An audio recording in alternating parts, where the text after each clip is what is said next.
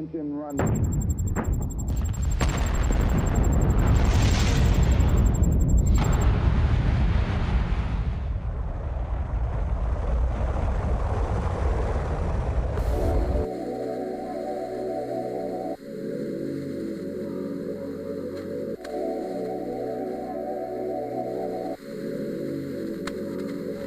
Now entering the later space station. Welcome to LaterCon. We're so excited to have you tuning in to the second annual LaterCon. We're coming to you live from the Later Space Station, where we're broadcasting this conference to every country. And every planet. Across the galaxy. Today is going to be filled with learning how to grow your business using social media.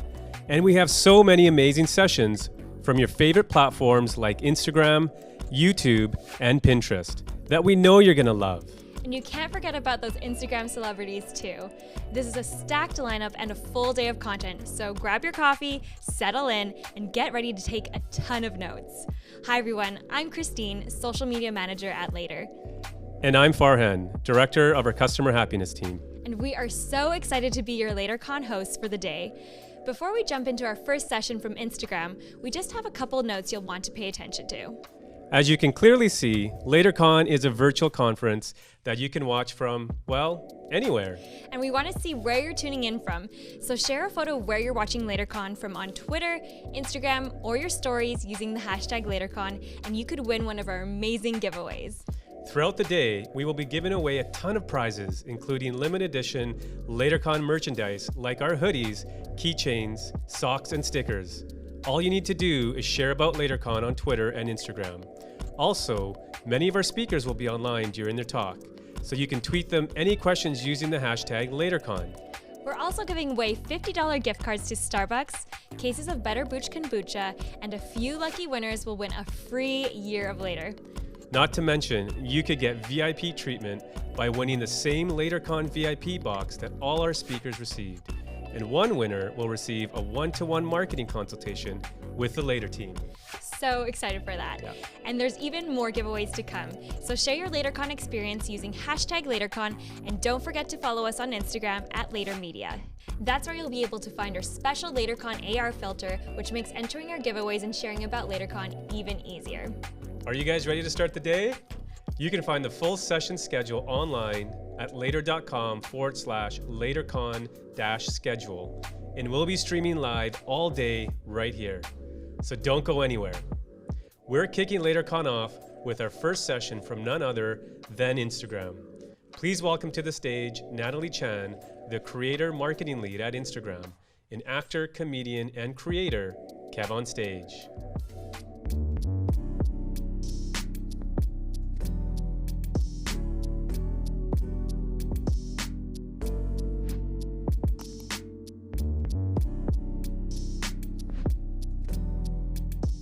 Hi, I'm Natalie Chan. I'm the creator marketing lead at Instagram. Our team is focused on educating and empowering creators like you to turn your passion into a living and build your business on our platform.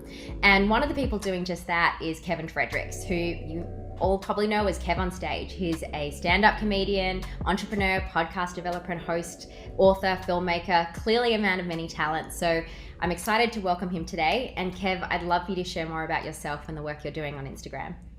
Yeah, thank you so much, Natalie, for having me in the Instagram team and the LaterCon team. I appreciate you guys reaching out. This is fantastic for me as a person.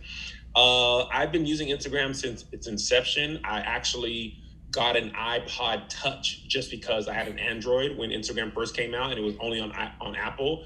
And I bought an iPod Touch just so I could use the app. As Instagram pivoted to video, from 15 seconds to a minute to the swipes to IGTV, I've been a first early adopter to all of those, and it's an integral part to my business and the way I create and everything I do. It's my personal favorite platform to use as a consumer as well as to create on, and I'm super glad to be here. Great. Yeah, it's funny. I was thinking back and I was thinking about all of your content, and I feel like this past year I've definitely leaned more and more into just comedy in general. You need this light right now, during COVID and during everything we're going through. So I think, you know, I'm sure I'm not alone in recognizing that, you know, creators, you've all been doing so much for your fans. You've probably been producing more content than ever before. You're bringing people together. It's a lot. So thank you. And, you know, I think supporting creators on Instagram has been really integral and core to what we do. And I think for me especially, it's been important that we help support creators' livelihood. I'm sure many of you know over the past few months, we've begun testing and rolling out new ways to help creators make money. We launched Badges in Live, which gives fans the ability to purchase badges to show their support during live videos. I love that because it's a way for creators to turn that support directly into money in their pockets. Shopping, people have been doing it for a long time on Instagram. We want to make it easier. We've opened up access to check out on Instagram for many creators, and we're expanding shopping across our surfaces. We're going to chat about IGTV ads a little bit more in a moment and how we're sharing that ad revenue with creators. And most recently, you know, we've launched Reels, which I think, especially for our creators, it's pushing you all into like new ways to think about your content, new formats. You know, Reels is our way for creators to help, you know, share and discover and create more of their short performative videos on Instagram. And it's been incredible seeing the community respond to this. We're learning and iterating with you all as we go. But I'm excited to see how we can like bring this into a new like future of entertainment in the way that we bring together friends, interests, that entertainment, and amplify a lot of the diverse creators on our platform. So, you know, we're here to support you guys. We want to help you all build a sustainable business, hopefully a diversified one. But on that note, Kev, you know, I'd love you to share a little bit more about your success. Like, you've been doing this for a long time. You're obviously, no one's an overnight sensation. Tell us more about the formula behind it. Yeah, I think my approach has been that of a comic book strip. When I was a kid and in high school, I used to love comic book strips, and I would read them in the newspaper every day. The newspaper was a thing. I know it's not as important anymore. Every day I'd, you know, go to the paper and go to the funny pages and read my favorite comic book. Calvin and Hobbes is my personal favorite. And every day there was a new strip, and I always had something to laugh at. Now, some were hilarious, some were just okay, but I could always have something to laugh at. And that's kind of how I built my page. I just want to make you laugh every day. I'm going to make an attempt to make you laugh. Some days it'll be hilarious. Some days it'll be like, oh, okay. Some days you'll be like, not for me. But I'll consistently be, you know, there creating. One thing I never chase is virality. No one knows what's going to go viral. The one surefire way of not going viral is to try to go viral. And it's not sustainable to build a business on virality. It is sustainable to build a business on consistency and quality. So I try to post consistently funny content, new original content, the most innovative content I can. You actually just gave me an idea for a reel. I've had one in my mind for a while, and as you said, I was like, that's the idea. I'll make it a reel, because I couldn't figure out how to make it long. You know, so I love to create consistently, and I don't take myself too seriously. I don't mind poking fun at myself. As long as the joke is funny, I can be the butt of the joke. And I think for creators, something that we all kind of got to realize is it doesn't have to be perfect to be posted. Yeah. You know what I mean? Yes. Post your perfect. That's what I love about stories and, you know, reels. You just throw it out there, man. You know, somebody's gonna like it. And even if it's not perfect, you learn from it. And as I said that, I was like, that's actually a great thing. It doesn't have to be perfect to be posted. So I'm just gonna say that again, because I think a lot of times we want it to be perfect and it's got trim and, you know, this and that. And a lot of times that prevents us from ever even posting it.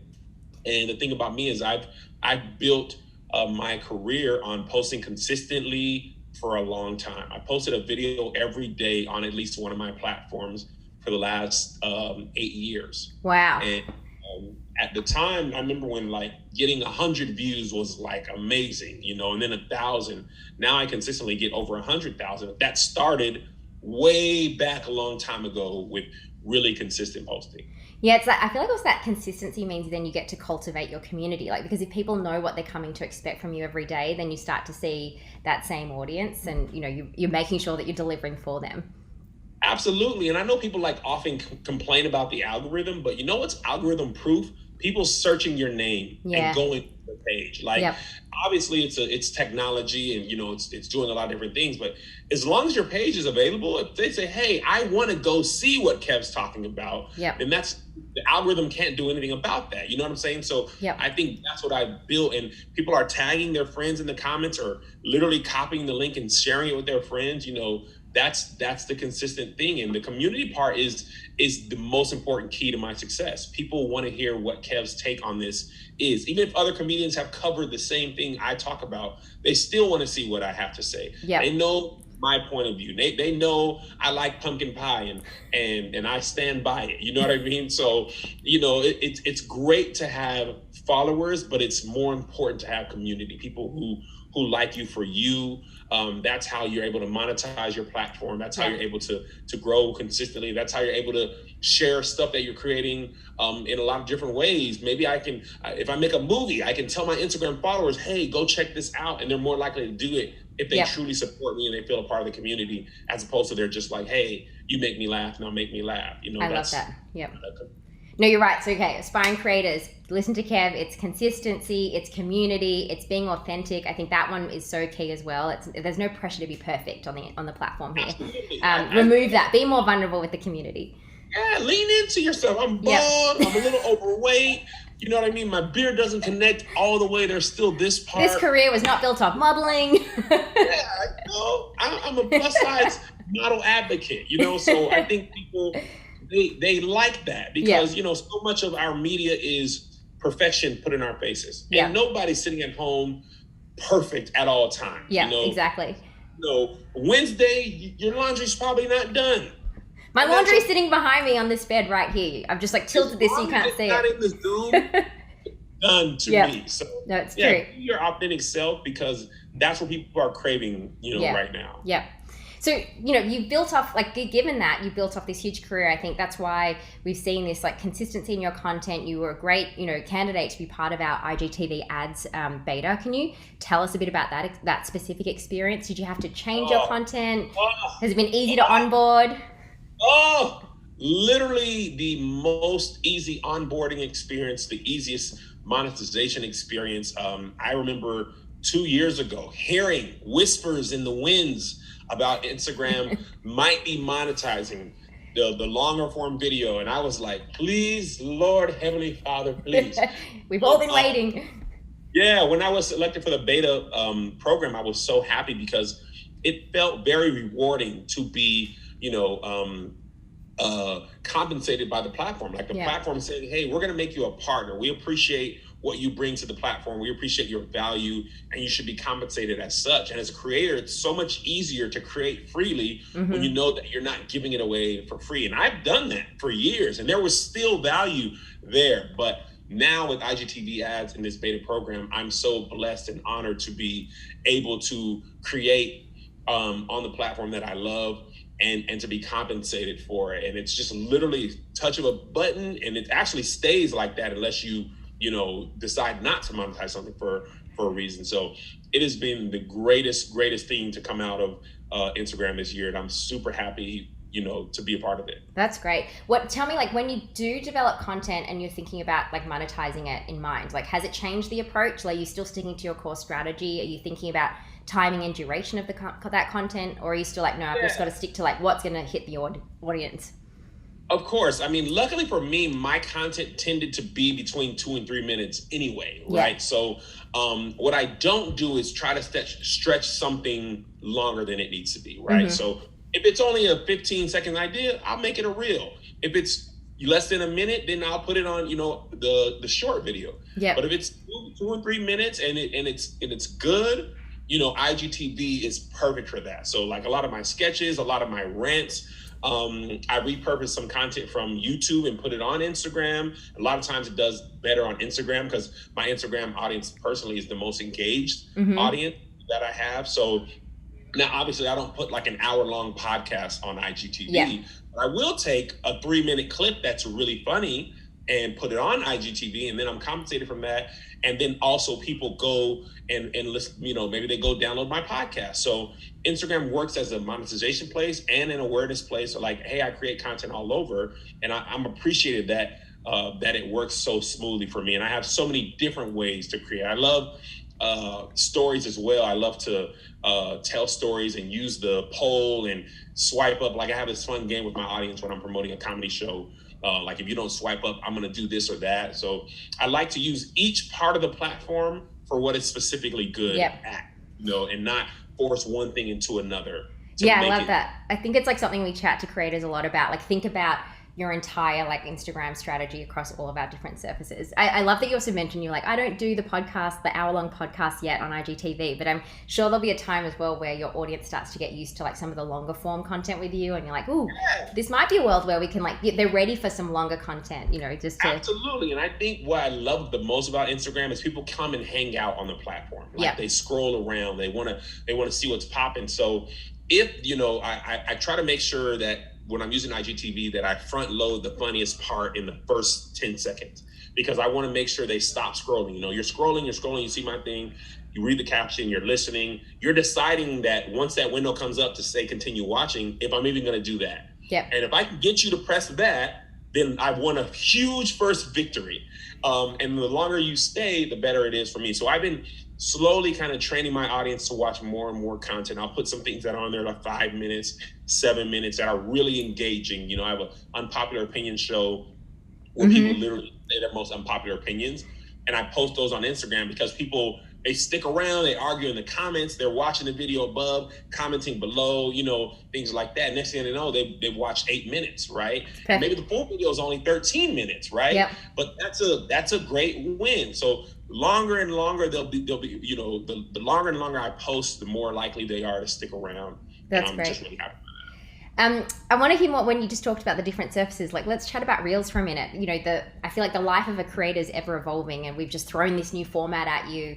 You just said you're doing it, you know, you're sticking to longer form content. How are you thinking about Reels? What's that been like as an experience so far for you?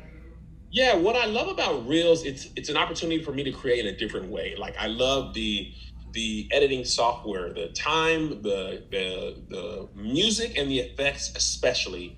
I can play a lot around those. So like, for instance, I was renting a Maserati for a while and I had to put gas in it for the first time. And with Reels, I was able to put the gas in and then put the effect of the rain and the blue filter. I saw that one, I loved it. Yeah, and then I picked a sad piano and the caption is when you have to use premium gas for the first time. Like, that joke was only a short form joke, right? Yep. But people got it. And, you know, I used those effects and, you know, the music to help tell a story. And I love it for that. Like, I literally can't wait to finish this because I have a reel that I want to shoot now. And I think it's just fun. And it also, as a creator, it helps me to stay sharp. I feel like a lot of times we get into our habit and we feel like you're just making the same content over and over and over. And with Reels, it's forcing me to create kind of how my kids consume content. They like short, quick, funny jokes. Yeah. Like that. So it allows me to create that type of content because sometimes it's not a rant. It's literally I have a funny idea that's quick and I want to shoot it real quick. So I love Reels for that reason. And it's stretching me because I'm more of a long form content creator by you know, I'm just naturally, I be talking long. You know, I can give you 30 minutes much more easily than I can give you 15 seconds, you know. So but the Reels hit the Explore page a lot more. And that's a good way for me to introduce myself to people who might not be a fan of me yet. Yeah, it's definitely a good way to reach a new audience, that's for sure. Oh yeah, it's great. Super great. I have a personal request. I want to see, I'd love your son's life lessons. Like the other day you posted when he's like, I don't need to smile on every photo. I'm like, can you turn him, maybe make Reels with him? Like, he's amazing. I was like, we need more of him. He literally is my pride and joy. The fact that he likes creating, both of my sons are creative in very different ways. My older son is like a director, animator. My younger son wants to be in front of the camera, making you laugh. Reels perfect. So Reels will be perfect for him. And he's always down for my silly ideas. We hop in videos together all the time. And he is my partner in crime. He's the next gen. So on that note, I want, what is next for you? Like, you've obviously got your IGTV strategy down, you're doing ads, we're exploring Reels. Like, what's next for you overall and on Instagram? Yeah, I think one thing, I'm building my Keep Your Distance comedy Instagram page. It's a comedy show that I do that's live streamed every other Friday night. And I've used Instagram as a humongous part of my marketing strategy for that. And, I built it to about 18,000 followers over the last couple of months. Just show, with photo, with the long form. That's another way IGTV works for me, is you can post a stand-up comedy set, like a 2 or 3 minute clip of the set, and people are watching and engaging, and maybe they want to check that comedian out. So it's both taking content from the show and displaying it on Instagram as marketing, and also using Instagram to market to something else. I go live from the comedy show right before the show starts. I go live from IGTV, or not IGTV. I go live on Instagram. Yep. Say, hey, this is what I'm doing right now. You still have time. So I love the platform for that reason. Yeah, I think you need to add marketer to your bio, because I think people don't realize the amount of, it's not just like a create the content, set it and forget it. There is so much pre and post promotion that you've got to think through. So you got to add that. Yeah. I think that's why it's called, we forget the word is social media. And yeah. There's a media part of it. There's a social aspect. Here's my baby, here's my new car. Yep. But there's also a media aspect, which is, here's the thing I'm working on that you can watch either here, there, or everywhere. And I'm focusing on the media part of the social media a lot this year. Well, I hope for all the folks out there, you've all got some great tips and insights from Kev. Thank you so much for joining us today. Thanks for joining our session. If you'd all like more tips and insights like these, follow us on @Creators. We run more Q&As like this. We can help you grow your community and business. But thanks again, Kevin. Thank you guys for having me.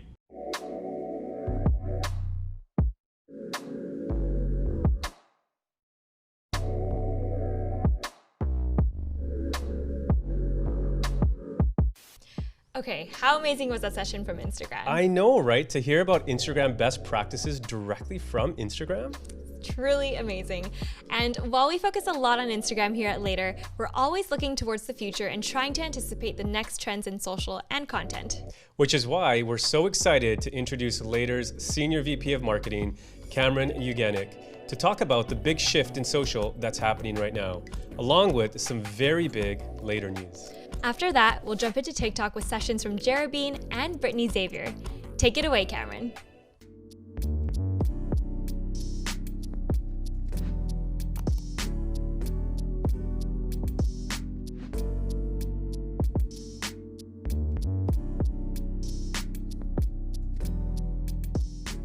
Hi, I'm Cameron Uganec, Senior Vice President of Marketing at Later.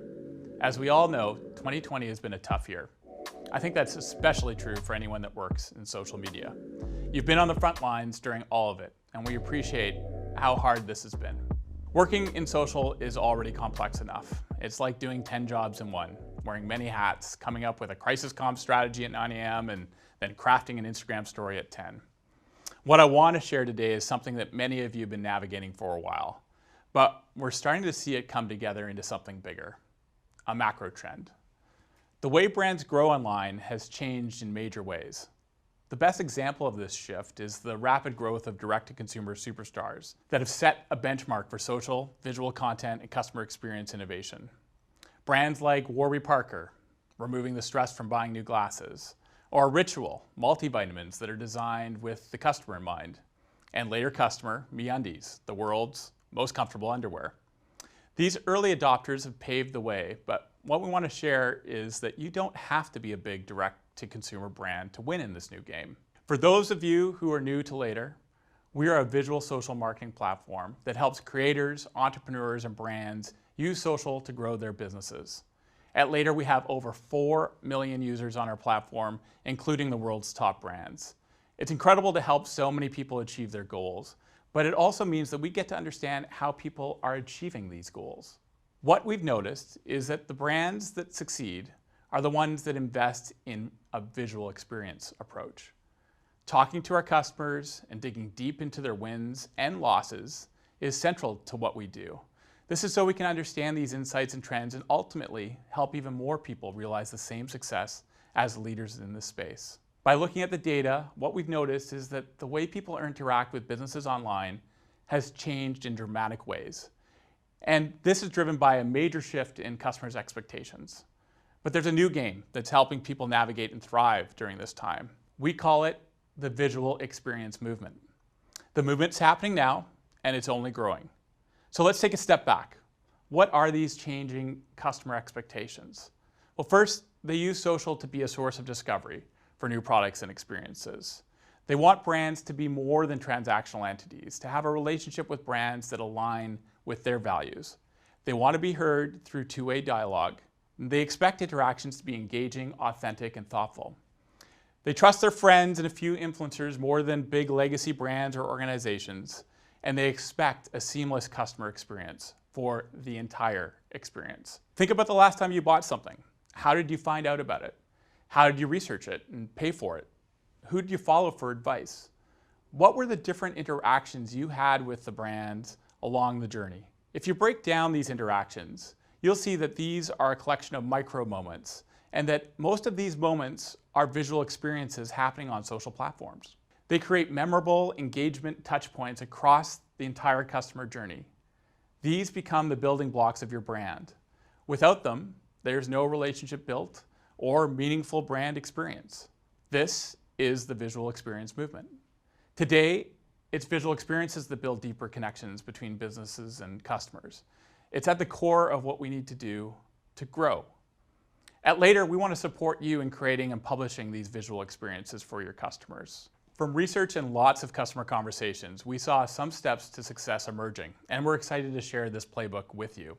Number one, social media is a primary channel. Invest the time and effort it deserves. It requires investment of a primary channel, team, strategy, and budget. Go to where your customers are. Don't expect them to come to you. Or as my grandpa would say, fish where the fish are biting. This means taking a decentralized approach to social media.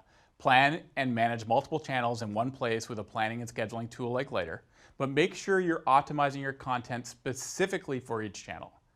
Use social as a place to test, iterate, and expand before investing in expensive and resource-heavy web and offline assets. For those of you who are already off the ground, think about social in the context of the full visual experience. How does it tie into the rest of the journey? And realize social can be the entire customer journey for some people and some brands. The next one is build your brand through visual storytelling. If you want to succeed, you need to optimize for long-term relationships with customers, and that doesn't happen overnight.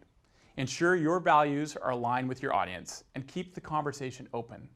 Without listening to your community, you won't be able to adapt and evolve with them. Connect with your community through the story of your brand. The popularity of stories has evolved social into a powerful storytelling medium. Share why you do what you do. What is the mission of your brand? Then share how you do it and how you're living through your values. There are hundreds of stories you can tell when you're clear about who you are and what you believe in. Know who you are and how that plays out across everything that you do. Connect with your community through the story of your brand. Grow your audience through visual experiences. Take a visual-first approach to your brand. Consistency is key in building a successful visual experience strategy. Think about the tools required to create and author the different visual experiences and the channels you need to tap into. Tap into formats like stories, live video, AR, polls, commerce, and more. And invest in quality visual content. The capabilities and the layers of the different social platforms are now very powerful, with new features launched every month. Make sure you take the time to try new features. Make sure you have the right skills on your team. Visual experience marketers need to be creative storytellers, focused on building brand with customer engagement mindset. This is a two-way conversation, and you should be using all the tools available to engage your audience. And finally, build the visual experience across the whole customer journey. Think about the big picture of your visual experience strategy. Connect the different pieces of the experience, aiming to go above and beyond at each point. The discovery, purchase, and post-purchase journey should be seamless for your customer and integrated across your channels and networks. Typically, we're still seeing brands are heavily weighted towards brand awareness and affinity for their social channels. You need to also think about purchase and post-purchase and make sure you're supporting your customers through these stages on social. We'll share more about the visual experience movement and the new playbook soon in our newsletter and blog. As I mentioned, at Later, we're committed to being the platform that helps you succeed in this new visual experience game. We want to go on this journey with you. We're also committed to supporting you on the right channels. We started with Instagram, and as the #1 Instagram marketing platform in the world, we'll continue to innovate there. Many of you know we support more than just Instagram. Facebook, Pinterest, Twitter are all supported with Later. And today I'm excited to announce a new channel we'll be supporting, TikTok. We see huge potential in TikTok as a channel. Looking at the growth in audience size, we think TikTok will be as impactful for brands to grow as Instagram has been in the last 4 years. In less than 18 months, the number of adult TikTok users in the US grew over 5 times. Believe us, we know it's not without risk. These are crazy times, but we want to support our customers in being innovators and early adopters. That's why today we're announcing a beta for our first TikTok offering, visually planning and scheduling on the web and mobile. If your business is already on TikTok and you want a way to stay more organized across your social channels, this is the beta for you. Plan out your content and post consistently by integrating your TikTok into Later. We're offering this beta to Later customers. All you have to do is go to later.com/TikTok to sign up. If you're not a customer, you can sign up today for one of our paid plans and get immediate access. We've been very inspired by seeing how our customers are using visual experiences to build their businesses. If you have any feedback or questions, you can reach me at CameronU on Instagram or Twitter, and I'm on the Later Social Club Slack channel. Thank you and enjoy the rest of LaterCon. There is a lot of great stuff ahead.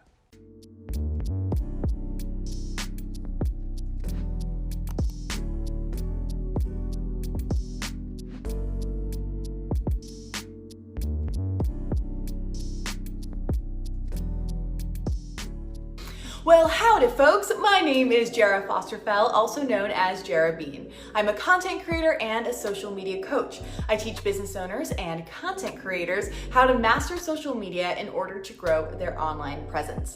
Since early 2020, I have fallen head over heels in love with a little platform that is taking social media by storm. It goes by the name of TikTok. TikTok is a freaking blast and feels like a breath of fresh air in the land of social media. In about 6 months, I was able to grow my account to over 500,000 followers. And so today I'm here to teach you everything that I have learned and to spill all of my secrets. So let's dive into TikTok hacks to grow your brand. So first, why should you pay attention to TikTok in general? Well, here are some stats for you. It is the #1 downloaded app this year.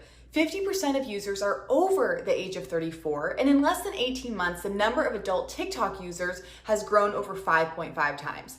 There's no doubt about it, TikTok is fun, it's weird, it's a little goofy, and there is space for every single niche. I have seen it all, from the regular ones like makeup and marketing to more specific niches like houseplant pros, baby swimmer teachers, and mural artists. What I love is that unlike other social media platforms, the barrier to entry is low and the ability to be creative is quite high. But if we think about it also from a strategic business standpoint, things get even more exciting. Why? Well, let me tell you, TikTok is a marketing machine, all for free. Let's break it down. So it's incredible for brand awareness. TikTok's algorithm creates a much more level playing field than other platforms that allows your content to potentially be seen by tons and tons of people. You are not just limited because you don't have a lot of followers. It's incredible for building relationships with your ideal client. By sharing short form videos, you have the opportunity to share value in your field of expertise or your passion, and therefore build the know, like, trust factor within your community and potential clients or customers. It's incredible for generating new leads and making sales. When your valuable content gets in front of the right people, when you nurture the relationship with your community, and when you show up consistently, this builds your authority. Once that is established, you can strategically use the links in your bio, both social media links and the direct link, to drive people to your funnels, your courses, your email contact, products, etc. Content strategy for TikTok. Let's dive into content creation, and not just content creation, but also building your content strategy in a sustainable way. The goal here isn't just viral videos, though I can admit that part can be fun, but also brand awareness, relationship building, and community nurturing. But before we dive in, I want to make 3 things super duper clear. 1, you do not have to do a single dance on TikTok if you don't want to. 2, you are 100% not too old to be on TikTok. There are grandmas and grandmas who are killing it on the talk. And 3, you don't have to be funny or even overly creative in order to be successful on this app. So no excuses to let any of these excuses hold you back from creating on TikTok. All right, content creation. As the very first step, I want you to have these 3 foundational pieces locked in. Your niche, which is the subsection of the market you're in, your ideal client or your ideal follower so that you know exactly who you are creating content for. And number 3, your content pillars, which are the main themes of your brand. Once those are solidified, let's talk about the 2 general types of content that you can create on TikTok: calendar content and evergreen content. Calendar content is timely content and is great for quick and perhaps even easy engagement. I see calendar content as videos that are only relevant for a short period of time, and they can be broken down into 2 categories. 1, current events, topics, news, which is pretty self-explanatory, and 2, trends. Trending content is essentially the pulse of TikTok. They are videos that millions, if not billions, of users on TikTok are putting out. A trend can mean a lot of things: a dance, a song that everyone is using with a very specific style of editing, a dialogue or a script that everyone follows to say to someone and then you film it, a certain type of video or editing transition, or a specific way that text appears on screen. Trending content is certainly fun, but my biggest piece of advice would be to only do trends that you can add an on-brand twist to. Make sure it's relevant to your audience and your ideal client or follower, and create your own unique spin on it. Next up, we have evergreen content.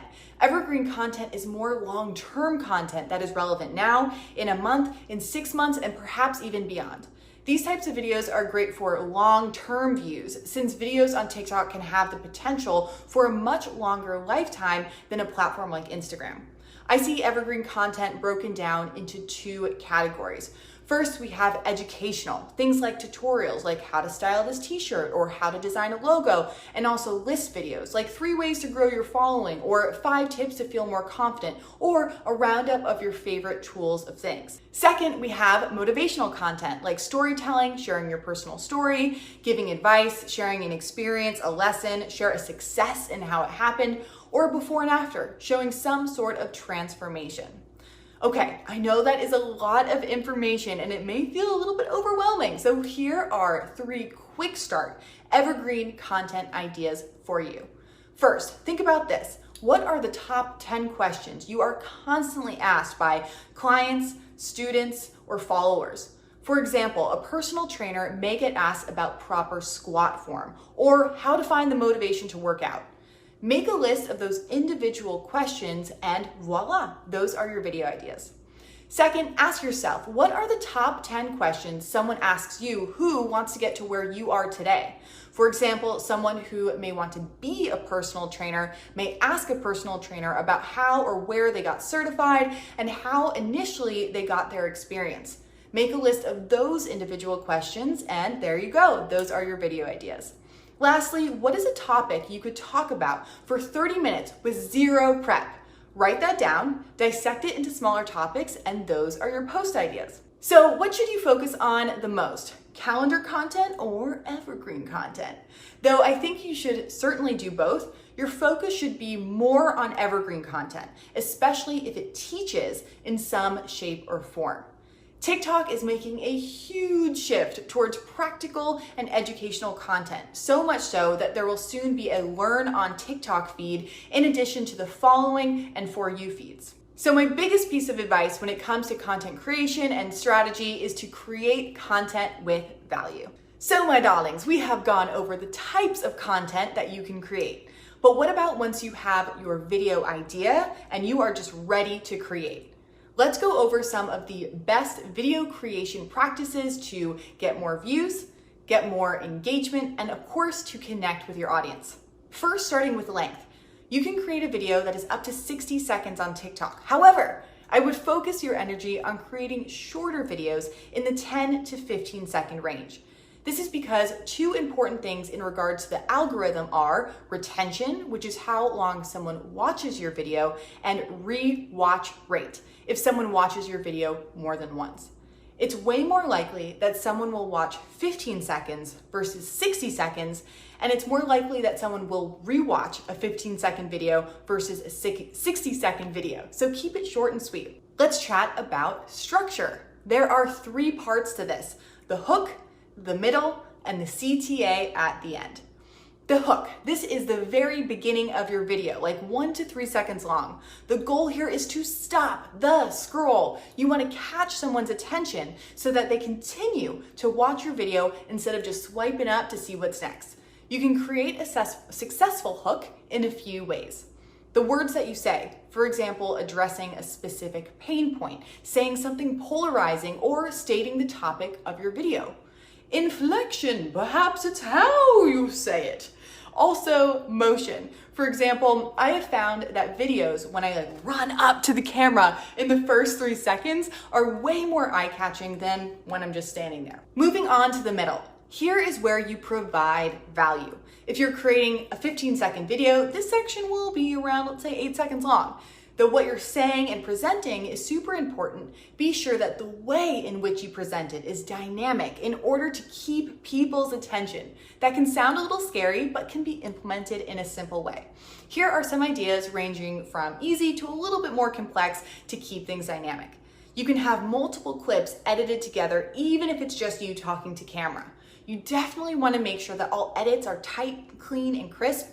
You can change up the angles that you're shooting at. You can change what you're doing or the environment that you're in. And you can also use sound effects to emphasize specific points. You can use video effects, and you can use transitions. The end of your video is where you want to create a CTA, also known as a call to action. You can ask a question and have people comment. You can ask people to follow you for more tips. Ask people to find you on other platforms like YouTube or Instagram. You can direct people to the main link in your bio in order to subscribe to your newsletter. You can ask them to sign up for your webinar, join your Facebook group, download your freebie, purchase your product. The list goes on. Let's finish this video creation segment with some other best practices to keep in mind as you make your videos. Be sure to shoot with good, or at very least, decent lighting. Utilize the text feature that TikTok has to apply text to your videos. The most important piece of text to add is for the hook. Write out what you're saying or the topic of your video in those first few seconds. Even if you're speaking throughout the video, you may want to consider adding in text bubbles for those who are deaf or hard of hearing.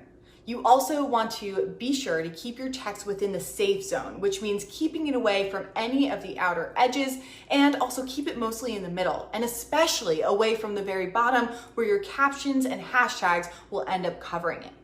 Lastly, in terms of text, editing text on TikTok can kind of be finicky, but it really does matter in terms of creating a polished end result. So be sure to spend the extra time to get it just right. You want to keep filters minimal. I'm personally not a big fan of the filters on TikTok, and I don't really enjoy viewing videos where it's obvious that a filter has been applied. In that same thought, keep effects minimal as well, or maybe just don't use them at all. You also want to avoid at all costs starting your videos with things like, "Hey guys, what's up? Just popping on here." These function pretty much as the opposite of a compelling hook. Using trending sounds on your evergreen content is a great way to potentially be boosted in the algorithm. If you choose to go this route, just be sure that you decrease the volume of the added sound so that it doesn't overpower your original sound. You can also think of a series that you continually create content around in order to create a reason for your followers to come back to your page. For example, Motivation Mondays or Mental Health Tip of the Day. Be sure to add a cover to your video with text before pushing it live. This helps to create a curated page so that when someone comes to your profile, they can get a quick preview into what each video is all about, therefore enticing them to click and view compared to if there was just no cover photo and no text at all. Okay, so you have created and posted your video and you're sitting there with your fingers crossed that you get on the For You page, aka the FYP. But let's back up for a second and talk about what the For You page is, just so that we're super duper clear. The FYP is the backbone of TikTok. It's the main feed that everyone browses, but every single FYP is different because TikTok curates what you see there specifically for you. The more that you interact with certain types of content, liking, commenting, sharing, the view time, clicking into a profile, the more TikTok gets to know you and will continue to show you content within that same theme. What I love about the FYP is that it's mostly full of people you do not follow. It's kind of the opposite of Instagram in that way. On Instagram, we spend most of our time scrolling through our feed of people that we have chosen to follow, and usually a small amount of time on our Explore page. However, on TikTok, people spend the bulk of their time on the FYP, which shows us creators that we don't necessarily follow, both big and small. And then usually we spend not a ton of time on our follow feed, which is the people that we've chosen to follow on TikTok. This is one of the reasons why TikTok is so great. You don't need tons of followers in order to reach tons of people.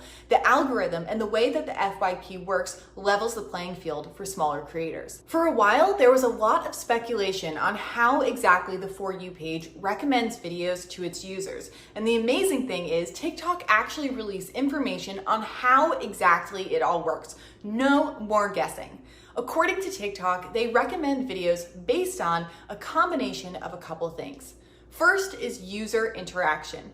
This means the videos that you engage with, the accounts that you choose to follow, and also the content that you yourself create.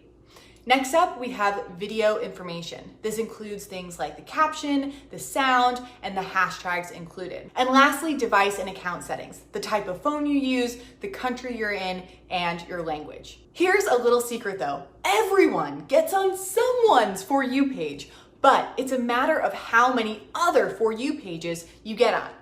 The amount of FYPs you get on depends on how people interact with your video. When you press post, TikTok shares your video to a small batch of users on their FYP and bases the success on the following factors: watch time, rewatches, shares, comments, likes. It's important to note that watch time, rewatches, and shares are weighted more heavily than comments and likes.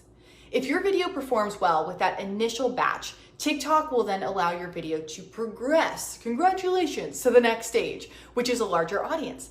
Each time your video progresses, the audience it's shown to widens and widens each time, and therefore your video has a longer lifetime due to being shown to more and more For You pages. The amazing thing is, videos on TikTok can have a really long lifespan. That means that content that you see on the FYP could be days, weeks, or even months old. This is great to keep in mind because it shows you that your videos, despite maybe being posted a month ago, can still have the opportunity to gain traction and heck, even go viral. Let's go over some quick tips to ensure that you appear on more and more For You pages and therefore extend the lifespan of your video. Some of which are things that we've talked about already and some are some new things. So first, have a niche and create content for your ideal client or follower.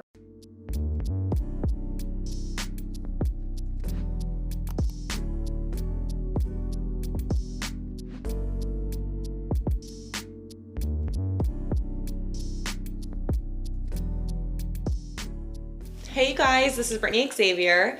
I started my blog in December 2013 and now have 1.5 million Instagram followers and 3 million followers on TikTok. So today I'm going to chat with you about growing your social media following.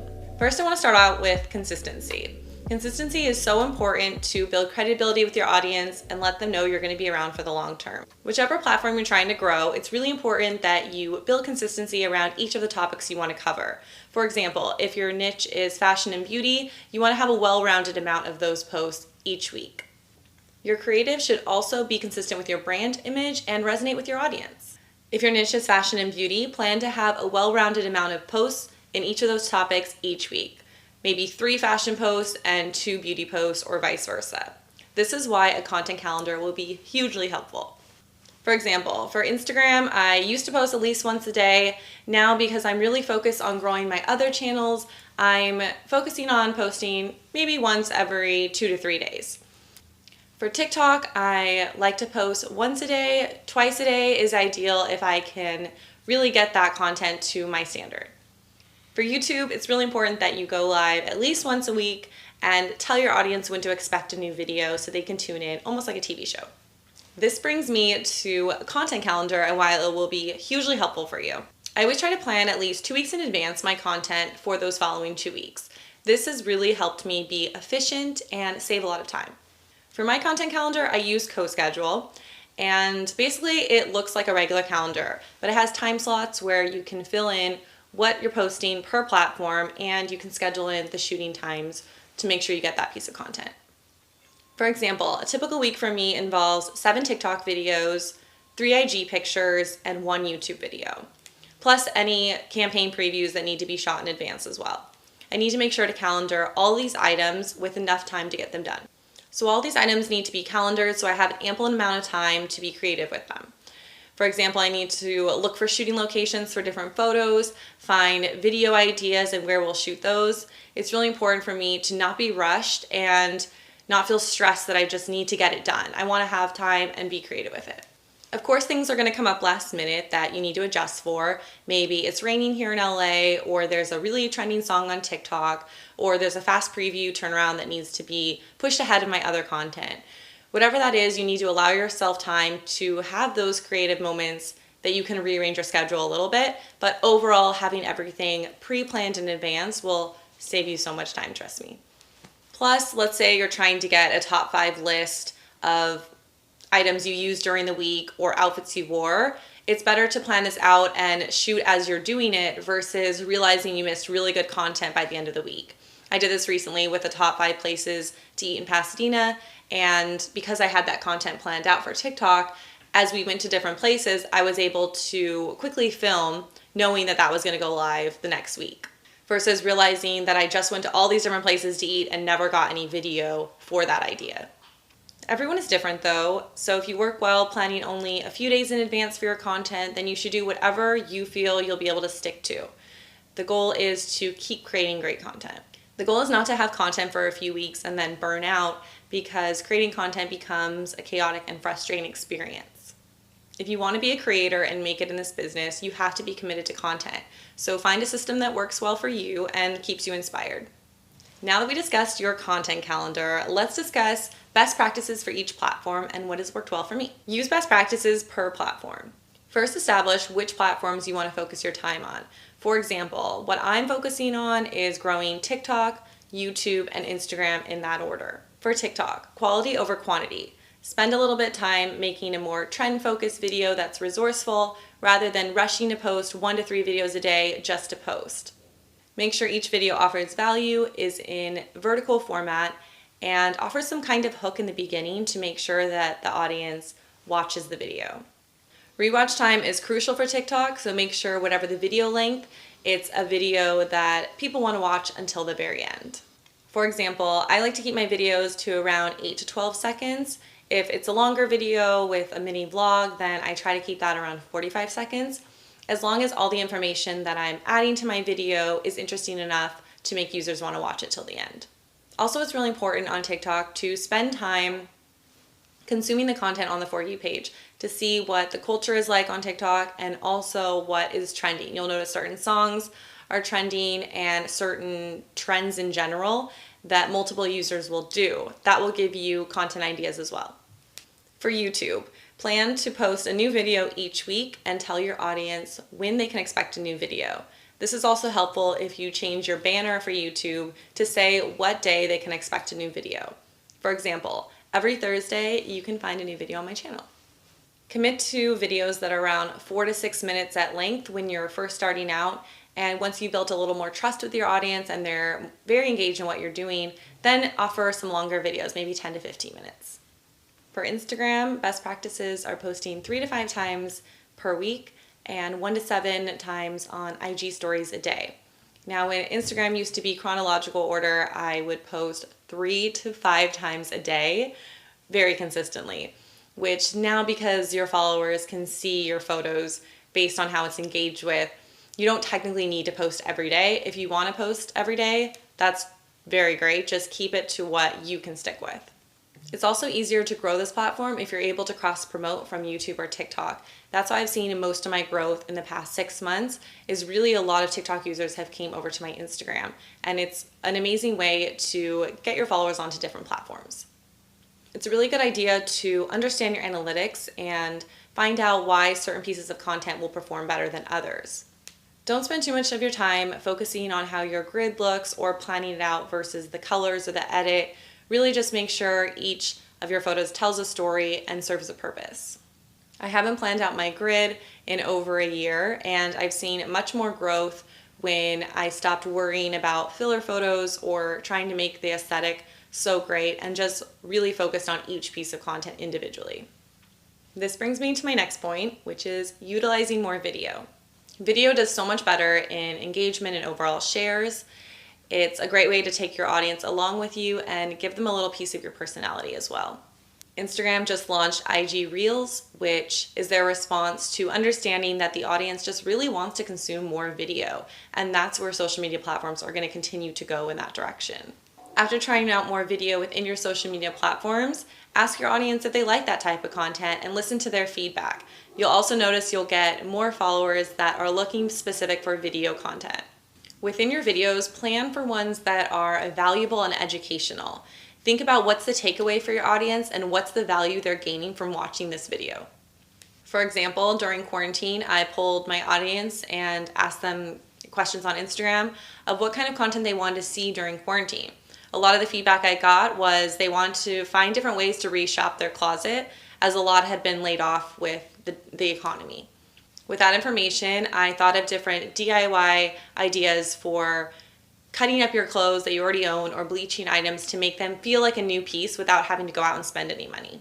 And from listening to my audience, 2 of my highest viewed videos during that time was my tutorial on DIY bleaching your jeans and a DIY cropped cardigan. I was able to break down each of the steps with text, and also I did it to a trending song, but it was in response to the current climate. Another area that has worked well for me is offering style tips. I'll show one piece, how you can style it 3 ways, or maybe styling 2 different colors together. Each of these videos are educational and fun, and they have a takeaway for the audience to learn.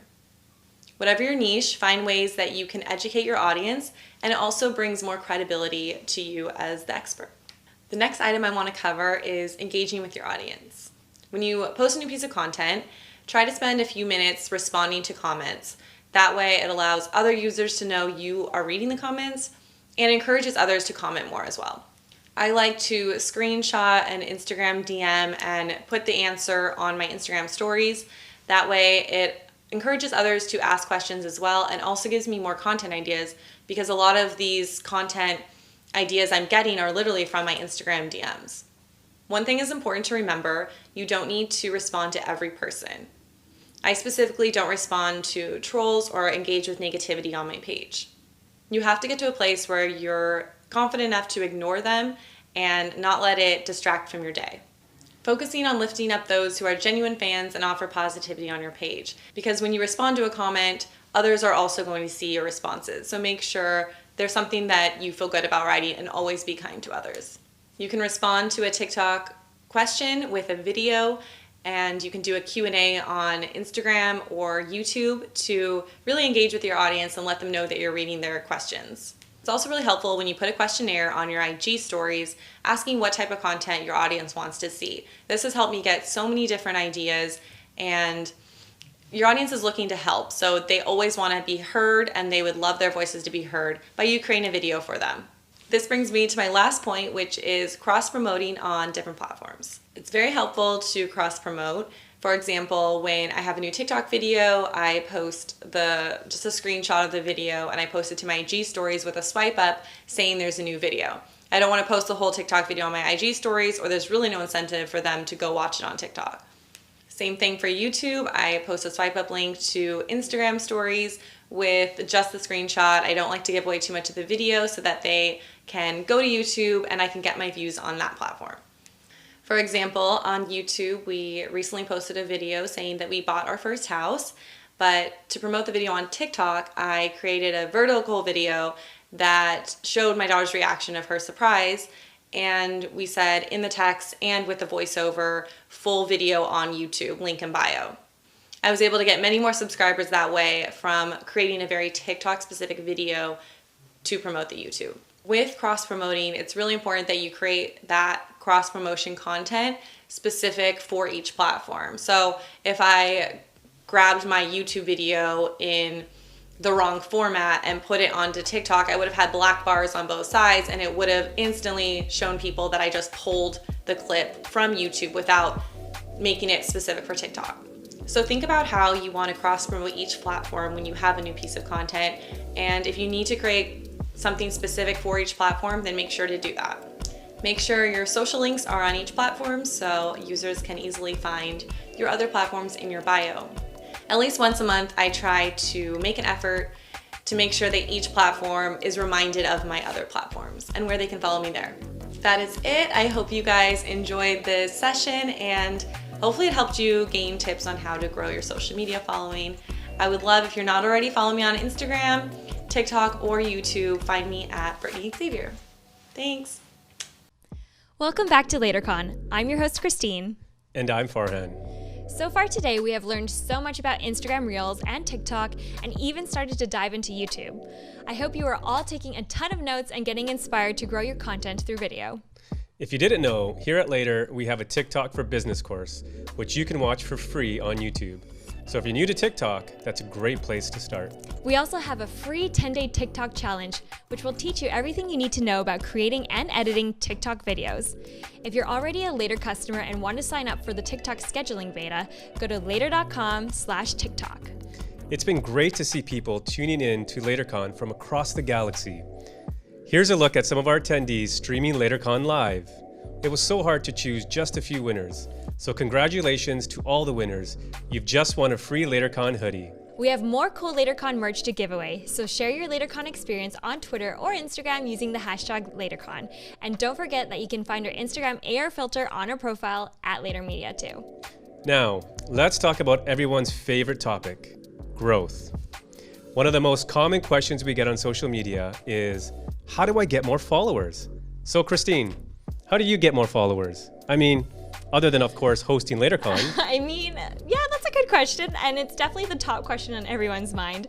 In our next session, we'll hear from Nana Agyemang, who shares how she doubled the Cut's Instagram's audience and grew to over 1 million followers in just 1 year.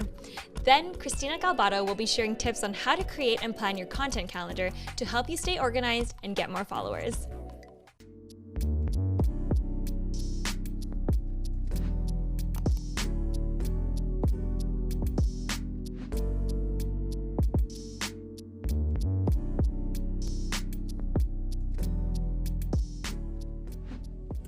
Hi all, welcome to LaterCon. My name is Nana Agyemang. I am the CEO and founder of Every Stylish Girl, and most recently the social media editor at The Cut.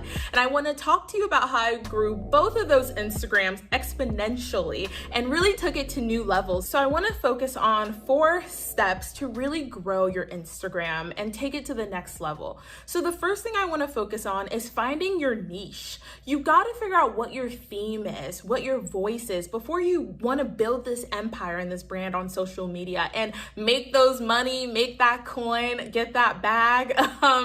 So the first step in how you do that is figure out what are your top performers on Instagram right now.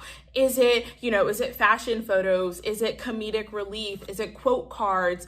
Is it, your puppy? Figure out what that is and really hone on into that. The reason why that's so important is because it's going to help you figure out what is your niche and what is driving traffic to your platform. So once you find those 3 niches, you want to repeat those every single week. So for example, our 3 niches at The Cut was first, women being great, unconventional article title screenshots. If you follow The Cut, you know what I'm talking about.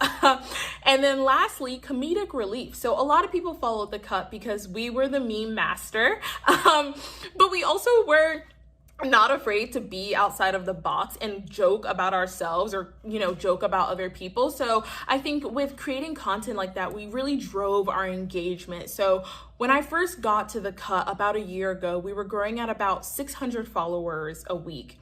once I decided to change my method and focus on our niche and those 3 pillars that I just spoke to you about, we started growing from 600 to 1,000 followers a week to 8 to 10,000 followers a week.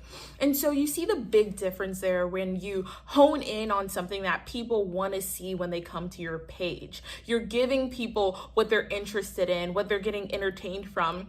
And they're most likely going to share this content with other people. And this is going to drive more people back to your platform, right? And so that's one example. The next example I want to talk about is with Every Stylish Girl. And so when I first started Every Stylish Girl about 4 years ago, I think I was all over the place. I didn't know what a successful post was. I don't even think Instagram had the business or creators analytics side to it and inside side. No, it didn't actually.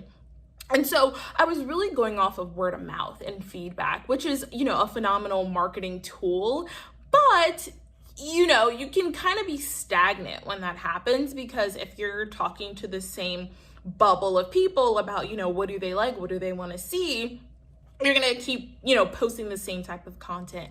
And so for me, what really helped is, using that insights tool. So once again, you do not have access to this unless you have a business or creator account on Instagram. And so once we started using that on Every Stylish Girl, I'll call it ESG for short, I started to realize, okay, people love Twitter screenshots, but also empowerment quotes, right? So like, girl, get up today, make that to-do list, go for that run, eat clean this week, just kind of keeping our followers in check, but also motivating them in a very healthy and stimulating way. And so that's one example of a niche that really worked for us. The next example is women women uplifting one another. So when we would post group shots of women that really did well, and so that moment we realized, okay, like this is such a strong point for our company, and we have to keep working off of this. And then lastly, it was phenomenal Black women and brown women celebrities, So for Every Stylish Girl, we would also post people like Beyonce and celebrities that we knew had a huge fan base and a lot of people admired, right? Because universally, Beyonce is so loved and, so catered to and appreciated. And posting women like her, we knew we were going to get that high engagement. So you also have to think, okay, you want to keep your company's voice, but you also want to just think about what is just in general doing really well in the public sphere or in social media. And then also I want to just hit on timeliness with posts.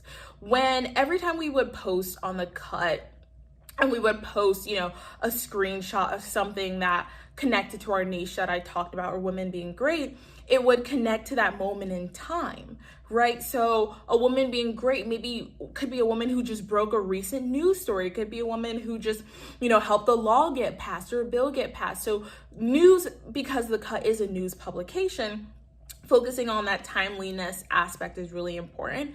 But also the same thing with Every Stylish Girl is being timely is so key. So that's one of the things with social media is it is so sporadic, but you really have to be on top of it if you want to drive that engagement and drive that content back to yourself. And so for Every Stylish Girl, when we switched and we were posting, within our niche, we went from 300 followers a week to 600 followers a week. So this is definitely doable, from The Cut, a platform at 1 million followers, to Every Stylish Girl platform at 50,000 followers. It doesn't matter what your following is. I think if you want to build a brand and you want to get the bag, you need to figure out what your niche is, and you should start at just 3, I would say, should be the focus. And then when you start building that momentum, that engagement, I think you can expand out from there. Next, I want to talk about planning out your feed and your Instagram stories. Both of these outlets need to be leveraged. Say it with me. Both need to be leveraged. this is so essential because you get so excited about your content in your feed and you plan it all out and you're like, I'm good for 2 weeks. And then you forget about stories. And you have to remember that Instagram is like a friend, and if you don't check on your friend about, how their work is and how their life outside of work is, they're gonna feel like you're neglecting them halfway, and they're not gonna be as open and vulnerable to share with you all aspects of themselves, right? So for Instagram, if you're not sharing with Instagram and engaging with Instagram on your feed and your stories, they will think, okay, you're not prioritizing this platform, and so we're not going to give you more views. We're not going to put you on the popular page. We're not going to expose you to more areas on our platform and give you that traffic because you're not engaging with us in multiple different ways. And so if you're thinking about posting on the feed, what I want to first talk about is it really depends on your follower count for posting. If you're a micro influencer, anywhere from 2,000 to 50,000 followers, I would say you can post 1 to 2 times a day, and you want to use the right hashtags. We'll talk about that a little bit later on. If you are under 2,000 followers, I recommend posting at least 3 times a week. I know you don't want to annoy your followers, but you have to remember, Instagram for you in particular is a business, and you want to, get the bag from it, and you want to grow from it, and you want to engage with others. And so on the cut, I was posting about, on the cut, obviously, when I got there, I had 500,000 followers. I was posting 5 to 6 posts a day, and that really helped us with our growth because the more you post, the more visibility that you get for your company and your page. And then for Every Stylish Girl, we post 2 times a day and once on the weekend. And so, like I said, I would think back to what is your follower count, and then match that up to how much you should be posting. And then I want to touch on a few things. People always ask me, does time matter when I post? One thing that I highly recommend if you want to know the best time to post is to use the Instagram analytics side. If you're a business account or you're a creator's account, you should have access to this. If you do not have access to this, I recommend a few times. 8 a.m. to 9 a.m. is a really good time to post. People are getting up, getting ready for work. They're most likely browsing through their phones on Instagram. You have that time slot to post. Then you have between lunchtime, 12 p.m. to 1 p.m. to post. That's another good sweet spot. And then you have 3 to 4 where people are at work, but they're kind of lagging, and then they're like, all right, I'm ready to go. I'm ready to get off. And then you have 8 p.m. So I like to go heavier on my posts personally at 8 p.m. for ESG, and I did at the Cup because most likely you just had dinner, you have some downtime right now, and you're on your phone. You want to know the latest news, you want to engage, you want to be more active. That's a time where you have your phone and you're not worried about, getting distracted in that moment from anything else. And so I think when it comes to times, those are some really key sweet spots that I have found really, really helpful if you want to grow your brand and take it to the next level.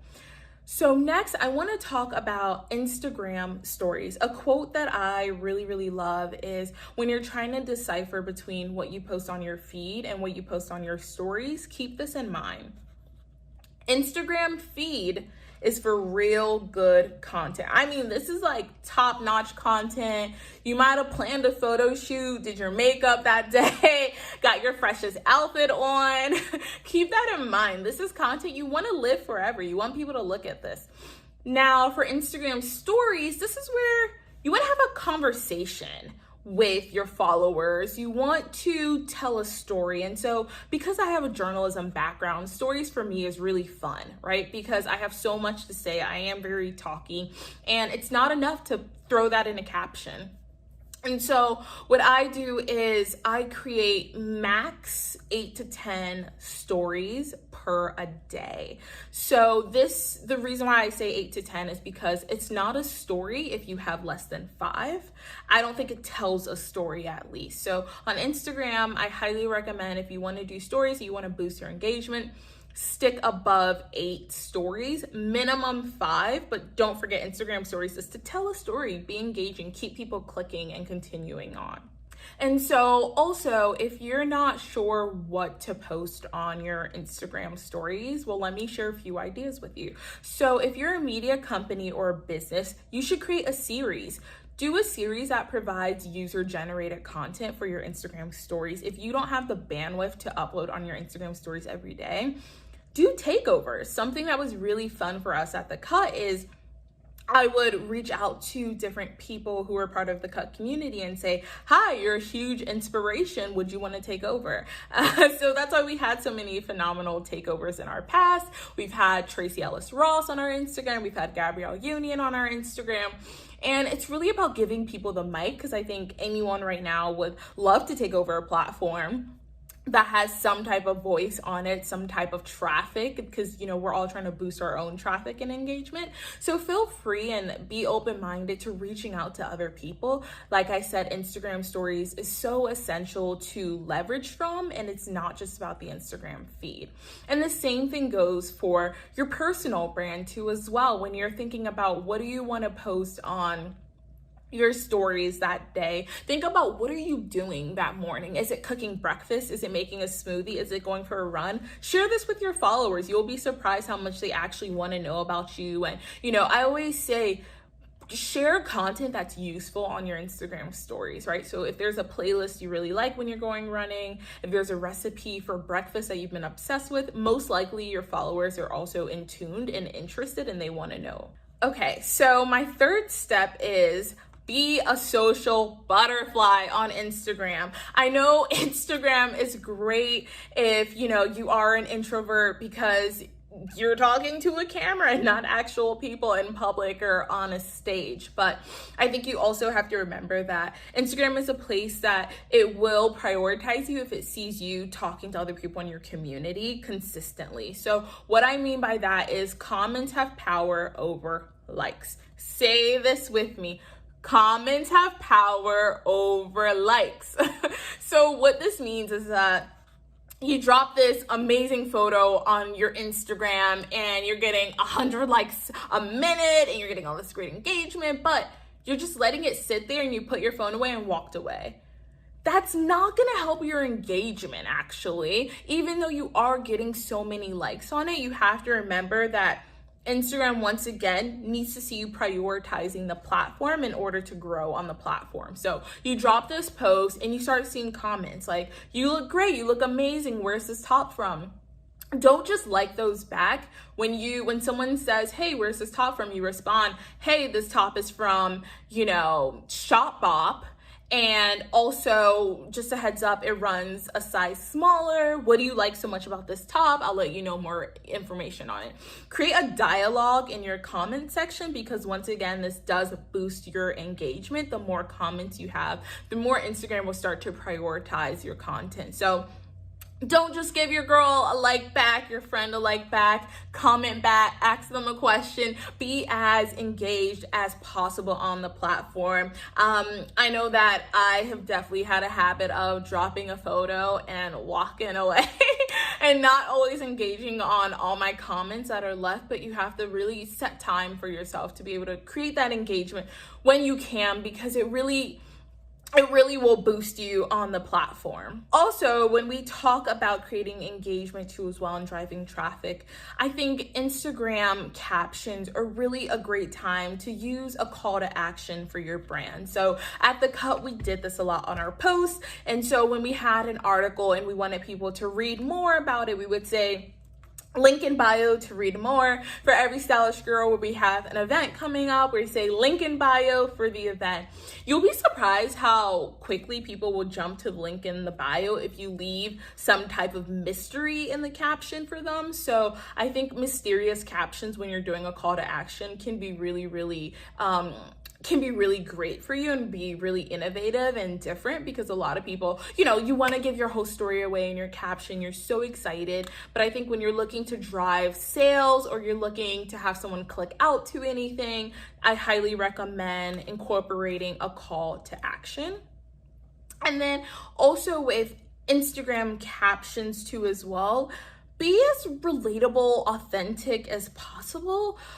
I know it's so easy for all of us to drop an emoji into our caption and call it a day, but this actually doesn't allow your follower to know what your voice is, what your interests are, who you are behind your platform. So just keep in mind the importance of taking time to plan out your captions. You know, when you do that photo shoot, write down some notes about how you're feeling during that photo shoot, you know, how that product made you feel, or, you know, just different notes so that when you do create your caption, you can really tell a story within your own caption. So lastly, I want to talk about the power of hashtags when it comes to, you know, Instagram captions and being a social butterfly on Instagram. So hashtags are really, really essential because you need to figure out how to get more visibility to your posts. So yes, you have, you know, so many followers, you don't have any followers, and you're stagnant and you're struggling. And oftentimes you might think, okay, are my posts being hidden? Like, is Instagram punishing me right now? I think that you need to switch up your use of hashtags. Maybe you're using too many hashtags and Instagram is punishing you. So I would recommend using 8 to 10 hashtags if you want that visibility that you're looking for. And then also use hashtags that are under like 100,000, you know, searches. Like, I wouldn't use a hashtag that's like 1 million or anything like that, because, you know, you want to stick with that niche market that will be able to find your page, and not one that's like overpopulated that a lot of other people are using. So just keep that in mind. Do your hashtag research. And then personally, this is an aesthetic thing, but I like to put all my hashtags in as a comment on my photo and not in my caption, because then I realize that people think, okay, this caption is too busy, and they keep scrolling and don't even read the caption. So I just recommend actually putting it in your comment section. So now you've got the tools that you need to, you know, really take your Instagram to the next level. I want you to be able to measure your success. So this is the last point that I'm gonna make, is that when you do create your content, you've worked so hard, you've been using the hashtags, you've been engaged, you found your niche, you've been consistent for, you know, 5+ months. You're wondering, okay, how do I measure my success? So I'm gonna, you know, go back to that original idea of using the Instagram Insights outlet. This is really imperative to your branding and your growth because it shows you how you're growing each week. What I did at the cut when I was trying to get it to 1 million followers was that I would just screenshot every week what my growth was, my engagement, and I would compare it to every other week to kind of figure out my growth percentage. And so this was really helpful for me because it made me realize, okay, what did I do this week that I didn't grow as quickly as I did in the past week, right? And it would give me that tool to be able to make those comparisons and then pivot if I needed to for my Instagram strategy. So I highly, highly recommend also looking at what is your most saved post and what are your most shared posts. That's a great way to also measure your success. And then as well as looking at your audience. Is your audience growing, and what cities are your audience growing within? What do you think, you know, what do you think you are targeting in your content that you're making? So I really think all of these tools are really important to measuring your success on your Instagram and your growth. And lastly, too, use an Excel sheet. This is just a really easy way to stay very, very organized with your following growth, you know, your most engaged posts. If you're really, really serious about this, I recommend creating a quick Excel sheet to track your growth over time. At the end of the day, it's not about followers. It's really not about being the most famous person on Instagram. It's about your engagement on Instagram and the traffic that you're driving, because the more you engage over time, people will be attracted to that authenticity, and you'll have a bigger impact. And I'm excited for you. I know you can do it. If you guys need any help at all, please feel free to follow me at It's Really Nana, and you can slide in my DMs and I'll answer any more of your social media strategic marketing questions. I am here to help. I also love talking about the aesthetic. And so if you have any questions about figuring out your aesthetic as well, I'm here to help. Just let me know. Thank you so much, LaterCon, for having me. This was awesome. Hey LaterCon, my name is Aman. I'm the Director of Customer Success here at Later. And my Later tip for you today is how to maximize your reach and engagement on your Instagram posts using our hashtag suggestions feature. Now, in some cases, you might know exactly which hashtags you want to use for a particular post, but you may not know which hashtags are actually going to drive the most engagement and the most overall reach. We have a feature called hashtag suggestions, which enables you to search a very specific topic, and then Later we'll give you all the most relevant hashtags to use for that particular topic so you can maximize that engagement. Let me show you how it works. So here we are in our Later account. I'm going to go ahead and I'm going to grab an image and I'm going to schedule it and post it to Instagram. But before I do, I want to add some hashtags here and maximize my reach. Now, in the case where I know exactly which hashtags I want to use, I can go ahead and I can add them in manually. But in many cases, I may not know exactly which hashtags are going to drive the most engagement. So you can use our hashtag suggestions feature here. I'm going to search the term travel. And then Later is going to tell me the most relevant hashtags that are related to this particular topic. I'm going to go ahead and I'm going to grab the top 5 of those and I'm going to add them into my post. Perfect. Now, you might have content that you share regularly that is very similar or maybe a similar theme, in which case you might want to save this particular caption and use it again in the future. Maybe you want to share a set of hashtags and use them in the future. If I go to my saved captions button here, I can go ahead and I can copy the current text and save this as a caption in the future. Maybe this is for travel posts. Or maybe I actually have some hashtags that I've saved in the past that I can use for this particular post here. Now I have a list of travel hashtags that I've used and I'm going to add them in as well. Now, in some cases, you might want to keep your caption as clean as possible. Maybe you only want to have a handful of hashtags here, but you still want to get that reach and maximize the amount of reach. In that case, you can actually use our first comment feature. I'm going to click on first comment. This enables me to schedule my first comment along with my initial post, so I can control which hashtags I might want to add into my first comment, still maximize the reach, but keep the overall aesthetic of my Instagram caption nice and clean. Here we also have the ability to add saved captions or search hashtag suggestions. I'm going to grab the saved caption that I added here, and I'm going to schedule that out. Perfect. So our post is ready. We've got the main caption looking nice and clean. We've got the hashtags that we're really going to drive all the engagement in our first comment, and we're ready to go. That's my Later tip. Hopefully you're enjoying the event. Have a good day. Bye-bye.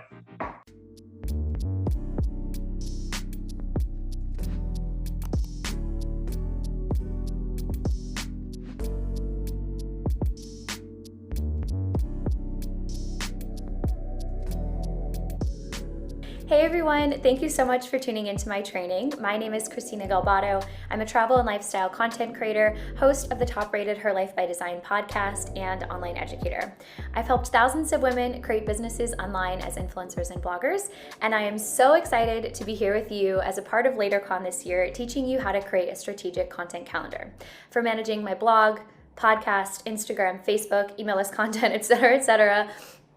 All of the platforms, I know firsthand that one of the most challenging parts of having an online business is being strategic and consistent with the content that you're putting out. Maybe you can relate to this, and if you can, it's totally okay. But when I first started my business 4 years ago, I was using a strategy, and the quotes are for a reason, that could best be described as flying by the seat of my pants. Far too often I was experiencing those, oh shoot, I don't know what I'm gonna post on my blog this week moments, and then last minute getting a post up that was, yes, something, but that wasn't strategic or high quality. It wasn't until I started utilizing the content strategy that I'm gonna be teaching you today that putting out consistent content began feeling easy. And I started feeling confident knowing that I was producing high quality, high value content for my audience that would continue to drive the growth of my business forward. So whether you are a blogger, photographer, e-commerce business owner, or a freelancer with multiple clients, this training is for you. There are 3 steps I'll be walking you through. The first step is establishing your content pillars. The second step is gathering inspiration. And the third step is creating your content calendar. So the first step in creating your content strategy and really in having a successful presence online is solidifying your content pillars. You might hear other people call these content categories or content buckets. They all mean the same thing. Basically, content pillars are the 3 to 5 topics you discuss or share most about online. So as an example, my content pillars are travel, lifestyle, social media, entrepreneurship, and mindset. Another example, if you are a mommy blogger, your content pillars or the topics you typically post most about might be motherhood, marriage, and home. Or if you're a fashion content creator, maybe your content pillars would be street style, body positivity, beauty, and mindset. So there are a couple reasons it's so important to establish your content pillars. Firstly, it will help you get clear on your niche if you haven't already. When you're looking to grow your influence and business online, it is so vital that you have an established and very clear niche from day one. Being an expert in one area and being known for a couple of specific things will help you to grow faster online. This is not the time to be the jack of all trades. As a quick side note, when I first started my business online, I was very specifically only focused on travel and a little bit of lifestyle. Having this specific focus is what allowed me to grow quickly online, and then only in the last couple of years did I start incorporating the social media and entrepreneurship pillars. A good way to think about this is kind of as like an upside down pyramid. So the more focused and niched you are at the beginning, the easier time you'll have growing an audience of people that trust and love you, and then you can expand out to other things. So the second reason why getting clear on your content pillars is so vital is because it will make planning your content so much easier, and you'll see what I mean in step 3. So after you've established your content pillars, I want you to create a document with different pages for each category. Throughout this training, I'm going to be pretending to be a health coach building out her content strategy. So if I was a health coach and my content pillars were workouts, nutrition, and mindset, this is what my document might look like. So personally, when I do this for my business, I like to keep my document in Google Docs, but rather than on paper, because you have endless room for infinite ideas. You have the ability to toggle between categories on the left-hand side, which makes it super easy. Plus, you can always lose a piece of paper or a notebook, which would not be fun. So I personally think that digital is best here for sure. So now that you have that document created, the second step in my content creation process is to get inspired with new ideas for content and brain dump those ideas onto your document. This document will act as an ever-evolving, ever-growing resource for you and potentially future employees of yours to keep all of your amazing ideas on, and it will be a game changer when it comes to thinking about what to write in an Instagram caption or what to write for a blog post, etc., etc. It will save you so much time and so much frustration, so make sure that you bookmark this document for easy access. So personally, I like to add to this document about once a month. I have a recurring task on my Google Calendar that on the first Monday of every month, I spend 1 hour filling this document up with all of my new ideas. So where do you get inspired and where do you get new ideas for content from? There are 3 main places I recommend you look. First, look at what is performing well for you by looking at the analytics on all of your platforms. If you have a podcast, take a peek at your analytics, at which episodes are getting downloaded the most. Maybe an episode you did about manifestation did really well. Write that down in your document so you know that your audience would love another episode, or maybe even a blog post on manifestation tips, manifestation for beginners, or affirmations, which is something, that is closely tied in with manifestation. On Instagram, look at the posts your audience has engaged with the most and make note of what you talked about in your caption for those posts that got people engaged. So, for example, I can go into my analytics and I can see here that this post had a couple thousand saves. I'm guessing it's probably because I broke down where to stay, where to eat, and what to do in Tulum, Mexico. So I can note on my document of ideas to do more posts with a similar travel itinerary style, or to do more content on Tulum. Same thing goes for your blog. Dive into your analytics, see which blog posts have performed best in terms of views, comments, feedback that you've gotten from your audience, etc. So on and so forth for any of the other platforms you're using. Now, if you feel like you don't have enough content to really get any good insights yet, the second option is for you. Look at industry trends and news. Is there a new launch in your industry? Is something trending in your industry? For example, if you're in travel, covering travel through the lens of traveling safely during COVID would be helpful. Or if you're in beauty, you might be seeing a sudden surge of interest in clean cosmetics, so you might produce some content around that. If you're not sure what's trending, you can either take a look at Google Trends or at Pinterest. Google Trends will show you what people are searching for on Google, but I'll show you Pinterest as an example. So let's say you're a holistic health coach, you're looking for new ideas for content to produce to add to your inspiration document. You might search holistic health on Pinterest like this. The pins that show up at the top, other than those sponsored ones, are pins that have performed the best on Pinterest. So they're a good indication of the type of content that people might want to see. So maybe you can gather from your search on Pinterest that people are interested in health hacks and easy ways to start living more holistically, then add those topics to your list of ideas. And thirdly, look at what your audience is already asking you for. If your audience is consistently coming to you asking about the best face serums for winter, or how to find cheap flights, or how to monetize on Instagram, make note of that. The relationship between you and your audience should always be a reciprocal one, meaning that you're not just creating whatever you want for them, whatever you feel like creating, but you're always listening to their feedback and creating content based on that feedback. So to sum all of that up, step 2 is once a month, gather inspiration and new ideas for content and add those new ideas to your document. You can find these new ideas by analyzing your content that has performed well, looking at trends and news within your industry, and 3, paying attention to what your audience is asking you about. So I just added a few ideas to my example inspiration document as if I were a health coach, as you can see here. But once you've built your document out, it will obviously have far more than what mine has right now. Now let's move on to step 3. So now that your content pillars are set and you are going to maintain an ongoing list of ideas for content, it's time to learn the strategy behind planning out your actual content calendar. So personally in my business, I like to do this month to month. So at the end of every month on a specific day, I block out an afternoon to plan the next month's content. Or if you're able to and you want to be super ambitious, you could even plan a quarter at a time. It's really up to you. The main thing to remember here is that you should not be planning on a week-to-week basis. This is where you'll get into trouble and things will be done last minute. Quality will fall by the wayside, and that flying by the seat of your pants mentality will come back again. And we are not doing that anymore, okay? So you need to plan far enough in advance that you have a good picture of your month and be prepared. So I personally think that going month to month is the best option. So how do you actually plan your content calendar? I'm going to walk you through my 3-step process quickly and then show you an example of me building out a calendar for my hypothetical health coaching business to make sure it's super clear and you understand the process that you need to work through. So step 1 is to make note of important days in your upcoming month. This could be a holiday, a launch day, a day that a press feature on you is going live, or a day a podcast you were interviewed in goes live, for example. You want to get these big events and days into your calendar first and then plug in any content that you'll create to support that day. So for example, if you were interviewed on a podcast that's going live, you definitely want to have some social media content slated to go out that will promote that podcast episode. Step 2 is to slot in your macro content for the month.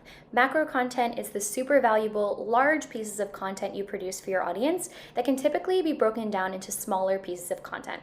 A blog post, a YouTube video, and a podcast episode would all be examples of macro content because you could create 4 to 5 Instagram captions from that blog post alone, a couple TikTok videos from that YouTube video, and from the podcast episode, you could create an Instagram reel and maybe even a couple of Instagram captions. So when it comes to macro content, there's no right or wrong amount of macro content that should go out every week, but I would recommend at least 1 per week at minimum. As you build your team and your business, you could start getting 2 or 3 or 4 pieces of macro content out per week, but if you're just starting and it's just you, 1 per week is absolutely perfect. So 1 blog post or 1 podcast, depending on which platforms you're on. The most important thing is that you are consistent with the days that this macro content goes live. For example, maybe your podcast episodes go out every Tuesday or your blog posts go out every Thursday. And when it comes to deciding what your macro content should be, that's where your document with all of those content ideas will come in handy. Use that document as inspiration to guide the topic of your next podcast episode, your next YouTube video, or your next blog post. Then step 3 in creating your content calendar is slotting in micro content. Now that you have your macro content in your calendar, move on to your micro content. Micro content is, as you can tell by the name, smaller pieces of content. So typically this would be Instagram posts, Facebook post, an Instagram reel, a TikTok video, and important Instagram stories. Micro content can be one of two things. It can either promote the macro content, or it can just be content that is standalone. It's unrelated to the macro content. It's just little bits of extra value and inspiration for your audience. You'll get ideas for what this micro content could be from your inspiration document. So now I'm going to walk you through a live example of what it looks like to create your monthly content calendar.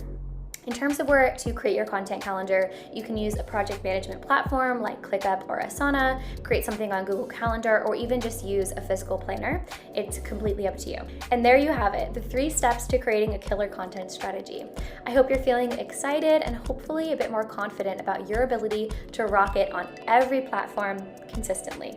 I'd love to connect outside of this, and I'd love to know what you learned from this training, any light bulb moments that you had. So please come find me on Instagram at Christina Galbato and shoot me a DM. If you want more tips on what it takes to create a career online, you'll definitely want to check out my blog at ChristinaGalbato.com and tune into my podcast called Her Life by Design. Thank you so much again for tuning in. Bye guys. So now I'm going to fill in my content calendar for October as if I were a health coach planning out her content for the month. So step 1 is to make note of important days so that we can have those days on our calendar first and work around them. The first important day that sticks out to me is Halloween on the 31st. Since I'm a health coach, this is going to be a really important holiday for me. Maybe it wouldn't be as important if I was in travel or a different industry, for example, but because I'm in the health industry, it definitely is. So I'm going to slot in some social media content. So maybe the first thing I'll do for October 31st is write an Instagram caption about how to be healthy on Halloween. So I'll write that in. The thing I like about ClickUp that you can find other ways to do in Asana or Google Docs is that you're able to actually label where that piece of content is going, which I like to see on the calendar. So this would be an Instagram caption. I put that here. Then the other important day in October is that I was interviewed on a podcast, and that podcast is going live on the 22nd. So I'll make sure that I have that podcast episode put in for the 22nd. I'll say podcast interview, and then I would say like on what show. And I would call that Earned Media.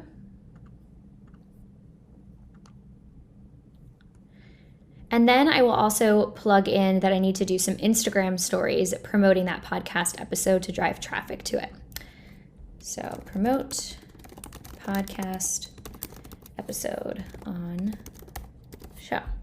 And this is good to have because then on the 21st, you can see on the 22nd, okay, tomorrow I need to promote this episode. This is the day that it's out. So I would put Instagram stories for here. Okay, now step 2 is to slot in macro content. As a health coach, as pretend health coach, I don't personally have a podcast myself, but I do have a blog where I post a new blog post every single Wednesday. So I'm going to plan out the topics of each blog post, one per week, drawing inspiration from this inspiration kind of document that I've created and maintained consistently. So let's start with week 1, the 7th. I'm going to kind of look through this first content pillar and see if there's any ideas that stick out to me. So maybe I'll just grab it from here, nice and easy. So the first blog post on the 7th, I will call 10 ways to motivate yourself to work out. I'll pop this in as a blog post, and then I'll move on to the second week. When I'm planning out my content calendar, what I like to do is make sure that I'm pulling ideas from different content pillars, not just one. I want to make sure that I'm talking about all of the different content pillars and areas that I'm an expert in, not just the workout content pillar, for example. I also want to make sure I talk about nutrition and mindset. So for week 2, maybe I will do the keto diet. So I would do something like pros and cons of a keto diet.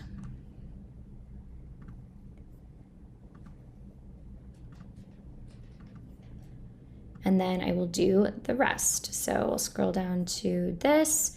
Maybe this idea of working out from a place of love inspires me to do a post. So maybe for week 3, I can do a post called Why Learning to Love Myself Got Me Better Results in the Gym. And I would tag that as a blog. And then for week 4, since I only have 3 content categories, I'm just gonna scroll to whatever, content category I might be inspired by. So maybe I'll go back up here to workouts and I will do online workouts. Everybody's at home, so what can that inspire? Maybe we could do the ultimate guide to working out at home. So that could be our 4th blog post.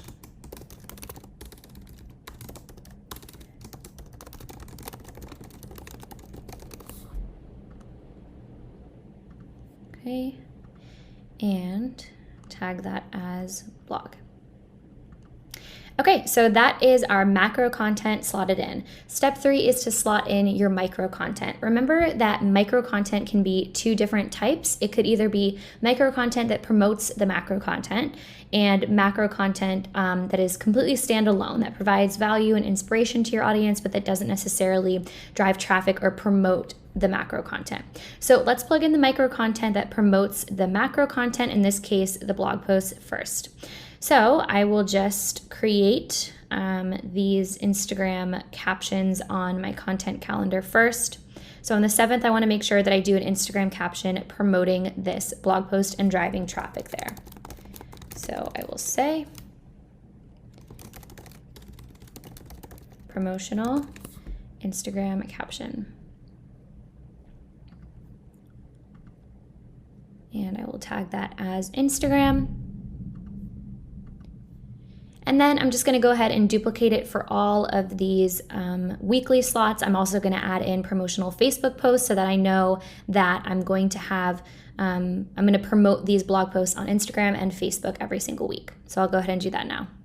Typically, what I will do with Facebook posts and Instagram posts is actually go ahead and draft the Instagram caption within my little task here, and then draft the Facebook post within the task here as well. And then the week of, I'll go into later and schedule out my Instagram post with the appropriate photo and do the same for Facebook as well.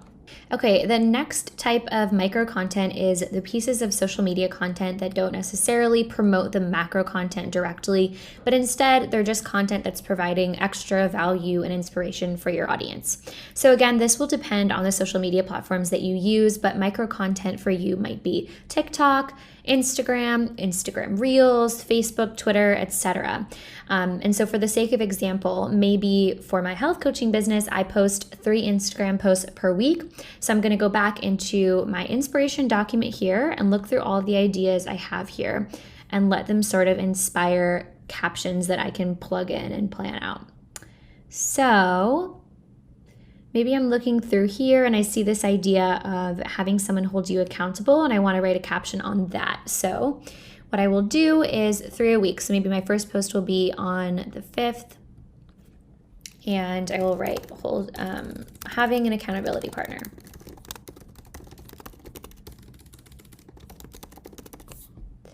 And I will tag that as Instagram. And again, probably go ahead and draft this caption right here within the description and then plug that into later the week of when I'm ready to actually schedule it to go out.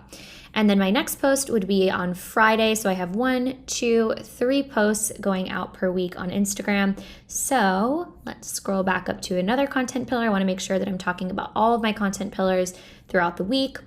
So maybe on Friday, I'm going to do the pros and cons of intermittent fasting, and I will plug that in as Instagram. So I will do that for the remainder of my Instagram posts throughout the month, just using this inspiration document to help me think of new ideas and things that I want to write about. So if I had TikTok and I typically post 2 TikTok videos in 1 week, again, I would get inspiration from my document. So maybe I could do a nice little 15-second TikTok on finding your optimal calorie intake per day. And I'm gonna slot that in for the 8th. I would plug that in here, and so on and so forth for the rest of the month. So one thing I wanna note with the micro content is that you don't need to go overboard. You can plan as much or as little as you'd like. You could completely plan out every single piece of your micro content, or you can just stick to your macro content and the promotion of your macro content for now and work up from there. It's completely up to you. So for example, when I plan my content, I definitely don't account for last minute spontaneously posted Instagram posts with like a basic 1-sentence caption or Instagram stories of my day-to-day. Those are things that I do spontaneously without much of a strategy behind it. But this is a great way of being able to see your month from a high level point of view, get really strategic about the topics that you are discussing on your platforms, and have a better overall strategy that will allow you to be more consistent. But I hope this gave you a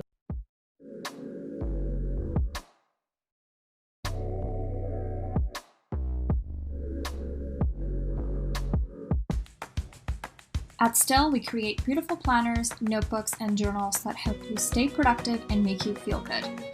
Our social strategy is focused on the people and businesses that use our products. We know there is so much we can learn from our customers, and we want to share these insights with our community. We like to do weekly Instagram story takeovers to hear the tips and tricks firsthand.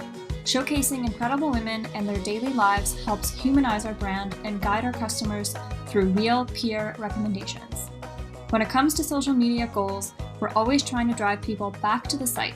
Instagram is our biggest traffic driver, but also accounts for a large portion of our sales. We use a mix of content to encourage people to find out more about the brand, whether it's our customers, the products, or simple organization tips and tricks. Later allows us to plan and visualize how our content plays out across our social strategy, and ultimately helps us achieve our goals and drive traffic.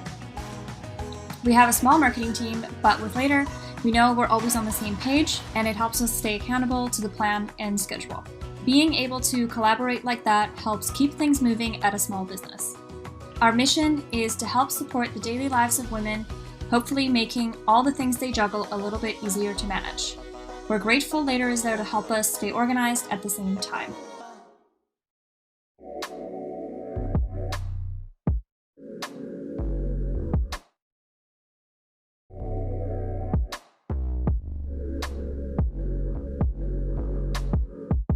We're back and still broadcasting live from the Later space station. Now, you know what one of my favorite parts is about conferences? What's that, Farhad? The swag bags. Don't you love those conferences where you get those free swag bags? I mean, you're probably not going to use all the things in there, but there's usually 1 or 2 things that you're super stoked about. Yeah, I do know what you mean. I love free stuff, but not so much with the lame swag. What if you could just get one free thing that got you super excited and something that you would actually use? Yeah, that would be awesome. And luckily for you at home, we have a LaterCon goodie bag for you.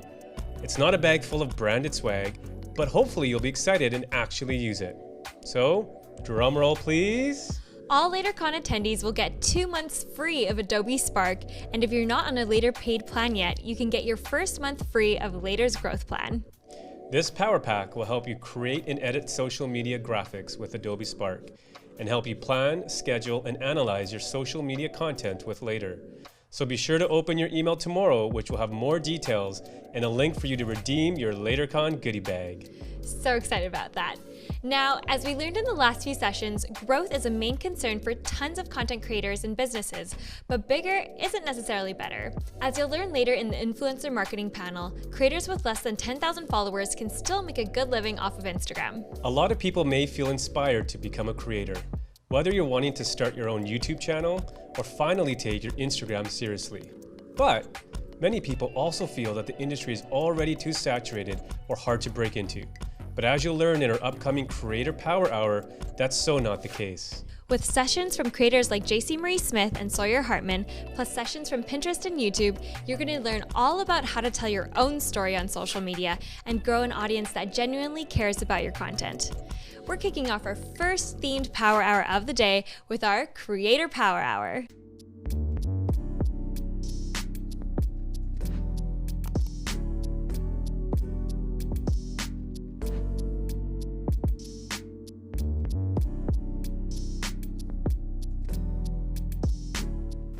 Hello, you guys. I'm Jaci, and I'm so excited to, first of all, be a speaker at LaterCon. Today, I'm going to be talking to you guys about how to just get started, even if you feel like you're struggling to figure out what your niche is, if you want to be a content creator or build a business online and on social media, and you're just kind of struggling with like where to start, or you don't know like how you're going to fit in, you know, like a lot of people think that the space is really saturated and so they don't know how to maybe stand out. So we're gonna get all into it. I have some notes right here, so forgive me if I ever look down.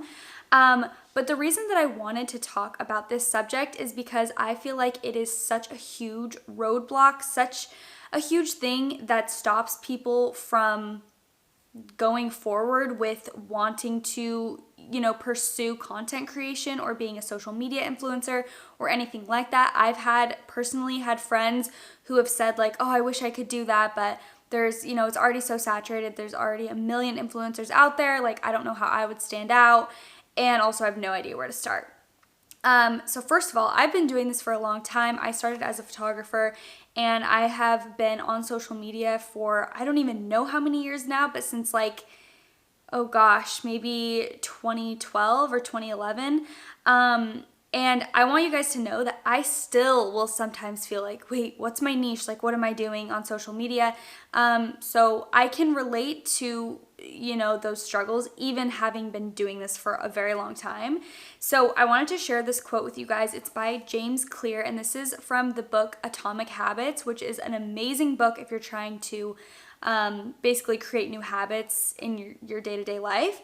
But he says, it's easy to get bogged down trying to find the optimal plan for change, the perfect idea for a side hustle. He gives a few more examples of things. We are so focused on figuring out the best approach that we never get around to taking action.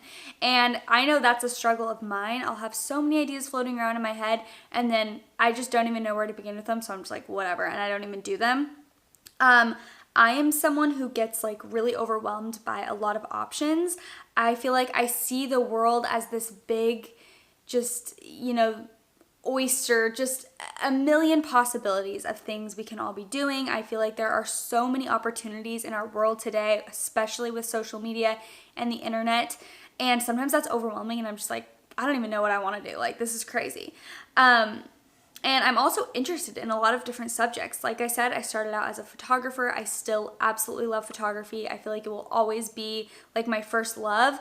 But I think ultimately what I love is just creating. And that's something that it took me a few years to realize because I kind of got burnt out shooting with my digital camera. And this whole year I've been shooting like just film photos and iPhone photos. And I realized this is still like the artistic side of me. I love creating. I love, you know, aesthetically beautiful photos. And that doesn't always have to mean you have this like insanely expensive camera and all this crazy gear. But anyway, now I have a podcast with my best friend. I teach health and business courses with her as well. I do, you know, lifestyle content creation on a bunch of different platforms. I have invested in some real estate, and basically, I could never have imagined that I would be doing all these different things back when I started photography in high school. So we're always going to evolve, and I want to give you guys some advice for just starting. And this is for someone out there who's like, I want to be a content creator, or maybe I have a small audience, but I don't really know like how to stand out, and I don't know what my specific niche is. So we're going to talk all about niches, and I actually feel like I have kind of an unpopular opinion about finding your niche because we'll get into that actually. But I want to give you guys the advice of getting out a notebook or just the notes app on your phone and just start going to town, writing a bunch of different things down that you love to do, that bring you joy.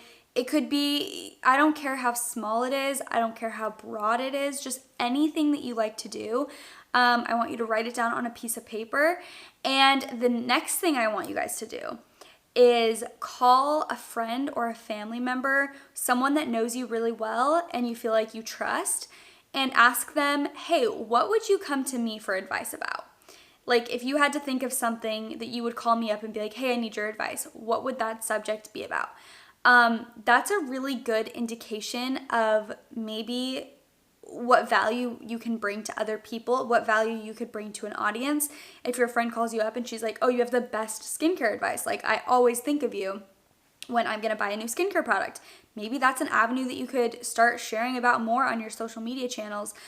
This is a really helpful exercise, and even just writing down that long list and then talking to your friends and family, it will get your mind will start going and the gears will start turning and you'll start to have new ideas. I will just give you some clarity. So again, I love so many different things. I love skincare, fashion, traveling, business, photography, and I have kind of fit all of that into my brand as a lifestyle influencer at this point. And I want you guys to also know, when you guys write down this list, if you have a similar list to me and you have just like a bunch of different subjects that you love and that you're interested in, that doesn't have to be the end all be all. Like, even if that gives you some clarity and you're like, oh yeah, maybe I do want to talk more about skincare on my channel, it doesn't mean you have to turn into like a skincare only channel and that's all you can share about. I'm just saying share more about that. Maybe that'll pick up speed and maybe you'll start to grow a bigger audience that's interested in the same things as you. So I want to talk, going back, you're basically just trying to find a starting point just to get started. So let's talk about niches now, because I posted on my Instagram about how I don't really believe you have to have a super specific niche to get started as a content creator. And a lot of people actually disagreed with that. People were like, well, you started out with a niche, like your niche was photography, and then now you've built it into this. And I was kind of thinking about it and I was like, oh, are they right? Like maybe now I can just diversify because I've already built my audience up and now I can kind of like do what I want. But then I realized like, I didn't go into Instagram trying to have a niche being like, oh, I'm only going to post about photography. That was just what I was absolutely obsessed with at the time. And so it made sense that that was all I was posting about, because that's literally all I was doing on my free time, was doing photo shoots with my friends and posting about it 24/7. And that's when I kind of started to realize that you are your niche. Like, no one else is you. And there's that cheesy quote that's like, no one else is you and that's your power. But it's so true. No one else is going to do the things that you do like you, and no one can replicate your personality and the way you share information. And that's like actually so cool and special. And to me, that kind of takes a weight off my shoulders, because I'm like, I don't have to try so hard to search for a niche. I am my niche, my personality, the way I share things. That is why people are going to follow me.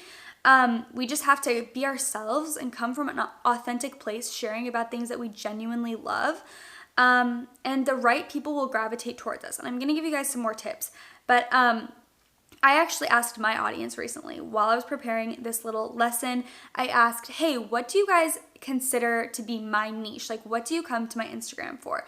And the answers were, you know, kind of all across the board. A lot of people, different people said like, oh, aesthetic photos, or skincare advice, or I love your outfits, or like your food recommendations.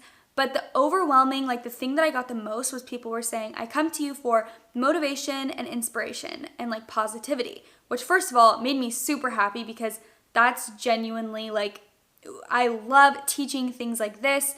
I love helping inspire and motivate people. So that was kind of like a really cool moment for me, where I was like, wow, like that makes me really happy, because that's like genuinely what I love to do. And again, it just clicked. I'm like, you are your niche. It's just what you love at the time is what people are going to gravitate towards. So this awesome girl who follows me, when I posted this question, she actually replied to me and she was like, hey, I actually heard somewhere that like we should be focusing on a niche audience instead of a niche subject. And I really, really loved that insight. I felt like that was such good advice. And so I wanted to extend that advice to you guys, because I feel like my niche audience, it is pretty specific. It's like, you know, young millennial girls, whether they're newlyweds or they're like in college and they're trying to figure out what they want to do. They want to do something creative. And I feel like all of my audience, of course there are people all across the board, but that's a majority of my audience.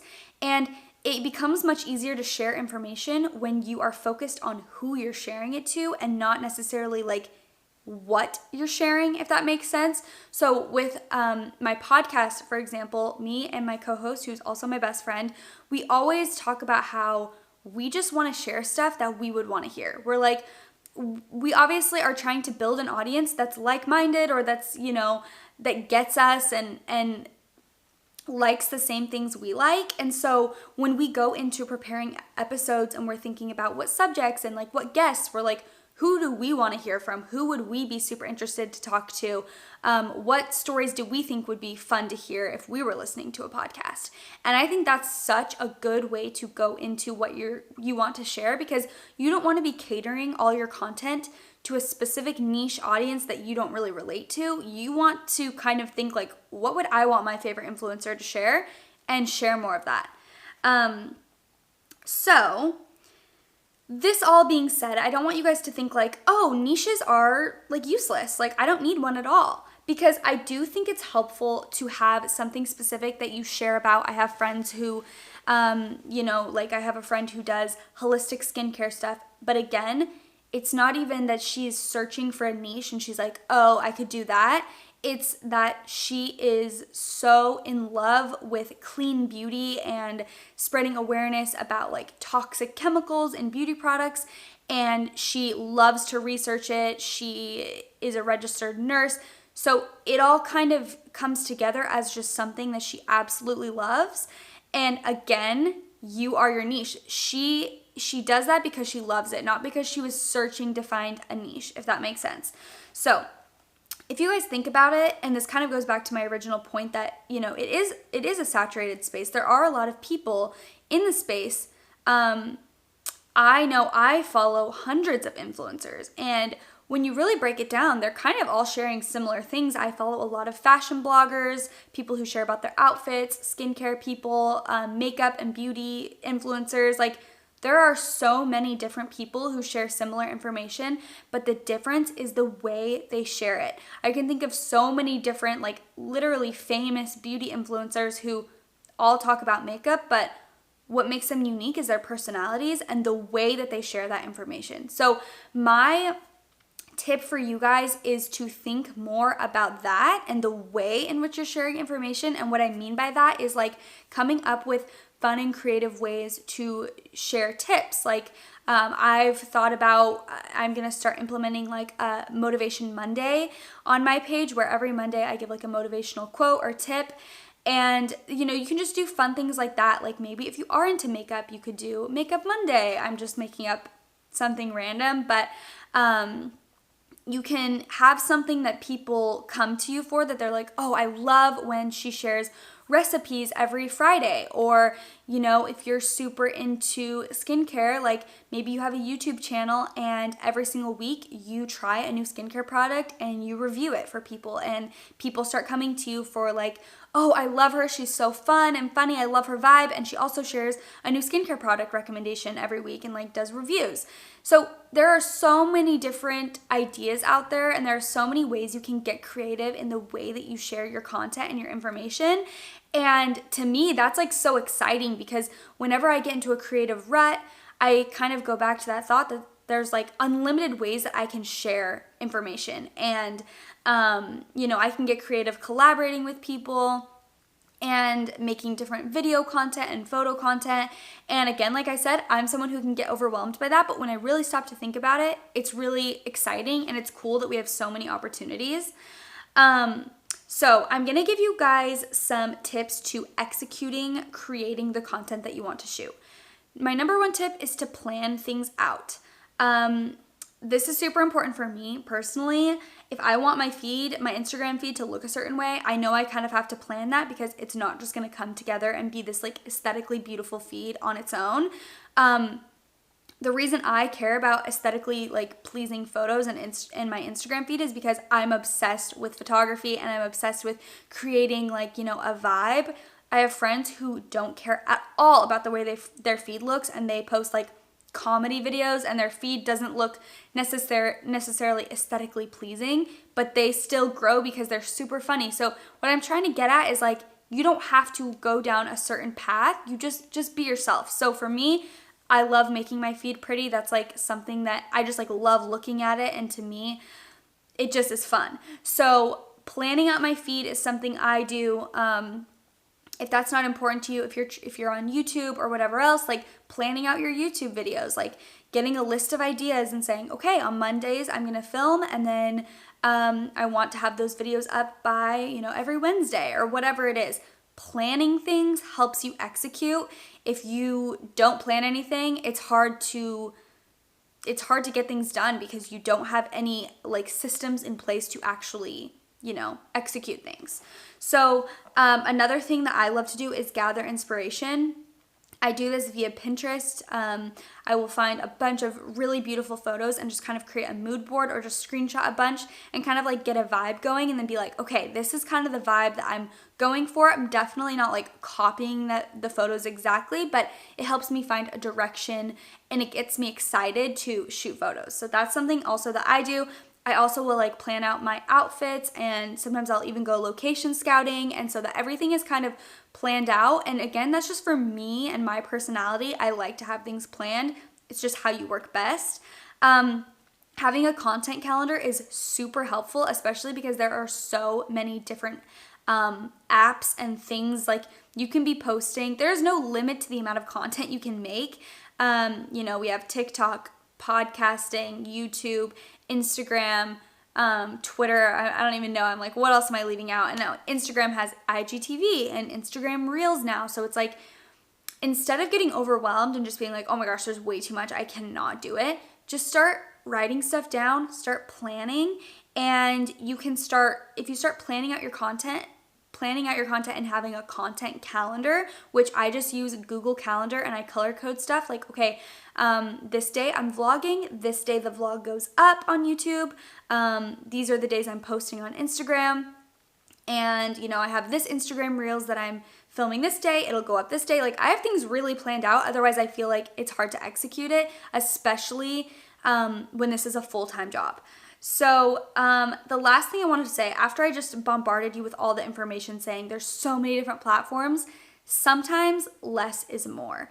And I always believe in quality over quantity. Yes, consistency is definitely important, and I think you should be consistent so that your audience can rely on you. But that being said, you can totally take the weekends off sometimes. Take a few days off social media. You don't need to be posting all day, every day. And that's something that I've like recently come to the conclusion. I'm like, oh, I don't need to be like on here literally all day, every day. If I have content planned, I can roll it out and I can just, casually post day-to-day Instagram stories and other stuff, but I don't have to be completely like controlled by these apps. Sometimes truly less is more. I would rather release one YouTube video a week that is really good and that I'm really proud of than try and release 3 a week, or even if you're starting out, 1 a month instead of 4 a month. If you're like, I really just want to make one really awesome video, I always feel like quality over quantity, always. And just pick a few things that are commitments to you that you're like, I really want to focus on Instagram, TikTok, and YouTube. That's it. Like, that's what I'm really focused on right now. And, we can only do so much. So you really do have to kind of niche down on what specific channels you're focusing on. I just want to end with giving you guys a little bit of motivation and saying, just get started. I know that sounds I know that sounds hard. No, I know that sounds easier said than done. I'm like, oh, just get started. And it's like, okay, well, I would if it was that easy. But I always say, motivation comes from action. So if you are sitting around all day and you're like, oh, I want to get started, but I just don't know where to go, and you're making excuses, you're never going to get started, number one. And all of these dreams and these exciting things that you have in your head aren't going to come true. They're not going to come to fruition if you are not taking action. And a lot of times when we just get up and we just take action and we start writing down this list and calling our friends and saying, hey, what do you think I'm good at? That's when the wheels start turning and you will pivot. I've made so many different pivots in my brand. I would, again, like I said, never have guessed that it would be at this point and I would be doing what I'm doing now. But you just live and you learn and you go on different routes and it teaches you lessons. So that is going to be it for my lesson today. I hope you guys loved it. You guys can follow me at Jaci-Marie Smith on basically all my platforms, and my podcast is called What We Said. But thank you guys so much for watching, and I will see you later. Goodbye.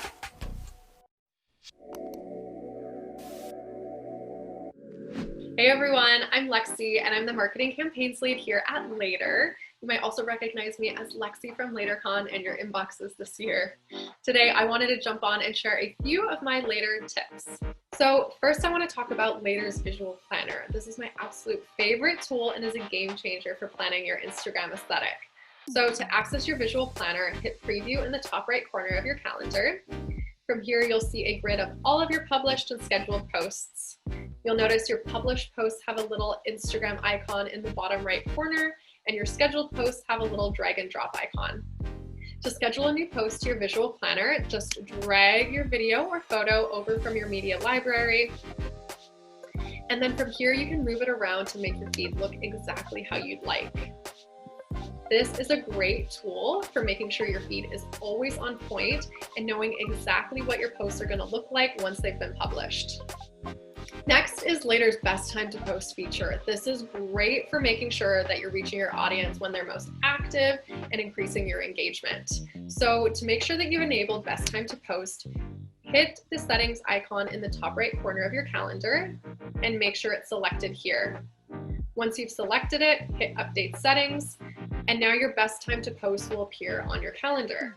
You can see the little pink time slots scattered throughout our week here. So to schedule your posts in your best time to post slots, just drag and drop your photo or video from your media library and add it to the slot. Best Time to Post calculates your top 50 best performing posts. So now you know exactly when your audience is online and can make sure your post is getting in front of your followers. Finally, your social media secret weapon, Later Analytics. So Later Analytics give you a really great overview of exactly how your posts and stories are performing. So once you click in Analytics, you can first view an overview. So this gives you a really great profile summary. Here you can see things about your profile like growth and discovery, interactions, or some of your best performing posts. You can also view insights about your audience. So see when your followers are online, their demographics, so where they're coming from, and their location and language. You can also view a detailed post performance. So this is going to show you how your posts are performing individually. You can filter these by different metrics like likes, comments, impressions, whichever metrics are guiding your social strategy. Next, Later Analytics also includes analytics for your stories. This is a really great way to figure out which stories are making your audience keep clicking forward. So you can also filter these insights by impressions, reach, replies, back, forward, and even look at your completion rate to see how your story has performed as a whole. So finally, hashtag analytics. So Later's hashtag analytics shows you the top hashtags in your industry and also gives you a detailed hashtag performance. So it'll show you which hashtags are performing well on your posts and which aren't. All right, guys, thanks so much for following along. I hope you enjoy the rest of your day at LaterCon. Bye.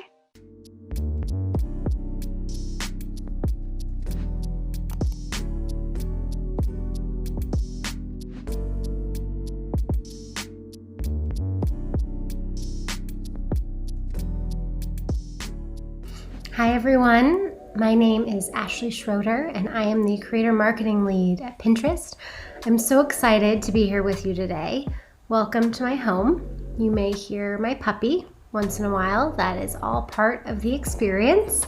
We're in this together. It's very personal. I'm so excited to be a part of LaterCon and take you guys through just how Pinterest is evolving as a platform and how we're building for creators so that you can publish native content, create natively, build your audience, and engage with that audience all within Pinterest, which is very new for us. Why Pinterest? Our mission is to bring everyone the inspiration to create a life they love. That's what stands us apart from other social networks, is people come with intent. They come with a purpose and they're searching for something to do, try, buy, experience. We have over 400 million people coming every month with that intent, with that purpose. And that means 240 billion pins have been saved, 5 billion boards have been created with an idea, with an intent, short-term, long-term, everyday moments. Each month, 400 million people come to Pinterest to figure out what to do or buy next. And they actually want to connect with creators who inspire them, who inform them, and ultimately encourage them to try new things. They're looking to build that authentic connection with creators who they can trust for inspiration, for recommendations, and more. And I think this goes without saying, but without creators, we would not have Pinterest. You guys are what made Pinterest 10 years ago, and we're evolving as a platform so that you can create right on Pinterest and build your audience right on Pinterest. So there's an exciting future ahead. How Pinterest works. Some of you may know if you're familiar as a pinner or as a creator, but the key difference here is that we're a visual discovery engine. Basically, content is not necessarily chronological, but rather it surfaces when relevant based on a user's interests, engagement, and their searches. It connects pinners to content they'll love and creates a curated personal experience, so their home feed truly feels like home. Pinterest gathers signals from billions of pins to surface the right idea at the right moment to pinners who are searching for it. And this is a huge benefit to creators because that means that content is truly evergreen. It surfaces when relevant and doesn't surface when it's not.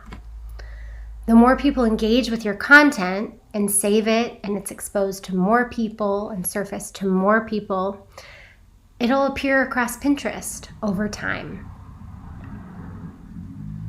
Your pins are shown across different surfaces within Pinterest, so we're going to dive into that so you can have an idea of where your content will surface based on when your audience is looking and when pinners are looking for it. Your home feed is a curation just for you as a pinner, based on what you've saved, searched for, and more. This is where pinners discover content from creators like you who they follow, but also from creators who they don't follow yet, because this is such a clear, specific curation of everything they've searched for, saved, and engaged with over time. Search. As mentioned before, the unique mindset of pinners coming with that purpose. Over 98% of searches are unbranded, and they're looking for ideas that they don't yet have the answer to. And search is the perfect opportunity for your content to surface in front of them. The person does not have to follow you in order for your content to surface within search. Favorite surfaces within Pinterest because it's almost like a little hidden secret. If you have a close-up on a pin, as you see here, Easy Mixed Berry Snacks, if you actually scroll below that pin, you're able to see similar related ideas. Think of it as riffs on that idea visually that you have a close-up on. The Today tab. Really excited to be able to talk about with you guys today. It's a new surface within Pinterest because we knew we had to develop a part of our platform that was going to be more in real time. We actually curate it daily based on relevant, trending content, and we feature spotlights from creators. So be sure to check it out. It's just to the right of your home feed in mobile. Content formats. How are you going to bring your ideas and your content and your expertise to life on Pinterest so you can engage with your audience? Standard pins are the easiest way to get content in front of people. They're the bread and butter of Pinterest. They're great for single images that link out to a website or a domain. Video pins are great because they're an awesome way to capture your audience's attention. They stand out in feed on mobile. Keep in mind that over 80% of pinners are consuming content on mobile, so standing out in feed is so important, and videos can help you do just that. They're also great for driving awareness of your brand and your content and building a native audience right on Pinterest. Lastly, story pins. I'm the most excited to talk with you guys about these. They're brand new and they're just for creators. Story pins enable you to publish right onto Pinterest, including adding text overlay, music, and more. Multi-page pins featuring video and static images. They're perfect for all types of content: food, fashion, DIY, travel, any tips and tricks, your daily routine, and more. Publishing story pins regularly will help you build your native audience on Pinterest, which is so great because they enable you to tell a story from A to Z right on the platform. Here's a few examples of great story pins that have been created to date, whether it's taking us through how to crystallize amazing glasses to fashion for work from home and reminiscing about travel. Keep in mind that story pins are great for DIYs and how-tos, but also so much more. Maybe it's just your everyday routine, a recipe. Don't feel like it has to be a step-by-step process. It can also be storytelling. So let's dive into some best practices for what it means to be a creator on Pinterest. Becoming a top creator on Pinterest not only means that you create quality content regularly, but it's important that you build an audience who's passionate about your content, your expertise, and they keep coming back for more. What I want to make sure you guys take away from this is that Pinterest is for creators, not just to find inspiration as a tool, but to inspire others, to publish native content, use it as a channel, and to build your audience right on the platform. To be a successful creator on Pinterest, you should aim to create quality content weekly and engage with your audience via comments and tries and reactions, which we'll dive into. You should lean on these three things at a very high level to optimize the content you create on the platform. Create fresh pins, ideally weekly. Optimize for discovery when you're thinking about copy that you're using for titles and descriptions and text overlay. And build your audience, engage with that audience, and we have specific tips for how you can do just that. So diving in to optimizing for discovery. Let's specifically talk about story pins as well as standard pins. Adding text overlay is so important because it ensures your content is easily discoverable and that pinners know exactly what they're getting. Make sure that that text overlay communicates the idea or the action or the inspiring image in a way that allows them to see the image but also understand exactly what they're getting if they choose to swipe through if it's a story pin, watch if it's a video, and click through if it's a standard pin. To get a little bit more detailed, your title and description are very important for standard pins and for videos. So you can leverage descriptions and titles to help surface your pins all across Pinterest. Keep all copy clear and relevant. You can use up to 500 characters, but honestly, I really recommend that you prioritize the first 1, maybe 2 sentences within that description because that's what's going to show up for the pinner. Topic tagging. This is available for videos and story pins specifically, our native formats. You can tag topics, it'll prompt you to do so before publishing to make sure you reach more people interested in those specific ideas. This is great because those topic tags are actually based on what we know people are searching for right now on Pinterest, and so the process will guide you accordingly. What about organizing boards? Boards help you organize your pins, whether it be story pins, video pins, standard pins, by purpose or by audience. Boards help your content surface in search results, the formats that we discussed earlier. Board names and descriptions impact how your content shows up across all of our surfaces. So use clear descriptive language in your board titles and descriptions, making sure it's known exactly what that board is for, because that'll make sure that content surfaces across the platform. Adding collaborators to turn any board into a group board can be a super useful tactic. We recommend group boards are used for inspiration and planning, of course, as a pinner, but also collaborating on brand partnerships. If you're looking to have an upsell with a brand that you're working with, a shared board is a great way to do just that. Here are some examples of creative board titles and names. Nails, sculptural fun, and cranium accessories so that content surfaces accordingly. Building an audience. We've talked a lot about this, and this is pretty new for Pinterest. Because we've been a visual search engine, it's been about the content and not as much about the creator. But the exciting thing is that we're evolving as a platform so that it's about the creator as well as your content and expertise. So building an audience is so important, and we want to equip you with the tools to do just that. When you're thinking about how to reach new people, there's a variety of levers that you can pull. With a business account, which is free, you'll get access to audience insights, which is actually really cool. You can see the people who follow you, what they're currently searching for and engaging with across verticals, so that you can develop content accordingly, maybe try something new and experiment. Create fresh pins. We mentioned this earlier, but it's important to create weekly, ideally native content like videos or story pins to keep your followers engaged, getting them to save that content, which will then reach more people and get you more followers. Claim your accounts and domain. This is a part of setting up your business account, but it's so important because it ensures that you have attribution from other channels and surfaces across the web. For example, if you claim your Instagram and your Etsy, then anytime someone saves content from those other surfaces onto Pinterest, your thumbnail and profile will show up and you'll get attribution for that content. Experiment.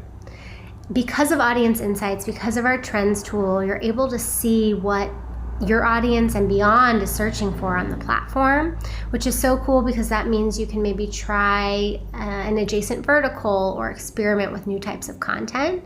We link here to our P100 trends, which gives you an opportunity to see what's trending right now and experiment with content around just that. And then lastly, don't be afraid to promote yourself. Cross-linking back to your Pinterest profile to drive more traffic is a great way to get people to follow you. And you can add the follow button to your site, if applicable, to encourage to grow your audience on Pinterest. I'm going to walk us through specific story pin best practices because, as I mentioned before, story pins are actually our newest native format. They're made just for creators, and they're here to help you build your audience natively on the platform. So thinking about story pins as a key format and tactic to build that native audience, video is a really important part of that. It's great for telling a story, showing you how to do something, talking to your viewers. Don't be afraid to integrate some of your personality into this. We want them to see you, not just your content. But make sure that any videos within your story pins do have text because, as we know in this digital world, sound off is often default. Go for more pages. When in doubt, add another page. Don't feel like you need to add multiple images or collages or steps to one page within story pins. Know that because of the mindset of people coming to Pinterest, they're there to find your expertise, your ideas, your content, and to consume it right on the platform. So if it requires another step or another page within your story pin, don't be afraid to include it. We do recommend that story pins have a minimum of 5 pages. And don't be afraid to make it human, make it personable. Story pins are a way for your audience and your potential audience to get to know you, the creator behind the idea.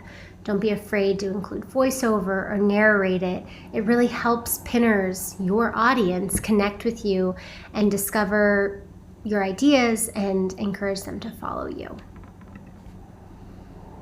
Here's a couple great examples from Karen Rosegold, a great friend of Pinterest, an amazing creator, as well as Coco, teaching us how to make an old-fashioned. So diving into some do's and don'ts, because this is such a new format for Pinterest, story pins require creators to tell the full story within that format, right? So it's really important that you explain your idea. Don't be afraid to write, add text, add fonts, colors, make sure the information is all there without linking out. So I know it's common to expect that you would have a link within Pinterest, and standard pins will always have that. If that is your objective to drive traffic, definitely recommend using standard pins. Story pins are so great for building your audience right on Pinterest, and that means that all content should live within that multi-page pin. Create it yourself. Sometimes this is implied, but I think it's important to reiterate. Original content is so important. Don't take content from other places. Make sure that it's owned by you and it has been created by you. Don't be afraid to actually tell a story. Great story pins are helpful, they're inspiring, they're different, they stand out. People can take action on them, whether that action is actually going to do the thing or whether that action is simply finding inspiration and relatability. So plan yours out like you would a real story. Have a beginning, a middle, and an end. And as mentioned before, avoid adding links or making it look like an ad in any way. Quality check. Story pins are meant to feel authentic and straight from your phone. That's okay, but we want to make sure that lighting is good, content is clear, steps make sense to the audience. Make sure the bases are covered, high res, the focus isn't blurry, and what you're communicating, what you're saying, both visually and with copy, feels crisp and clear. An example from Isabel Eats, one of our creators. She said that by using story pins, her audience grew 80% in just 30 days. It's the most her account has ever grown in 1 month. The only thing she's done differently is story pins. So this is definitely made for creators so that you guys can start to build that audience, have that engagement, interact with your followers right on the platform. You can start creating with no website, no blog, nothing needed. It can all happen within Pinterest. Let's dive into creator basics. Having a business account is essential to being a creator on Pinterest. Getting a business account is free and it's easy and it gets you access to everything, including video, story pins, audience insights, trends tool, pin stats, and more. If you have an existing personal account that you use for pinning, you can easily convert that to a business account and migrate over your pins. Updating your settings. This is super important so that pinners who are coming to your profile can understand who you are, what your brand is, and what they should keep coming back for more in terms of content, information, and expertise. The name that appears on your profile and determines how pinners discover and engage with you in your content is your business name. Your business type helps pinners and Pinterest understand who you are and the type of content and potentially products you create. And if you do have a website, including that URL listed on your profile is important to drive traffic back to your site, if that is an objective of yours. But I think it's important to note that you do not need to have a website, domain, or a blog in order to build an audience and see success on Pinterest. It's important to get to know your business profile. As you can see here, you're going to have a customizable profile cover, a description of you and your brand, a follow button, and you even have customizable profile tabs to highlight certain boards. This is the first thing that your potential followers will see when they're navigating to your profile from discovering your content across Pinterest. Claim your accounts. We talked about this a little bit earlier when we talked about reaching new audiences and really building that reach, but it's important that accounts like Instagram, YouTube, and Etsy are linked to Pinterest so that when people save content from those other platforms onto Pinterest, you're given that attribution and your profile picture actually appears next to any pins that come from those claimed accounts, even if saved by someone other than you. I'm going to touch on some key takeaways and resources so that you guys walk away from this with the most important nuggets of what it means to be a creator on Pinterest and how you can see success creating on Pinterest and building an audience. Remember that 400 million people come every month to figure out what to do, try, buy. They're looking for that inspiration and they're looking to creators for that authenticity, trust, for those recommendations. Which leads me to my next point. Your audience is truly waiting. Pinners are waiting for your ideas. They're coming with intent, they're coming with purpose, they're actively searching for ways to improve their life, whether that's big or small. Everyday moments, huge life moments, and everything in between. Don't forget to build your personal brand. Use Pinterest to share your expertise, to build and market yourself, and to create native content. That's the biggest thing that's new for us, is you can publish directly on the platform and you can host your audience natively. Be one of the first. I let you in on story pins. That's our newest format and our little secret to building an audience on the platform. Get started by applying for early access right on our business site. And lastly, drive engagement, drive interaction.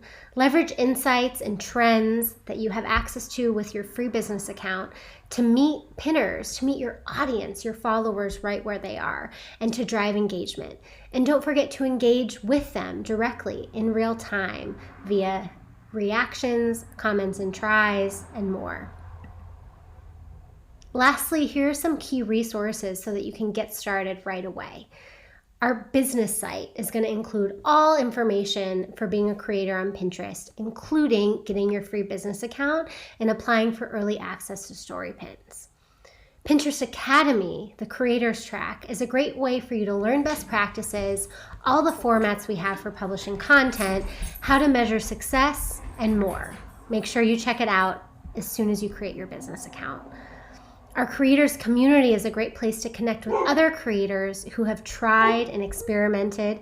You can share your own tips and tricks or learn from others right there. And lastly, don't forget to follow us at Pinterest Creators on both Pinterest and Instagram to hear about the latest product announcements, tips and tricks, creator spotlights, and more.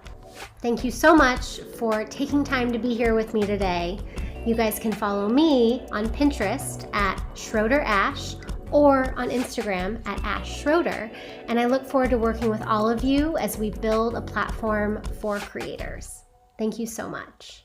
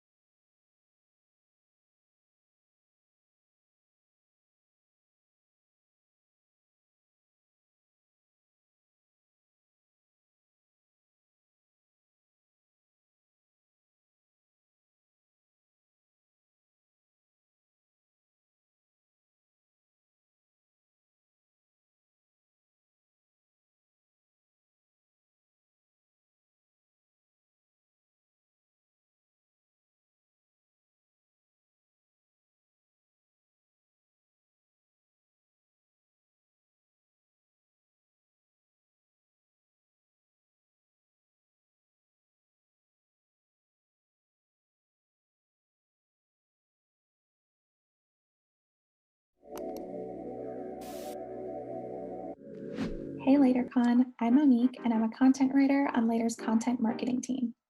My favorite Later tip is scheduling photos and videos to Pinterest using Later scheduling tools. Now I'm going to show you how I use them. So you can see my full content calendar. Some people like to look in weekly view. I prefer monthly because I like to see the posts that I've already posted, the posts that I might have coming up, and it's just like an easier view for me to navigate through. Whereas other people totally love the weekly view. Do what works best for you. I'm a huge fan of the drag and drop, so I just make sure that I've clicked the Pinterest icon at the top. I find the photo that I'd like to use, this one here, and I just drag it to the date that I'd like it on. So always make sure that you pick the board. I definitely have my title here, Best Skincare Tips for Dewy Skin. And then I also like to use the pin description, so make sure that you have some keywords in there, some SEO type descriptions as well. And I like to go into the Save Captions tool, and I'll just search for my caption here, insert it there, perfect. And then also make sure that I am adding in the link that I'd like to drive it to, as well as the date and the time. Save. And my Pinterest photo is posted. When it comes to videos, I like to go to my left in the media library and show filters. And for the media type, I like to go to videos because that way I'm not trying to like go through all of my videos, all of my photos. It can be difficult to navigate. Again, find my video, drag and drop to the date I'd like it for. Again, choose the board. Then you also want to make sure that you have your title in there. Find my saved caption. Be able to type in essential oils. There it is. And I might just add in another emoji using the emoji. There we go, just to spice it up a little bit. And then I also just want to make sure that I'm driving traffic again using the blog, as well as changing the time. So one thing to note is that only Later users on all paid plans can schedule videos, but it's such a game changer because now I can schedule all of my videos and my photos in one spot. And another thing to note is that all video pins require approval from Pinterest. So this can take anywhere from 24 to 48 hours before they review it. So once it's saved, you'll get the notification that it's been sent to Pinterest for review. And this is a really good time to remember that when you're scheduling Pinterest video posts, you definitely want to schedule ahead of time and give yourself, a couple days for Pinterest to review it. The worst thing would be if you needed a video to go up the very next day and Pinterest didn't have enough time to review it, you miss that opportunity. So always give yourself at least 4 or 5 days, or start planning your posts weeks and weeks in advance. That's it for me. I hope you learned a couple tips or two. Bye.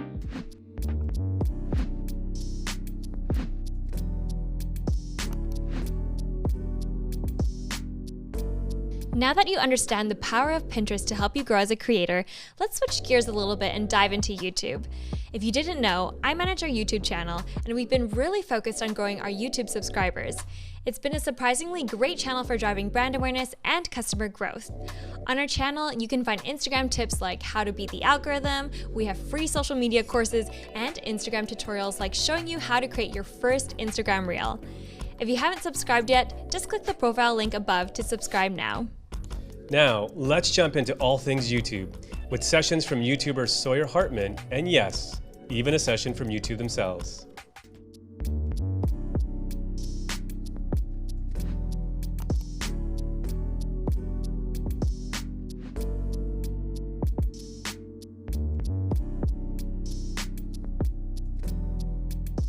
What's up guys, my name is Sawyer Hartman and I've been a professional content creator here on YouTube and the internet for almost 10 years now. And by far the most frequently asked question I get is, how do I get noticed and find my voice online? AKA, how do I gain followers and make content that feels right for me? Now, this is an extremely complicated question, which is why most people try to avoid it. But I understand how important this question is to feeling like you're on the right path. So today, I'm going to try to help you fully understand how to answer this question. Now, again, the question is, how do I find my voice and get noticed online? And the answer is by 1, finding out what your voice is, and secondly, utilizing storytelling to share that message with the world. Let's get into it.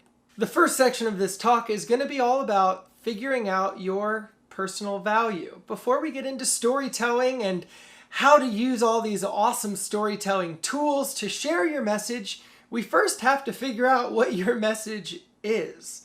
And we do this a couple ways. First off, you might want to grab a piece of paper, grab something to kind of keep track of your thoughts. But we're going to want to write down, what is it that you enjoy doing? Me, personally, for this exercise, I will be using myself as an example so that you can follow along. I love cameras and I love photography. So I would want to be doing something with cameras and photography online. Cool, we got that. Now let's try to find a value. What could I make that could help other people with cameras and photography? Well, obviously there's a ton of people in the world who want to get better at photography. There's also a ton of people out there in the world that wish to have a full career in filmmaking, photography, and being on social media. Already, we're starting to see that my value could be very well sharing my knowledge and encouragement with an audience of people who want to have the same job I have and want to be able to take the same type of photos I take. Now, let's use someone else as a different example. In case you're like, I don't understand, you just told me what you do. That's fine. Let's say you love horses, right? Your entire life, you've loved horses. Now, riding horses on YouTube doesn't really have a ton of value, maybe for some people, but I think there's stronger value we can find in the horse realm. So let's say you've had horses your entire life. You know how to take care of horses better than anybody you know, and you don't know what to make on YouTube. Well, right away, we can see that your distinct value isn't just in the fact you like horses. Your distinct value is in the fact that you know a lot about horses, a lot about different types of horses, a lot about how to take care of horses, a lot of stories that are both funny, relatable, and needed to learn in the horse world.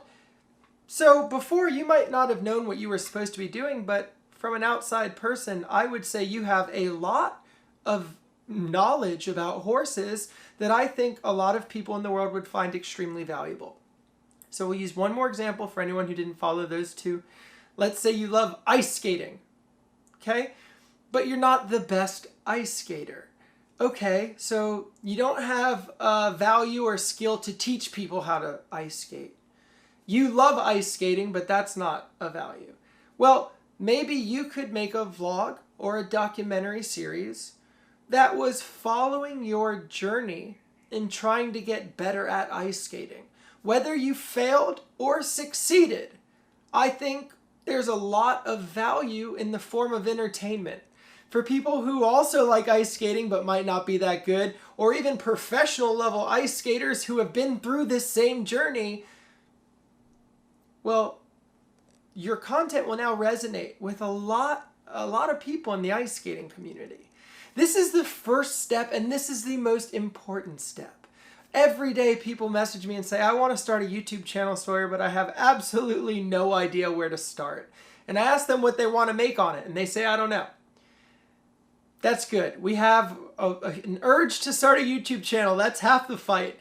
But then we also now, the big question is the one we just went through. What are you going to put on it? What are you going to give the world to try to make it a better place, a happier place, a place with more laughter, or a place that can get people ready for any of life's hurdles? Your channel can be any of these things. But what's important is to know which one you're trying to accomplish.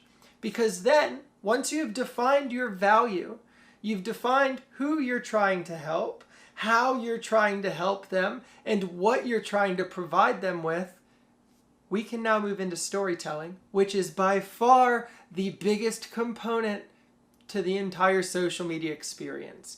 The way you share your story with others is that is your entire content. Your storytelling ability is the only way that you can share your story with others. So now that you've understood and hopefully started to find your own value, let's move into storytelling. Okay, so storytelling starts with figuring out what story you're trying to tell. Now, we've defined your value, you know what you're going to be doing online, but we haven't defined what type of video you want to create. Who knows? Maybe just you really like vlogging. Maybe you grew up watching someone like Casey Neistat, Fun for Louie, or even some of my vlogs, and you said to yourself, I would love to travel the world.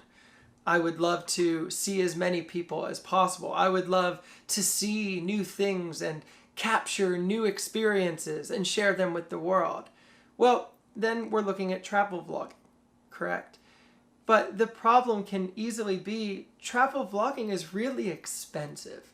So how do we get there? If our dream storytelling is to make a feature-length movie, well, what steps can I take to get there right now? Making a movie is very expensive. It takes a ton of people. So I can't do that on my own. What steps can I take to reach that goal of making a movie? Well, the honest answer is whatever step you can. And I say that because if your goal is to make a movie, well, you might not be able to make a movie for free or with the gear you have. Chances are you could probably shoot one scene or a sketch comedy or even just some kind of little short film that would start leading you in the path of being able to make your movie. These are the little steps we have to take as creators to be able to get to our dream. If we only want to make a movie, we very well might not ever get there.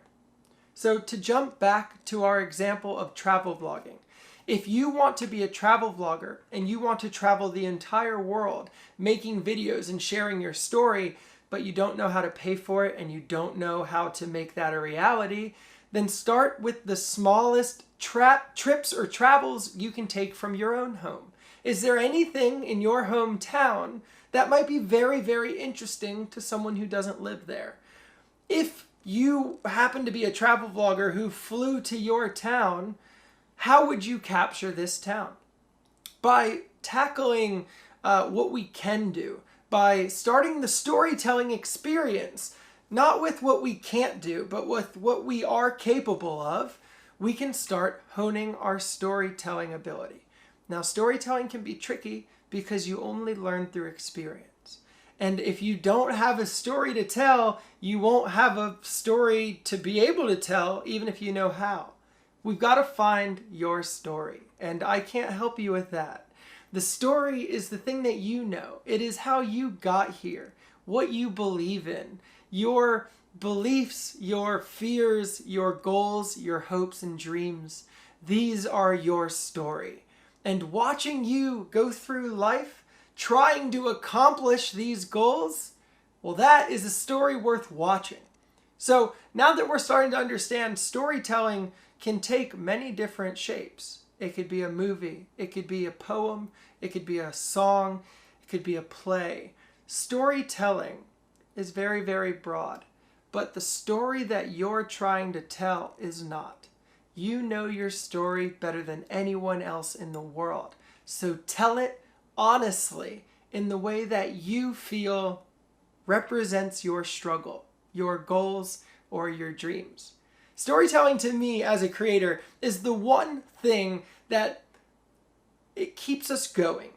The need and desire to share our experiences, our opinions, and our story with others is what fuels creativity, and that is why YouTube is successful. That is why TikTok, Instagram, all these platforms work, is because people are sharing their stories. So the biggest tip, trick, life hack, the one big takeaway from this storytelling section, don't try to tell anyone's story but your own.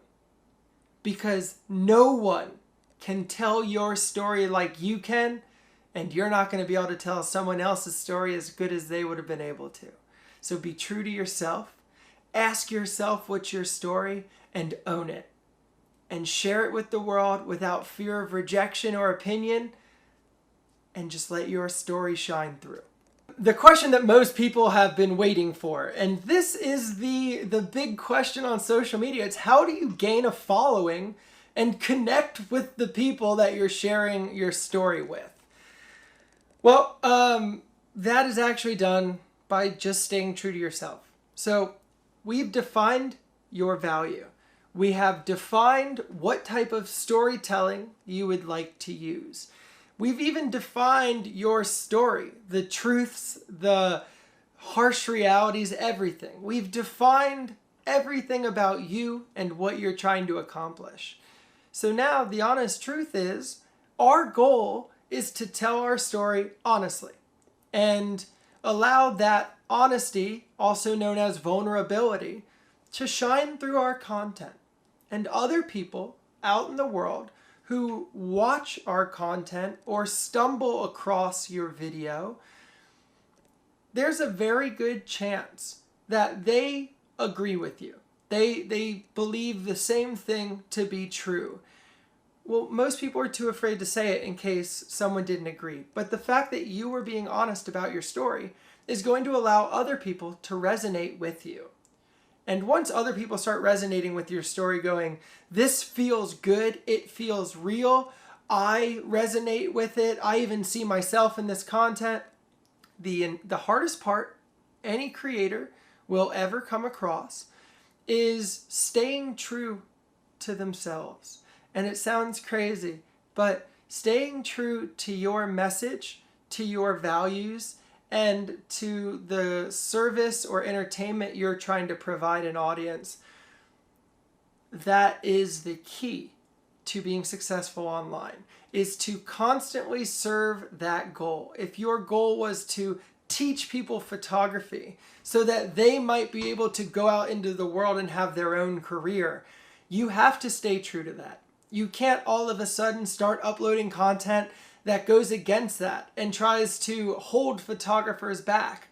This is how our story starts to lose its honesty. This is how your storytelling can fall apart even after years of telling the same story. So always be honest and open with yourself, because that is what makes you so appealing. That is what makes your content so attractive. And then outside of that, when it comes to getting a bigger audience, something that you can do is start looking for like-minded communities outside your bubble that might be looking for this content. That means if you are making camera tutorials, maybe going online and looking up a lot of the popular websites that provide educational content and try to see what communities those people are a part of. Are they part of like Reddit, where they go there and look for tutorials? Are they subscribed to Peter McKinnon as well? Where are these people that my story and my goals are aimed at? Where do they live? What are they doing? And how can I get my message in front of them? It's kind of like advertising. If you have a bottled water company, you could sit in a room all day going, how are we ever going to sell this water? But if you go to a 10-mile race and set up your stand at the finish line, you're not going to have a very hard time selling water, because everyone that comes across that finish line is going to be thirsty and looking for a drink. I don't want that to seem confusing to anyone who isn't too much in the business world. What I'm trying to tell you is, if you want young photographers to follow your content, then make content that young photographers are going to want to follow. It's that simple. Anything else past that is going to start confusing you, making it complicated. I just need you to always remember, what is it you're doing? Why are you doing it? And how are you going to share that message with your audience? Those are the big threes, but we will wrap that up here in a couple seconds. Before we jump into the closing thoughts, I want to give you one little storytelling piece of advice that I believe goes a long way.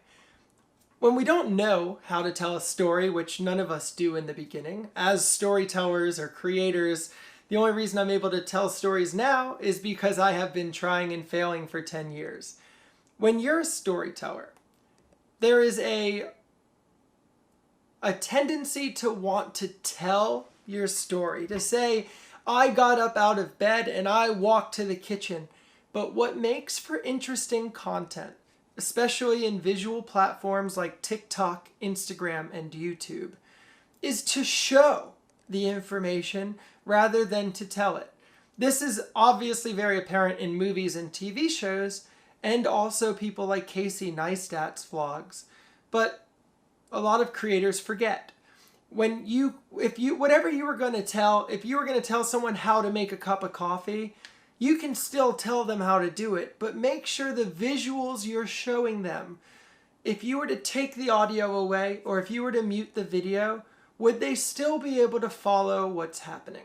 If the answer is yes, you have succeeded in telling your story. If the answer is no, while you might still have told your story effectively, there was probably a better way to do it. And as storytellers, all we can ever try to do is tell our story a little bit better the next time. So now that you have that one little tip and tidbit, let's reflect on the key takeaways for this little talk. So, the main takeaways for building a brand online and learning how to enhance your storytelling. Let's just go ahead and review so that you don't ever have to be confused or don't ever have to worry again. The first, most important part is to define who you are and what you stand for. My name is Sawyer Hartman. I am a photographer, and I stand for teaching and educating the next generation of photographers and videographers so that they may have a career online. Boom! I have defined my entire brand, and my storytelling is going to be honed in because I know exactly who I am and what I stand for. Secondly, we're going to be creating consistently. How consistent? A lot of people ask, do I create once a day? Do I create twice a day? Do I create once a week? I answer that with, you create as consistently as you can while still maintaining the value in your work. A lot of people would disagree with me. There's a lot of creators who say you should be creating 3 times a day. Doesn't matter on the quality. It's all about the quantity. I don't agree with those people. To me, the internet is a very, very competitive marketplace at the moment. Every single person in the world wants to be a content creator. And while that's fine, it's important to understand how competitive it is. So I will only upload content as quickly as I can make content that I feel is worth uploading. It sounds crazy, but if you upload any more than you can, then your quality is dropping. And if you can do better, you should do better. Because in a world where everything's competitive, people will only watch the best. Now, the next bullet point to remember is super easy, because it's just to constantly reinforce your value or your strength through your storytelling. And this is the last bullet point because it is so important. You've defined your value. You've defined who you are and how you're trying to affect the lives of your viewers, and you've defined what your content looks like. Now, all you have to do is keep reinforcing it. If you want to teach the world how to create better film and photos, then keep creating content that inspires the world to create better film and photos. And if you ever find yourself lost, not knowing what to do next, not knowing what step as a content creator you should take to get back on track or to start growing again, there is no other step than to go back, reassess the value you're giving people, reassess who you are and how you're telling your story, and just make it stronger. That's it. That is the whole secret. Storytelling is the biggest part of being online, but without knowing who you are or what you do, storytelling is pointless. So now that you know who you are, what you're doing, and how to tell a story, go into the world and share your message with whoever wants to hear it. There's going to be tons of people out there that might not agree with you, might not even like your content, but it doesn't matter. those aren't the people who are going to be your die-hard fans. Those aren't going to be the people who pay your bills and support you. The people out there that agree with your message and agree with the way you approach life and the message you put in your content, those are your viewers. Those are your supporters, and those are the reason that we create content.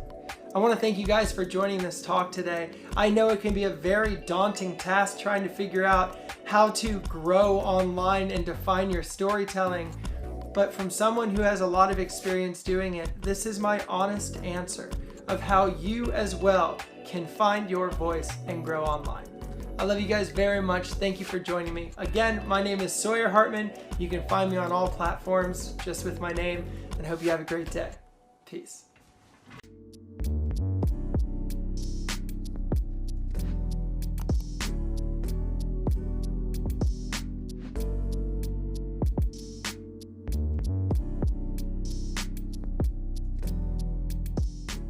Hi everyone, I'm Sara Snyder and I am coming to you today from San Francisco, California. I am really excited today because I work at YouTube, and part of what my team is responsible for doing is really helping people who want to start YouTube channels and become great at YouTube. We help people get started. So I'm here to really talk to you about how you can YouTube. And I'm going to share some of the best practices and to get inspired, help you hopefully get inspired by some ways that some of your other fellow creators and other influencers have seen success on YouTube. We're going to make sure to cover a lot of different things today. We're going to talk about content creation. We're going to talk about content planning. We're going to talk about content discovery. We're going to talk a little bit about how you can earn some money on YouTube and make sure that you're monetizing your content. And then we'll make sure you can also assess how it's performing. And finally, we'll just close with some additional strategies. No big deal. I think we'll just solve all the world's problems. But that's what YouTube's for, right? It's helpful also to think about, like, what are people coming to YouTube for? When we start talking about YouTube and you start to think about why do you want to build a channel on YouTube, it's really important to think about what are people coming to YouTube to even watch. Some people are coming to YouTube to be inspired. Some people are coming to have access. So perhaps they're learning about something new, or they want to have access to the world's most authoritative voices.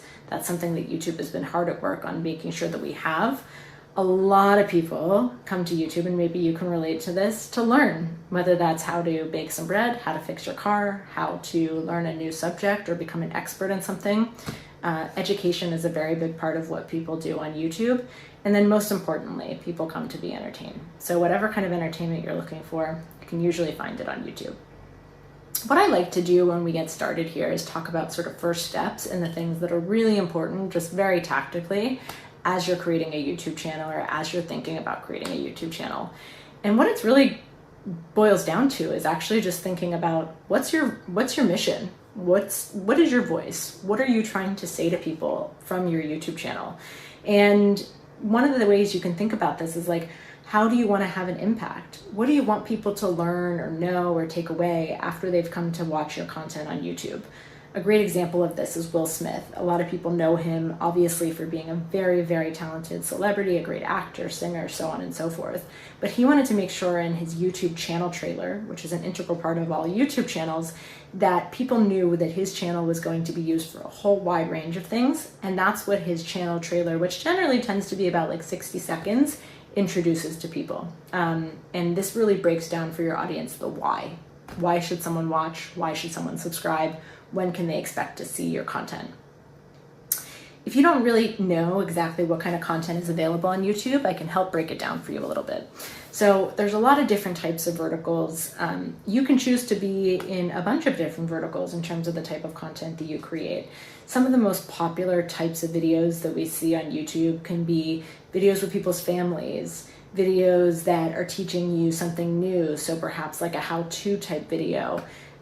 We see certainly gaming as a really big area, so if you're interested in gaming, you can definitely do gaming videos. These are just some examples of things that work really well on YouTube, but I'd encourage you to think about all sorts of new content formats. They come up almost every day. So if there's something that isn't listed here, go think outside the box. I'm not the expert.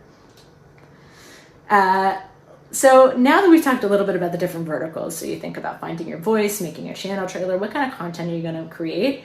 It's time to make sure that you plan it correctly.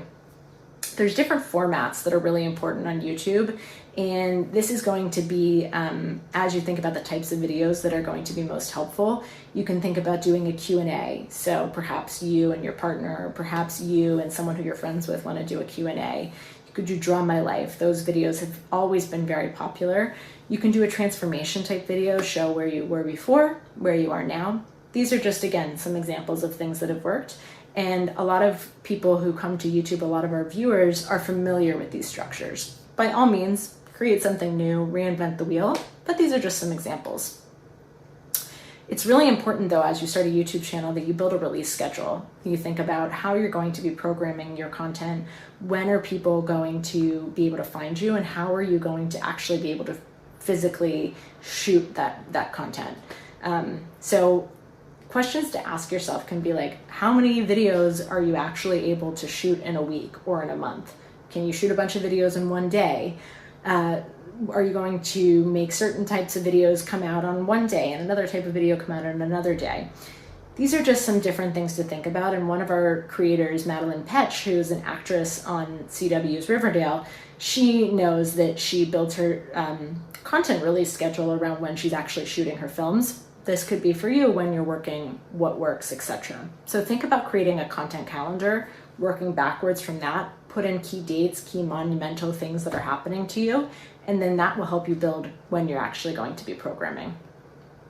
If I can impart one thing though to you in this presentation, if you don't remember anything, but you remember one thing, the one thing that's really integral to all success on YouTube is that you're consistent. Consistency is really key here.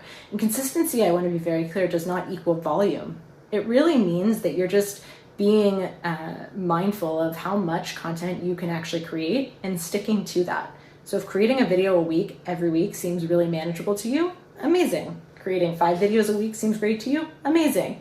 Creating a video a month seems great to you, amazing. Really just commit to what works for you, what works to your schedule. You can try out some different things and then really figure it out and then stick to that. That's going to help you engage your audience, make sure that people know when to come back. And it doesn't have to be a high production value. Do something sustainable. Figure out what works for you and remain consistent. After you've thought about when you're going to be programming your content, the different types of content that's available, we always like to say that it's important to program with purpose. And so I'm going to break down a thing that's worked really well for both brands and content creators. And it's a structure to think about the different types of content you're going to create. And that is a structure we call Hub, Help, and Hero. So let's start with Hub content.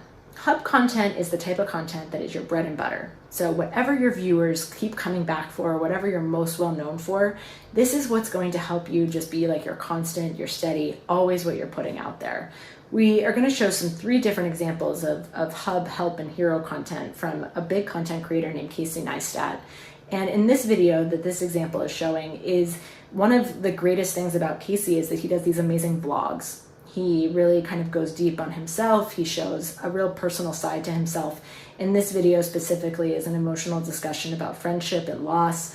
And if you're a big fan of Casey, this is what you love. This is what you come back for. This is his Hub content. So really what your goal is with Hub content is to keep your audience coming back for a steady stream of content that's very you. That's your bread and butter. You can also think of other types of content, though it doesn't just have to be like your vlogs or your go-tos. Intersperse that Hub content with something that we call Help content. And really what the goal of this is to maybe just answer a question that people have always had about you or about a certain topic. Casey, for instance, has seen a ton of success in traveling on luxury airlines. And a lot of people were very curious, myself included, of what a first class ticket looks like to go to Dubai or someplace like that. And Casey does these amazing videos of kind of this like luxury travel experience, first class. Think about what that might be for you and answer the questions that your fans are asking. The goal of these videos is really just that they don't go bad. They have like an evergreen nature to them, and that if someone wants to watch a video about first class seats, it's going to really be good for a very long time. It's not going to go stale. And then the last type of content that we encourage creators to make is your hero content. And this is what people are very familiar with in terms of like mass appeal, high production value. This is the type of content that when you have a really big thing that's happening to you or in your life or in someone's life, maybe you're dropping some new merch, maybe you're coming out with a book, maybe you're getting married, whatever that might be, you will have maybe 1 to 2 hero moments, perhaps more a year, but these are not to be made all the time. These are really your videos that are just going to be like big promotion value, big production value. This example that we show here is when Casey interviewed Logan Paul. It was a very big moment in 2018, and there was a lot of hype and press and excitement leading up to it. So really, as you're thinking about your content calendar, think about programming around hub moments, help moments, and hero moments, and that will help you as you go along. But if you're wondering, like, I don't know where to start, or I don't know what kind of content people love to watch on YouTube, a really easy place to go is always to lean into trends. What are people talking about? At the beginning of the pandemic, for instance, a lot of people were very interested in how to bake sourdough bread. So there were tons of videos. This became a big trend on YouTube. How to make sourdough, how to keep a sourdough starter alive, how to make cool designs in your bread, so on and so forth. There might be different trends now. There's always different trends happening. Some trends come and go, some are always there, but lean into those trends and don't be afraid to put your own spin on it. Just think about what's interesting to you and what trend you might want to lean into.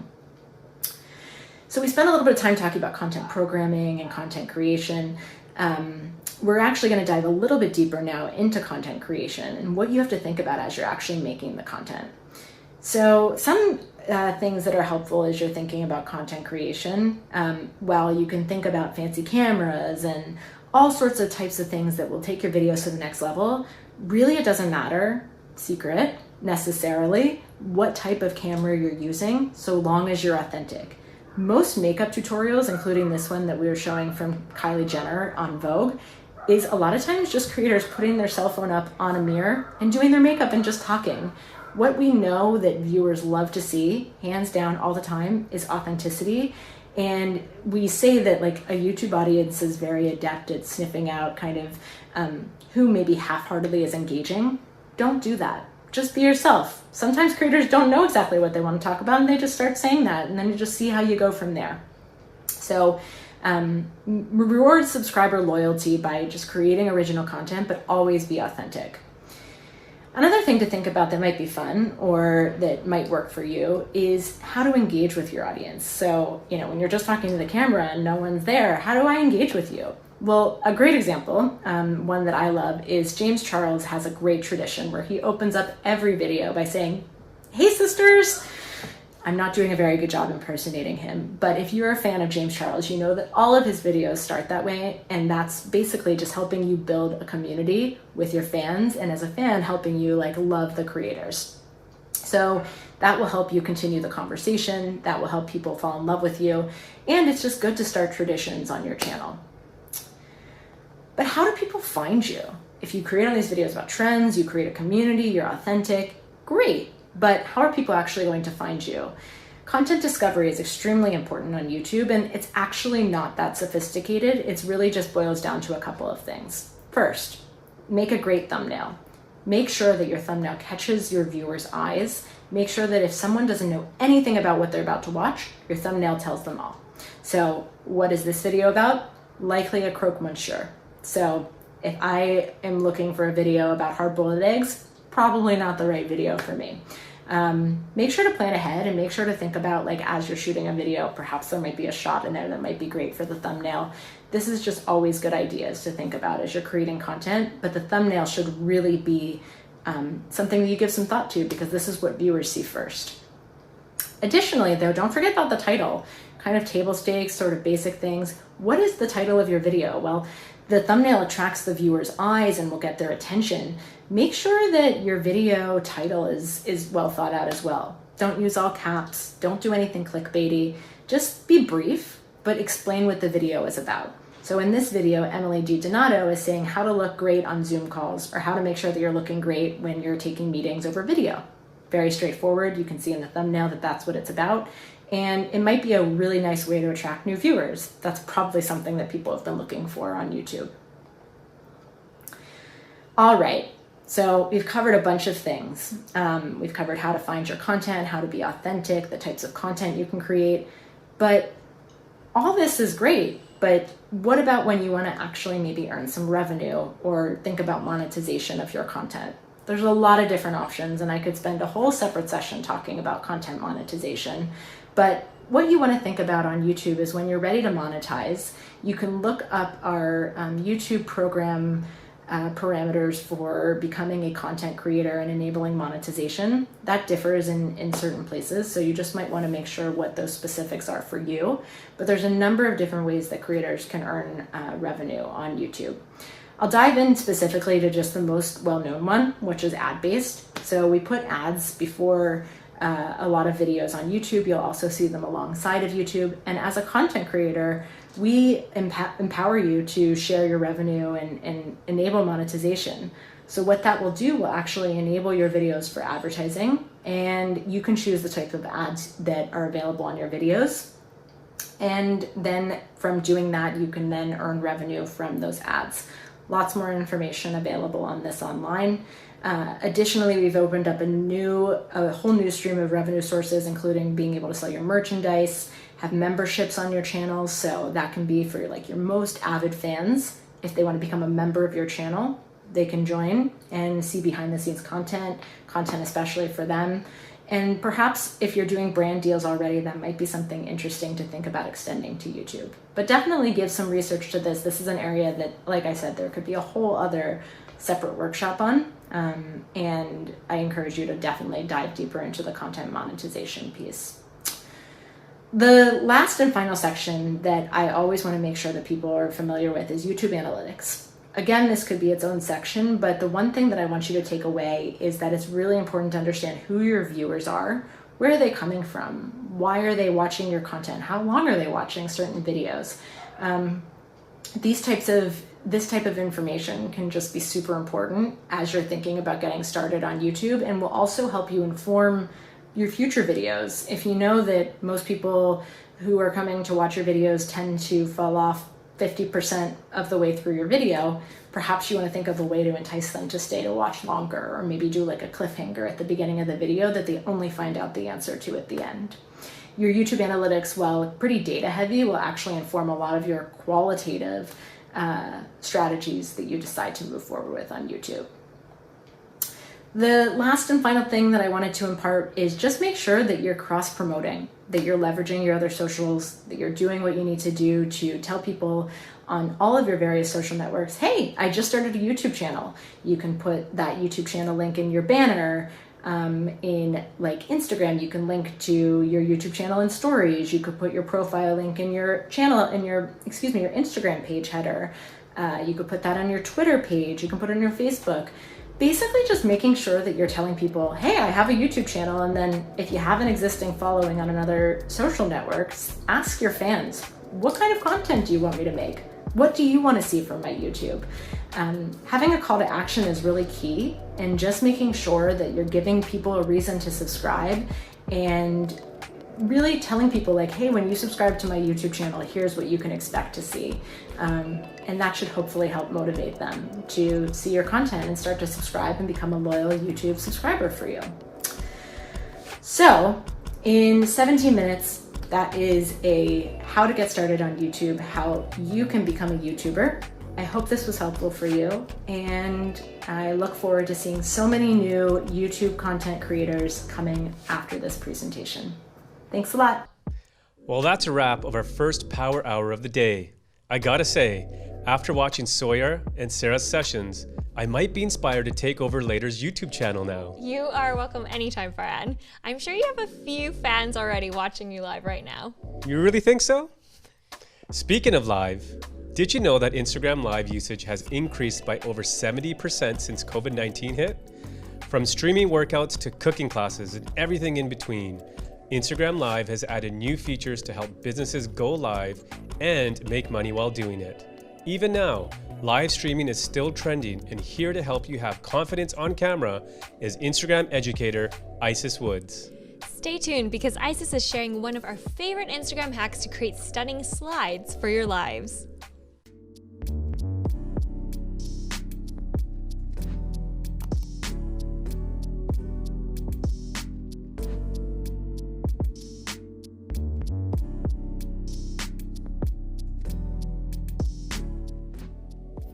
Hi everyone! I am so excited to have you here at LaterCon. I'm Isis, the digital sales guru, and I help side hustlers and inspiring entrepreneurs skyrocket their passions into profit.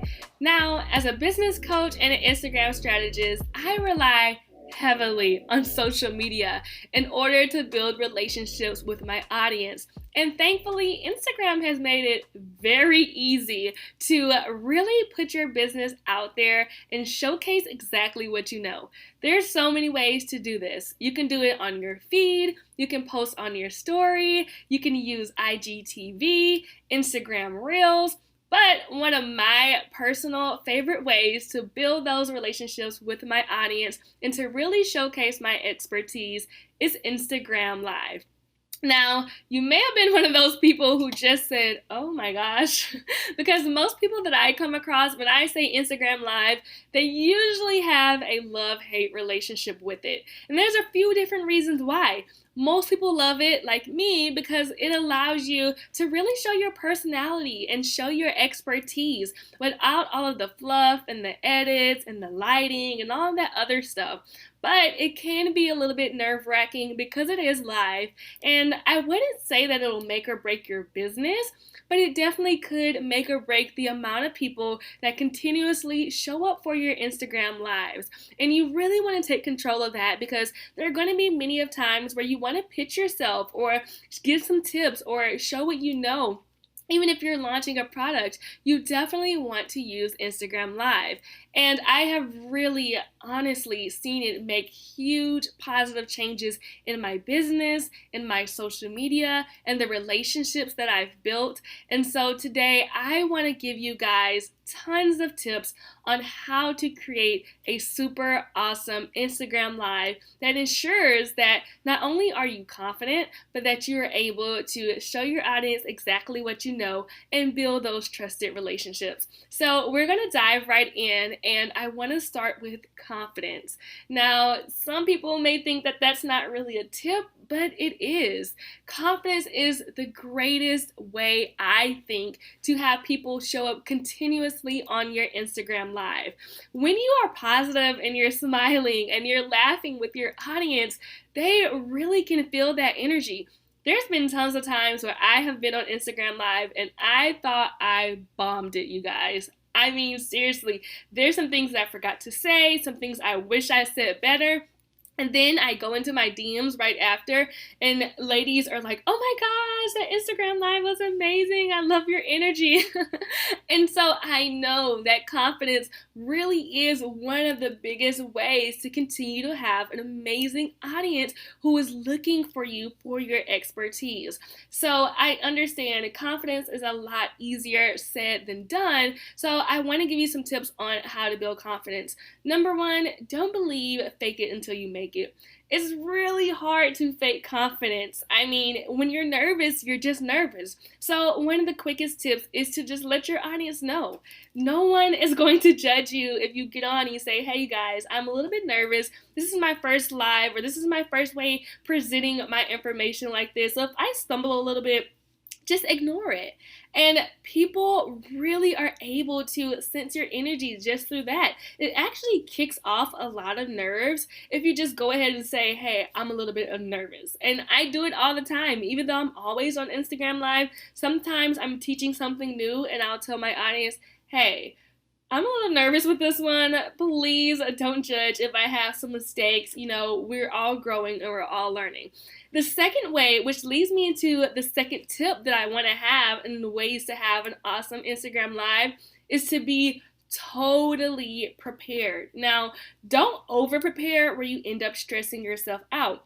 One of the ways that I prepare for my Instagram Live is to just take a journal and I do a little outline, kind of a script of what I want to talk about on my Instagram Live. Again, don't overdo it. I'm not memorizing this script word for word because I don't know about you, but for me, definitely, if I try to memorize something and I forget something, it's even more frustrating, and we don't have time for frustration. Instagram should be fun, and Instagram Lives should be fun. So just go into your journal or take a piece of paper and just outline your Instagram Live. Do your talking points. Maybe add a little sentence of something that you really want to touch on, and just read over it maybe once or twice, maybe 24 hours before your live, so that you feel prepared and you have your talking points in your head and ready to go. Which leads me to tip number 3, another great way to prepare for your Instagram Lives to make sure that you are super confident is to use frames on your Instagram Live. Now, if you don't really know what frames are, it's not something that's embedded into Instagram. You're not missing some feature, don't worry. Frames are just pictures that you can upload into your Instagram Live to have kind of a webinar style live. So what I mean by that is I create my Instagram frames by going into Canva. And so I just go into Canva and I set my size as the same length that you would an Instagram story, because really you're just creating an Instagram story template, and you can add your talking points to slides, into photos. So let's say that I'm preparing this right here, our talk that we're having. Let's say that I'm preparing it for an Instagram Live. I will go into Canva and I will make a background that is the same size as the story, and maybe the first page I will say, awesome tips to have a great Instagram Live. Then I'll make a second photo that says confidence and just add a sentence of something that I want to talk about. Then I'll make another one that says prepare, and I'll just add a quick little sentence about how you can prepare for your Instagram Live. Then I'll make another sentence or another picture that says frames, and I'll just keep it going so that I can swipe through my talking points when I'm on Instagram Live. So there's many different ways to create these. Again, I create them on Canva. I save them as photos, and then when I get over to my Instagram Live, I just open them up on Instagram and I swipe through each photo and I have my talking points. If you want to have a visual of how I do this, I did make an IGTV that you can watch that shows you how to create amazing webinar style Instagram Lives. Okay, so now that we're prepared, we have our confidence, we have our preparation going, we're using frames, I want to get into actually being on your Instagram Live. And one of the greatest ways to have an amazing live is to ask questions beforehand, okay? Now, yes, you do want to ask questions on your live so that you're able to answer those live questions and kind of put people in the hot seat, not in a mean way, but just get to know them a little bit, or have people join your live. But one of the ways that kind of makes me woosah and calm down is when I answer and ask questions beforehand. So one way that you can do this is to go on your Instagram stories, add a question sticker, and just say, hey guys, I'm talking about this, this, and this on my Instagram Live today, and the questions that you want to ask, just go ahead and put them in the question box and I'll be sure to answer them on the live.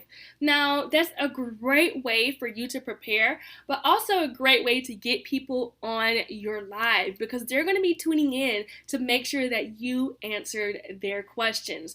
So that leads me to one of my favorite features about Instagram Live that a lot of people aren't using, and I don't know why, because it's freaking amazing. Go onto your Instagram Live, and when you click your question sticker, all of the questions that people asked on your story will now pop up on your live. So it's not like you have to save them or anything. It just goes from your story to your live, and it's super simple and super easy to do.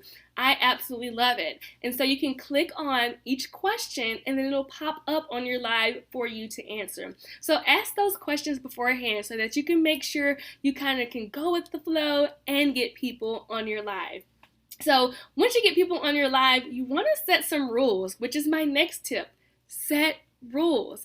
A lot of people don't do this because they feel like, oh, I don't want to be so rigid or mean, but you're allowed to set rules for your Instagram Live.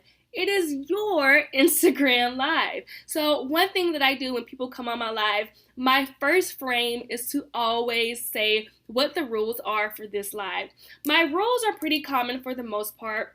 A lot of times I ask people to stay the entire time and not come and go. And so I let them know that, hey, if you want to take notes, go ahead and watch this live from your iPad or your laptop and just take notes on your phone or vice versa so that you don't have to leave and close the app in order to take notes. I also ask people to engage. I set that expectation before we get started. I let them know, guys, I'm going to be asking questions during this live, and I really appreciate if you answer them because I don't want to be talking to myself. And I also let them know that I want them to ask questions. This is an open forum for us, and I want to build that audience communication and trust. And so I let them know, hey, one of my rules is that if you have a question, you should answer it, or you should screenshot something and come back to me later. So set your rules beforehand and get those expectations out of the way, and you'll be surprised by how many people actually come in the beginning and stay in your live because you have set those expectations. Now, once you're getting started, you always want to break the ice. Seriously, always break the ice. It's good for you and it's also good for your audience. It takes away that super formal feeling of Instagram lives, and it allows you to get to know your audience personality as well. I love to play games before I get into anything on my Instagram lives, and they don't always have to be related to the topic that I'm going to be talking about. So for example, for one of my most recent lives, the game that I played was I asked everyone, if you were a character in a TV show and you had to be stuck there forever, what TV show would it be? And it was super simple and it was very fun. I got to see what shows people were talking about and maybe more kind of real world connections that I could make into my content. I really loved it. It was super fun and it got people going and laughing, and I had people request to join my live before we even got started. So now that we're getting started in our live, it leads me to my next tip, which is grab attention early.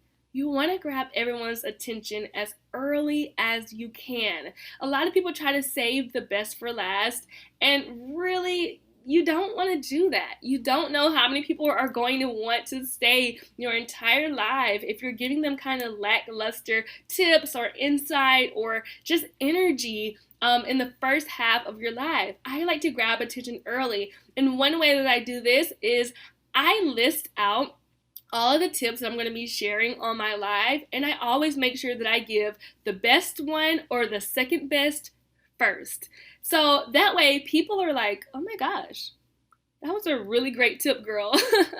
That was really cool. I like that. I'm going to stay for her entire live. So grab that attention as early as you can because you really, really want people to stay the entire time and get to know your entire personality. So go ahead and drop the good stuff early. Don't worry and stress like, oh my gosh, what if they don't stay for the rest?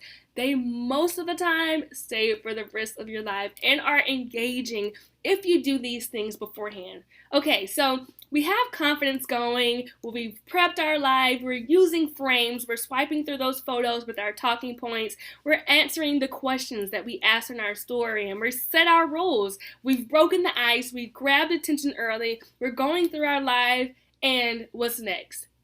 Right? A lot of people just end their live. They give their tips and they say, okay guys, that was a great live, see you later. No. You want to always wrap up your live, which is my last tip. Wrap up. Okay?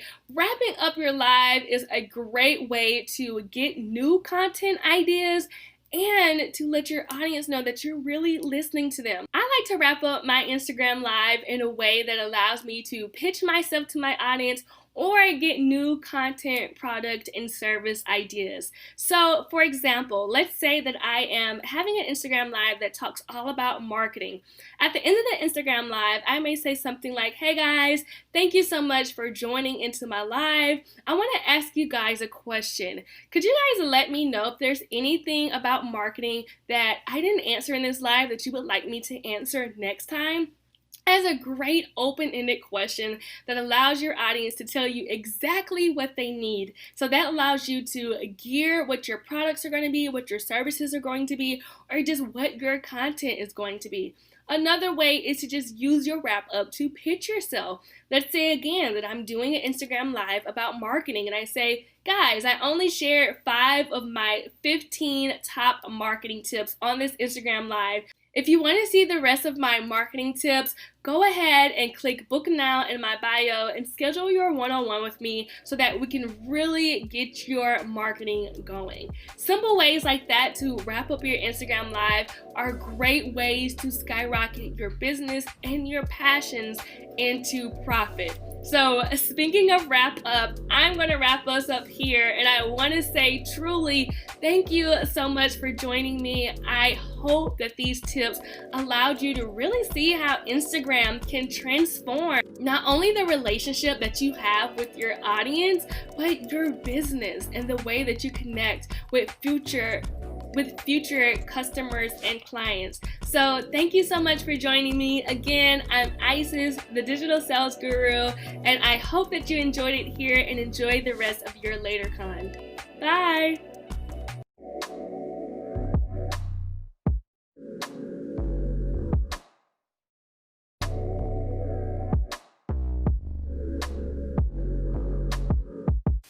Now, we're really excited to introduce our next block of sessions, which is all about the future of marketing. From making your marketing more diverse and inclusive to going beyond gender demographics, we're going to touch on a lot of important messages in the next few sessions. So come with an open mind and an open notebook. Plus, learn more about your future customers and how to market to a whole new generation who have a different set of values. This is the future of marketing.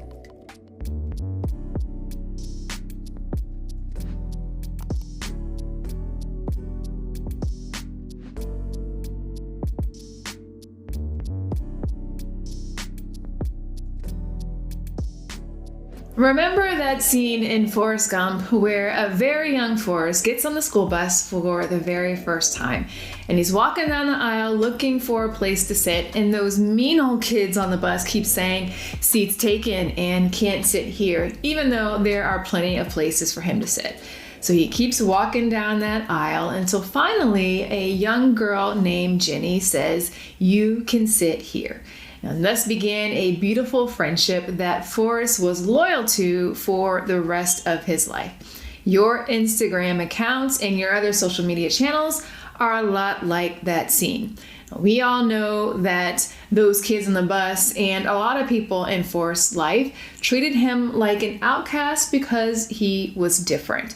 Now, the question that you have to answer is, when it comes to followers and other consumers who have differences that cause them to not so cleanly fit into what is considered to be mainstream, does your Instagram account and social channels treat them like those mean kids on the bus, or does it behave more like Jenny? As a business, you are constantly sending signals to the customers who interact with your work along every part of your customer journey. And really those signals boil down to one of two things. Either you're saying you belong here, or you're saying this isn't for you. The challenge is that far too businesses send the "this isn't for you" signal specifically and most often to diverse and niche consumers who have at least one difference, because they don't know how to deal with them. And as a result, those customers leave. They don't stick around. They go off in search of another brand who will help them and who will make them feel like they belong. They do that because business is about belonging, and people stick around where they feel like they are welcome and they have a place and they feel seen and they feel gotten. I know firsthand about being frustrated and not being seen and not being cared for by brands because I've got a lot of differences. My name is Sonia Thompson, and I am a customer experience strategist and consultant. But I'm also a Black woman. I live in Buenos Aires, Argentina. I've got a Spanish-speaking husband. We've got a mixed race daughter. I follow a gluten-free diet. I dance Argentine tango, and I'm left-handed. I got a lot of differences that frankly have caused me to be frustrated a lot of times when I've been interacting with businesses. Being different is hard. So as you think about how you want to send the right signals to niche and diverse consumers as a way to, one, do the right thing and treat them well, but also as a way to grow your business and close any leaky bucket that you might have as a result of inadvertently pushing them away, follow these 5 steps to be more inclusive in your marketing. Step number 1 is to expand your circle of influence. Now, there is this scientific principle called homophily, which really just explains the common phrase, birds of a feather flock together. In essence, what it says is that most people have networks of people who look like them, who have similar backgrounds, experiences, ideas, and ways of thinking as them. The challenge is whenever you surround yourself with people who are pretty much a lot like you end up living inside of a bit of an echo chamber where everyone is talking about the same things, they're watching the same things on TV, following the same Instagram accounts, referencing and laughing at the same jokes. It's all the same, and it makes it harder for you to be able to empathize with, be aware of, and just imagine what life is like for other people who are different from you, who have different ways of thinking, who have different backgrounds, who are from different countries, different cultures, or just who have a different ideological way of living their life. So a way to fix this is to start diversifying the types of people that you're listening to. Now, for instance, my mom had growing up, just for most of her life, didn't have anybody in her world who had any type of dietary restriction, either by choice or just because they had to, for medical reasons. And because of that, she just kind of went on and made the things that we all loved and that, whatever she felt like. Now, me and my sister, in recent years, both of us have become gluten-free because of health reasons. And as a result, my mom is now aware of these restrictions that we have. So she always wants to make sure that we're included whenever we come to her house. So anytime she's at the grocery store, she's on the hunt for gluten-free goodies and ingredients that we can use. Whenever we're there, she will cook different meals for us if necessary, or she will make sure that she's changing out some of the ingredients of some of our favorite foods so that we can be welcome and not feel like we have to eat before we come over. When we all go out to restaurants as a family, me and my sister will actually at the request of my parents, choose the restaurant so we can make sure that we are choosing an option as a group that works for me and my sister. She's now knows how to accommodate us and to still make us feel like we belong despite our dietary differences, because now she has an awareness of a lifestyle and people who aren't like her when it comes to the food and what types of things they're able to eat. We're able to eat. And now she's able to better serve us and send us the right signals that makes us want to stick around and come around as often as we want to. When it comes to your business, you can do the same thing as you start to reach out to other people to diversify the inputs that you have in terms of the way you think and view the world. You can start this on Instagram super easy by starting to follow people who are different from you. Follow people outside of your niche. Follow people who are in your niche who've got a completely different way of operating than you do. Follow people who just kind of are taking on the world and thinking about things in a different way that are different from the way you're used to operating and behaving. Follow people who are just completely opposite of you, and you will start to learn a lot of different things. So follow them, observe them, learn from them, engage with them, build relationships with over time. And I guarantee you, the more you do this, your marketing will get better as a result, and you will be much better equipped to start attracting diverse customers. All right, step number 2 is to reevaluate your buyer personas. All right, so I've got a very complicated relationship with scissors. This all happened because when I was growing up in elementary school, I had to cut scissors with my right hand, and my paper always looked a hot mess. That's because I'm left-handed, and left-handed scissors back then, whenever you were using a pair of scissors, they were for the most part designed for people who were right-handed. Eventually, I switched to using scissors with my right hand, but that still looked a hot mess because I wasn't very skilled in doing things with my right hand. So why did this happen? Eventually people kind of got to the point to where they started making scissors where it didn't matter which hand you were using them with. That was a win for all, and it was a total game changer. But why did we have these challenges way back whenever I was in elementary school? It's because the people who were making these scissors and designing them, whether it's the marketers or the engineers, probably were right-handed, or they didn't interact with a lot of left-handed people. Left-handed people make up about 10% of the population. So as they were going through their buyer personas, us left-handers were just left out. As a result, the product was designed for a group of people and didn't meet the needs of another group. So as you're thinking about your buyer personas, make sure that you don't define them so narrowly so that you are automatically going to be leaving people out. Because your buyer personas impact so much of what you do from a marketing standpoint. They impact your visual imagery. They impact the type of copy that you use, even the products that you produce. So you use these buyer personas as a bit of a roadmap to help you figure out all the different things that you're going to be doing from a marketing and a product standpoint. So if your buyer personas, for instance, are too much like you and they're narrowly defined, you run the risk of leaving out a lot of people.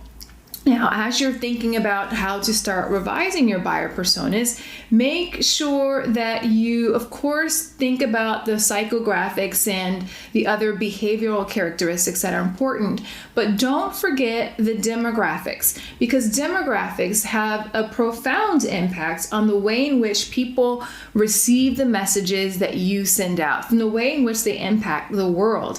As a result, you need to start thinking about how those demographics will need to change the way you approach reaching out to different customers. So a great way to start doing this is to make a list of all the people who have the type of problem that your business solves, and make a list of all the ways that they can be different from a demographic standpoint. And that could be in terms of gender, race, the country they live in, what language they speak, what hand they write with, if they have any dietary restrictions, what their weight is, if they're tall, if they're short, what their sexual orientation is. There are a number of ways that your customers could be different, and as you start to map those out, it can give you a better idea of the ways in which you might need to adjust your marketing. Now, the goal isn't to serve everybody, so the key is to be very intentional about who you are going to serve and who you are intentionally going to be repelling away. That's the whole objective of these buyer personas, to help you serve a specific group of customers more in depth. So as you go through and intentionally choose, you will have a better idea of how you are going to serve the people and make them feel like they belong, including the people who have differences. Kevin Curry, who is the founder of Kit Fitman Cook, does this really well. I imagine that as he's gone through this process with his buyer personas, he decided that people who speak Spanish was people that he wanted to include and to target specifically with his brand and his marketing. So if you were to look at his Instagram profile, even all of his YouTube videos, you will see that all of his videos are in English, but they've got Spanish subtitles written below. In addition, if you look at his Instagram posts, they're written all in English and then they've got the Spanish below. Gary Vaynerchuk does this as well. If you look at his Instagram accounts, he has also started to be more inclusive of people who speak different languages. So now he's got a Spanish language Instagram channel, a Chinese language, a French, Portuguese, even a Polish language Instagram Instagram channel. So both Kevin and Gary are now able to be more inclusive and attract thousands of more people, tens of thousands of more followers of their work, because they've started to be more inclusive, particularly as it relates to people who speak a different language other than English. Step number 3 is to make representation a priority. All right, so a couple of years ago, I was perusing through Instagram and I came across a post from an influencer that I follow. And she was talking a lot about, she had a sponsored post, it was an ad in her feed where she was talking about these comfortable, stylish travel clothes. And I was in a shopping mood and I love to travel. And I was like, I need some comfortable and stylish clothes. So I whipped out my credit card and I clicked through to the account of the brand that she had mentioned in her post. And immediately I put my credit card away. As I looked through the photos on the account, and I went through the entire account and looked at all the photos after I initially saw that no one looked like me, not even remotely close. And it definitely sent the signal that this brand isn't for you. You don't belong here. And my feelings were hurt because it just felt like the brand didn't consider me in any way as it was reflected in the imagery that they were producing. Representation matters, and your customers, your followers, your audience, the people that you are engaging with need to see themselves or who they aspire to be in the visual imagery that your brand produces. If they don't see themselves, they will end the relationship or end the process with you right away. If they do see themselves reflected, it gives them permission to take the next step forward with you. David's Bridal does this really well. Their website is fantastic, and if you look at their Instagram account, you'll see lots of other great things that they're doing in terms of their representation. They've got Black couples, they've got white couples, they've got same-sex couples, they've got mixed-race couples, they've got tall people, short people, they've got older models, they've got young models, they've got people with disabilities. They've run the gamut of all the different types of people that they are representing who've got the problem that they solve. And as a result, they've got a broad range of customers who come to get their wedding dresses and their bridal accessories. So make sure that your visuals, everything that you put forth, is representative of the people that you want to serve. Now, this is inclusive even if you've got a personal brand where all the photos on your accounts are of you. There are other ways where you can be representative and showcase diversity and signal to diverse consumers that they belong with you. On Instagram in particular, you can include other people in your IGTV. You can do interviews. You can in your stories, you can incorporate other people whose work that you admire, who you're collaborating with, who you are following, who's just interesting. There are a number of ways where you can be representative and showcase the work of other people, even if the majority of your photos on your feed are of you. Now, another thing is to make sure that you don't just go out and start throwing up a bunch of stock photography of diverse customers. That's not the best way to go about doing it. It's a good first step if that's all you have, but ideally where you want to get to is to show people who you've got relationship with or who you've interacted with, whether they're customers, partners, whatever, people that you admire, and show those photos with them. It's much more authentic. You'll get you a longer way to showcase what's really happening in your business and what you really value. But if stock photography is all you've got, start there with a plan to do better. All right, step 4 is to commit to cultural intelligence. So a couple of years ago, I went home to Florida to visit my parents, and I went to a tango class. And the way that group tango classes work, most group dance lessons work, is that you'll learn the lesson and then you will rotate partners throughout the night. You'll rotate around to different people so you can practice the steps or whatever you've learned in the class with different people. So one thing to note, a week before I had gone to this tango class, I had gotten my hair done and I had it in and braided up to. So I got to this one gentleman, I rotated over to him, and I'd never met him before, and he says, "I like your weave." I had a visceral negative reaction to this comment. There's a couple of problems with this. One, how do you know that I'm wearing a weave and that all of the hair that he saw me with wasn't my own hair? One.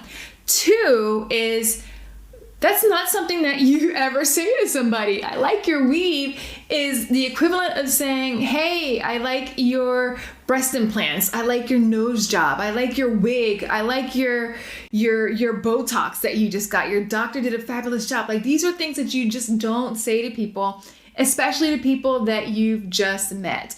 And the problem is that a lot of brands behave just like this guy did. They reach out and they try to interact with diverse customers and niche customers with a very superficial understanding of who they are and what they're about and what's important to them. And as a result, the messaging that they produce comes off as awkward, tone deaf, out of touch, and in a lot of cases offensive. As a result, there are tons of brands who've had to cut off marketing campaigns, like ditch whole product lines that they've introduced because they were culturally insensitive. And then they introduce these apologies that say, "We're sorry, we didn't mean to offend, we had no idea, that wasn't our intention, we value diversity and inclusion." But the way in which you demonstrate your commitment to diversity and inclusion and to other cultures is by engaging in cultural intelligence. And you do that by focusing on increasing your level of customer intimacy, no matter where you are. So even if your team doesn't have a great degree of cultural intelligence right now, don't use that as an excuse. You can start to develop it by spending time and building relationships so that you can get a deep understanding of the plight of the people that you are trying to reach and understand more about what it is that you should say and what it is that you shouldn't say and when to say it and when not to say it. The more you spend time with them, the deeper your relationship is, the better your cultural intelligence will be and the better position you'll be to start engaging.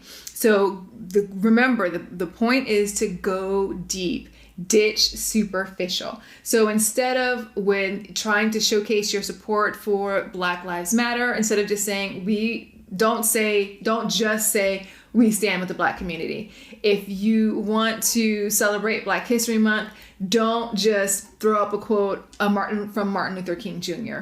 Or if you want to celebrate Pride Month, don't just throw up rainbows. Go deeper and showcase that you've got a very long commitment to wanting to serve these communities, and do that by showcasing that you get them more than just a shallow or superficial level. Unbounce did this recently by putting up a post, a video that they created that had different people within their employees talking about what pride meant to them. It was beautiful, actually.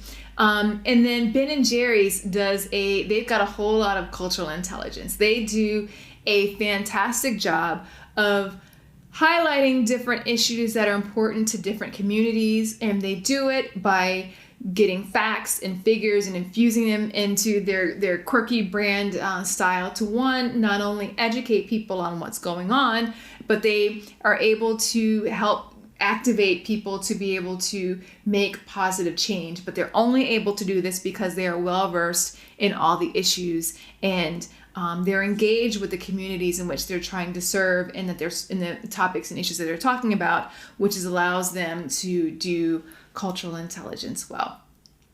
Step number 5, the last step in the process, is to audit your customer experience. Now, recently, I do this every day. Every day, I am a little bit obsessed with this. I look at the number of steps that I've taken because it counts it on my phone. So recently, when I was looking at my steps for the day, I started clicking through and I saw the number of steps I had, the average number of steps I had taken for the month. And then I looked and I saw the average number of steps that I had taken for the year. And I was over for all the different months over the course of the year. And I was a little bit surprised or taken aback because I had seen that over the last 3 months, the number of steps that I had taken were lower, which I knew they would have been lower, but I was surprised at how much they were significantly lower than all the other months. And then I started to think about it, and it totally made sense. Over the last couple of months, I had a baby, and in Argentina, we're still in quarantine, and we've been in quarantine for more than 4 months now. So that has severely limited the amount of time that I can spend outside of walking our dog. So it made sense, these numbers, but I wouldn't have recognized that there was such a drastic difference if I hadn't started to look at the data. So now, as I work to start incorporating more physical activity into my routine, I know that if I want to reach my goals, that I've got to be very intentional about increasing the amounts of physical activity that I engage in, whether that's walking or doing some other things, if I want to reach my goals. The data helped me figure out where I really am so that I can make a proper plan to get where I want to go. So you've got to look at the data for the customer experience that you are delivering so that you can build a plan that helps your accounts behave like Jenny rather than those mean kids on the bus. So go through all 4 of the previous steps. Start by expanding your circle of influence, reevaluating your buyer personas, making representation a priority, and increasing your degree of cultural intelligence. And then you can, as you're doing this audit, you can start to figure out where your account is performing well and where you can use some help in particular to start delivering a better experience. So look at your bio, your IGTV, your captions, the way you respond to comments, the emojis you use, look at your stories, and even the links that you send out and direct people to, and figure out, is it stacking up with the type of experience that you want to deliver. Audit where you are, and then work on building a plan to get you to the place where you are delivering the right signals, specifically that you belong here and that you created an environment and a space that has the people that you want to serve in mind, including the people who've got differences.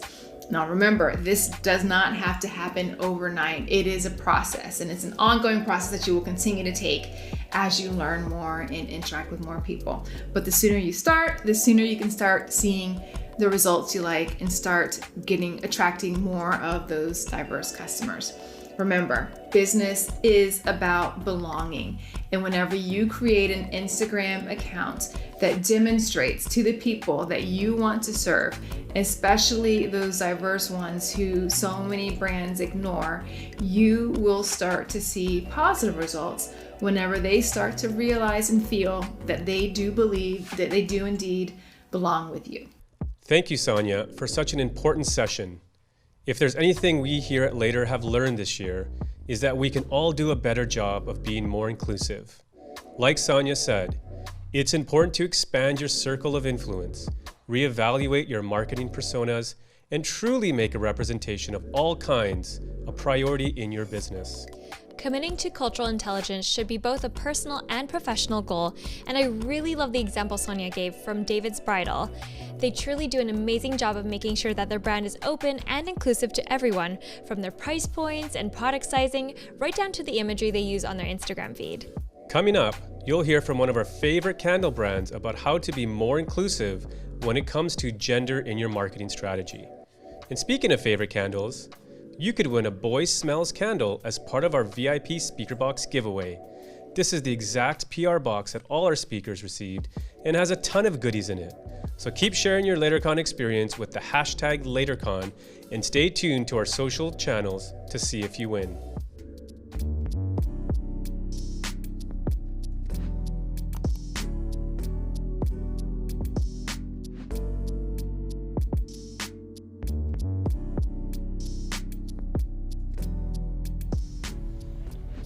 Hi, I'm Matthew Herman, one of the co-founders and creators of Boy Smells. Today I'm going to speak to you a bit about being a purpose-driven brand and why it's important to us at Boy Smells. I'll also speak about the positive effects we've seen it have on our audience and on our business. For us at Boy Smells, freedom for full-spectrum gender expression is the key pillar of our brand. Unfortunately, marketing a post-binary business is very difficult. Binary qualifiers are at the crux of all marketing and sales system. So I'll also be sharing a little of what I've learned about the antiquated filters of gendering your audience. The number one question people ask me when they find out what I do is, why is it called Boy Smells? We decided to call it Boy Smells in a very off-the-cuff decision. But also at that time, the business was meant to be this recreational side hustle for me and David, our other co-founder, something that we did after our 9-to-5 jobs in fashion. But personally, at that time, I was going through a phase of self-discovery and self-realization, finally allowing myself to embrace my inner femininity.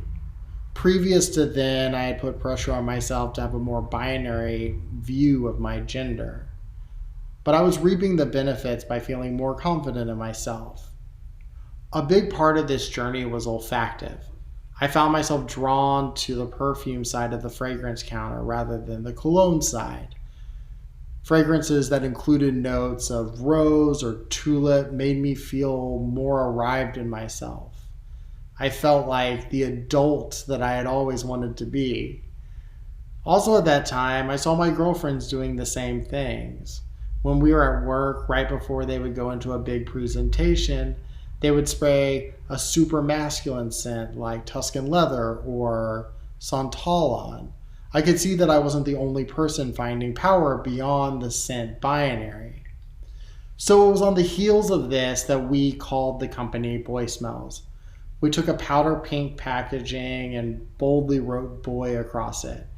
It was purposely poking fun at scent being assigned to gender, but what surprised us was that people loved it immediately. It was like this tongue-in-cheek permission to cross the gender boundary in scent.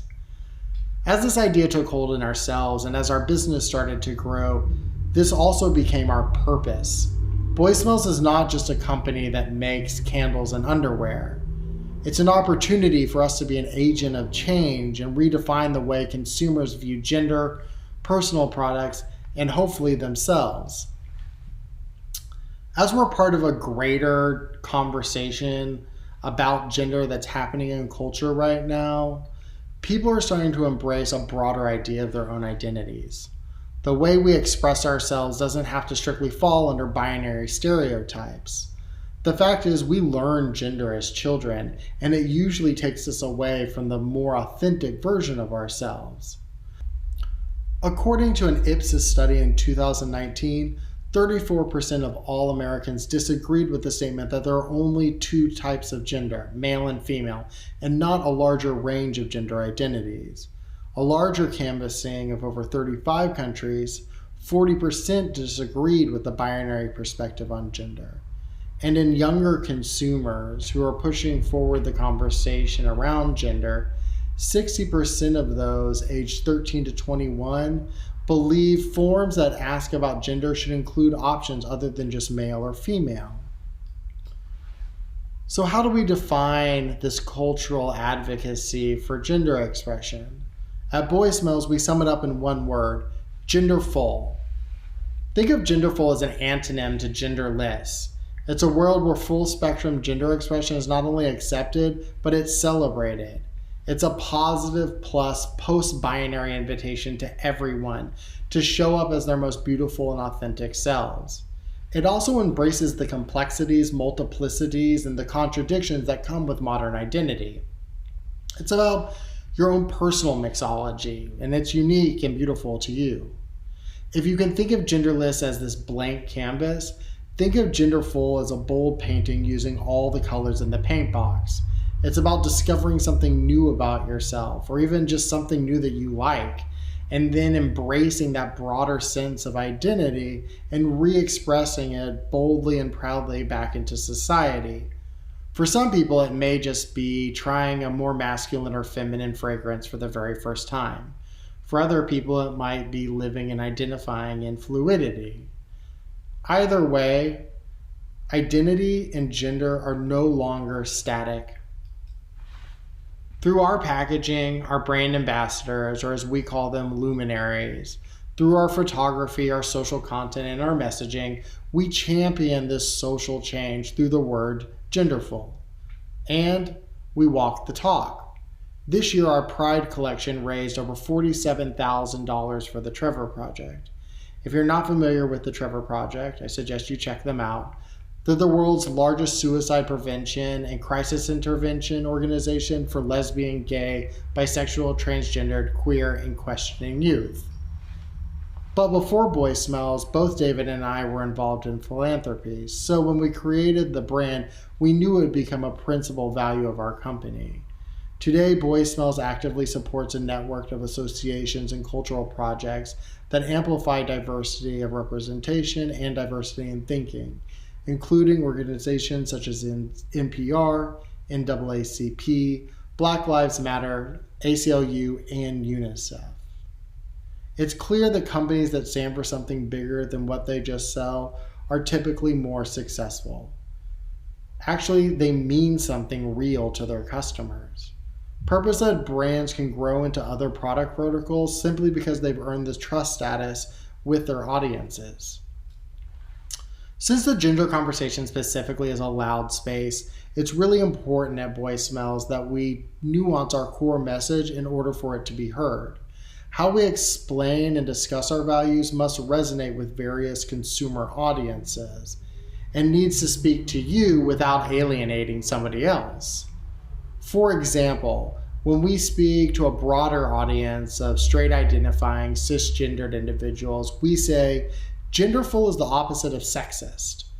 We fight stereotypes of social roles based on gender. And to be genderful is to embrace your own unique personal mixology. For an LGBTQ+ audience, we would say, we at Boy Smells embrace fluidity and advocate for full spectrum gender expression. It's important that everyone feels invited to the Boy Smells party, and genderful is our opportunity to practice neo-inclusivity. These kinds of subtle messaging tweaks are the key to our success. So how do we convey our message beyond just talking about it? Since genderful is an additive plus for all expressions, as opposed to the genderless negative minus, not male, not female, not fluid, we try to include this more plus vibe in all of our content. Our photography is always bountiful and lush, much like the identities of our customers. Our castings are diverse. We use a lot of plants, a lot of flowers, lots of types of people. It includes a lot of fun. More recently, we actually cast fruits and vegetables as the stars of our underwear campaign. The more that we can infuse this sense of fun and the more the merrier vibe, the more and everyone is going to feel invited into the brand. These ethos must transverse all of our brand manifestations, including our collaborations. Our most notable collab to date is with country music artist and LGBTQ+ ally Kacey Musgraves. While Kacey's a cis female, she's also paving her own way of authenticity in a very male-dominated country music scene.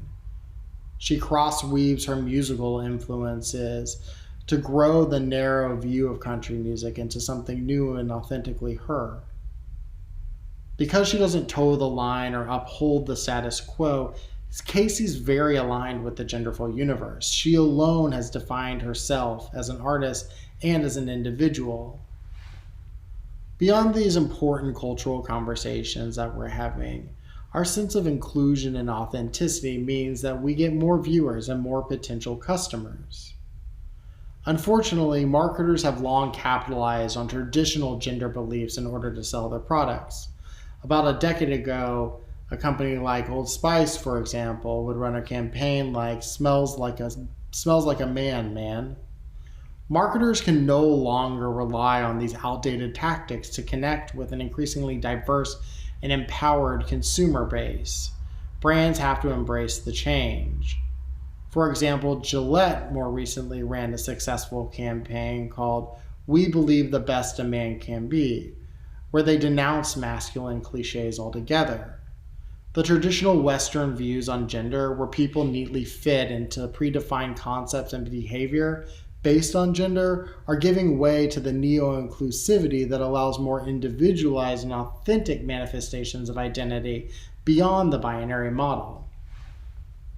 Studies show that Gen Xers will fight for equity for all, while Gen Zers will fight so that they can become their most beautiful and authentic selves. Younger consumers at the vanguard of ushering in this change. According to a McKinsey study, Gen Zers value individual expression and avoid labels. They mobilize themselves for a variety of causes. They believe profoundly in the efficacy of dialogue to resolve conflicts and improve the world. Finally, they make decisions and relate to institutions in a highly analytical and pragmatic way. So what we stand for is important to the consumer.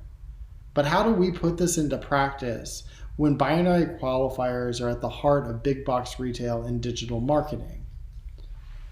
As our mission is to actively contribute to the social conversation around identity and inclusivity, marketing to segmented audiences is not something that we believe in if it's defining a person through one archetype. We like to think of people as experimenting with different ways of being. These days, identity is a unique and constantly evolving algorithm. Unfortunately, the presets of homogenized gendered audiences are actively in play. On the retail side and beauty specifically, there's significant technical limitations within the retail space and the buying structure that are completely ruled by marketing to sexes. Buying dollars and buying teams are still dictated by gender. As a culture, we've bought into these antiquated classifications of products. In beauty especially, it's going to take a very long-term effort to see any true transformation in the industry. As a brand, you must adapt your communications to both reflect the new thinking and to speak to a society that is shown to have a very different identity when it comes to gender. The outdated constructs that still shape our organizational thinking, they're in our biases, personas, data spaces, and insights. Consider just for a second the amount of market research conducted with the strict sampling requirements of male and female. When it comes to advertising and running effective social media campaigns, the key pain point for voicemails is that most powerful platforms have yet to figure out how to be genderless, much less genderful. The simplest criteria of a demographic insight a platform uses to optimize the advertising they push you is determined by gender, age, and geolocalization. We work around these obstacles by focusing on a center of interest. For our audience insights, it's a way to override demographic criteria. Our candles, for example, have very strong interest groups in design and architecture and in music and entertainment. So if we overlay these two groups together, we have a pool of people that are very likely to engage in the Boy Smells brand. Advertising platforms are also facing some challenges with the beauty industry's adoption of CBD and cannabis. Our Kush candle is a bestseller, but when it comes to creatively developing an online strategy and campaign, we have to think outside the box. The usage of the word Kush automatically gets rejected when submitting an ad for approval. For this campaign, we made Kush an anagram instead of calling it Kush outright. We came up with sayings like cowboys, spelled with a K, usually smell hot, or kissing under the stars. It was a fun and engaging campaign with followers coming up with their own sayings and reposting them online. But again, we had to get very creative to get our message across. My main point here is that the digital marketing platforms often do not support forward thinking. But bringing this persuasive cultural change into your marketing strategy needs to happen in order to stay relevant and authentic. It's essential to understand that perceptions are changing and grow into that change, all the while still promoting the usefulness and purposefulness of your products. As a general rule, I like to take core principles and test them against data and consumer insights. This way we can be the truest version of our brand to our consumers. As we became more confident in ourselves, we became more provocative with our copy, which tested extremely well with our audience. But we would have never have known this if we had not tried it. The other rule is to remain relevant and engaging by adapting your messaging to the social climate and conversations of the moment. For example, at the onset of the pandemic, we used copy such as embrace your closeness while practicing social distance, or tend to your inner garden while staying home. Hitting on the core beliefs of self-discovery and authenticity, but sensitively tailoring this message to the collective struggle of the moment. Bringing the persuasive cultural change into your marketing strategy needs to happen in order to stay relevant and authentic. It's essential to understand that perceptions are changing and to grow your brand to embrace the evolution, all the while continuing to promote the usefulness and purposefulness of your products.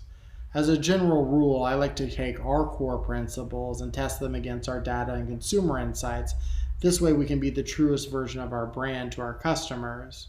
As we became more confident, we became a lot more provocative in our tone of voice, which our customers loved. But we never would have known if we had not tried it. Another rule I like to go by is to adapt the messaging to be sensitive to the cultural conversation that's happening. At the onset of the pandemic, for example, we used copy such as embrace your closeness while practicing social distancing, or tend to your inner garden while staying home, hitting on our core beliefs of self-discovery and authenticity, but sensitively tailored to the collective struggle at the time. In my experience, your customer will tell you when you've hit the right chord. If you're speaking to them from a place of authenticity and with a mission, they'll listen. So don't be afraid to be yourself and to be loud so even the ones in the back row can hear you. I hope that this was helpful for everyone, and thank you so much for checking it out. Stay safe.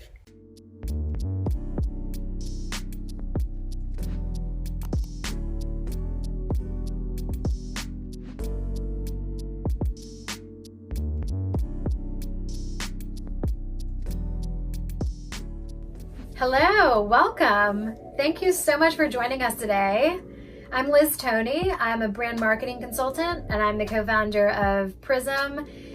Thank you to LaterCon for having us. PRZM is a next generation marketing and communications agency. We are based in New York and we are very focused on Gen Z. And today we're going to share with you our top 5 ways to truly connect with Gen Z. We are really fortunate at PRZM. We have an incredible community of Gen Zers all over the world. They're ages 14 to 25, and they've really informed a lot of the insights that we're going to share with you today. This is not an oncoming generation. They are here and now. They are the largest generation in modern history. They make up roughly 40% of the consumer population, which is pretty significant. And they are driving spending. They are behind some of the largest behavioral and cultural shifts that we see today. And they're also making decisions that will affect us for years to come.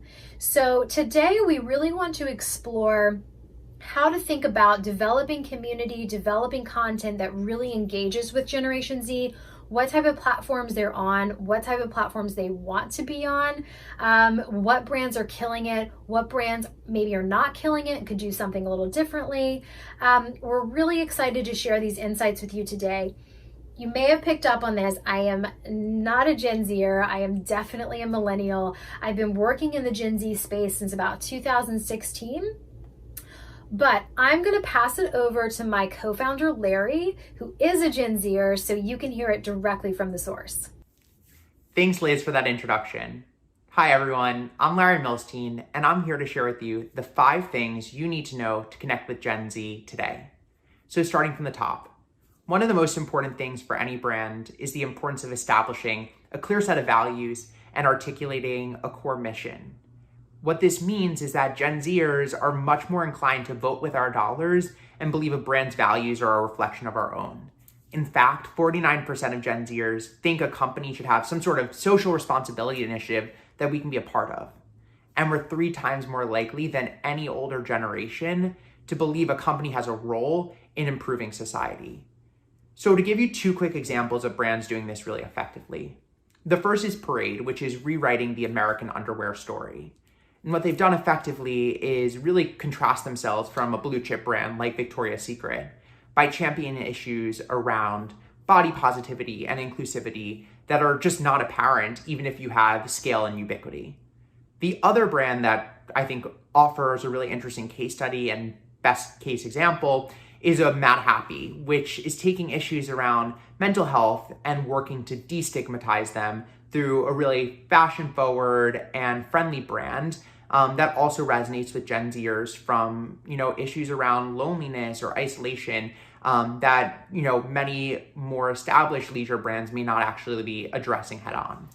So there are many examples of brands doing this effectively, but I think the core takeaway here is that if you want to engage Gen Zers, the foundation of that communication and two-way dialogue starts with establishing what you believe in and how you're communicating that in every step of the consumer engagement.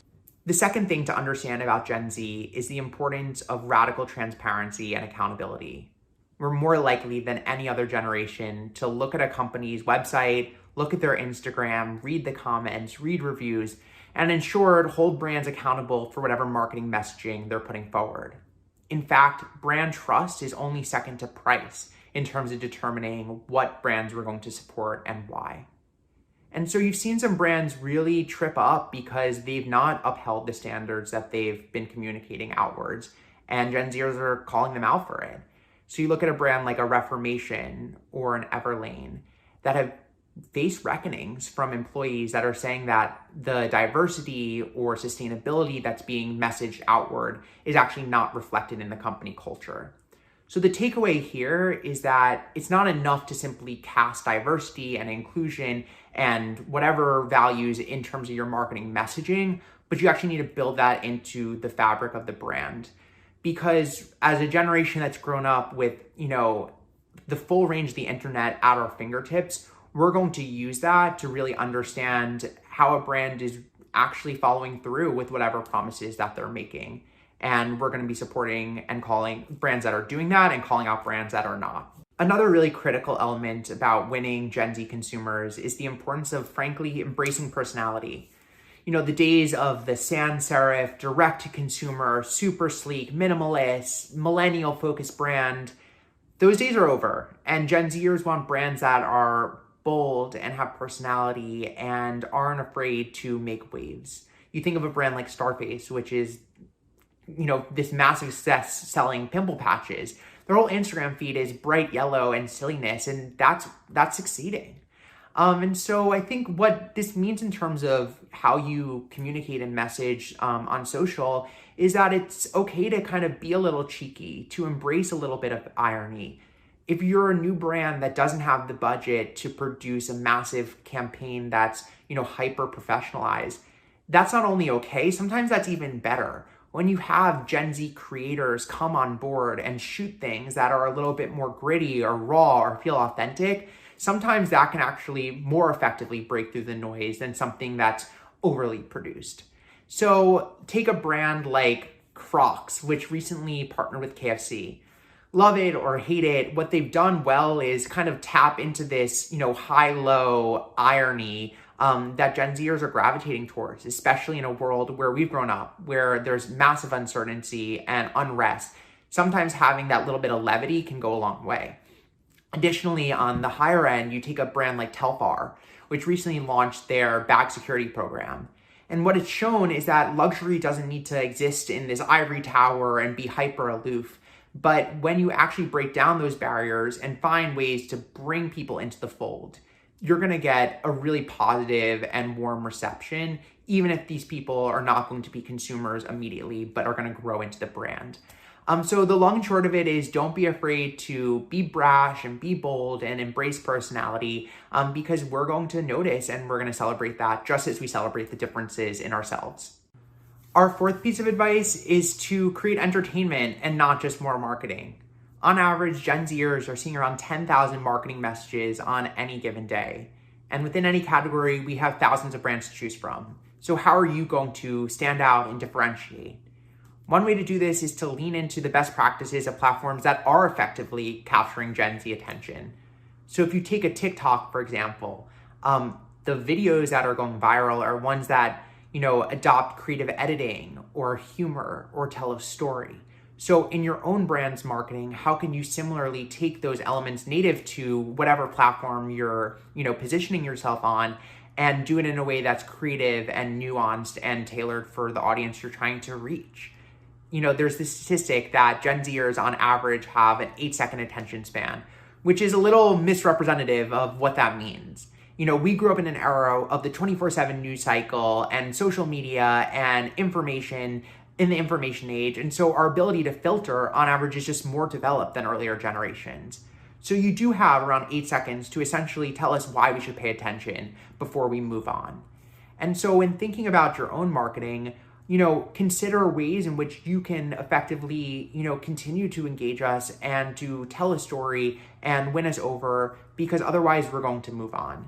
To quickly highlight 2 examples of brands doing this well, Fenty Beauty has enlisted a cohort of really talented beauty influencers and creators to essentially not just try and sell their products, but use them in tutorials that are, standalone, interesting, and something Gen Zers would want to watch. Another brand, which is in the news category, is Now This, which has taken short form video clips to tell current event stories in a way that feels really tailored to whatever platform, whether it's Instagram or TikTok, so that people continue to pay attention. And so that's the takeaway. Don't just think about how you're going to sell your product through whatever marketing you're doing, but how are you going to continue to engage us and to make it feel interesting so that we don't just move on to the next. Finally, and perhaps most critically, is the importance of building community. And this is a lot easier said than done, especially among Gen Zers where rates of loneliness are on average 10 points higher than any other generation. We're looking for opportunities to engage and relate to other like-minded peers, and brands have a role in facilitating that. It's just a question of how. So at PRZM, we're often tasked with this question of how do you build a next-gen authentic community? And it starts with casting more than just models and mega influencers, but finding real people with perspectives and platforms and networks that stand for something. So whether it's a creative or an artist or a thought leader or an activist, finding people you believe are true, authentic, evangelizers of a brand or can serve as ambassadors and tap into their networks effectively in a way that feels less transactional and more real. A second way to do it is to also build in two-way dialogues within your company. Whether it's soliciting advice and feedback from Gen Zers, we really value when our opinions are heard and we feel like we have a stake in how a product is developed or how a brand is progressing. And we want to feel like those opinions actually matter and are valued. So a brand like Chipotle, which hosted, Chipotle Together Zoom events with over 3,000 super fans and brought in like the latest contestant of The Bachelor, that can go a long way in showing that a brand really cares about individuals, especially in a period like this one. On the other end of the spectrum, in the super high-end luxury space, you have brands like Gucci that have built a team of, informal brand ambassadors that span many different disciplines and are just interesting individuals. They're not, supermodels necessarily. And that also is an important signal to Gen Zers that want to see more from brands than just, a surface level engagement. So as you're looking forward, think about ways you can kind of cultivate this type of loyalty and community, whether through events or through creative marketing or through very non-traditional influencer campaigns, but really consider how you can bring in people with influence, and that will really resonate with next-gen audiences. So that's it from me. Hopefully that was helpful and sparked some interesting ideas on your end. If you have any questions or want to chat more, feel free to reach us at helloprism.com. And if there are any interesting or creative Gen Zers in your network that you want to send our way, encourage them to join our collective also on the site.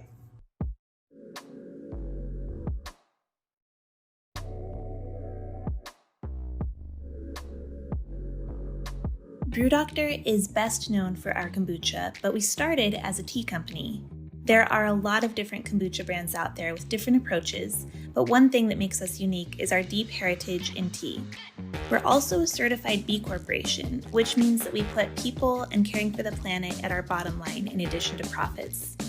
Helping the environment, sharing information about sustainability and social justice is a huge part of the Brew Doctor brand in addition to having awesome kombucha flavors. Using link in bio helps us find that balance between product and purpose.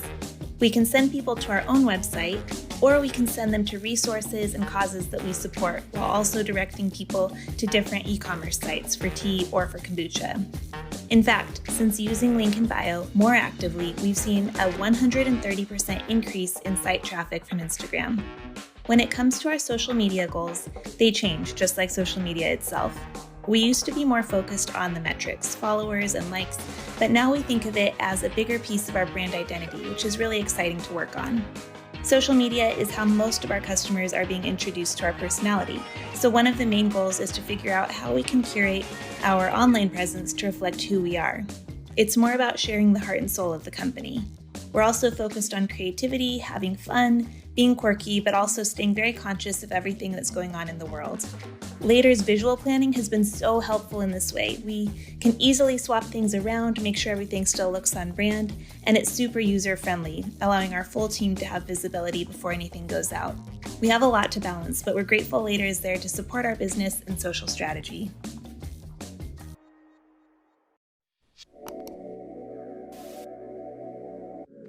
That's a wrap on our Future of Marketing sessions. And guess what? We're already halfway through LaterCon. Already? All right, it's time to fuel up on some more coffee before we go even further into the future.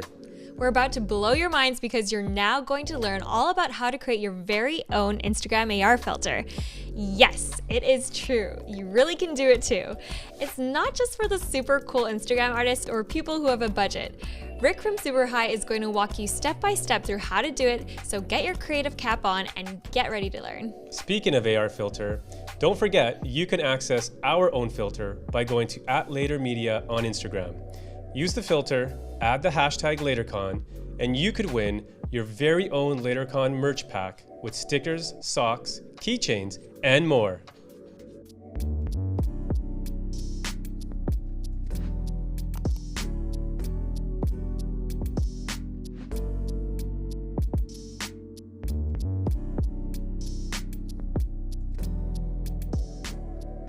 Hello LaterCon! I'm Rik Lomas, the CEO and founder of SuperHi, an online digital art school where creative people learn the things they want to learn. Now, a big part of our mission at SuperHi is to make the complex seem a lot easier. Today, I want to show you how to make your own Instagram and Facebook filters from scratch.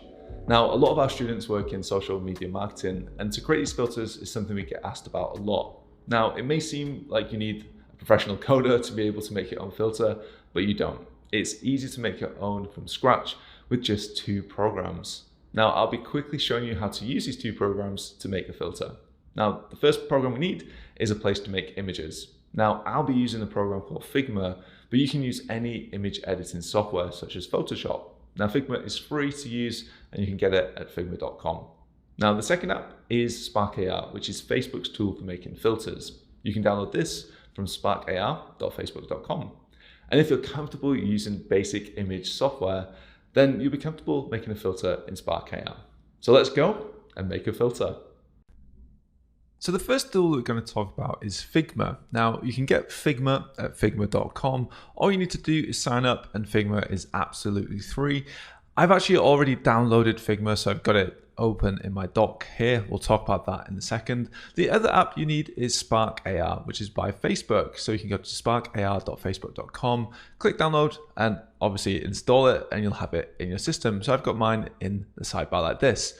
So the first one we're going to talk about is Figma. Now I'm going to open up Figma, and what you'll do is when you get a brand new project is you'll have this kind of empty area. Now in here, if you're using Figma, what you can do is draw different kind of frames. A frame is just a kind of image if you want to draw on there, and I can use this pen tool, for instance, to make a little circle like that. And obviously this isn't what we want, but we can actually style that up by selecting that, and in the sidebar, maybe changing it to red, maybe making it a little bit thicker, maybe 100. There we go, really thick.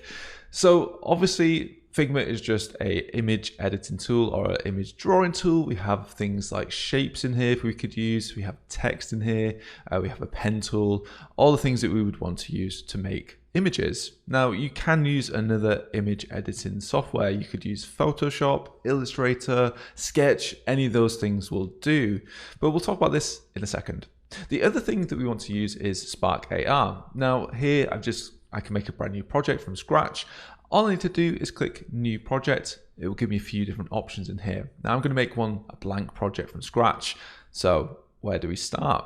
Well, what we'll do when we open this is we get something that looks like this. And again, I'll just hide this for the time being and open this up. So here what we have is basically a playground to add things into an Instagram filter or a Facebook filter. Now currently there isn't anything in here. We have our guy up here in the corner.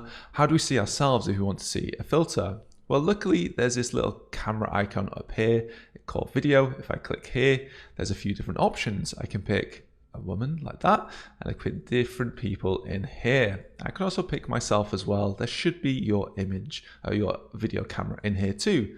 So there's me, and you can see me in the video. Now I'm just going to switch back for now into another person so we can just play around with someone else for the time being.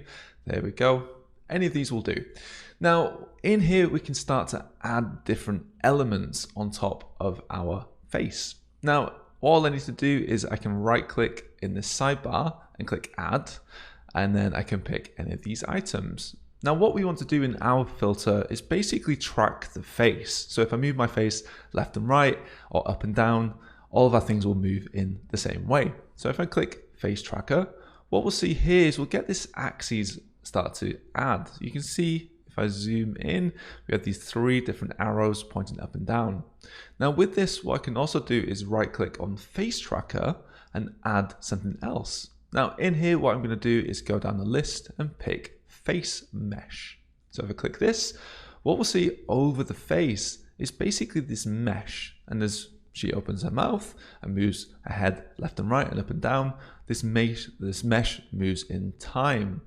Now, of course, we might not want to have this kind of effect, but we can just play around with it again. If I go to video, try it on different people, try it on myself. There we go. You can see my glasses and my eyes if I open my mouth. There we go. But it moves around using my mouth and eyes, and I can squish my forehead up and down. You can see this moving in time. Again, I'm just going to pick another person for the time being. There we go. So what we want to do next is put something on top of this mesh. Now to do this, I'm going to go back to my sidebar and click face mesh 0. It's just the kind of automatic name that's been added. Now in here we have things like eyes and mouth. If I unclick this, basically the eyes fill in and they cut out. And again with mouth, if someone opens their mouth, we can see it in and out like that. Now the thing we want to change is not the actual movement of this mesh, but the look and feel of it. Now to do that, I'm going to go to materials and click this plus. Now what this will give us is a default material. And again, at the moment, it's just a white material that has some shadow on there. Now if I double click this material 0, this will open up the panel over here, or I can click down here in assets to actually edit the look of this. Now in this look, I have this kind of standard thing. I've got a few different things in here I can use. I can use flats, which is going to be a flat white material, no lights needed. Standard uses some automatic lighting. We have physics based, which is kind of shinier and metallic. We have face paint mode in here, which just adds it on top. We also have blended in here as well, which can do a few different things. And we also have retouching in here. So we can actually smooth someone's skin. So this is the way that we'd actually smooth someone's skin. Again, if I just go to video and see it on myself, if I smooth myself up, you can see on my beard, particularly around here, we have this going in and out. So this is if you want to kind of make my wrinkles go away or make myself look a little bit smoother. Now what I'm going to use is actually the flat one. Or should I use face paint? Let's use flat. So we're going to use flat, which currently is just white. I can change the color of that to be whatever I want. But again, we don't want it just to be white. We actually want to have some material. Now, what do I want to put on this? Well, I can actually add my own texture. Texture is just an image, and an image is something that I can make myself. Again, I'm just going to put this back to someone else. So we can see here, just kind of white hole at the moment. So back to my Figma program. So in Figma, how do I actually draw something that goes on top of this? Well, if I just start drawing something on top of this, probably won't fit where the eyes and the mouth are. And again, I can turn my mouth and eyes on there just by selecting face mesh, and material down here is how it looks. So how do I actually place things in the right place? For instance, if I want some circles around the eyes or maybe a mustache, how do I put these on here? Now, luckily, as part of Spark AR, they'll give you something that we can actually use. Again, all you need to do is go to Learn, and then right at the bottom of this page at the moment is these face reference assets. I can click on here, and this gives me a few different things I can use in this folder. Now, I've already downloaded them up here, but this gives us a few things in the mesh and textures that we can use. So here I've got a feminine face, a masculine face. Again, I'll open it up. Doesn't look too, it looks a little bit scary, but here we go. We've got face mesh there and a mask on here, and also some trackers if I need them. So what do we actually do with this? Well, what I'm going to do is I'm going to take this middle one, face mesh, and actually open it up in Figma. So I've got my thing in here right now. I'm going to get rid of this, and I'm going to take this face mesh and put it in here.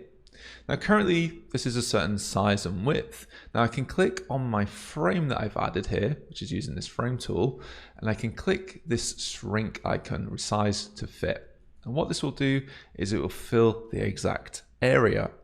So what I can do now is, using these kind of spatial awareness things, I can draw some circles around the eyes. I've got my nose here. I can add a mustache above the mouth and maybe something else. So I'm quickly just going to add maybe some circles around the eyes, on both eyes. There we go. Maybe a little mustache is being drawn here, and maybe a little goatee underneath there. So I'm going to select all of these things. I'm going to make them red. I'm going to thicken them up, maybe 10. There we go. Maybe a little bit thicker, 15. And I can draw other things on here. Now what I want to do is have this as an image. Now what I can say on here, instead of frame 1, is I can give this a name, such as sketch. Now what I can do is hide the face mesh itself by clicking this eye icon when I hover over. So I just end up with something like this. Now when I've selected this whole frame, all of these things, I can go down here and click export. So I'm going to click plus. I'm going to get rid of this background color. Showing exports is turned off. And I'm going to export at 1x PNG, export sketch. I'm just going to put this on my desktop for now, desktop.png. Now what I can do is, you can see this appear up here as an image, looks like that. All I'm going to do is add it back into my Spark AR folder. I'm going to take it and just drag it in. Now what I'll get here is a texture list on my materials underneath. So on my materials, material 0 at the moment, I can actually pick a texture. What texture? I'm going to click sketch. So what we'll see instantly is this appear. We have this drawing that I've just made appear over the face. And I can change how this looks. I can change this from flat to something like physics. You can see it's a little bit shinier on here, has some default lighting, maybe face paint on here. It feels like we can see through it a little bit more. So let's see how it looks with me. So again, cam link, there we go. Maybe it's a little bit too see-through, so maybe I'm going to change this back to flat. So it looks like it's on top of my face. So we can see here, I've drawn this kind of cartoon look. Now, of course, what I can do is start to add more things on top of this. It doesn't have to necessarily follow my face. So with this, I'm going to go back to Figma, and next to this, I'm going to draw a brand new frame. So I want kind of like a circle that's going to go around my head. I'm going to draw a square. So something about the same size, just in the same size as what I've got in the face mesh. That's kind of hard to say. So I'm going to draw again using my pencil tool. Just going to draw some circles that go around my head. There we go. Just a few in there. I'm going to select the vector, the thing that I've just drawn. And what color should we make it? Let's make it green. There we go. And again, I'm going to thicken it up, maybe 15. So it looks like that. Now I can give this a name again. I'm going to call this one loop, something that goes around my head. And again, I'm going to export this whole thing, click plus, Don't need this export, don't need the white background on here, and I'm going to export it as loop, and this again is going to go to my desktop. So loop.png should appear here, just check it out, there we go. And again, once I've made this, I can add it to my thing. So if I want it at the moment to go around my face, I can just change this. Once I've added this into my project, there it goes. I can have the sketch, or I can actually change the material to have the different texture. So texture loop goes around my head, kind of looks a little bit strange. So again, I'm going to go back to sketch, and instead I want this sketch to go around my head. You can see this kind of disappears once it gets a little bit confused. So what I'm going to do is add a new thing to my face tracker. So I'm going to add to my face tracker a plane. Now a plane just starts by looking like that. I'm going to make this a certain size. I'm just going to change this to my default for now. As you can see, when she moves her head around, it moves accordingly. So with my plane, I'm just going to make this a little bit bigger. So I'm going to make it something like 5x. So it goes 5 times as wide, and maybe something like 7 in the Y direction. There we go. You can see this fill in the entire page. And again, what I want to do is just add a quick material. I'm going to create a new material because I don't want it to be the same as the sketch on the face. So I'm going to create a new material. It's going grayish or white. I'm going to double click, and here what I can do is change this texture to loop. So there you can see it's a little bit shiny. Maybe I want to make it flat. Maybe it's a little bit too big at the moment as well. So I can change some of this stuff in plane 0. Maybe I want it to be 5 and 6. Now you can play around with this as much as you like. Again, try it out with different people. It will look different on different people, of course. And also it will look different on me as I turn my head. This is being tracked in 2 different ways. So again, I've got my flat loop that's going around my head, and I've got a face mesh on top of me that looks something like this. Now, obviously what we can do is we've just sketched this from scratch. We could actually work with other people on this. So I've been working with a designer called Charlotte. Charlotte Stapleton, really great designer. Everyone should go and hire her. Now what Charlotte has made is something that looks like this. You can see here, she's been using these kind of meshes to make a deer face. So deer spots and deer nose. I can turn this off and I can have this leaf ring.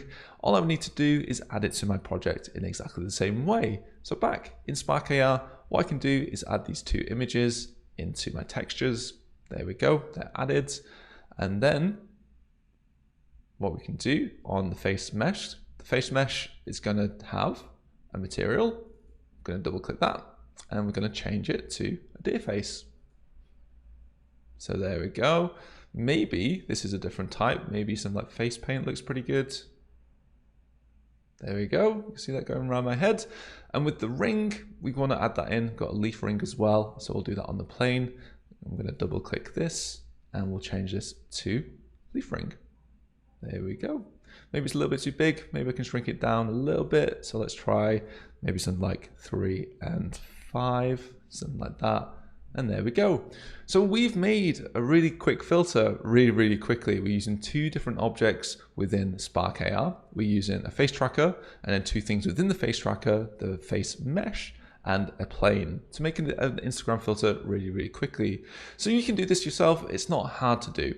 Now, once you're happy with this and you think this is exactly the filter I want to make, all you need to do is go down here. We can actually test on different devices. I can use the Spark AR player on my iOS phone or an Android to try this out. I can actually send it to Instagram in here or the Facebook camera. And once that works, I can try it out on my phone.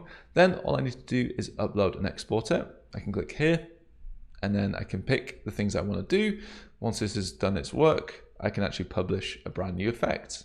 And once this is done, I can say this is just currently working things out. And once that's ready, I could just click upload.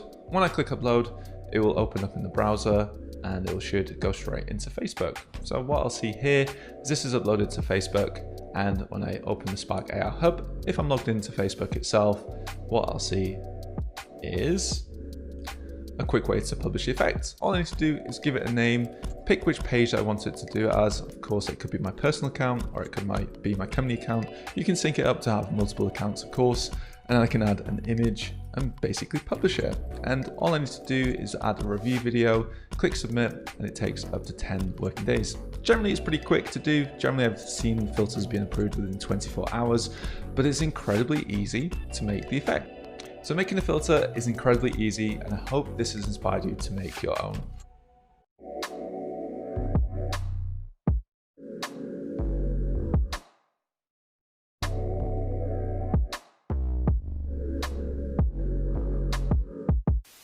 Okay, that just blew my mind. Now, I'm trying to think about what filters we can create. But for now, we're going to give away LaterCon merch packs to some of our favorite users of our LaterCon AR filter.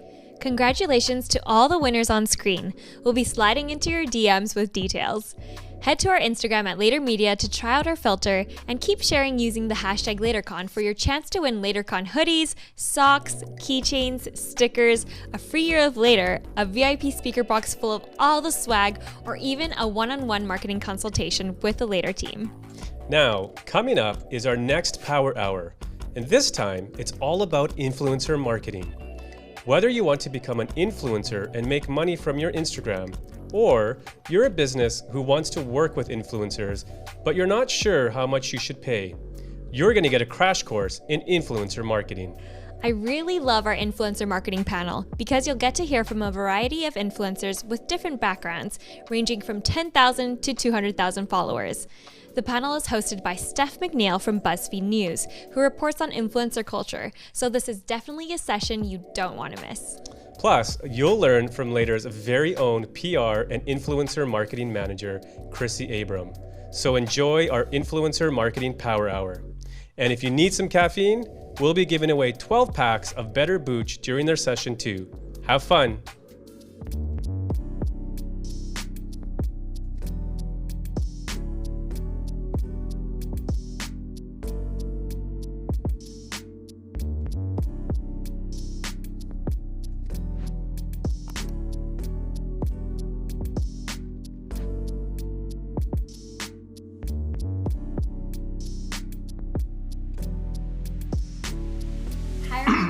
Welcome to LaterCon's Influencing Marketing Panel.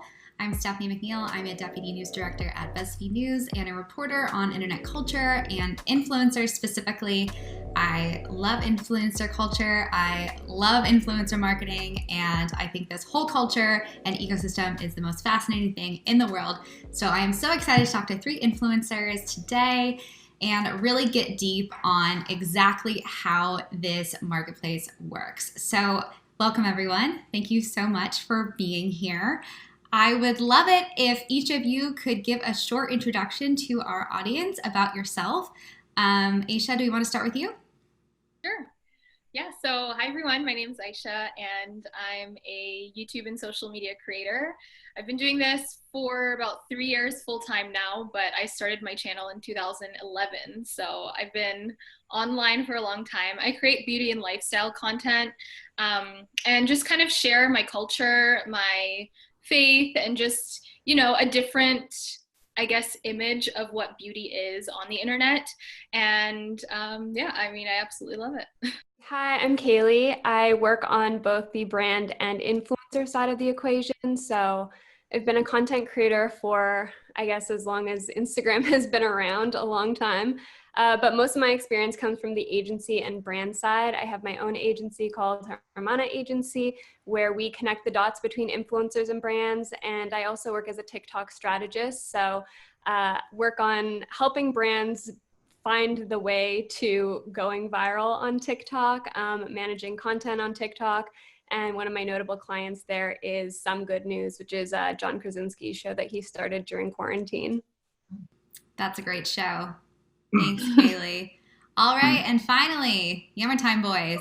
Oh, hey. Yes, hello, I am Brock, one half of Yummertime. And I am Chris Lynn, and we are Yummertime together. We've been doing this since 2014. The type of topics that we talk about range from just typical lifestyle in our life to beauty and skincare, especially from our own perspective, to lots of food and more food and more food. And everything through the lens of a contemporary gay couple now living in New York. We just share kind of everything that's going on in our life and lifestyle. Yeah. So cool. Well, I'm so happy to have all of you guys. And I think a fun way to get this conversation started is let's go back to the beginning. And one of the questions that some of our readers were wondering about was, what does it take to actually make this your career? At what point did you hit enough followers, enough engagement, where you really started getting enough marketing deals that you realized, oh, I could do this full time? Guys, we want to start with you? Sure. We were very fortunate being a dual income household at the time. So actually after we made our first $75, I said, oh, well, we can really do this. I'm going to quit my job in advertising and let's just like see what we can make of this. And that was like very early on, 2014. I think we were about like 16,000 followers at the time. So we just decided that it was something that we could, put our, energy into, and hopefully it would come to fruition. And I went full time about a year later. And so we were probably just shy of about 100,000, maybe a little less of that than that, and then it's been our full time ever since. That's so interesting because I think a lot of times people think that you need to have a huge platform before you can start actually making money. But I mean, 16,000, that's pretty micro, but people, I think there still are great deals that can be happening for a micro influencer as well. Absolutely. I think really just having the drive and the vision of where you want to end up is super helpful. And talking about it now and saying it was $75 that really flipped the switch, I think demeans it a little bit because we knew where we wanted to end up and had a lot of goals that we wanted to reach with Yummertime. And I went full-time freelance a few years ago, but what I will say from the influencer side of things, so as a content creator and brands paying me to share their products on my page or to do these partnerships, this will be my first month. I'm at 9,000 followers on Instagram, 40K on TikTok, and it'll be the first month that I'm going to be surpassing my income from the agency with my content creation income. So I'm not full-time as an influencer per se yet, but it is like matching my income at this point from the brand perspective as well, which I think is pretty interesting because like you said, you don't need to have millions or even hundreds of thousands of followers to be making good money doing this. Yeah, that is so interesting. Congrats. That's an awesome benchmark. Aysha, what about you? So my story is a little different. I started my YouTube channel when I was 16 years old. And back then, I mean, if you were making money off of YouTube, like you had to be in the million range. So I didn't really think of it as a career choice until actually I was almost finished my university career. And I think at that point I had around 60,000 subscribers on YouTube or so, definitely under 10K on Instagram. But I honestly didn't even know how to make money. So it was through an internship with like a YouTube multi-channel network that taught me that I could actually make money from it. So when I graduated, I just kind of like went for it. And like that first year, I was still that broke like college student. But then it just, something switched. I feel like the second that I actually had time and energy to be consistent with my content, that's when everything took off. So while I was in university, although I had, a larger following per se, I wasn't investing my time into it as much as I did after when I didn't have, something else to worry about. And once that consistency just kind of like, appeared and I started being more consistent with my content, that's when all the brand partnerships kind of started. And I would say it was around 120,000 subscribers or so when I saw like a sustainable, like consistent income coming in, and I was very comfortable with not, finding other work. That kind of relates to this starting your influencer career, getting those first deals. Someone asked us, what should they know or think about when cold pitching themselves to brands or sending that email, introducing themselves? I know that sometimes these deals come from the brand, will reach out to you, but I know a lot of times you guys pitch yourselves out. So do you have any tips for that? What was that first experience like? I guess two things or two tips that I would give. The first is to make sure that you have some sort of relationship with the brand before pitching them, whether it's you already use the products and you love them, you've already created content with their products before, or something as simple as making sure that you're following them on every social platform. I can't tell you the number of times that influencers will reach out and they're not following the brand that they are pitching. And it's just like a very basic, small thing, but can mean the difference between a yes or a no upon a first glance on a pitch. My second tip would be to be specific about how you want to collaborate with that brand. So rather than just saying, hey, here's who I am, I would love to work with you, give them some ideas of what type of content you would want to do with that brand, because I think it makes it a lot easier for brands to say yes or no when you're already giving them the vision of what you want to do with them versus putting all of that work into their hands and just saying, hey, I want to collab. I mean, I feel like people, at least a lot of influencers when first starting out, I feel like they assume that, you know, once you reach a certain point, brands are just going to always reach out to you. And while that could be true, like I still reach out to some brands that I really love and want to work with. So there's no shame in that. And I feel like the more you put yourself out there, the more you're just going to continue to see that success. So I think definitely either DMing brands on Instagram and then getting their contact information and reaching out, or just, I don't know, asking a friend for a contact also works. But I honestly think that on top of that, it's knowing your worth and not being afraid to ask for what you want. I think a lot of times, you know, when you see big brands, you think of them in terms of, you know, having so much more power over you in terms of if you're a small influencer. But if you want a certain thing out of it, if you want an exchange, if you want a fee, I feel like you should be unafraid to just ask for it and what you think is right for you. Yeah, going off that, I think a lot of our peers are afraid to ask for what they think they're worth, or kind of work on the fee while they're building the relationship. And at the end of the day, I think really making sure that you're sharing an even playing field with a brand comes out with a much more successful product and long-term relationship in general.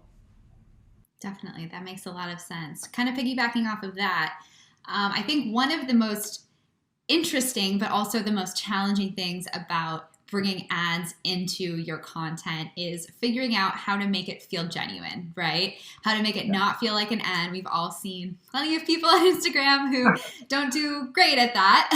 And we see plenty of people who do amazing, and they really work with brands that, you know, fit into their content well, and they are able to kind of have the creativity to blend it in.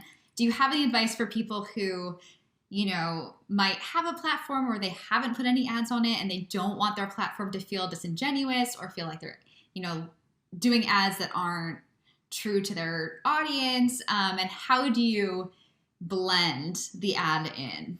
For sure. I think like if you're already thinking about wanting to discuss brands, especially when you have sponsorships, I think already folding that into your narrative where you're talking about brands, talking about products, it feels so much more natural when it's an ongoing thing that you're talking about beauty brands, beauty brand, and then suddenly you have a sponsorship. It almost builds that authenticity as well as the credibility of what you're talking about. I think also this is assuming that you're in the business to kind of build your own brand and kind of create this lifestyle versus just in it to make money, in which case I'm sure you can snap up any campaign that is thrown your way.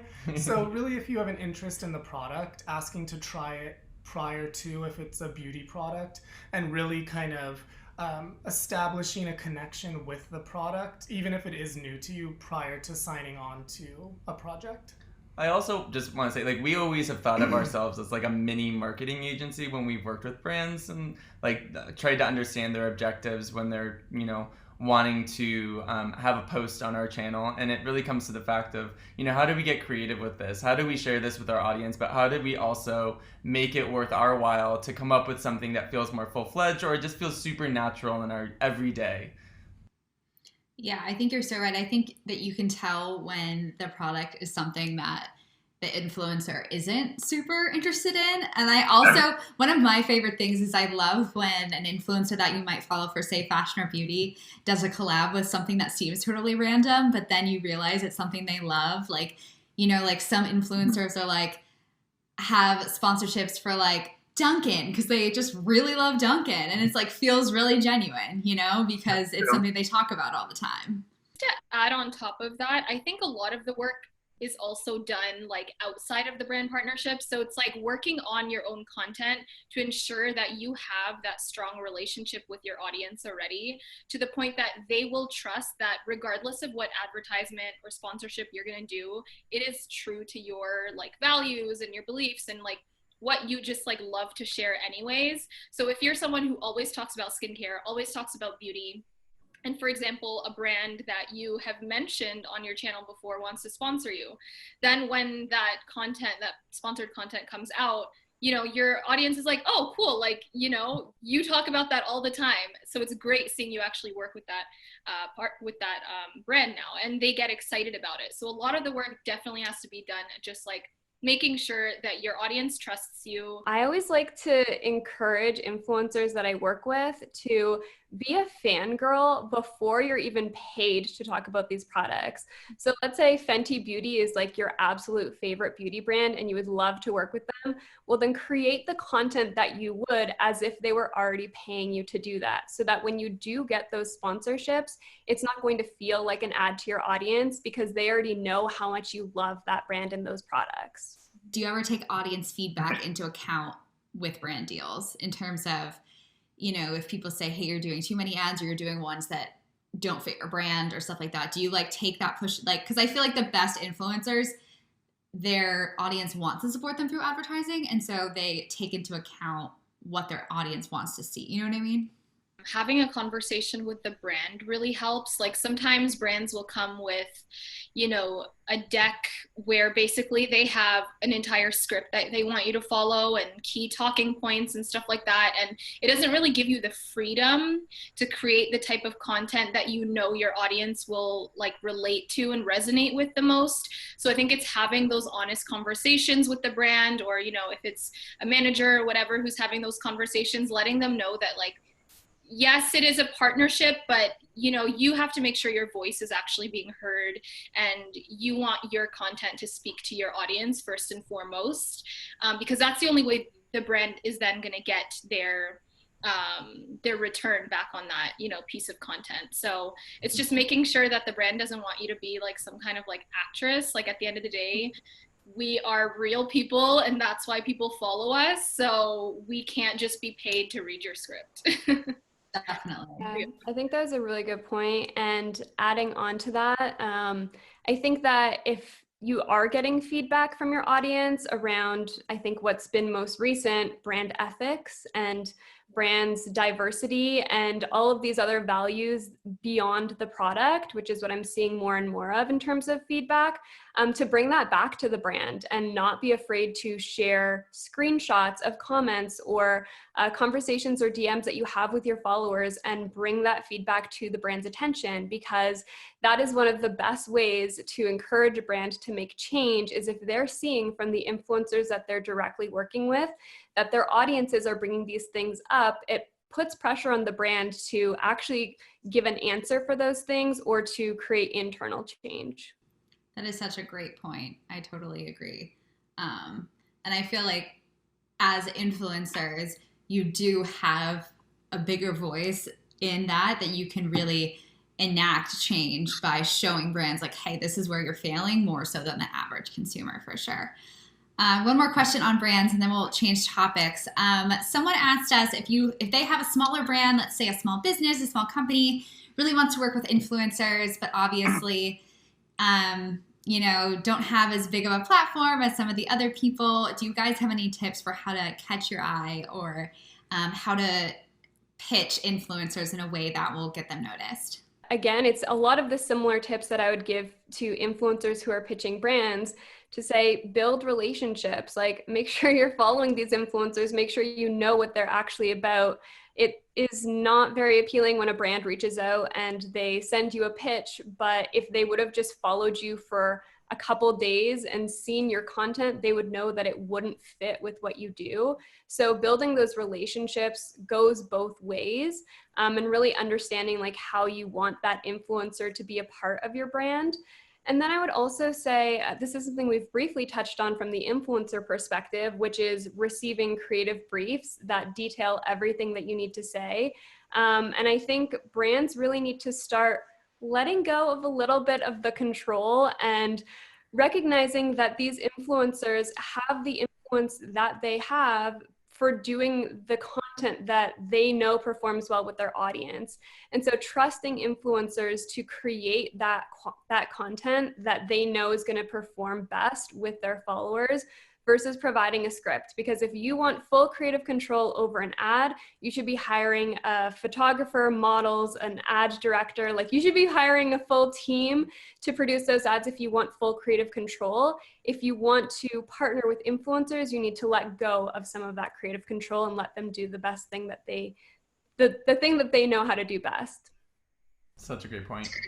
Yeah, I think piggybacking off of that, really, I think it's also important for especially smaller brands to kind of take the time at the beginning to do your due diligence, as you mentioned, and really take the time, because you're starting a new brand. You want to start off successfully, and really the content that is going to be created at the beginning could really dictate where you go as a smaller brand.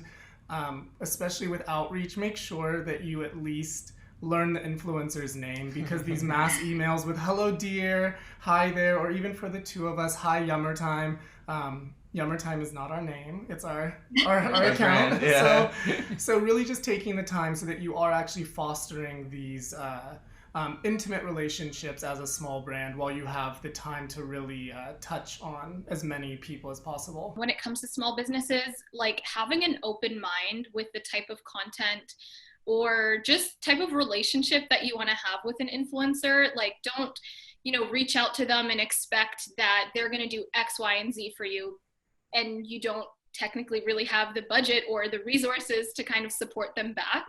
So I think just being open with them, saying, I want you to try my product if you would like, and that's kind of it. Like, let them play around with it. Let them just kind of have that initial relationship with your company.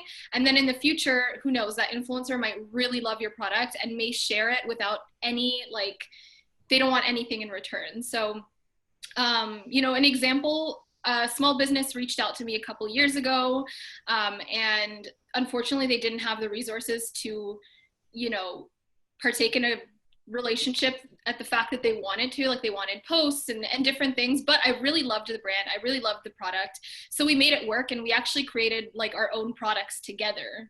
So it was a whole other relationship that we were able to cultivate out of that. And it just brought them so much more success. And it was a way that I got to do something that I was really proud and genuinely just supportive of. And they, got to, open their small business to a whole other audience. So just having that open mind and not expecting way more than you think you deserve. Just take it easy. I want to move in a little bit more to actually the day-to-day work of influencing, because I know that so many people are going to be watching this who are aspiring influencers. And you guys obviously have been working in the industry for a long time. And one of the biggest questions I personally have is, how do you maintain over years the creativity, the content creation, getting new ideas? How do you deal with that burnout and constantly making sure you're on top of the new trends and, making it so your audience sticks with you? Because it's hard to come up with new content every single day. And you guys, you got to do it. So I would love to hear what you guys, how you get inspired. A lot of my content now is education-based, since I speak from both the influencer and the agency side. So I kind of come up with my content based on frequently asked questions that I get in my DMs. And then from my content creator side, I try to think of more like documenting versus creating. I have a lifestyle page. So instead of trying to come up with new things to create every day, I'm like, okay, what is happening in my life? What am I doing? How can I document that in a way that is content creation? And then in terms of inspiration, TikTok has been my biggest source of inspiration over the past few months. Teenagers are so interesting, and I just could spend, that's how I get ideas for new videos and outfits and everything. So I credit a lot of my inspiration to TikTok. So one thing that I definitely want to get your guys' perspective on is we had so many big movements on Instagram lately with the Black Lives Matter movement, with Blackout Tuesday, and there was this big push to have more Black influencers be recognized, to have equal pay, to have Black-owned businesses in the spotlight. And I have been reading a lot of things from a lot of influencers who are saying, we don't want this momentum to stop. We want it to keep going. We've been seeing people sharing, with smaller Black, bigger influencers sharing with smaller Black influencers about, how to get their careers started, all of these tips. We've seen these initiatives where people are saying that they're going to ask brands how diverse the people who are representing their products are before signing on. I would love if you guys have any more ideas as to how we can make sure that this space becomes more equitable for everyone, and this momentum will keep going for years to come. Start. Everything that's basically has been going on this entire summer has been a lot of what my experiences have been in the influencer community. So I knew very early on that, it would be more difficult for me to get brand partnerships than someone who is not Black. And that was just kind of like facts that I had to deal with, whether that was in the influencer industry, in my, university career, everything. So I feel like, within my content, that's always been very apparent. Like, I work with brands that continue to have a diverse message and diverse voice with whether their content or their products and everything. But at the same time, there were also brands that came out that probably weren't doing as much as they should have been before all of this happened. So it's like having those conversations with those brands, and I have personally emailed some brands, DM'd them, had phone calls with these brands about their lack of inclusivity and me being a partner of them, like how that could be, bad on my reputation as well. So I think it can be uncomfortable to talk about these things with brands because at the end of the day, like, you could be depending on this income, but I think it's so important, and it says more about the brand what their response is to all of this than them just being silent in general. So I love seeing, all of the support that Black-owned businesses are getting now and all the support influencers are getting now. I think it's just kind of like a huge wake-up call for the whole industry at just how, bad things were in the past. And I'm really happy that things are moving to, a more inclusive space in general, not only just for Black lives, but, other marginalized communities as well. Yeah, and one of the things that has been really exciting is I feel like there has been, I feel like Instagram has just been a really great way for people to spread the message, not only about, influencers talking about it on their stories, but I've seen people create Instagram accounts. Like, I don't know if you guys have seen Pull Up for Change, shout out. It's like my favorite Instagram account. I think what she did was incredibly brilliant. If you aren't familiar, it's a woman who has been soliciting for followers to DM brands to see their diversity statistics for their workforce. And she has gotten like hundreds of thousands of followers, tons of huge brands have responded, and like, what a cool way to use Instagram, what a great way to make a difference through Instagram. And, even, I see all of the graphics people are making, all of the illustrations people are making. It's just a great way to spread the message of change and, it's just a great way to do activism, I think. Do you guys have any other thoughts on what we all as a community in this influencer community can be doing to make sure that marginalized voices are heard more? I think it was a major wake-up call, and kind of going back to one of the previous questions about what to share and what not to share, really sharing our views and getting into politics was something that we did not speak about on Yummertime for years, and I think really to our own detriment, because we were leaving out a part of ourselves that was very important. And we immediately reached out to every brand that we had partnerships with just to make sure that there was some sort of inclusivity and diversity and action plan throughout everything moving forward. And it's something that we possibly dropped the ball on before, but now it's like a much heavier vetting process to really make sure that we are creating a space for really everyone instead of just paying attention to the space that we're filling ourselves.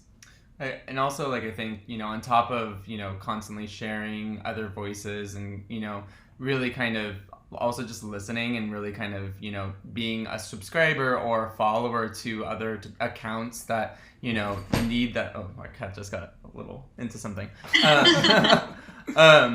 I think on top of that, it's not for everyone, but for us, we've actually made it a part of like our entire business plan now. For every single partnership that we have every single month a specific charity or nonprofit, often most of the time focusing on marginalized communities, giving back our proceeds, what we get, to all of these charities. I think in June, we made sure that we were focused on the Marsha P. Johnson Institute, which particularly fights for Black trans individuals and the trans community at large.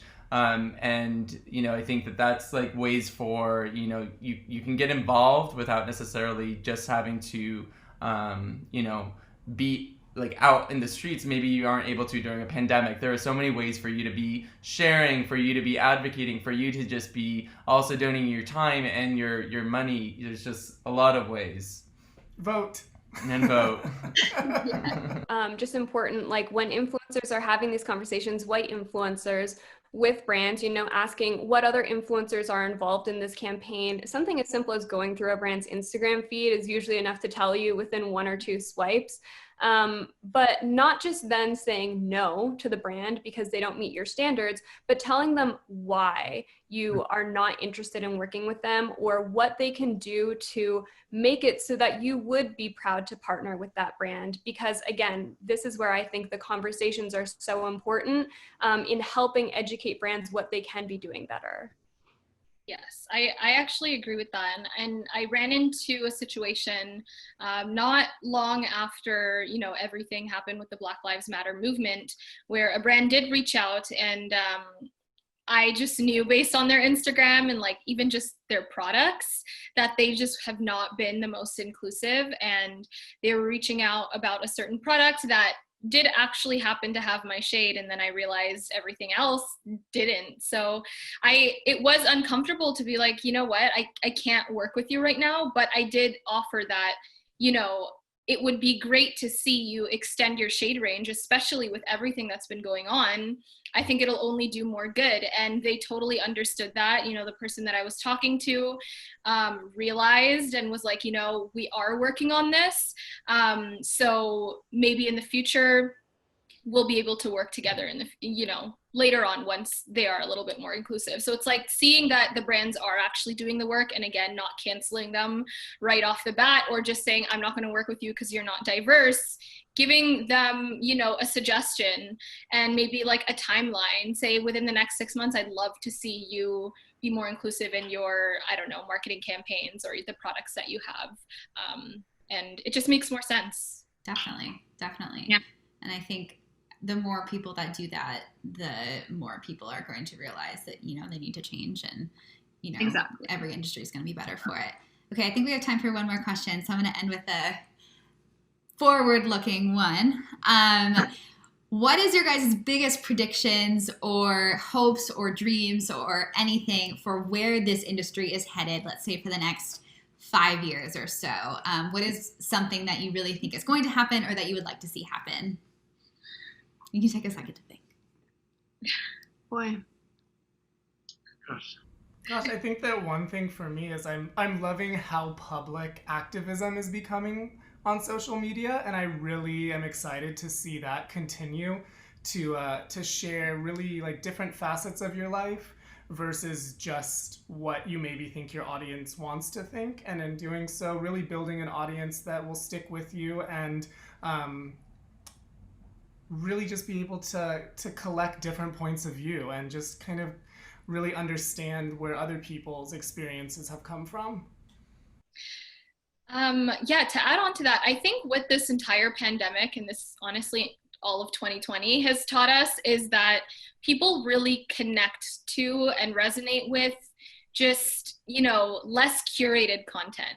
I feel like ever since TikTok just kind of like soared up there, people realize that they just want to follow everyday people. They want to see things that they relate to in their everyday lives. Like, we don't want to see super curated feeds, like everything's perfect. Your hair is like not, you know, not one strand is out of place, just like stuff like that. I feel like we're moving far and far away from, you know, overly filtering your Instagram feed, you know, the curated, like, you know, all of the filters match perfectly. I think we're just every single year moving away from that and kind of adapting to that. I feel like that's really what's going to change in the next 5 years. Like we're already kind of on that, but I think lifestyle content is just going to take over, and just you're going to see more everyday people that may not be considered beautiful in old, you know, society standards. It's just going to be real and authentic, and I love that. So I like can't wait, and I really hope that's what the trends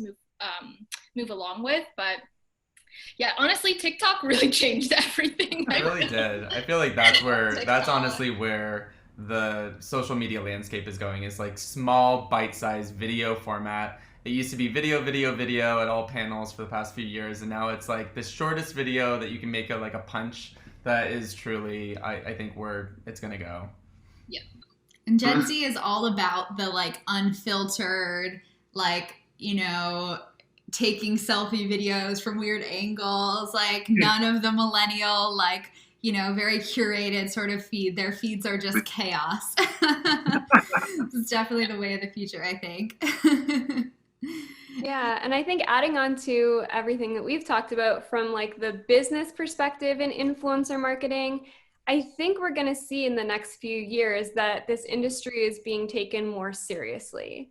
It's still a very new industry, and there is absolutely no standards in terms of brands reaching out to influencers, gifted campaigns, paid campaigns, how many followers should you have to be paid? Like there's no standards at all. And I think because of that, there's a lot of brands that take advantage of content creators.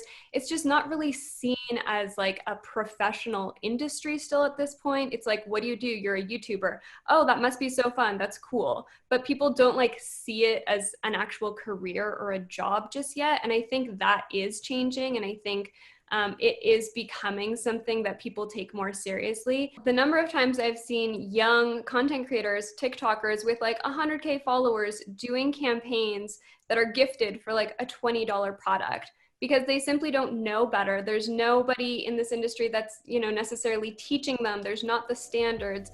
And so I think what we're going to see over the next few years as this like generation of digital beings is coming about, the generation of influencers, is that this industry is going to be taken more seriously, and it will be easier to like build a career in this industry because there will be more of a standard, I think. I definitely agree with you. I feel like that's such a great note to end on, because I know that you guys love this industry. Obviously, everyone at Later loves this industry. I love this industry, and I think that you're totally right that people are taking it more seriously and people are understanding everything that goes into it and how intricate it is. And you guys are all a very important part of that. And I think this was a really great conversation. I'm so happy that you joined me. Bye.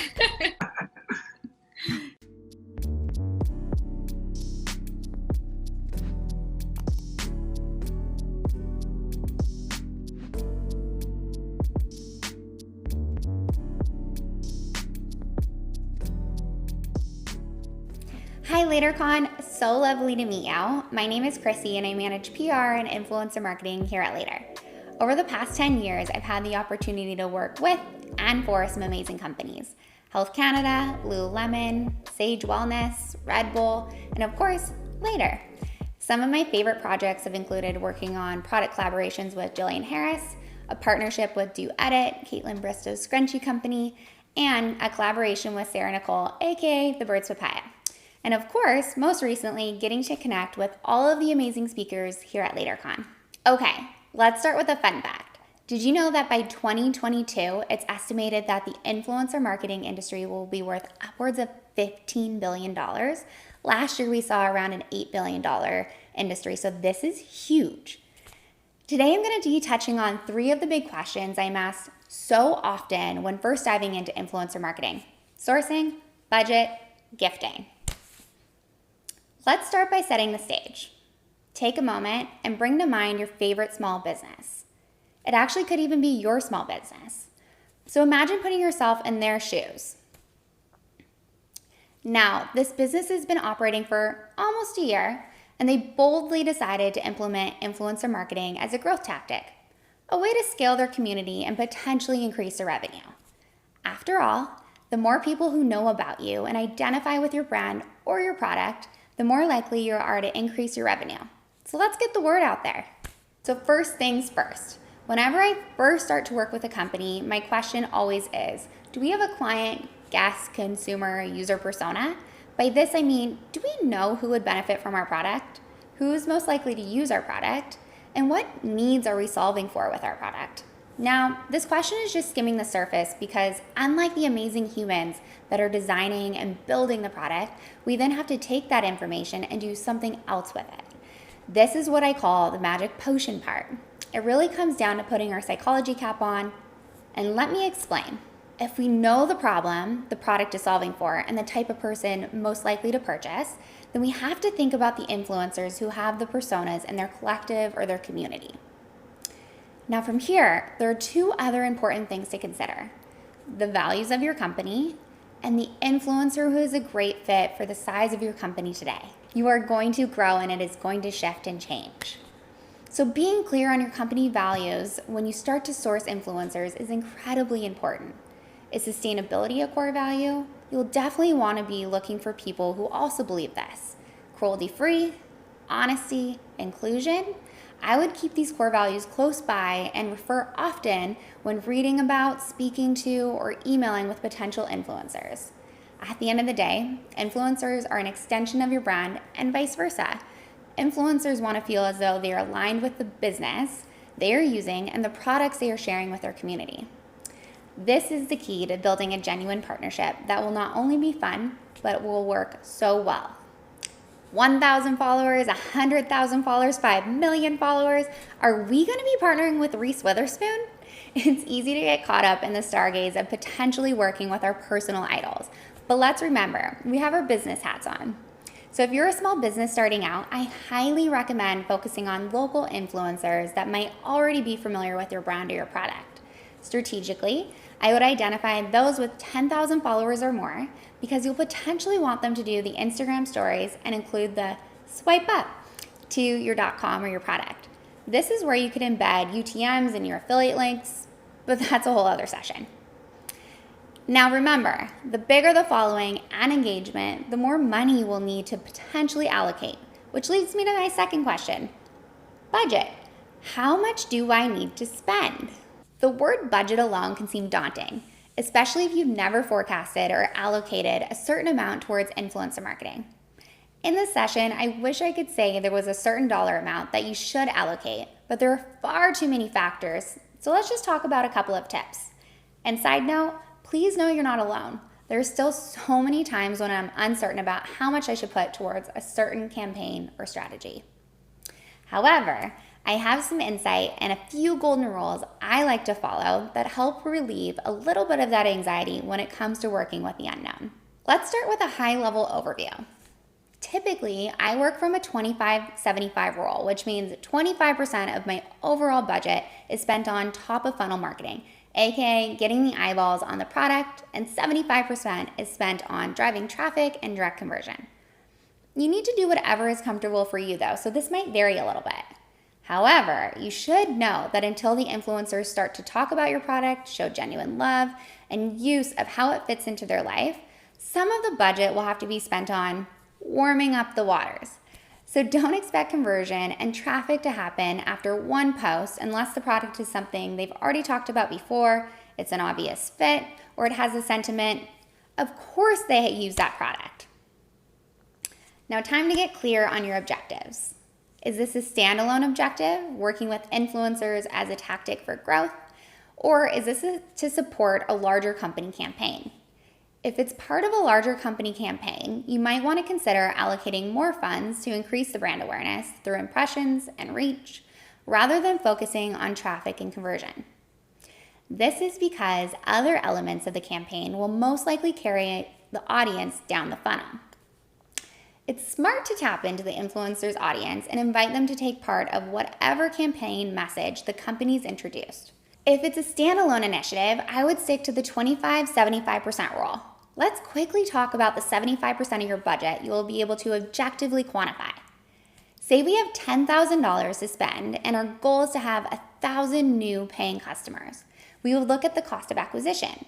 How much are we willing to spend to invite someone in the door and purchase from us? This means we have to be comfortable with spending $100 on each new paying customer. Here's where you need to decide on what the lifetime value of your customer is. If it's $500, spending $100 on getting them through the door and helping them make their first purchase might be worth it. Now, the 75% also accounts for the amount of traffic you are seeing. This means you might have 500 people come through the door and only 1/3 of them turn into new customers. Now, if we look at this as a whole, in the example, we could say 75% of the budget drove 5,000 people to visit our store and converted 1,000 of them into new paying customers. This is amazing. Okay, one last thing on budget. If this is your first time working with an influencer, you might be wondering, but Chrissy, how much should I pay someone?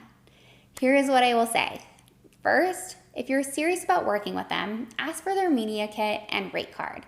They should have this on hand and will be able to send it over to you. Second, I hate to break it to you, but there's no official calculator for how much you should pay an influencer for a project. This is because it depends on what social media channel you're asking to be featured on, the type of content you're requesting, and a few other factors. Don't worry, I will share the top 4 factors with you in just a minute. But first, let me show you some quick math you can do when looking at outlining a reasonable budget. Typically, when looking to partner, you can do what I like to call napkin math. For every 1,000 followers they have, allocate $10. Here's an example for someone who has 10,000 followers. 10,000 divided by 1,000 equals 10. 10 times $10 equals 100. Now, this doesn't account for other factors, which I'm about to share with you. Here are 4 factors to consider when assessing a realistic budget. Number 1, follower count. How many followers do they have? The higher the follower count, the more you will pay because in return, your brand will have been exposed to more people. Number 2, engagement rate. This is calculated by adding likes and comments divided by followers. Now, this is crucial because the more they have an engaged community, the better it is for your brand because the more the community is actually listening. This takes hard work and time. Number 3, name, facial recognition, skills. Does the influencer have a recognizable name or face? If so, you're most likely going to have to pay for their likeness. For example, if you want to partner with Oprah, you should expect to pay for the association between her and your brand. Number 3, quality of content. Are you expecting the influencer to have a photographer or a videographer, or are they able to shoot on their iPhone? iPhone and content is amazing too. Number 4, exclusivity. Are you expecting the influencer to be exclusive with your brand? If so, for how long? The longer the period of exclusivity is, the more you will be asked to pay. Finally, let's quickly touch on gifting. Walk before you run. This is a phrase that I have written down in so many of my notebooks as my reminder when starting a new relationship. If we remind ourselves of the importance of truly understanding who will benefit from the product or service, the intention of gifting is simple. Here's the when and why of gifting in a few bullet points. Number 1, do your research. If you notice an influencer who would benefit from your product and you would love to introduce them to it, send them a friendly DM. Now here's the key, and listen closely. This is not the time for a sales pitch or a time to make the ask. Remember, the foundation of a great partnership is authenticity. Also, if they graciously decline, it's okay. I am personally happy to see the shift in conscious consumption. Rather than people wanting more and saying yes, yes, yes, we're starting to see people choose mindfully what they'd like to fill their lives with. Now, if the influencer says, yes, I would love to try your product, here's my mailing address, this is a huge win. they're willing to give it a go. Now, this doesn't mean you will automatically see them post about it. This means they've created space in their routine to test out your product. I would encourage you to send along some personalized education with your product. Based on what you know about them, how do you see them using it? What's a fun fact about your product you'd like to share with them? Now, if influencers are reaching out to you asking to try your product, this is great. Maybe there are some tester sizes or smaller bundles you'd like to offer when someone is wanting to try your product. Or maybe it's an influencer you've had your eye on for quite a while and you want to send them a customized selection of your product. Again, I'd encourage you to prioritize the importance of building the relationship and trying the product over making the ask. Most likely, if the influencer is interested in the product, tries it, loves it, they will want to share it with their community. It will feel so natural and automatic.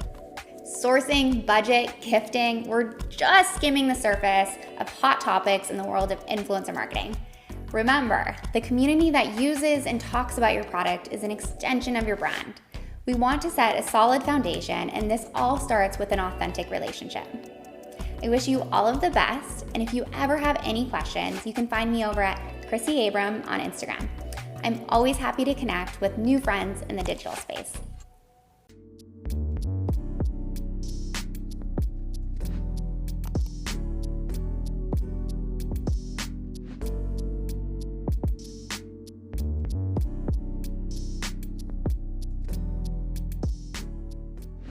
Hey LaterCon, my name is Ashleigh Lockerbie and I am the co-founder and chief marketing officer of Better Booch Premium Small Craft Kombucha.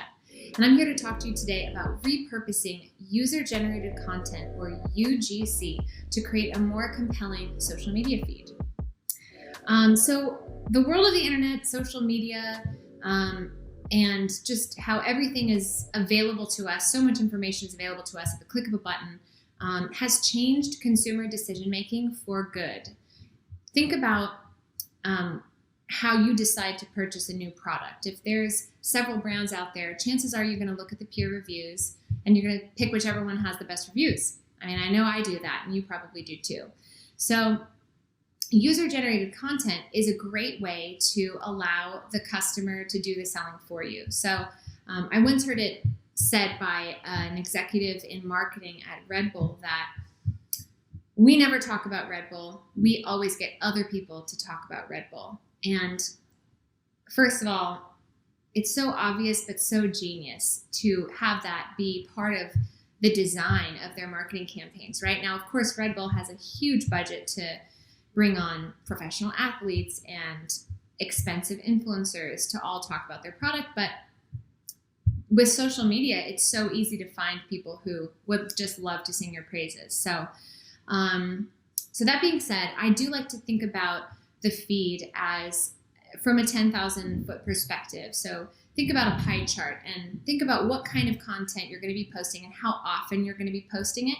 So at Better Booch, we usually do about 20% studio product photography, 20% professional lifestyle photography, 20% inspirational content, 20% graphics, and then about 20% user-generated content. So we're really only having to spend a lot on about 40% of our content, which is awesome if you're a startup brand. So then you want to think about the style of photography that you're going to be posting, right? Is it bright and happy or more minimalist and spare? Is it modern or does it kind of have a throwback vibe? Because understanding your brand will really help you narrow down the type of UGC to repost. Because if it doesn't match your brand guidelines, then it's just not a good fit.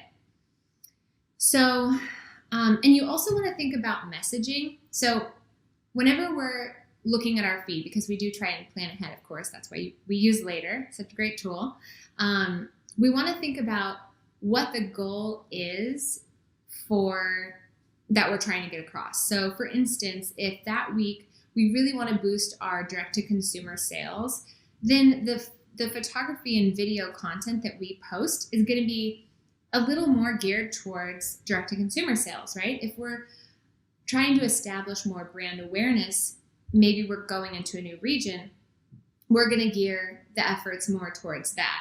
And I'll get into a little bit later how you can use user-generated content for each of those scenarios.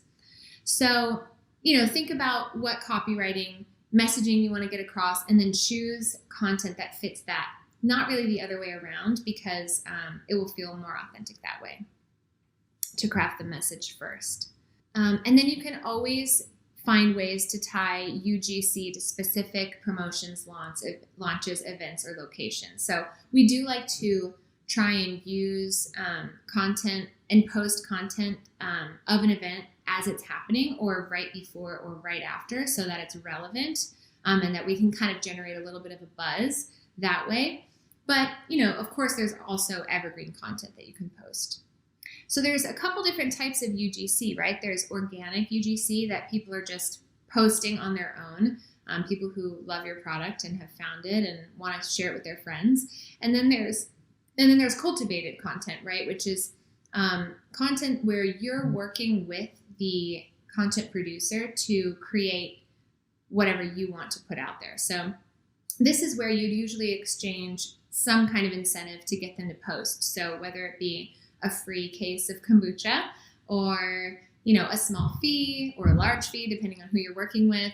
And whenever you're including an incentive, don't be afraid of getting pretty granular about what type of content you want from that person. So again, thinking about what your goal is. I'll use an example.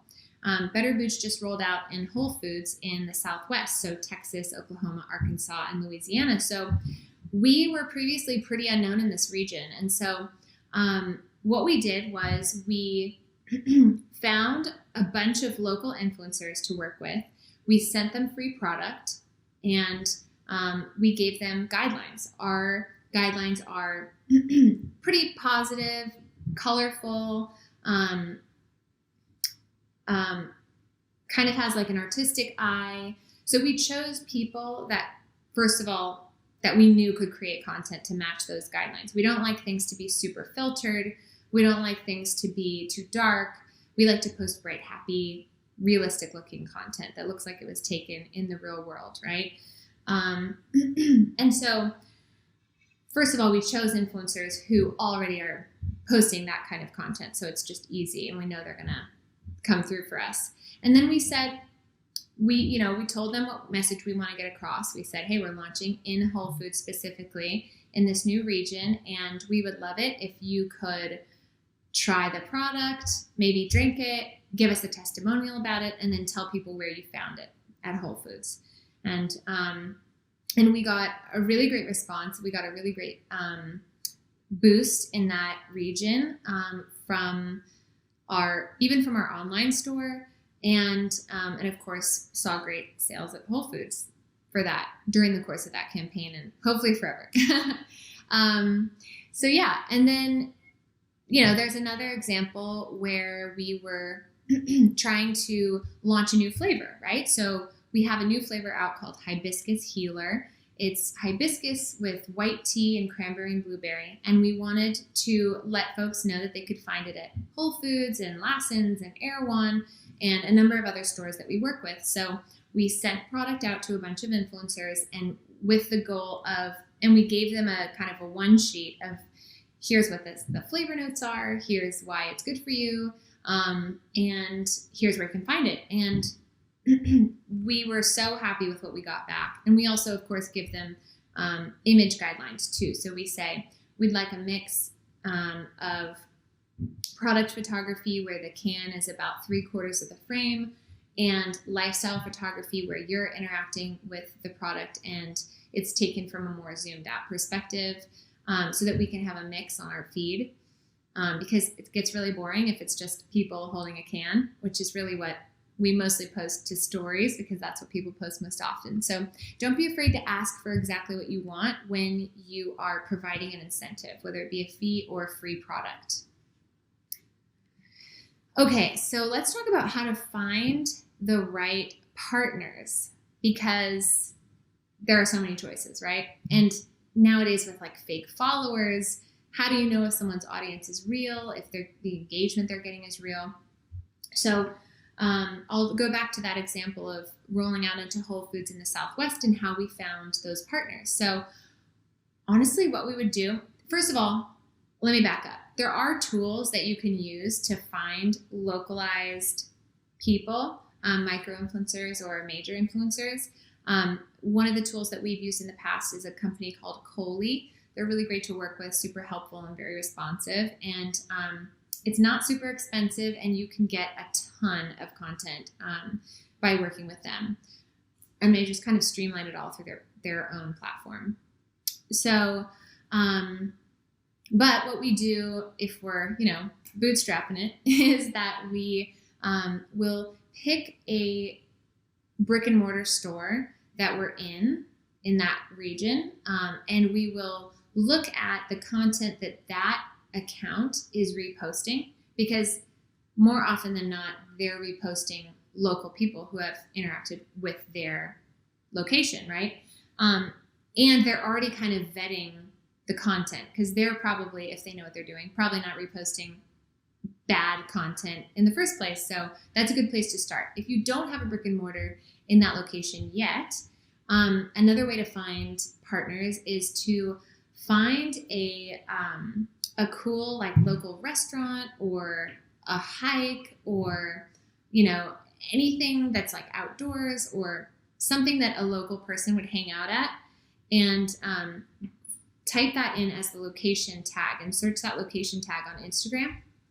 And you can generally find, and then look at the top. There's top posts and most recent posts. And if you look at the top posts, those are the posts that are getting the most engagement. So chances are the folks who are on the top post feed for that location probably have the biggest accounts. And then, of course, you've got to make sure that they actually are from that area and not just visiting. But that's usually pretty easy to find out if you're looking at their feed. So those are some sneaky ways to find new partners. And of course, use your saved function on Instagram. That is becoming kind of a monster. It's Pinterest in your hand, which is so great.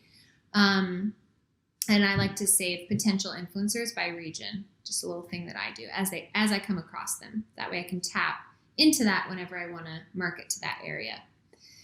And then for organic content that people are posting, all you've got to do is just, if you like something that someone posts and tags you in, just reach out to them via DM or comment and ask them if it's okay to repost.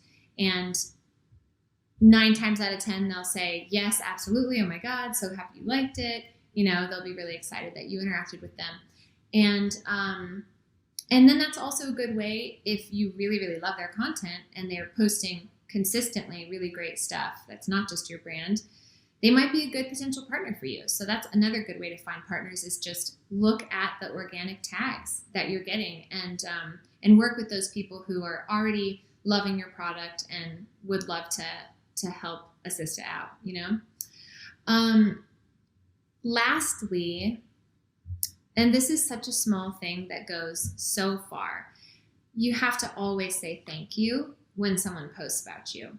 Doesn't matter if it's organic or if you sent them product or paid them for it. Always, always, always, always, always respond and say thank you, because if you think about in your own life, who you would be excited to post about, what brands you would actually post about. I mean, I have to feel pretty strongly about a brand if I'm going to shout them out on social media and tell all my friends about it, right? So if I were to get a response from that brand, I would be stoked. And I'm sure your customers would be too. So always, always, always say thank you, say hi, say thanks for the support. And you never know what could come from that, Feel free to message me.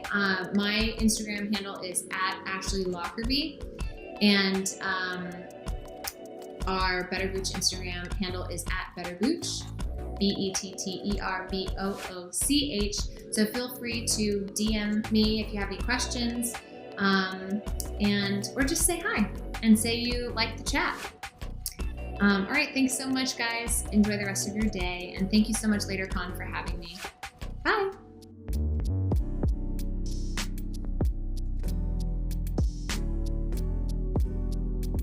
Hey everyone, my name is Ben Chacon and I'm a content marketing strategist here at Later. You might know me from one of the many blog posts I've written about Instagram marketing, e-commerce, and well, pretty much all things social. I wanted to take a moment to share one of my favorite Later tips with you, the power of user-generated content. What I love about UGC is it's kind of like the social media equivalent of word-of-mouth marketing. But what makes it so useful for brands? Well, for starters, it helps you source content that already exists, meaning less time spent creating or finding the perfect thing to share. But more importantly, UGC is trusted. It's coming from an authentic voice and not a brand, so it can give your feed an extra touch of authenticity. And of course, we're all way more likely to trust recommendations from our peers. In fact, 85% of consumers find UGC more influential than brand photos or videos. So basically, incorporating UGC into your social media strategy could be a game changer. Not only will it help you save tons of time on content creation, but can also help you engage with your followers and attract new ones. And what's really great is that Later has plenty of features that can help you find UGC on Instagram and beyond. Just look at our mentions and tags feature. If you're tagged or mentioned in a post, that will show up right here. And you can easily open the post, add it to your library, and reshare it. It's super, super convenient. You also can share content from your tagged hashtag. So if you have a branded hashtag like Later Media or LaterCon, and you're posting one of those with a post with that hashtag, you'll find that here where you can easily add it to your media library and, like before, reshare it. But of course, it doesn't have to be just branded hashtags. You can search for pretty much anything that's relevant to your community. So for example, social media tips. If you use that one, any of the content that's shared with that hashtag will show up here.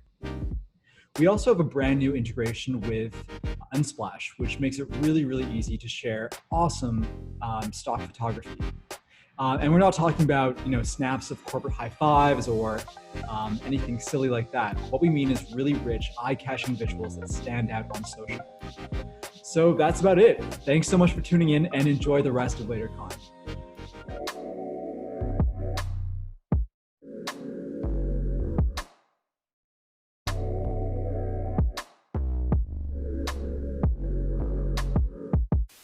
We're back live at the Later Space Station, streaming LaterCon across the universe. That was such a fun power hour learning all about where influencer marketing is headed in 2020 and beyond. What I've learned is that social media is rapidly evolving, and in 2020, it's progressing even faster than ever before. Like Instagram Live, we have seen a huge increase in IGTV usage since COVID-19. And now with Instagram Reels, there are a lot of different content formats that you can create for Instagram. It's almost overwhelming at times, but the good news is that you don't have to be creating a ton of new content in every different format for Instagram. It's actually better if you can repurpose some, like promoting your IGTV video with a trailer on stories.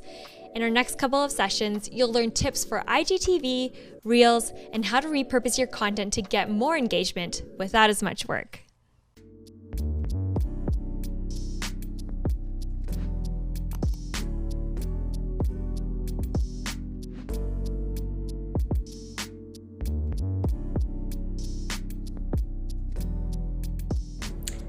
Okay, let's go. Hello, welcome to my rather small Bushwick apartment that is always this clean. It always looks this good. I did not clean it for this video.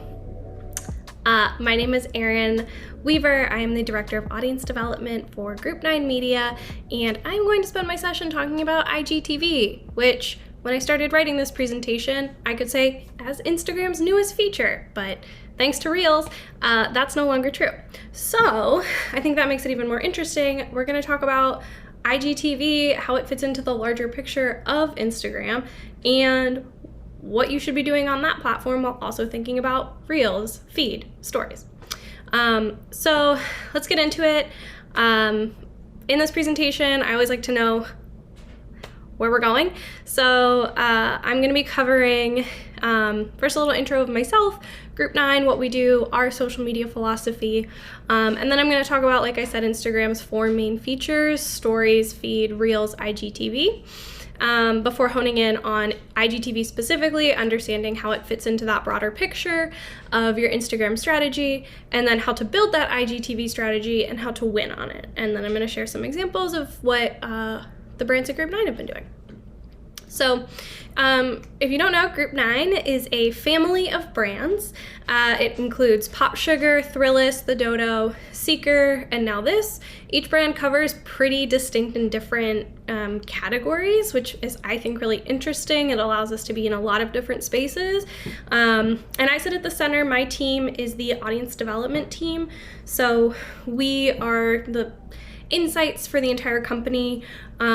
We help all of the brands kind of cross-communicate and figure out what is working platform-wide, and having 5 really distinct brands allows us to be pretty insightful about what's working on each platform across, Facebook, Insta, Twitter, Snap, and then all of the other websites, various channels that you can distribute your content on. We kind of cover everything. Within my team, we have a team that focuses on research, so more forward thinking.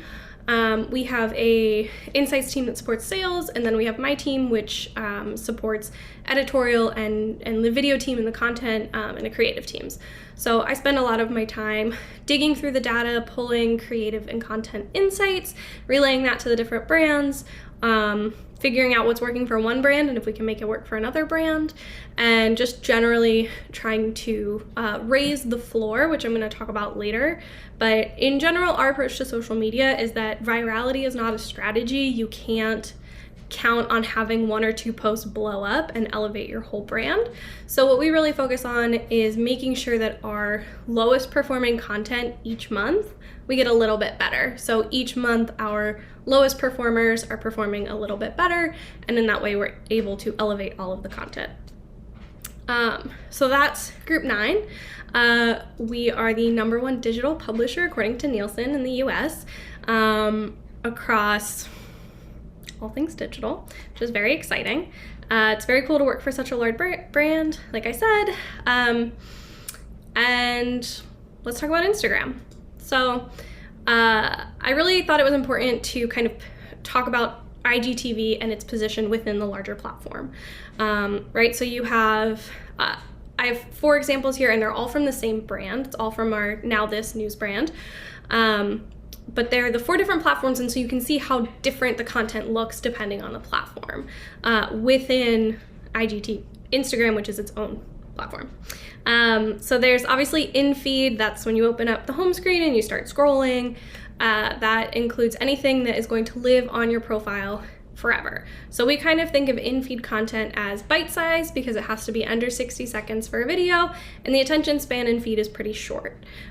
People get in that scrolling habit and they tend to just scroll, maybe comment, keep scrolling. So it's content that can be consumed really quickly, but that we want to live forever.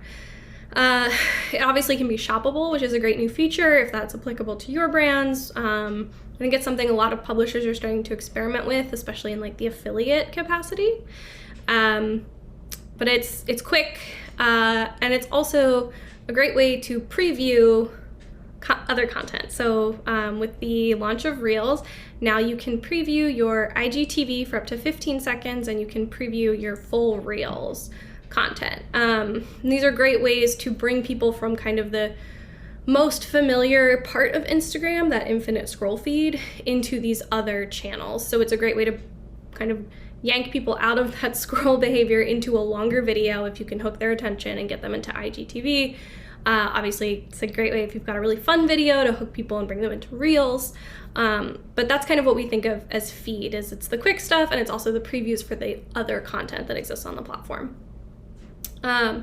IG Stories is also quick and fun content, but should be made in app or styled to kind of look like it's made in app. So you can see now this example has a host. It was clearly made outside of the app, but then we kind of layer in that creator tag, and it has that sort of talk showy but also quick social vibe to it. And that's content obviously that only lives for 24 hours. So Now This does a great daily show, which is perfect because it's content that's applicable to literally that day. It expires in 24 hours, and then the next day we're on to the next one. So this is from today, which is the 17th when I'm recording this. Stories is also a great way to preview your feed content, your IG content, and your IG Reels content by using that, promote on stories feature. So we also like to think of stories as a place where you can launch users to other platforms as well, same as with feed. Something that's interesting that we always keep top of mind is that the average Instagram user opens the app 40 times a day, which is a lot of chances to get in front of people. And so we make sure that we're publishing on every single one of these platforms, this feed, stories, reels, IGTV, to make sure that wherever users come in, whatever their point of entry, there's always fresh content for them to consume, because 40 times is a lot. Reels, Instagram's newest feature, is, I think, it's still so early, it's really hard to say how it fits into our larger strategy, but for now, we're thinking about it as like really fun content and almost like stories that we want to live forever. So for now this is keeping it really fun and light. They've got like a cute little dog video. A lot of their content can be very heavy. It's news, it's not always very cheerful. So Reels is a place to kind of be a little more lighthearted. And I think that is going to continue to evolve as Reels continues to evolve. But for now, we kind of think of it like stories that should live forever. And then there's IGTV. And so where we kind of see IGTV fitting into the larger Instagram landscape is it's our most premium content. And we have longer form in quotes here because we don't want it to be super long. I'll talk a little bit later about best practices. But we do kind of think of it as a little bit more elevated than things in feed because you have more time to tell a longer story. And you do have that 15-second preview function where you can tease it in IG feed. And so we think that it's kind of a place to stretch out a story, be a little more comprehensive, be a little more informative. As long as you've kind of hooked your viewer in that first 15 seconds, in theory, they should stick around for at least most of it, especially if they have to migrate from feed to IGTV viewer. So we keep it right now as a place for our highest quality content. We kind of think of it like premium Instagram. So each format serves a purpose. Depends on what your goals are. It depends on the kind of content you have to know where you want to slot it in. But for us, we kind of think of IGTV as like the peak of the juiciest, most meaty IG content that we produce. A very big part of our strategy is to think like users. So everyone who creates content for the different platforms within Group 9, everyone on my team and the social teams, we're all power users of every platform. And this seems really obvious, but one of the best pieces of advice I can give is to spend a lot of time on a platform that you're thinking about. If you're trying to build your Instagram audience, spend a lot of time on Instagram. When you're creating content or distributing content, think about it from a user perspective. What is the value added? Why should someone stop and look at this amidst all of the noise on the platform? Why do people care about this story? What emotion am I trying to evoke from my audience? How am I going to make them care about this and stop and pay attention and engage with me and my content over everything else out there? So we kind of always go with that user-first mentality. Get really comfortable using the platform, and that's also how we've kind of developed our understanding of each of these 4 segments of Instagram and where IGTV specifically fits into that is just by observing our own behaviors. And I watch the longest videos on IGTV, partially because it allows me to watch videos that are longer than 60 seconds, but also because it takes up the full screen and it doesn't nudge me along into the next piece of content the way that a vertical video like stories or reels would do. So some IGTV best practices, just kind of the basics that we try to adhere to. It's really hard to make universal rules for the purposes of something like this, where I'm speaking to a large audience. It's also really hard to make universal rules for 5 very distinct brands with different strengths and different interests, and different team sizes and bandwidths and all of that. So I kind of boiled it down to the 3 things we always try to think about. which is make your content work for the platform. Don't make the platform work for your content. This is really important because there's so much noise on Instagram. There are so many places to consume content, so many people to follow. It's a mix of people you do follow and people the algorithm thinks you might want to follow, things your friends have shared, things brands have shared, brands advertising to you. It's just a really chaotic landscape, and you're already competing against so much that one of the worst things you can do is kind of jam your content in where it's not a natural fit. The easiest example of this is like running horizontal or sideways video on IGTV. If you're asking a user to stop and watch your content and care about your content and engage with it and rotate their phone to watch it, you're asking so much more of your viewer than someone who's naturally throwing in short, quick, optimized content. It just gives people a reason to tune away. And again, it's that think like users. I don't watch videos if they're sideways. I have other things that I would rather be doing. Even if it's that horizontal and you're not asking to flip, it's still really, really small on my screen because my screen is like this and then your video is right here. It just makes it hard. It's a hard viewer experience to care about it when I'm like squinting. So we always say publish vertical video, especially for IGTV.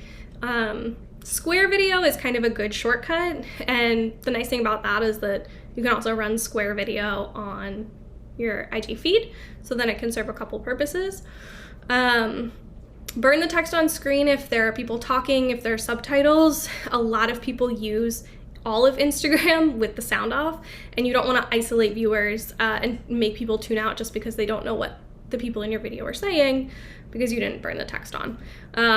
That is something that I know is a time suck and a lot of people don't like doing, but I think it really genuinely does make a difference, and we do see that when we burn things on, we get longer retention. For length, this is a tricky one because it does really depend on the content, but I would say we generally aim for like 2 to 5 minutes. You really don't want to go longer than 5 minutes. We start to see really, really big drops in retention. Even a minute and a half, like if that's all you need to tell the story that you're trying to tell in the video, that's totally fine. I think 2 minutes, 3 minutes is really good. Can be longer if it's very, very visual and very engaging, but just be mindful in your analytics. You can always swipe up to see that retention curve, and you will see that hockey stick. It's always going to happen. People are always going to drop off right away. What you really want to look at is how much are you retaining people after that. I would say a retention rate that we don't like to see is like 3 to 5%. That's pretty tough. If we can get over 10 to 15 or 20% retention, then we feel like it was a good video that engaged, 1 in 5 viewers, and that's pretty good. It is, like I said, really hard to get people to just watch for a long time because it is a fast platform and people have short attention spans. I have a short attention span. So just be mindful and aim for whatever you feel like is enough to tell the story, but tell it quickly, be very engaging, and try not to go over 5 minutes because that's when we really see low performance. The other best practice rule is use all the tools the platform provides. So this is actually true for every aspect of Instagram. They want you to use the platform. They want you to use the tools that are there. So use your in-feed preview tool. It will get you more views. We always see more views when we use the in-feed preview. Promote new posts, new IGTV uploads by sharing it to your stories. That function also exists for a reason. Instagram wants you to use it. It's a great way to bring people from stories, which is definitely a much more trafficked part of the platform than the IGTV carousel viewer. So it's a great way to move people from stories, which sees a lot more eyeballs, into IGTV, and also get people who are genuinely interested because they're choosing to opt into watching that video. It's a lot better than like scrolling through feed and it just pops in front of people and you have to hope that they might be interested. If you tease it in IG stories and tell people like, hey, we have a new IGTV video and it's about XYZ, and they click on it, they are clearly very interested in that topic enough that they're going to leave the IG stories viewer. So it's a great way to drive really, really engaged viewers. And then speaking of engaged viewers, the third best practice is to engage your community. We find community management is so valuable, especially on Instagram. The platform really rewards having conversation. Comments are a much more meaningful form of engagement than a simple like. It also kind of forces people to watch the content a little bit longer so that they can talk about it and have something to say. So it's great to engage, especially in the first 6 hours after hitting publish. So if you do like an afternoon, just making sure someone's in there in the comments, responding to people, engaging in conversation. And if you respond to someone's comment and they reply to you, respond back, start a conversation. That's really where you start to get like that big engagement and big loyalty, is when users see that you're in the comments engaging on the content.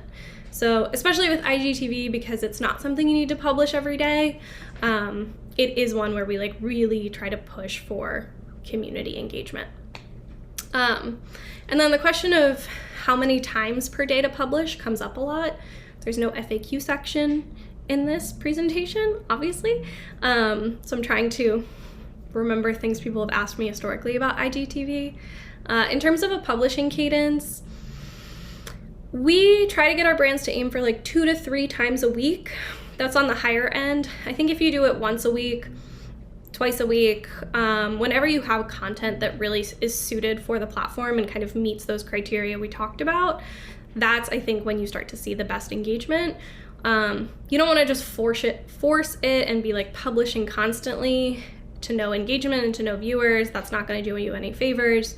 I think 1 or 2 times a week is great if you can do that. If you can only do once a month, fine. Just make sure you blast it on feed preview, stories, make sure you do community engagement and just really, really push it, because it's kind of a special thing that you're uploading. And like I said, it is that more premium content. So I think people do kind of expect that like they're not jonesing for an IGTV post every single day. It's really more of a place to showcase your best content. So taking those best practices, taking the thought process of thinking like users, how to build generally an Instagram strategy. Whenever I give presentations, I like to always make sure there's 1 or 2 slides that you can screenshot and take away and take to your next meeting and actively use. And hopefully the best practices slide and this slide will do that. So I think this is a really helpful slide. I hope you do too. The kind of 3 pillars of identifying what you need to identify in order to start building a comprehensive Instagram strategy. Obviously this applies to IGTV. I think it can apply to the platform in general, or even multiple platforms. But this is what we do at Group 9. So we first identify the audience we have. What are their behaviors? What are they doing? What are they not doing? We use all of the data at our disposal to understand how they engage, when and why they engage, what the audience demographic is, where they live, what other accounts they might be following. We try to kind of glean as much as we can from their behavior. And then from there, having identified the audience, we also identify our goals. So what we want out of the platform and what we want out of the audience. So we identify the end result and then build towards it. So if you're looking to grow, if you want more followers, the first thing you need to do is dive into your data and figure out when, how, where, and why you get more followers. And then build out a strategy to do the things that drive followers more often. So maybe you have a franchise that your viewers really love. Maybe you have like an on-air host that whenever that host is there, they bring in their audience and it grows. Could really be anything. Just figure out what that thing is and bake in a strategy to do more of it to get what you want. If you want more video views, figure out what people are watching, create more content like that. If you want more likes, figure out what kinds of content people like and are hitting the like button on, create more content like that. And then the third piece is to identify that current audience, but also your ideal audience. Are they a match? Are they a mismatch? If they're a match, great, you're doing great. If there's a mismatch, if you want, as an example, Seeker, our science brand, has a very male-dominated audience, but they wanted to bring in a lot more female viewership. And so to do that, they partnered with some female STEM influencers, had them take over the account, had them kind of push, hey, follow Seeker, they make a lot of great content, just to try to diversify our audience a little bit. So if the audience isn't the exact audience you want, what you need to do is identify who and where that audience is. We tend to do that by just finding competitors that seem to have the audience set that we really want. And then figure out what they're doing and how they're appealing to that audience, and how can we emulate that and try to convince that audience to come over and consume our content as well. And then build from there. So I think a great example of this is that in Seeker's quest to diversify and get more women consuming their content, they partnered with Shawn Johnson, the former Olympic gymnast, and also new mother, to do a series called Seeker Baby, which was all about the science of babies and newborns and explain different aspects of babyhood. And it worked out great. It brought in 1.5 million female viewers that previously Seeker didn't really have access to, because Shawn pushed it, and she has a huge female audience. And Seeker had never done something like baby content before. They were really new to getting into health and biology content in general. They usually do a lot of science, like space science. So it was something new for them. It was something new for Shawn, and I think both accounts really benefited from that by identifying what they wanted and then creating content that would appeal to that audience while still being true to their brand. So that's kind of the idea. Hopefully this is helpful in your own Instagram strategy. I don't know where or how within this presentation, but I'm going to include my email if you have any questions. We can chat one-on-one. You can always email me. I'd be happy to try to help make this presentation make sense in your personal cases. Some examples of Group 9 IGTV wins. We just talked about Seeker Baby. It got 1.7 million views for season 1 total on Instagram, and 1.5 million of those views were women. So it was kind of like exactly what Seeker was after, really helped them diversify their audience to get more women consuming their content.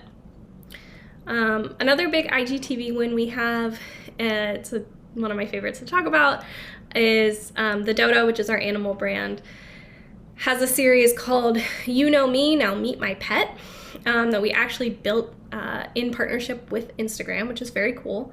And we essentially went out and found Instagram influencers who didn't have famous pets, because there's a whole subgenre of Instagram that is just famous pets. So it wasn't that, it was famous people, and then we profiled their pets.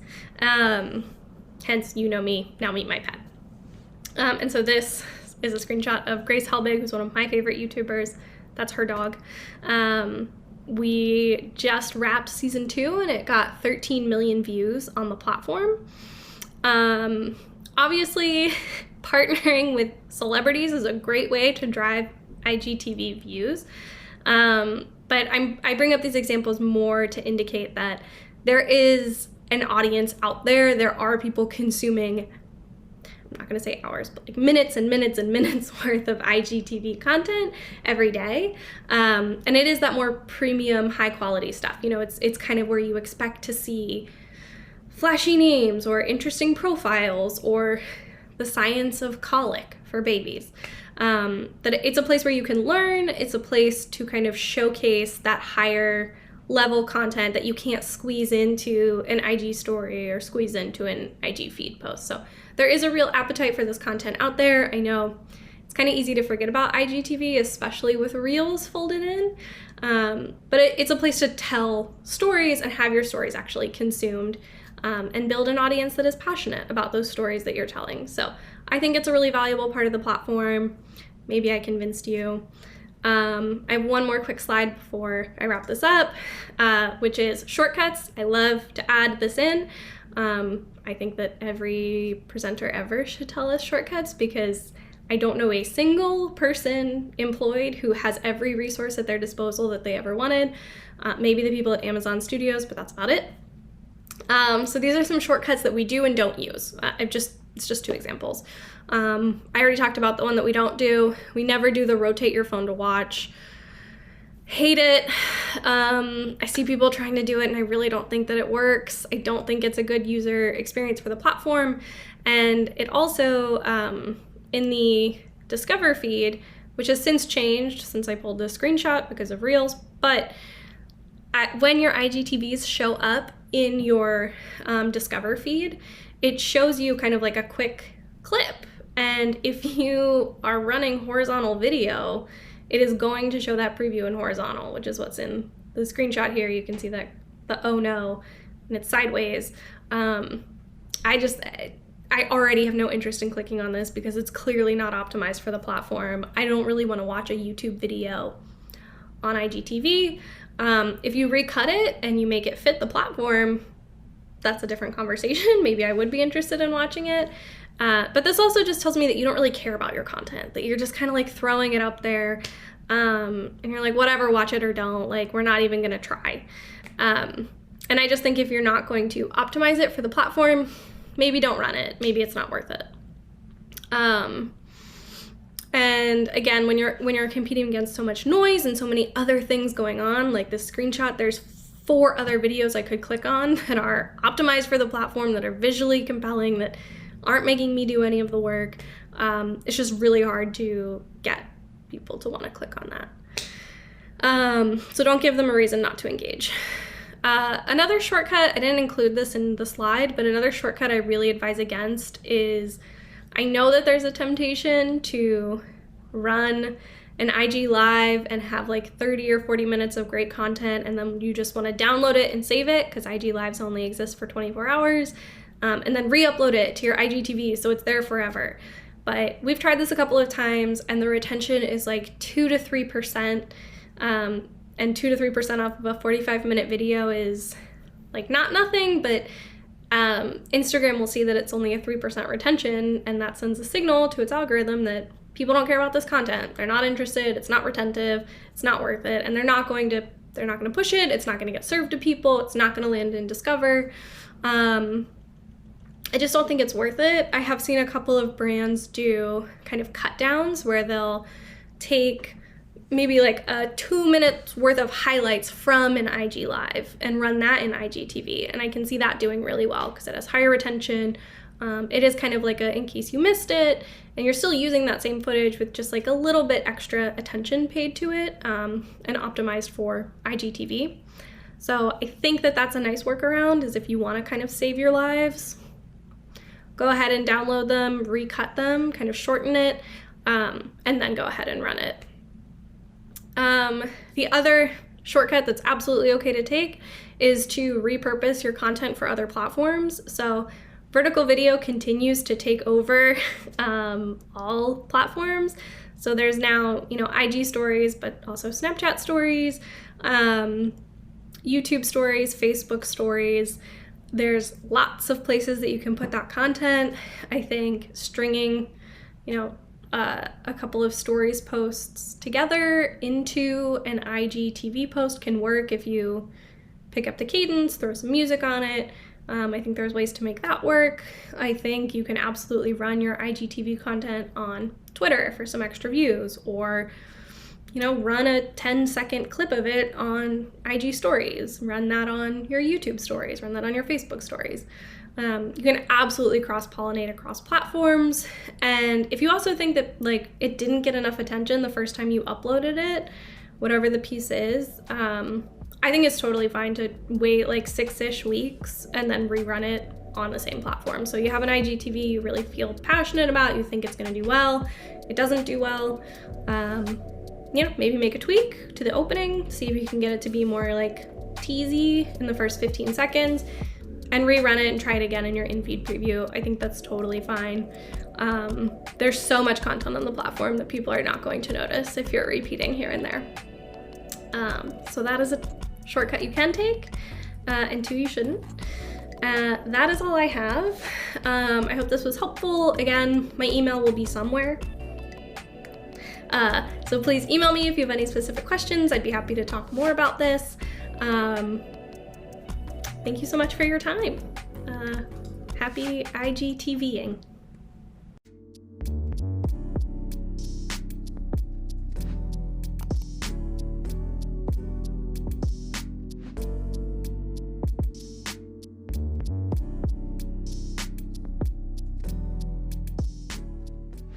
Hi, I'm Natasha, but you may know me as the yellow Instagram gal or the founder of Soul Studio. Not only do I manage my own content strategy for my brand, but I also help my clients manage their content for Instagram. This means I've mastered the art of repurposing, and I'm excited to share my secrets with you today during my LaterCon talk. By the end of this training, you'll have 13 content repurposing ideas ready to be implemented. Woohoo! So you can use amazing content you're already putting the energy and time into to create fresh content that will stop your followers scroll with Instagram posts and videos. Because I've been exactly where you are. Constantly turning the wheels, trying to figure out new content ideas, and then you push publish, you have happy dance, and then you start the relentless cycle over and over again. And that's where repurposing comes in to save the day. So let's start with the basics. What actually constitutes as repurposing? Because trust me, I've seen the good and the really ugly. Repurposing is taking an idea, topics, or key takeaways from one piece of content and giving it life in a new, fresh piece of content. The very wrong ways that I've seen people repurpose content includes using the exact same photo over and over again. Trust me, the filter doesn't make a difference. Stealing someone else's content ideas, which is never cool, or even copying and pasting the same copy into the same caption. Seriously, let's make a pact to avoid these things in our content strategy. But the very right way to repurpose content looks a lot like reworking the copy from each part of Instagram into fresh content, adding a sprinkle of something extra to the content, kind of like the little salt meme, or completely freshening up visuals with new photos, graphics, or other visuals. And when we repurpose the right way with our Instagram content, this strategy will help us save hours on content creation, which we all need in our lives. Also, it helps us make good use of great content we're already creating, so it doesn't go to waste. I mean, only a small percentage of users are seeing our posts after all. And this ensures more people get the opportunity to see your content. And best of all, you'll create a more cohesive strategy by merging your content from each part of Instagram. If you're not already using all 5 parts of Instagram in your content strategy, I could totally see why. Juggling stories and graphics and your IGTV videos. I mean, that's a lot of content to handle, especially for a small or solo team. Not to mention the new addition of Reels, Instagram. That's where you can rely on repurposing to come to your rescue. Of course, your feed is your first impression and the type of content we're probably already creating. Stories are right up there in popularity and importance as micro videos that show the personal parts and behind the scenes of your brand. But then IGTV gives your followers a long-form, high-value video content, maybe even in a form of series.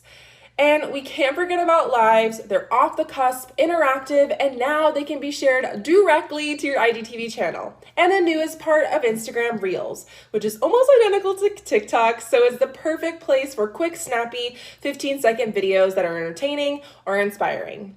And that's where repurposing content comes in to help you show up on all 5 parts of the platform with ease. So there's 3 parts of your content strategy you want to focus on first before we get into the repurposing ideas. These are going to be your tools, evergreen content, and analytics. So let's start with the basic tools you need to become a pro at repurposed content. So first, having a scheduler is key, and it comes with the repurposing content flow, and that's where Later comes in handy. As a social media manager, a content calendar is also a must for me for keeping track of what content I want to repurpose in that cycle. I personally use Airtable, but you could use anything from like a Google Doc to even Asana. And of course, templates make repurposing your visuals super easy. And this also can include presets and filters.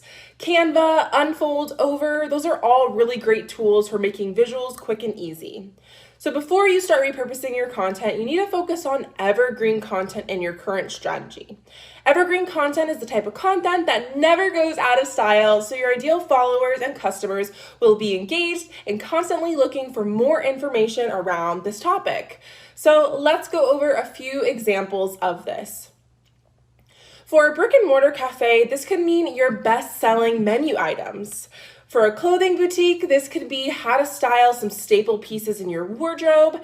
And for a social media marketer, this could be strategies and tips that continually provide results. So we want to shift our focus to evergreen content because it's perfect for repurposing. It can always be updated to be fresh and relevant with very little effort. Even seasonal content can be evergreen, but only in certain instances and examples. For example, my Black Friday tips for marketing from last year still might be relevant with some repurposing. So the last part of your content strategy is to focus on when you're repurposing your content with analytics. Analytics matter because they'll help guide you on what to repurpose for your Instagram. So first, you want to take a look at your Instagram insights to see what posts receive the most comments, saves, and shares and likes.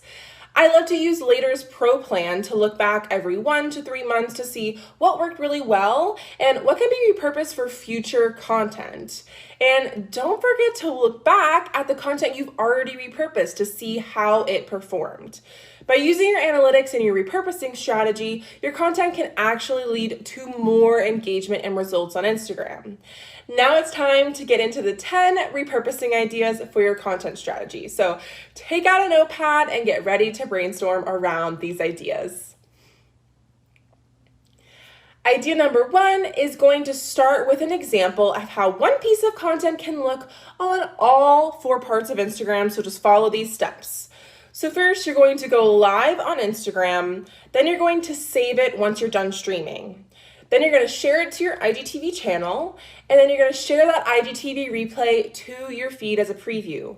Finally, edit that camera roll that you saved and put it on stories to promote your IGTV.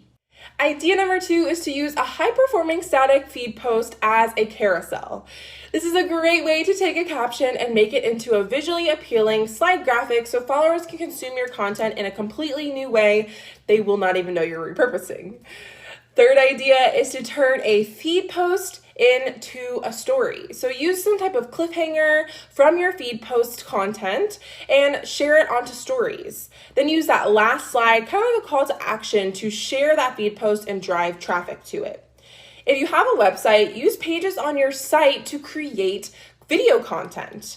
My favorite pages for this repurposing hack is using your navigation bar for about services, frequently asked questions, and anything else along those lines. A blog post is also a perfect example of how you can repurpose website content into engaging IGTV videos. Section your videos using the blog headers, then use that copy in your blog to write a script and outline your video. Lastly, link the blog in the IGTV video description because we get those clickable URLs we don't want to forget about. The 5th idea for repurposing is to use those blog posts as stories. So what you can use, kind of similar to the last idea, is take those headers and copy to build out your storyboards for your graphics. Then end with a call to action to read the full post. You can use graphics, talking videos, boomerangs, or maybe a mixture of all of those ideas. So are you prepping for a big launch or promotion? Don't let your content slow you down. The 6th idea, which I love to use, is repurpose your sales page or even your sales emails into stories content to make showing up during your launch so easy. If you have a podcast or even a guest on a podcast, this 7th tip is for you. So use a 15 to 1 minute long audio or video snippet from your episode as a feed audiogram. These audiograms are an easy way to draw people in and keep them wanting more, and they'll go listen to that episode. I love to add subtitles for my followers that might be hearing impaired or listening with the sound off. Veed is my go-to video editing app for creating subtitles and podcast graphics. It's kind of like Canva for video. Resize the graphics so you can promote the episode on your stories too. A bonus tip for this idea is to use the show notes to speed up the caption writing process. It's like a 2-in-1. Showing up on Instagram stories daily and multiple times throughout the day is key to boosting the algorithm and getting more DMs. But that doesn't mean that you can't repurpose those stories you're already creating into other types of video content. Here are 2 ways that I love to do this that have gotten really great engagement and results. The first thing is to create a carousel post with it, add some text. And the other option is to save all those stories and actually make them into an IGTV video. Just be sure if you're using either of those tips, save the story videos before you add the text, your gist, just to make sure it looks really polished on the other form of video. The last tip is to do a recap of at the end of the month of all of your content on stories. This is a really great way to get traffic to content that you posted that maybe your followers just didn't see. So you can use IGTV videos for this, blogs, new shop arrivals, or even podcast episodes. While all of these ideas I mentioned are a great starting point, Reels are actually the most accessible way to start with repurposing content because, well, they're only 15 seconds long and lend themselves to repurpose content super easily. So if you're wanting to get started on Reels, here are a few ways to streamline your Reels content strategy with these repurposing tips I've shared. So first, repurpose directly from TikTok by saving with a smaller watermark. So what you're gonna do is save your TikTok as a live photo, then go into your camera roll to save that live photo as a video. So the watermark will be just smaller and in the corner. Another great option is with frequently asked questions on your posts or question stickers, use Reels to answer each question. This is kind of similar to how you reply to a comment with a video on TikTok. Another tip I love is creating excitement around an IGTV video by sharing a 15-second teaser for the upcoming video with the time and date in your Reels caption. Another option is go through your content archives to find captions, video clips, and even stories that can be given new life in Reels content.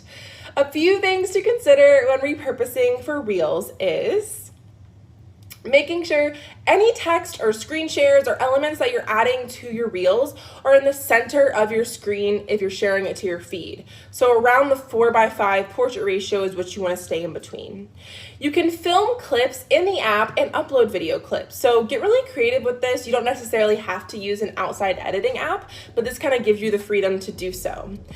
So as you can see, the options are truly endless when it comes to the content you can repurpose for your Instagram page. With all of the examples, you'll see how the skeleton of the content you're repurposing is very consistent.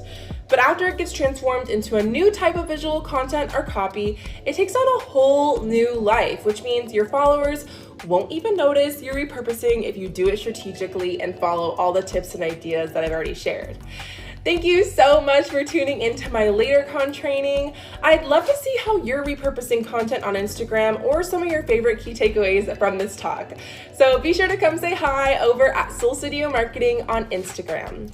I cannot wait to see how you work smarter and not harder with your new Instagram repurposing strategy.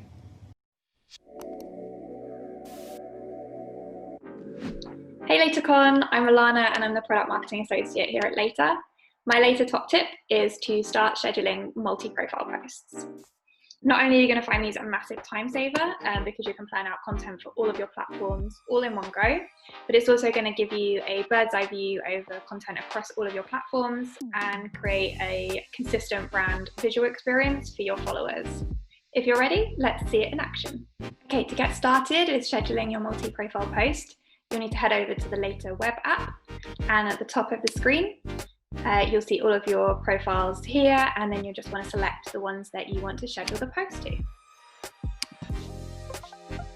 Next, you want to pick the post that you want to schedule and drag and drop it from your media library over to your calendar. Add in your caption, and you'll want to make sure that this is generic for the time being, but you'll want to then personalize it for each platform to make sure that it's the right length. Once you've hit next, it's time to edit your images. You'll want to make sure that they're the right sizes for each platform.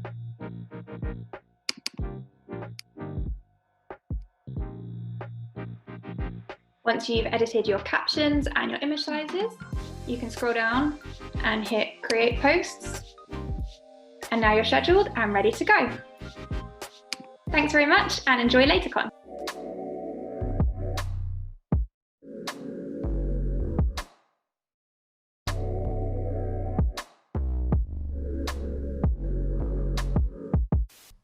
All right, we're gonna jump right into our next Power Hour, which is all about branding. Whether you want to work on your aesthetic or understand more about the psychology of social media, you're going to learn a ton in the next hour. Now, a quick heads up. In our next session, there are a couple of curse words used. So if you're watching around children, you may want to put something else on for them while you continue to stream live. You'll be able to chat with our speakers Adam and Kai live on Twitter, so tag your questions with #LaterCon because we're giving away copies of both of their books too. And if you have a question for Courtney, she'll be answering them over on her Color Me Courtney Instagram profile. So without further ado, here is your Branding Power Hour at LaterCon.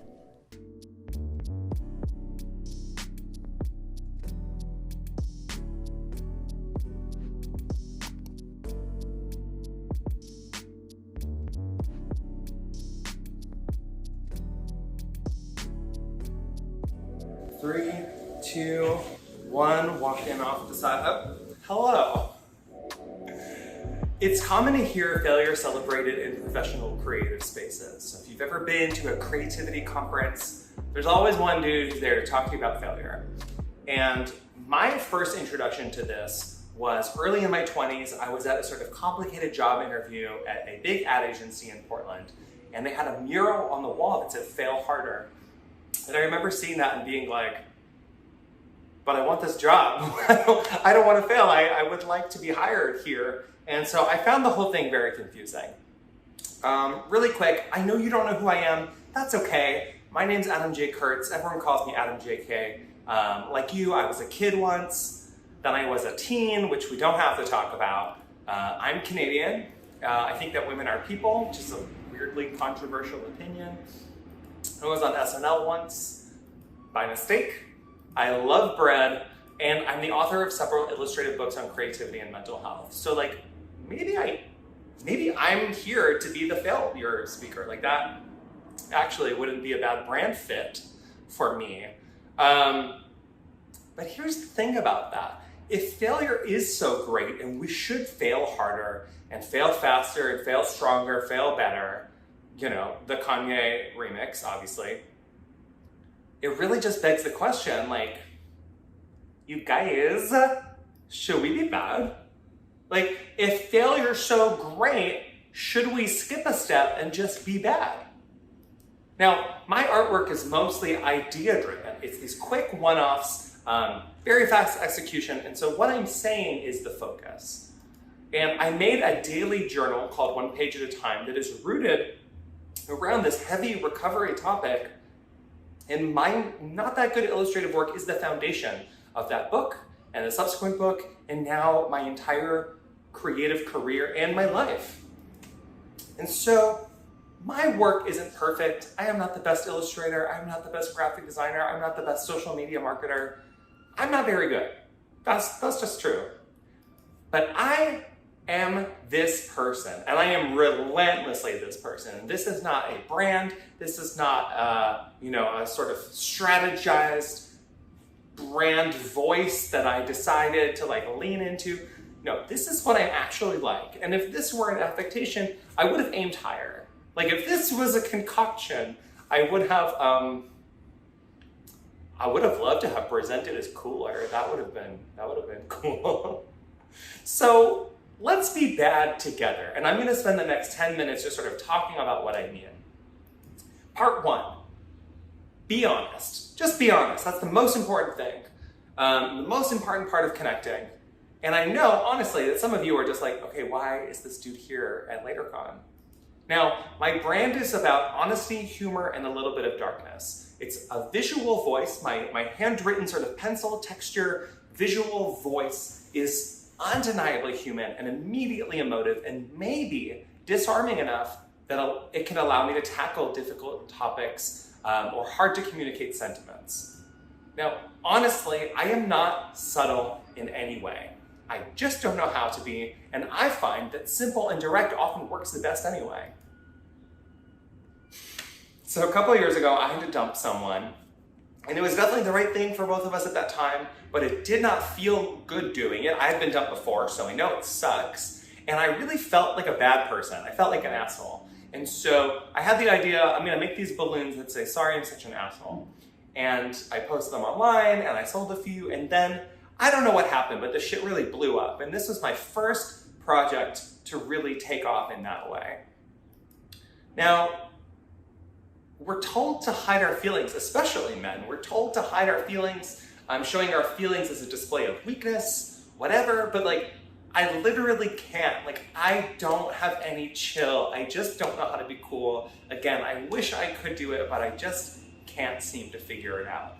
And so I am always just talking about my feelings. And this is my first zine, which was called Talking About Feelings. You know, and zines are a little like self-published sort of booklet. I printed these at home in my bedroom, and they have art and writing in them. Probably made like 25. And then 2 years ago for the New Yorker, I wrote feelings on rocks. So in that 10-year span, there's not a lot of creative evolution. I continue to just be like a very unsubtle person with a lot of emotions that are plainly displayed on my face. Now, honestly, I am not an expert. I am not positioning myself as an expert who is smarter or more knowledgeable than you. And actually, I think that's often for the best, because we do not all respond best to being preached at. Some of us learn in a lecture style, but many of us learn by reading, by doing. We learn in so many different ways. I think not being an expert is actually pretty great. So I don't feel that about it. I'm not insecure about being so stupid. Sorry, I'm just making myself laugh. It is weird to self-tape in the middle of a pandemic, and just off camera, everything is so messy and ugly, like I can't even begin to tell you. Anyway, I am just processing my lived experience in the only way I know how to, which for some reason is novelty gift products and stationery. And despite writing a literal advice book, I'm just trying to get on your level. I am just trying to connect with you, literally you, as a real human person speaking to another real human person. Because we are in this whole life thing together, and it is not easy, and that has never been more obvious than right fucking now. But we're both here, and I'm not better than you. Part 2, good doesn't equal better. Perfect is not better, because the quote good, you know, technically good, award-winningly good, good work, good art, good writing, good content isn't always the most effective, because people love bad shit. People just love bad stuff. They love it so much. You know, case in point, what is this? What is this? This is a joke t-shirt, and I had the idea to make this shirt late at night, and you know, it's a commentary on the nature of appropriation in art and design, you know, on the internet, but also the original Joy Division album art is lifted from a science textbook by the designer Peter Saville. Anyway, it's just a dumb joke. And so I quickly, you know, I mocked it up, basically made a meme, posted it on Tumblr, and went to bed. And I woke up the next morning, and it had 5,000 reblogs. And I had multiple emails in my inbox that were like, hey man, dope shirt, like where can I cop this shirt? And I was like, it doesn't exist. But it was so popular that I went on to take pre-orders and to print a ton of them. And Peter Saville actually bought 12 for his own archives, and he called it profoundly clever in The Guardian. And I was just like, people really love bad shit. And to this day, people still purchase it at shop.adamjk.com. And note to editor, just put my website right there. I also recently made a baby version that's even worse. So I am just having fun being a dumbass. Good doesn't equal better, because bad design is actually how we communicate now. A lot of things are bad and have become the new normal. What is a meme? Memes are design and communication at its most fundamental, and people connect immediately.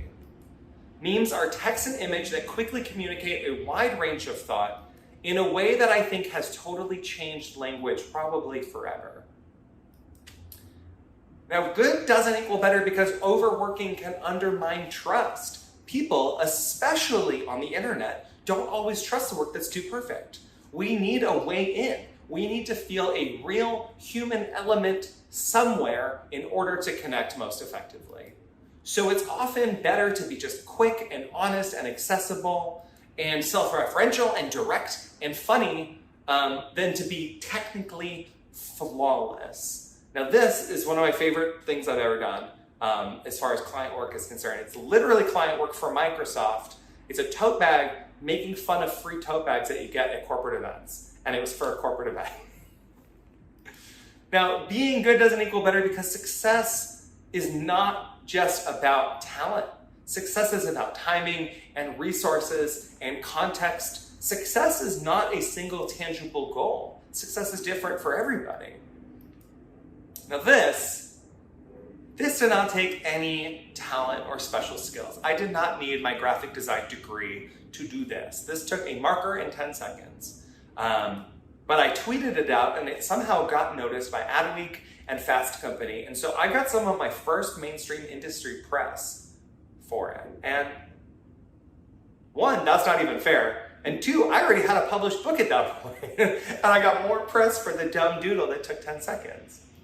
Now this is from a few years ago. I was named one of Print Magazine's 15 under 30 new visual artists to watch, whatever. And we each were asked to pitch a couple cover designs, and I pitched several things, and I swear this was like the dumbest, quickest one, and this is the one that they wanted.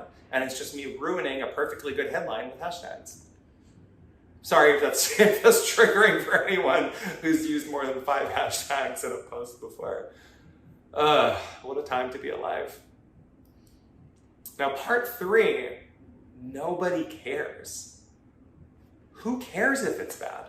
Nobody cares if it's perfect.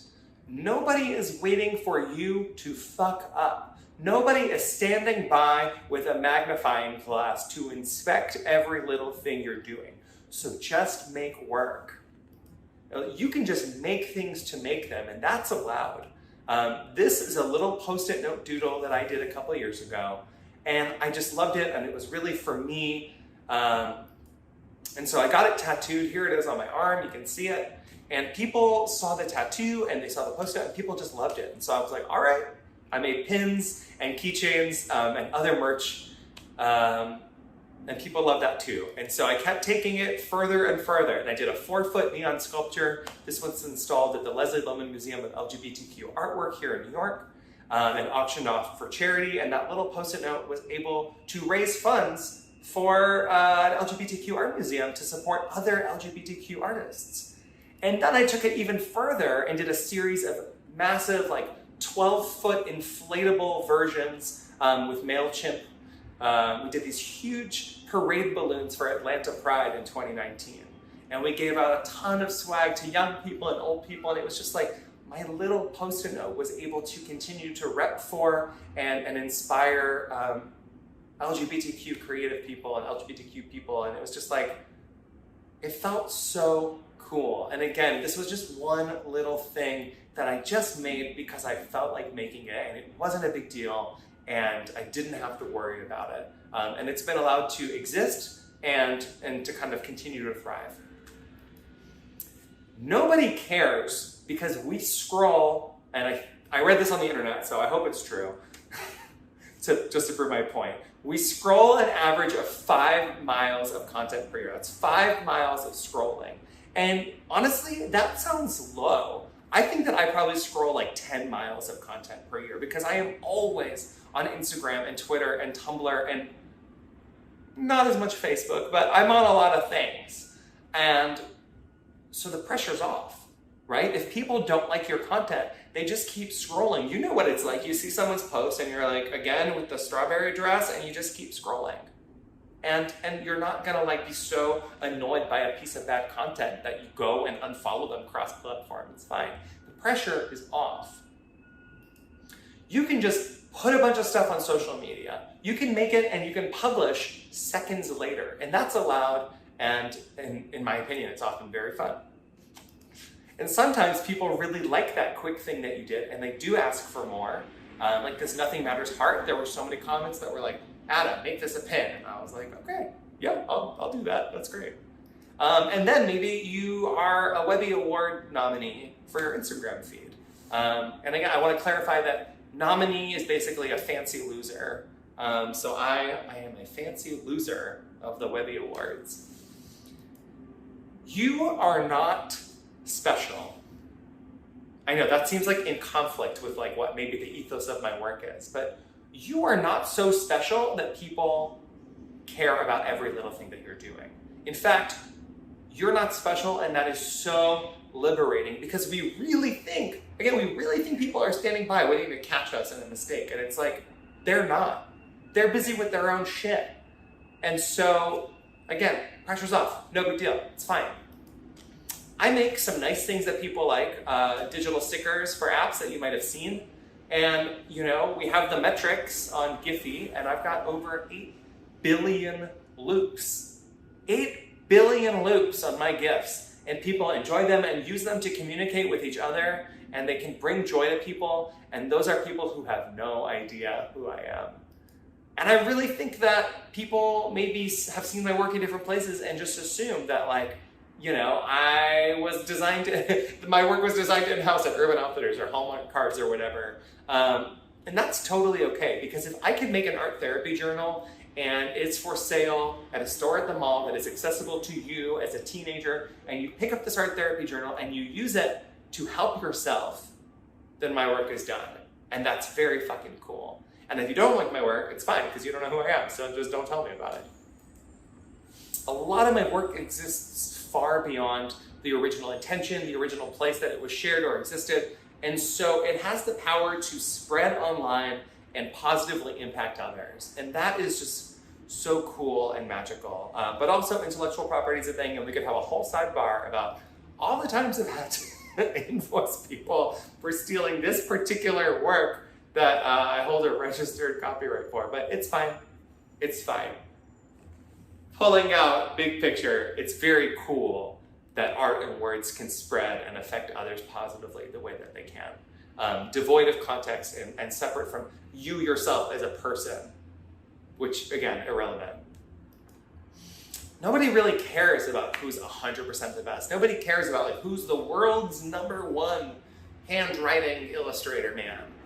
It's fine. We all have tools and skills. We all have access to resources and tutorials. We can all figure things out. We can all learn how to do things. And so who you are specifically is the differentiator, because nobody likes an asshole. Nobody wants to work with a jerk. So just be fucking nice. And that might be the thing that gets you a gig over someone else. A lot of my favorite creative projects are really the product of just like being a nice guy, having a conversation kind of with like the right person at the right time. And then maybe years later, the person remembers your work and you fit the brief for something and they're in a position to hire you. And they hit you up and they're like, hey, we met in 2014 and like, do you want to design the Brooklyn Public Library bookmobiles? And you know, you say yes, because that's so cool. So to review, we're here at the end. Honesty is the most important factor in making work that connects. Good, technically good, does not necessarily equal better. And nobody cares too much anyway. I embrace not really knowing what I'm doing at all times, and so I let myself create and share art and work as I grow. I am working on my own definition of success and then redefining success. And you get to do that too. You can define it and redefine it. You get to change your mind. You might think you know what your dream job is and then find that your dream has changed. That's okay. That's part of being a person in the world. Sometimes the most effective way to say something is not the most technically perfect way to say it. We get so caught up sometimes in the aesthetics and the direction of the whatever, and my previous take of this video where I had like a blue seamless paper behind me. But you know what? It's like, figure out what you're saying and then fucking say it. I wanted to use my external mic. It's right there, but the audio quality wasn't good, so we're doing AirPods, and it's fine.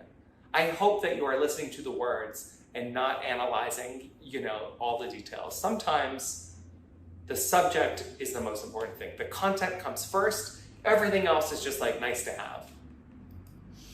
Now finally, though I am not an expert, though I don't always know what I'm doing, though I don't have all the answers, though I'm not the #1 best in the world, I can absolutely guarantee you one thing. Regardless of where you are in your career, if you're in-house, if you're a full-time freelance, younger emerging artist, whether you're a writer, designer, artist, content creator, brand strategist, founder and CEO who has a team of 20, or one person doing 40 different jobs, regardless of who you are and where you're at, you will die.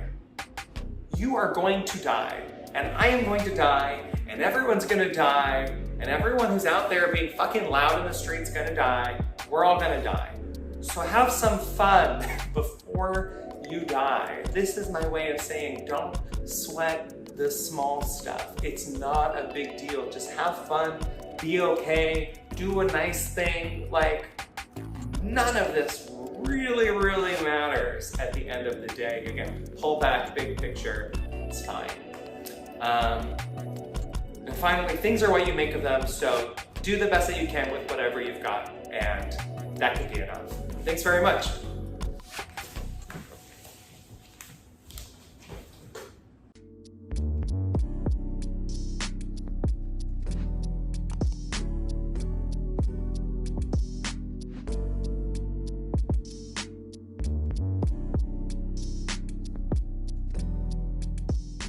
Hey cuties, Courtney here of Color Me Courtney, and welcome back to my channel.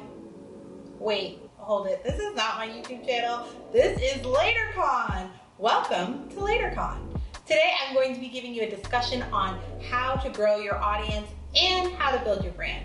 Truthfully, I was only supposed to speak to growing your audience, but I think these two go hand in hand, so we're going to cover them both.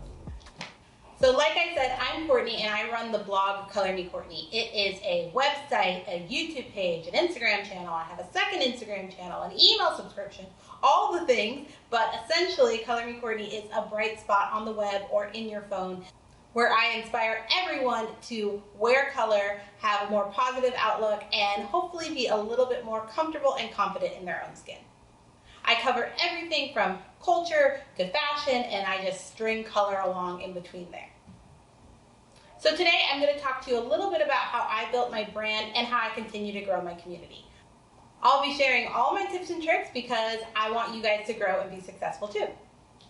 To start, let's talk about brand building. So for me, I have 5 key pillars that are really the core of Color Me Courtney. Different boxes, like color is a box for me, fashion is a box, confidence, and the list goes on. And I make sure that everything I do from a branding perspective checks one of these boxes.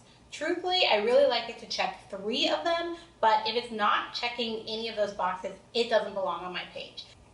And this has kind of helped me create a really clear brand focus when I'm creating content and continuing to share it.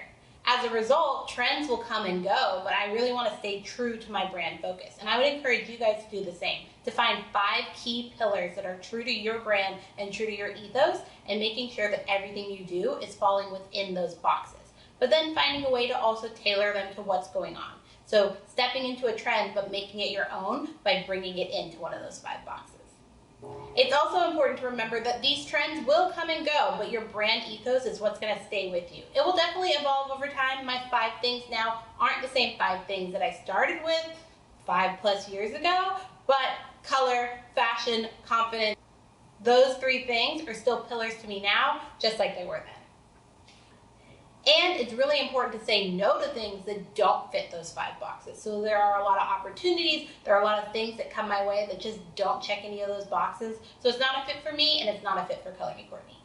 So once you've built this brand and you have this clear identity of what you are, then you can start to identify your audience. You might have a key idea of who your audience is, people who you think are going to resonate with your content, but there also might be this unknown audience that's attracted to you that you didn't even think or know about until they showed up. So keeping in mind that your idea of an audience might grow and change over time.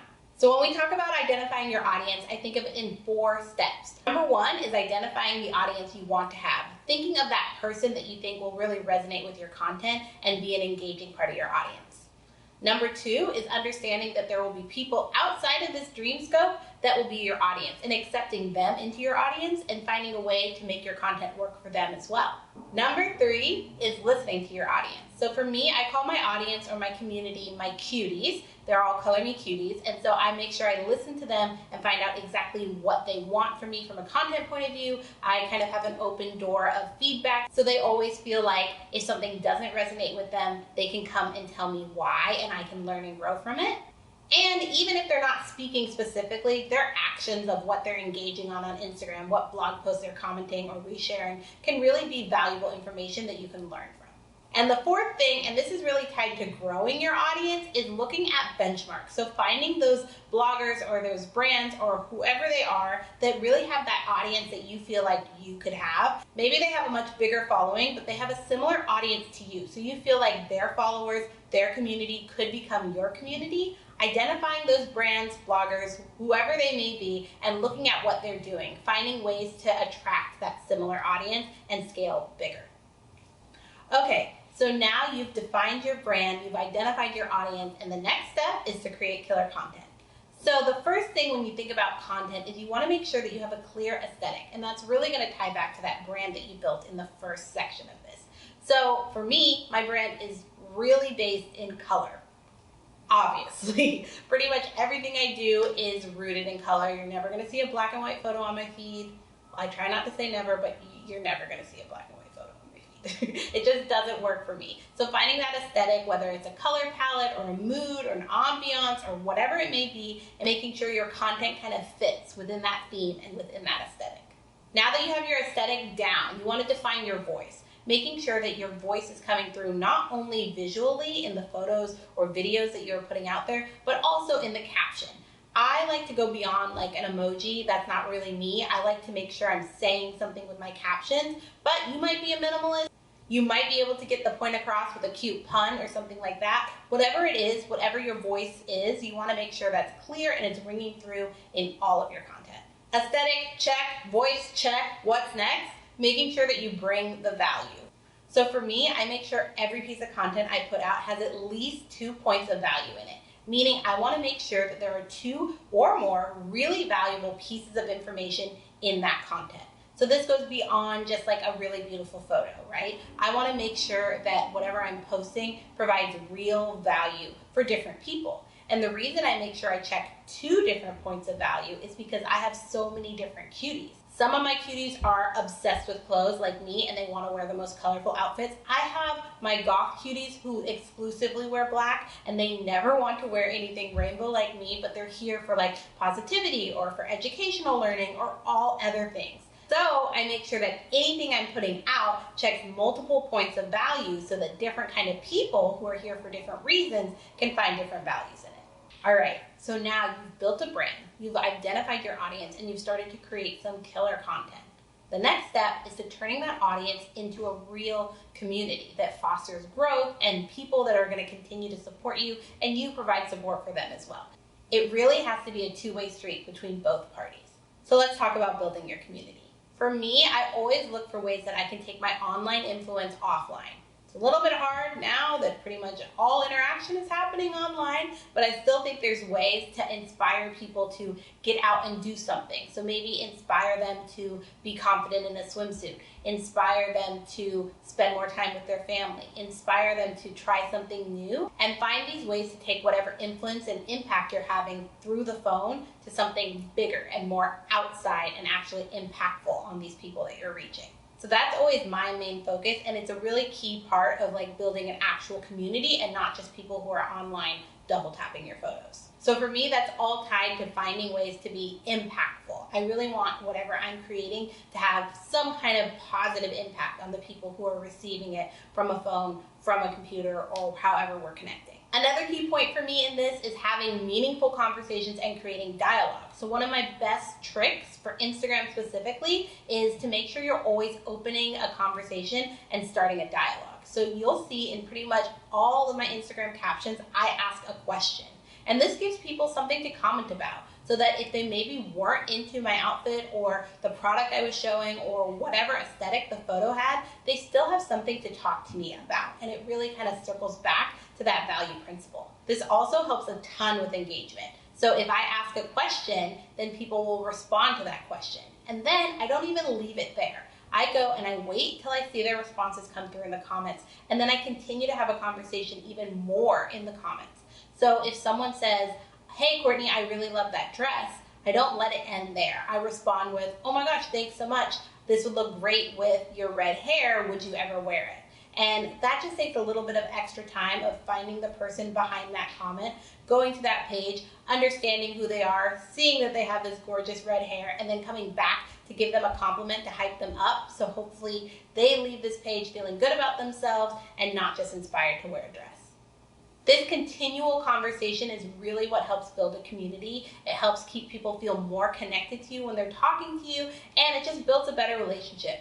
Honestly, it's more fun for me. I don't want to post a photo and just watch people give me praise online. I want to give that praise back and have a fun and positive conversation that leaves everyone feeling better at the end of the day.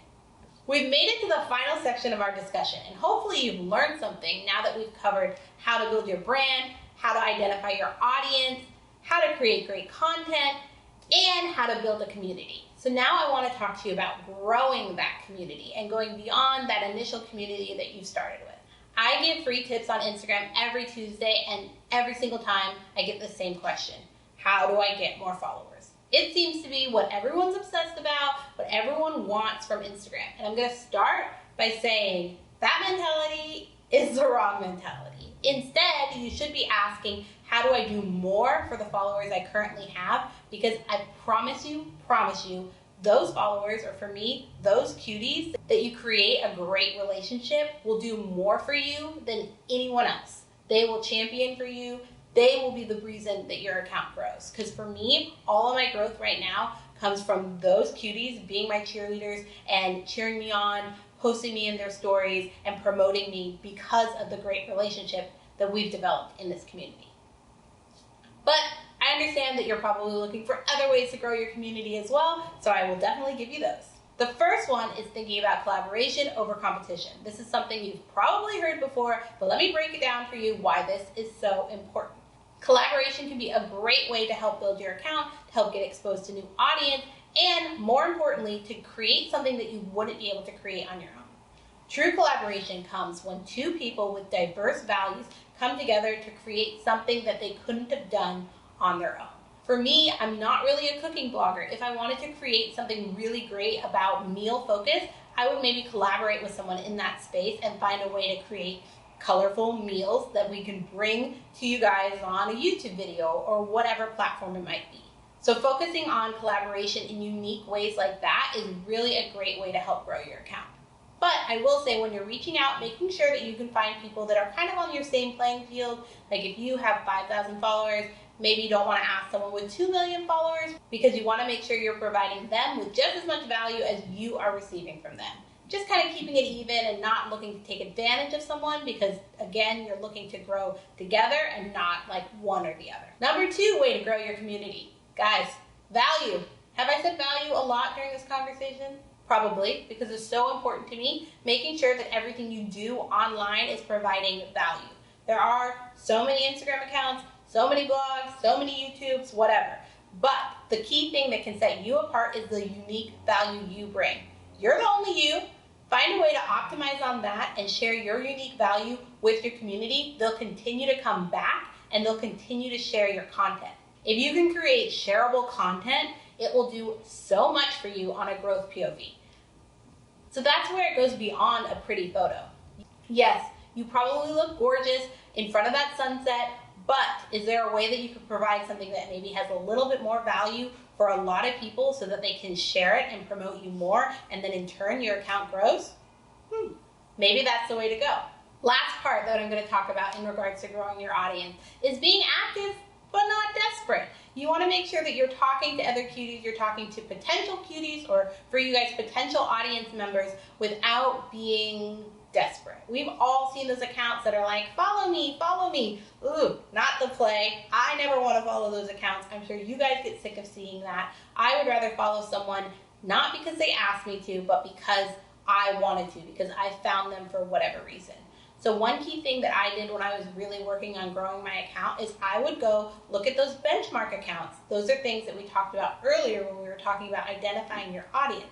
I would look at those benchmark accounts and I would be like, oh, these are the people who are engaging on these accounts. Let me respond to some of their comments. Let me go and engage on some of those pages in hopes that they would see my account, come to my page, and because my content structure and my value structure were already there, plus because I had a clear aesthetic, those people that I brought to my page would want to follow and be a part of my community because they saw what I already built. You can't start attracting an audience unless you've done the work, unless you've built the brand, unless you have the aesthetic, unless you have a clear voice and you're bringing continual value. People aren't going to come unless it's already set up. So work to identify that first. Build the foundation, and then you can start to go out and attracting new people to come back and be a part of your awesome community. Woo! We did it! We've covered it all. I've told you everything from how to build a brand, how to identify your audience, how to create great content, how to build your community, and then how to grow your community outside of what you've already built. I hope this helped. I hope you learned something or were at the very least inspired to get out there and create something awesome on the internet, because I know you can. If you want to see more from me, you can find me at Courtney pretty much anywhere. I also have a second Instagram that's pop culture focused called Color Me Magic that I built just in the last year and grew it from 0 to 100,000 followers. So I've kind of been able to test out new strategies there that I didn't necessarily get to do in the beginning with Color Me Courtney, because that was like 5 years ago. Anyway, I hope I see you somewhere on the internet, and I will make sure to put a question box in my story so you can come and hang out and ask me any additional questions, and I would love to answer them for you. Oh, and major thanks to LaterCon for having me here. I'm so honored. Thank you so much, and thanks for all the work you're doing to inspire the next generation of creators. Thanks again for listening, and I'll see you guys later. Bye!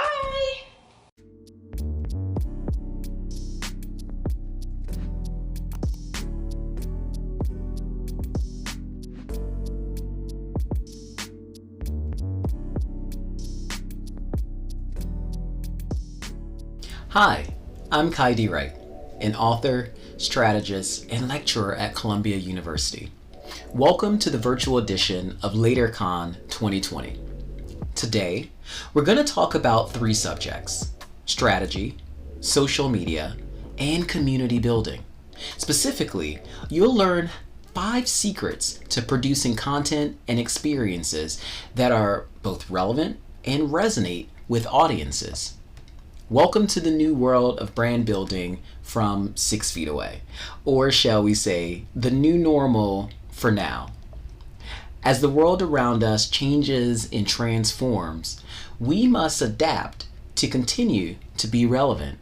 And brands are on this journey with us. They are socially distancing themselves and investing more in content so that they can have meaningful relationships with their own communities.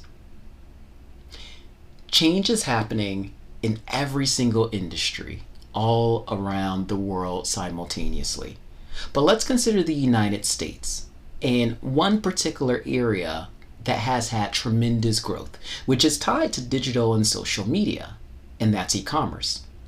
Bank of America conducted research, and what they found is that the past 10 years of growth in e-commerce has been realized in the 10-week period of the beginning of 2020. Now, McKinsey calls that the quickening or the leap. And what we have to take away from that is this sense of urgency to pivot the strategies that we were using in the past and reevaluate whether they're going to work in this oversaturated digital and social reality of today.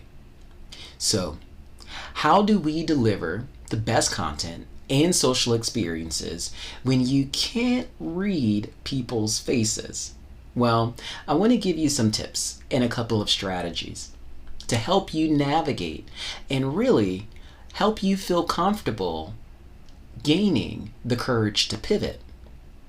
And when we look for all those winning strategies around us for how we can help communities feel inspired and engaged, we really have to think about the code of those different communities and how they communicate and relate with each other. Let's face it, Instagram and social media can make or break a brand. And arguably, during this COVID-19 time, brands with strong online communities are navigating the new normal better than brands that are still trying to build communities that were physical as they turn them digital. But what are those rules of the new normal?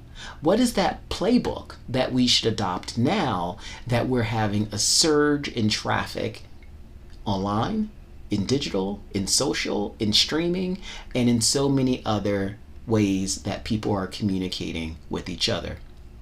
For 3 years, my team researched 1,500 companies that were considered innovative, disruptive, or fast-growing. Our goal was simple: to determine, in a scenario with limited resources for brand building, what should you focus on? We boiled the ocean, thousands of pieces of content, down to 5 core secrets. To help others with the back of the napkin simple framework, we developed a 5-step process.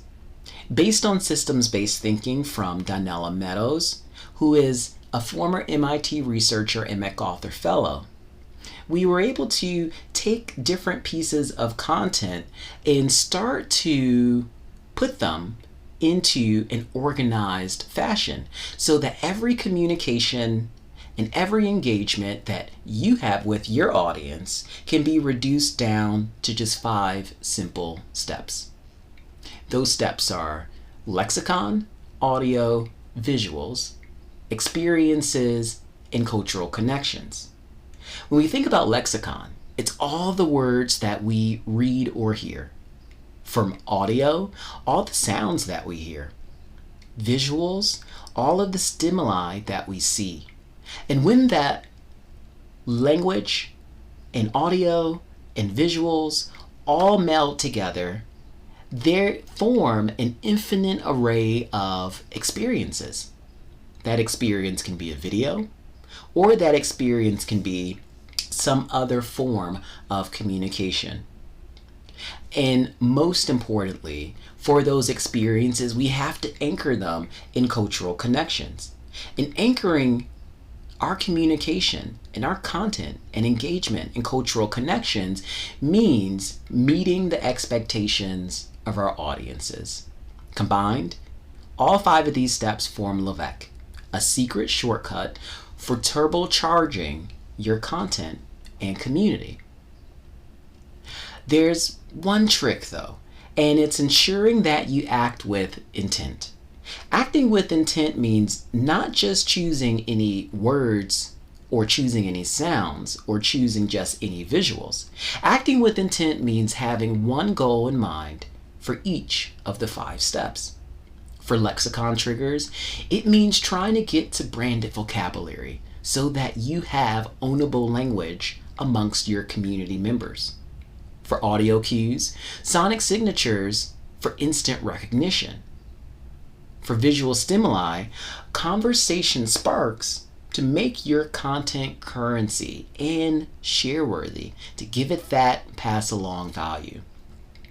In terms of experience drivers, we're really trying to form normative behaviors so that individuals in your community have rituals and traditions that they can perform time and time again, that bond them together under a sense of belonging. And lastly, cultural connections, which means you are acting ethically and meeting the expectations for empowering individuals in your community. So let's take some time and explore those 5 areas. And I'm going to share with you one example to help make it clear for how you can repeat this with your communities. Let's start with lexicon triggers. Lexicon, from a foundation standpoint, are all the words that we use. And words equate to about 7% of a communication. In marketing, we might call that copy. On the web, we call it keywords, aka SEO. And we are trying to craft a set of keywords that are meaningful to the individuals who we interact with. So kind of like knocking on the door of a speakeasy, those individuals understand that language and can use it with each other as an identifier that they belong to the community. We call this brand vocabulary. When those keywords start to trigger some form of an emotional connection. And over time, your community of followers, users, consumers, clients, and beyond tap more into the emotion of that branded vocabulary as they use it naturally and as they come across it in your social channels. Branded vocabulary works best when you take generally something that individuals are incredibly familiar with and make it distinguishable through word choice or the way that that information is delivered linguistically. I'll show you one example. Consider the brand In-N-Out, one of my favorite West Coast hangouts and places to stop by. Now, the fast food industry, and particularly the burger industry, is incredibly saturated. An In-N-Out burger by no means is the biggest on the West Coast or the biggest in any particular city. As they punch above their weight class, they use branded vocabulary through their menu in order to create this sense of belonging within the community. They can then take that language and translate it into social engagements, building it into copy, building it into social post, or what is shown or said on screen. So the goal is to make sure that there's language that your community understands, that they feel ownership of, that they can say to each other, and it very quickly signals what tribe they're a part of. Now, Budweiser is incredible at using language and catapulting it into pop culture zeitgeist. Over 20 years ago, they gave us "What's up?"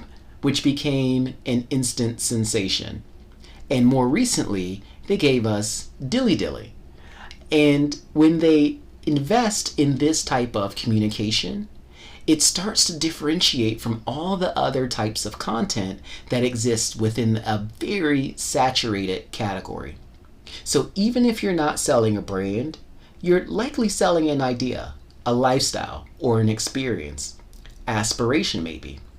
And in that case, there are a lot of competitors that you have, almost 1 billion. And so it's important to make sure that that content is instantly recognizable. Now, as we're talking about content and making it instantly recognizable, we have to acknowledge audio, the second part in this 5-step process. Audio is an inescapable part of life, believe it or not, but most brands, whether it's a Fortune 500 company or a content platform or a content creator, are not identifiable by a single audio tone, voice, or piece of music. Consider that you admire a set of brands. Now, close your eyes and start to consider, what audio do you associate with those brands that you most admire? 80% of brands are not identifiable at all. And during this pandemic, social media usage has increased by a whopping 25%. And the biggest benefactor are streaming platforms and video content. So the next time you turn on a Netflix show or HBO movie, consider how these content companies strategically use the first few seconds to differentiate their content from the billions of other videos that exist. Brands invest billions of dollars to ensure that they are heard. Aside from often licensing popular yet expensive music tracks, brands understand that an investment in sonic signatures can have a huge brand building return on investment. Consider Intel. Raise your hand if you ever held an internship in your hand. Not many people will raise their hand. Because 99% of consumers have never held an Intel chip. Yet, Intel is one of the highest brands in terms of recall for their audio. Those iconic bong chimes that were released in 1994, the same year that Whitney Houston won Record of the Year for I Will Always Love You, that audio sound is played every 3 seconds somewhere in the world, in a physical location, on television, or online videos through social media. And because of that level of consistency, a product which the majority of people in the world have never held in their hand has one of the highest brand recalls. That is the power of audio. And audio really has 3 functions. You want to think about it in terms of how it's going to create mood, such as all that music that may be in elevators or restaurants playing.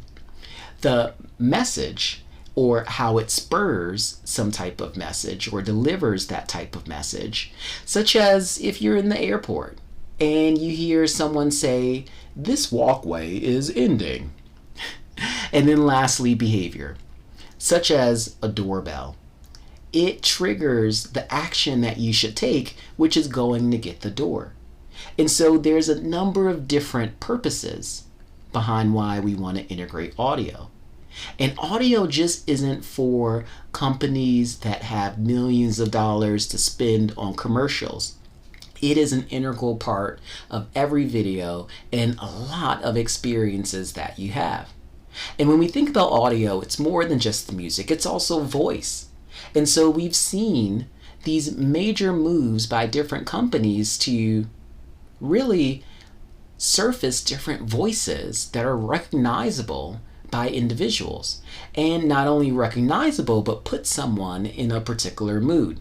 And so when you're thinking about video creation, consider voice, but also consider music, and consider the tones that are all going to come together to train someone that your content is uniquely your own. Let's talk about the third area of the 5, visuals. Did you know that 20 to 30% of social media posts, depending on the country, contains rich media?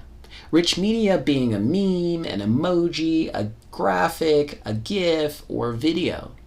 On Instagram, visuals rule, and there's power in being able to curate a profile that others envy, others find inspirational, and others find informative. Let's face it though, no one likes to be talked at all the time. People like to talk with other people. People even like to talk with brands. And that means, as a content creator, that you have to think about the pass along value or social currency of your content.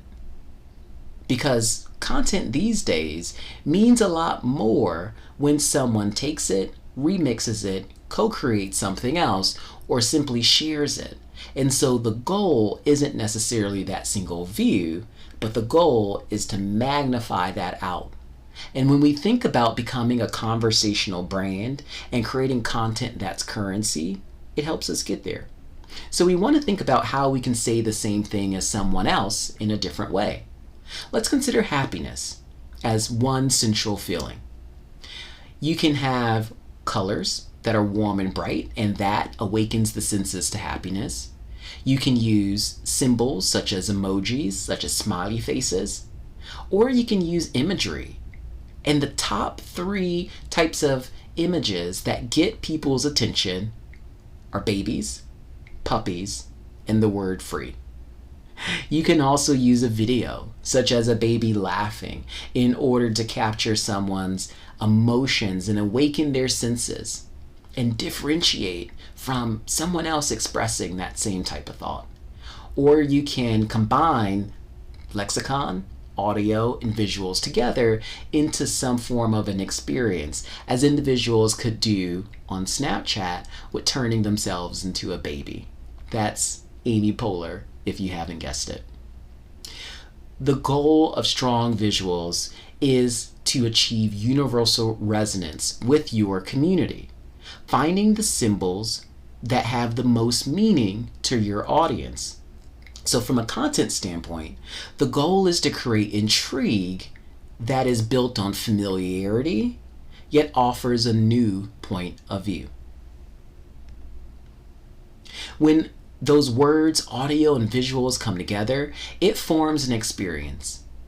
Given the 500,000 English language words and an endless stream of new audio and visuals produced by the second, there are an infinite number of experiences someone can have with content.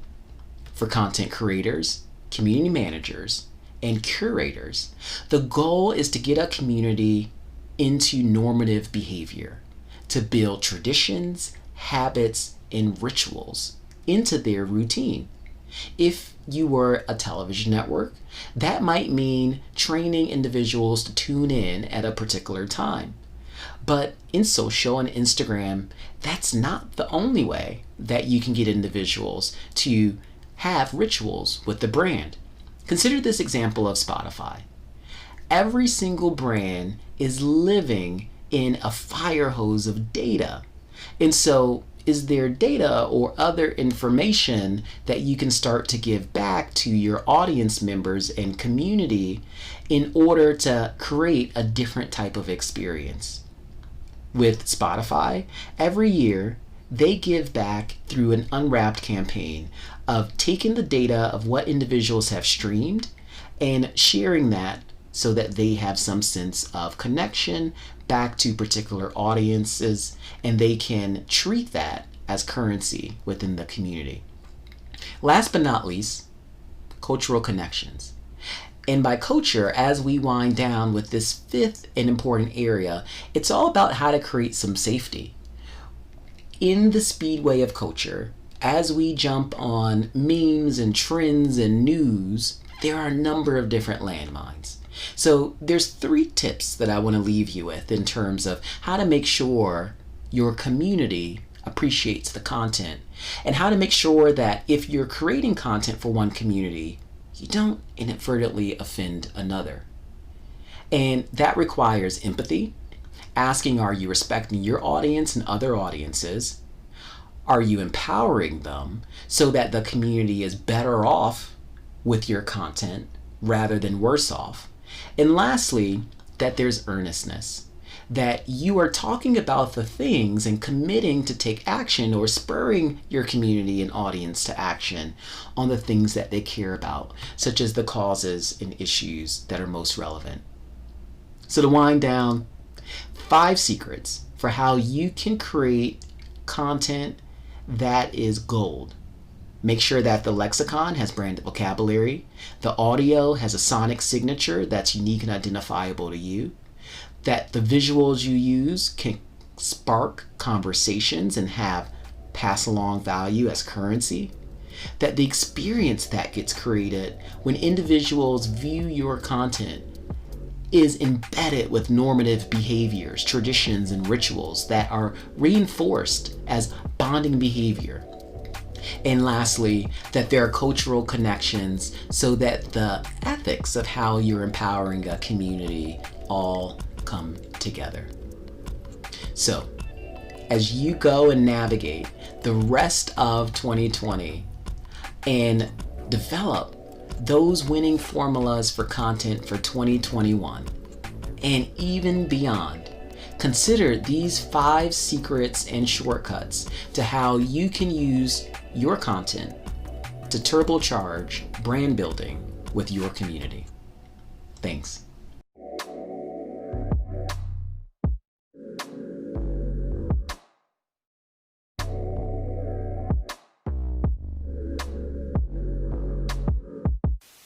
That was an amazing hour full of so much branding advice. I hope you are all inspired to take your brands to the next level. Now, remember that amazing swag bag we told you about at the beginning of the conference? I remember, but that's been a long time ago, Christina. I think we should give them a reminder. Of course. Well, I can't believe we're almost at the end of LaterCon. If you haven't heard, tomorrow we're giving you a LaterCon goodie bag which will be sent to your email inbox, so make sure you open that email. In it, you will find directions on how to get 2 months free of Adobe Spark, so you can create and edit social media graphics, Instagram stories, newsletter images, and so much more. Now, we know that everyone's favorite Instagram scheduler and visual marketing platform Later is 100% free to use. But if you're not on a Later paid plan, you're probably missing out on a ton of cool features, like scheduling your stories, best time to post, and so much more. So we're going to give you your first month of the Later growth plan for free too. Check your email tomorrow for all the details. Here's a quick 2-minute look at what you can do with your 2 months free of Adobe Spark. Hey everyone, I'm Veronica Belmont and I'm a product manager and evangelist on the Adobe Spark team. Welcome to my virtual studio. Now, many of you out there have probably heard of Adobe and some of our flagship apps like Photoshop and Illustrator, for example. Spark is a little bit different. It's really created for content creators like you, people who are out there hustling to build audiences online, creating content for social platforms, and of course, trying to tell their stories. In fact, we even work great with the Later Chrome extension, which is absolutely free and works directly with Adobe Spark. To get started with Spark, just head to spark.adobe.com, search for templates, and start creating content right away. Say I want to create some posts about all the great stuff that I'm learning right here at LaterCon. I can get started by searching for Instagram story templates. Now remember, templates are really just a starting point. You can change as much about them or as little about them as you like. Personally, I love to use them for design inspiration. Next, I'm going to add in some photos or screenshots from some of the great sessions that I'm attending. Add a little blurb about something that I've learned, something from one of the great speakers, and add in some fun text animation to make my post really stand out from the pack. Now, since I have the Later extension already installed for Chrome, when I go to share my story, I'll see a special Later option right here on the Share menu. Now, I can send this directly to my Later media library, ready to publish directly to Instagram or my social channels, or of course, schedule for later. All content created with Spark will be labeled, so it's super easy to find in the future. You can also leave notes for your media team to give them more info about what you want to post. Speaking of which, we have a special deal right for LaterCon attendees. You can get 2 months free of Adobe Spark and 1 month free of Later. So what does that get you? That means access to special layouts, content, and Adobe fonts that you can use to really take your designs to the next level. And with the Later growth plan, you'll be able to schedule Instagram stories, get suggestions for the best hashtags to use to reach the biggest audience possible, and of course, data on the best time to post. It's a match made in heaven. Download the Later extension today and get started with Spark at spark.adobe.com.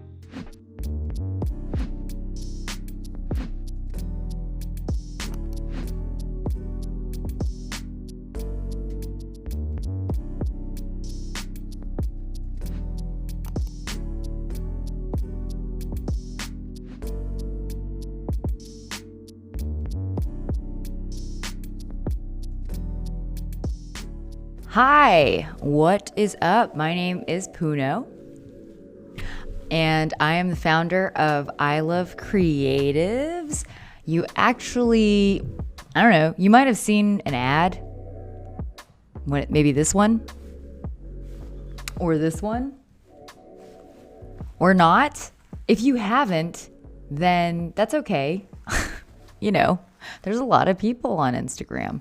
But if you have, hey, what's going on? It's me, same person. Now that I've been in this paid ad world, I get questions a lot about how to get into paid ads. And I've realized that I kind of go through this little checklist to see if people are ready for paid ads. With paid ads, there are lots of different strategies. And I'm not saying that this is the number one strategy. Blah, blah, blah, blah, blah. No, I'm saying that this is just my checklist. There's the people that want to learn Facebook ads and they're willing to put in the work because it's a lot of work. Or two, they would rather hire someone. So if you're on the latter, then you need to make sure that you have enough money to cover the person that you want to pay. And generally that's about $2,500 a month. Some places will charge you 10% on the ad budget. It just really depends. You just have to ask around. Some other costs that you might run into are creative. So you need to make ads, and it's best if you do have a little bit of budget to do that. If you're the person that's going to do the ads and also do the creative on the ads, then, there it is. But if not, that's also something to think about. In terms of starting budgets, for me, I would start out with at least a minimum of $5,000 a month. But you can always start slow, and you can start at like 1,000 and then keep incrementally growing week over week, maybe 10%, but it just really depends. And we're not going to be going over Facebook strategy. This is more about like, are you ready for it? But ideally, I would say you need about 3 to 6 months to experiment with the ads and your creative. So I would just have at least $2,500 to $5,000 for 3 to 6 months. So that could be about 15 grand or 30 grand. I mean, it's kind of one of those things that's a very subjective thing as well. All of that aside, if you're just like, that's crazy, don't worry, because there's a lot of work you can do. Which brings me to number 2, emails. Do you have all of your emails set up? Because emails, I tell you what, they are free. I mean, pretty much. You can email people, you can email your community really as much as you want without paying for it. Obviously, there's strategy to that as well, but the whole thing is that you should have your email ecosystem set up before you start your ads. What are the types of emails that you should have? Well, I would say number 1 is some kind of welcome email, something that sets the tone of what people are expecting. Number 2 would be an add to cart email. So if anybody ever adds something to their cart, whenever someone purchases something, there's the thank you follow-up email. And that is an opportunity to talk about other products or suggest other things that go with that product. Another opportunity is a review capture. So once someone purchases the product, perhaps in 2 days, 3 days, you can send a review capture email. And then more importantly, some kind of lead generation campaign. So I kind of think about this in 3 different ways. Number 1 is the site. You can put a little how most people put on their footer, sign up for my newsletter to get 10% off? That's a site thing. And it doesn't have to be just the 10% off thing. That's just something I see all the time. You can also get really creative with it and offer something else. Or really, it's just think about it from the user. Like, what information would they want to know about me? Or what is a reason why somebody would spend the time to do it? Someone would actually add an email. And think about the places which they would want to get an email from you. For example, if you ever are out of stock from something, that's a great opportunity to capture emails. Another way to capture emails is through content. For example, for us on I Love Creatives, every Wednesday we send out a weekly newsletter that includes creative happenings like jobs, events, really just like anything that creatives are doing, they just post it on there. And then every Wednesday we sent it out. And then the final one is brand partnerships. And this one's huge because in this way you're leveraging someone else's community and they're leveraging your community. So types of brand partnerships are giveaways are one. Sometimes they're content as well.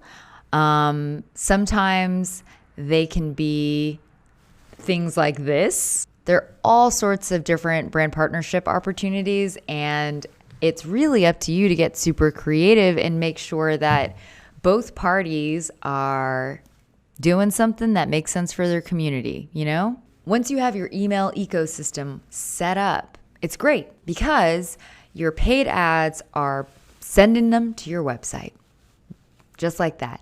And not everybody purchases the first time they hit a website. Not everyone purchases right when they hit a website. I know I don't. I put a lot of things in the cart, or I just forget about it and I'm distracted. And that's why I have 5,000 tabs open. You know what I'm talking about.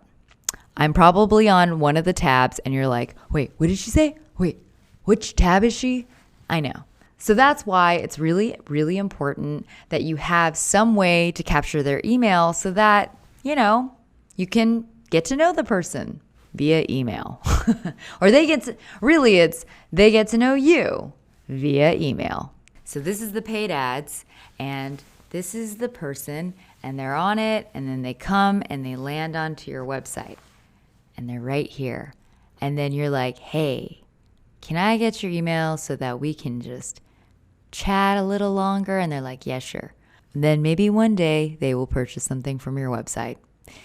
It's a balance. That's what the ecosystem is for. So you want to have that set up so that when you pay for them to come onto your site, there is something next for them to do. The third thing that I usually ask is about stats. And you just guess what the first stat I'm looking for. If you said email, you're right. So I want to know, so the first thing I ask is how many emails do you have? And the reason why that's important is because you want to be able to create audiences in Facebook that are most like your potential customers. So there's a couple of ways you can do that. Email is the best, in my opinion, because there's the most intention there. I'm typically looking for someone who has at least 10,000 emails.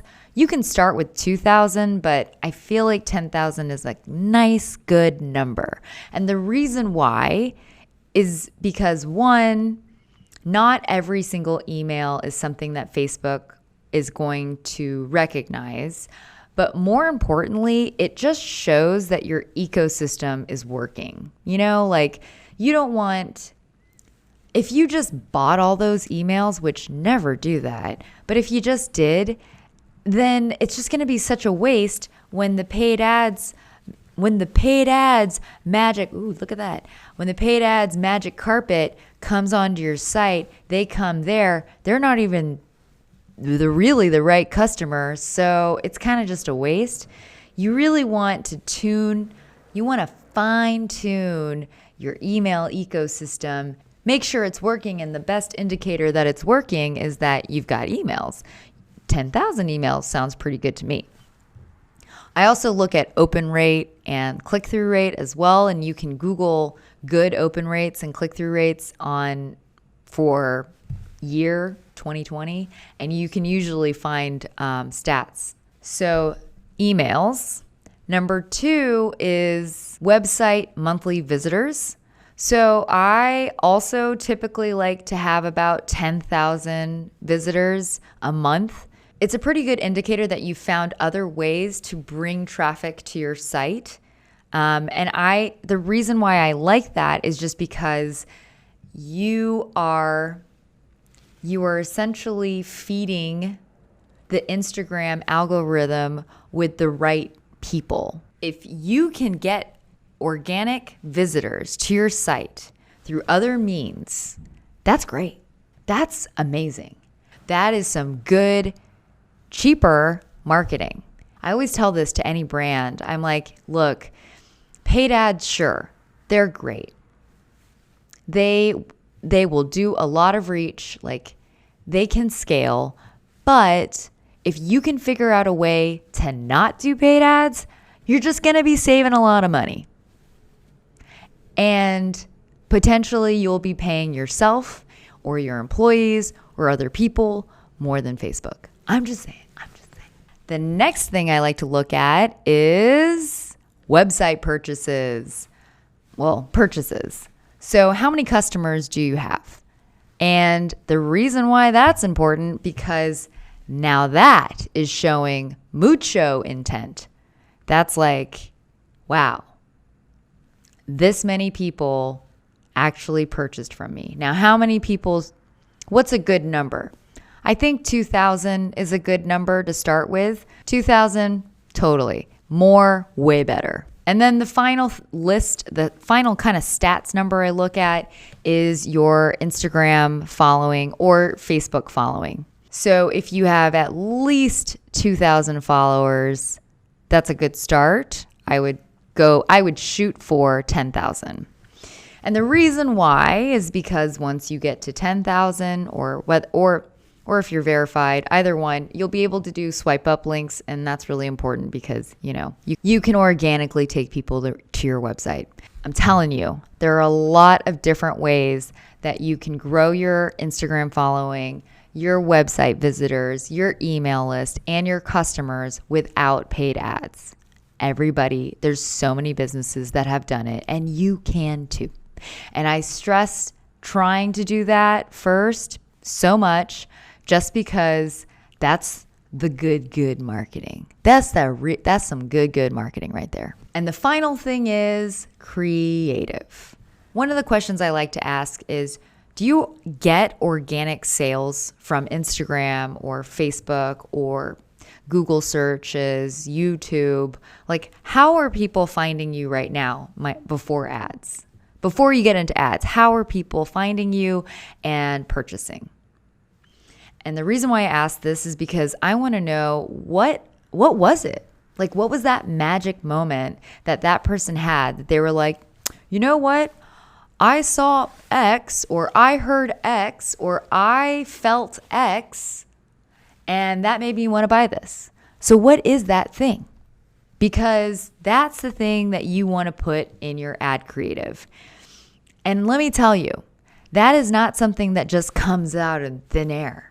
That's something that you have to experiment with. So when you're asking yourself this question, sometimes you'll say things like, oh, well, it's because this person was wearing it, which is kind of like maybe a social influencer testimonial kind of thing. Or maybe it's something that someone had to teach them how to use. Then it's more education and more tutorials. And that's why I always tell people to focus on creating great Instagram content or great Facebook content. That helps you really figure out, how do I make a great ad? You're not going to feel so overwhelmed experimenting. You're going to just know, okay, that's just how you do it, because you're creating content all the time for your own feed. And anyways, it's really important for most customers, when they see an ad, they also like to check out the feed. And the feed could be a really great place, just like your email list, to kind of close the deal. So you might as well put some great content on there too, and help just sell what you're selling, Ads cost money. Experimenting with ads costs money. And if it doesn't hit, it costs more money. So I always tell people, if you're going to do ads, just try making some killer content first that you can potentially use for ads later. And if it hits on your feed, then most likely it'll be great as an ad. So this is an example of our ad for the Squarespace course. We've had over 700 people from all design backgrounds, all technical levels take this Squarespace design course. If you feel like you aren't as technically savvy, or you don't feel like you're that good of a designer, take this quiz. It's all about your technical experience, if you've ever freelanced, if you ever designed, if you ever use Squarespace, how you get frustrated. Everybody is different and everybody's at a different level, and everyone wants to design different things. Okay, I'm running out of time, so just answer that quiz. DM me too if you have any questions.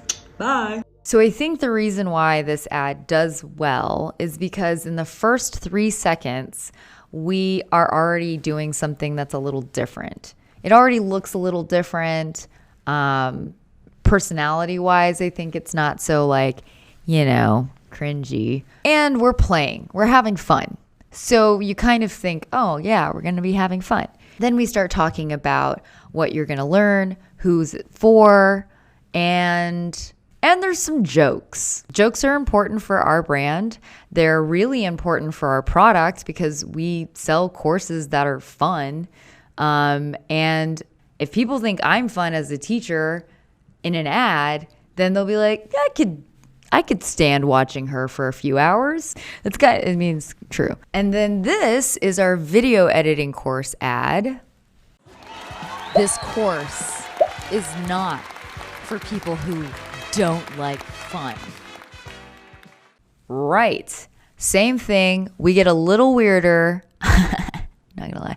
But it's the same idea. Who it's for, what's in it. There's visuals that are great. The visuals are eye-catching. And then at the end, there's some jokes and a call to action, a CTA. But I mean, coming up with an ad like that, it takes a lot of time. Before I even started doing ads, I had all these other things figured out. Now, did I have it all planned out before I went for it? No. I mean, in retrospect, that's what happened, and that's why I think they did well. Do you have to have all of these things in order to start doing ads? Of course not. But I'm just saying that, it's so great whenever we don't have to rely on ads. And it's so great, which is why I really am hoping that a big takeaway from this is that, okay, yeah, you know what, Puno, you're right. I want to figure out how to bring people to my site without having to pay through ads. Then you're really leveraging all aspects of digital marketing.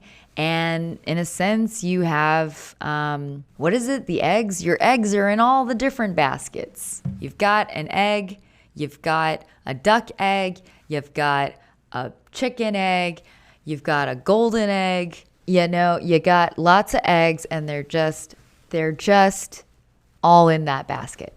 And I think the biggest thing,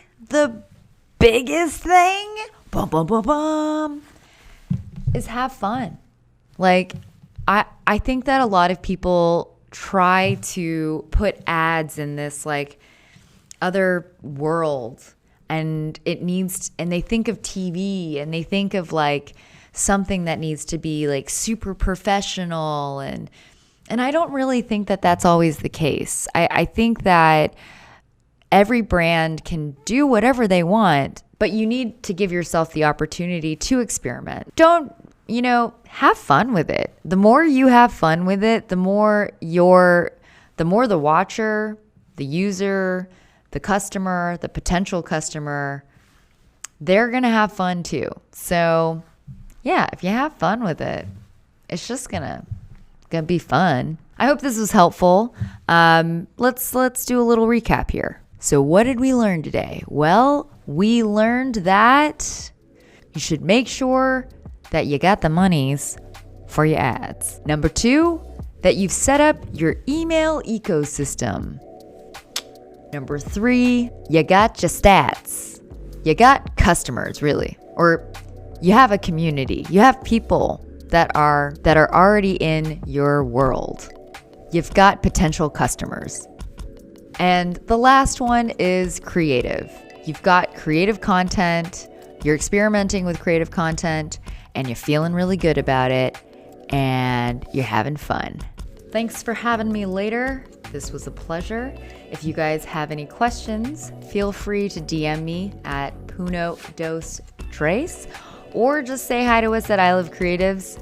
And yeah, see you later. Wow, I can't believe we're finally here.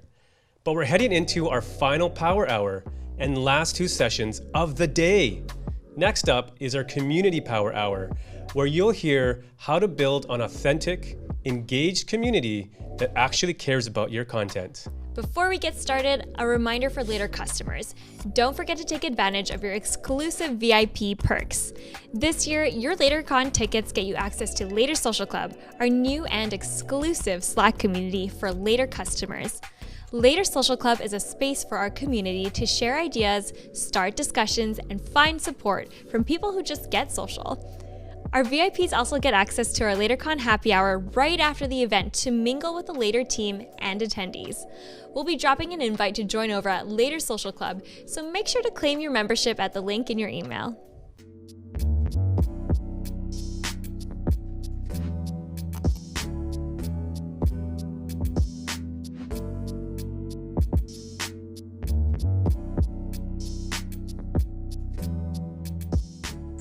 Hi everyone, my name is Trinity Muzon-Wofford and I am the co-founder and CEO of Gold.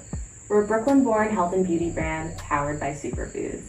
And today I'm so excited to be virtually here with all of you guys at LaterCon talking about building a digital community.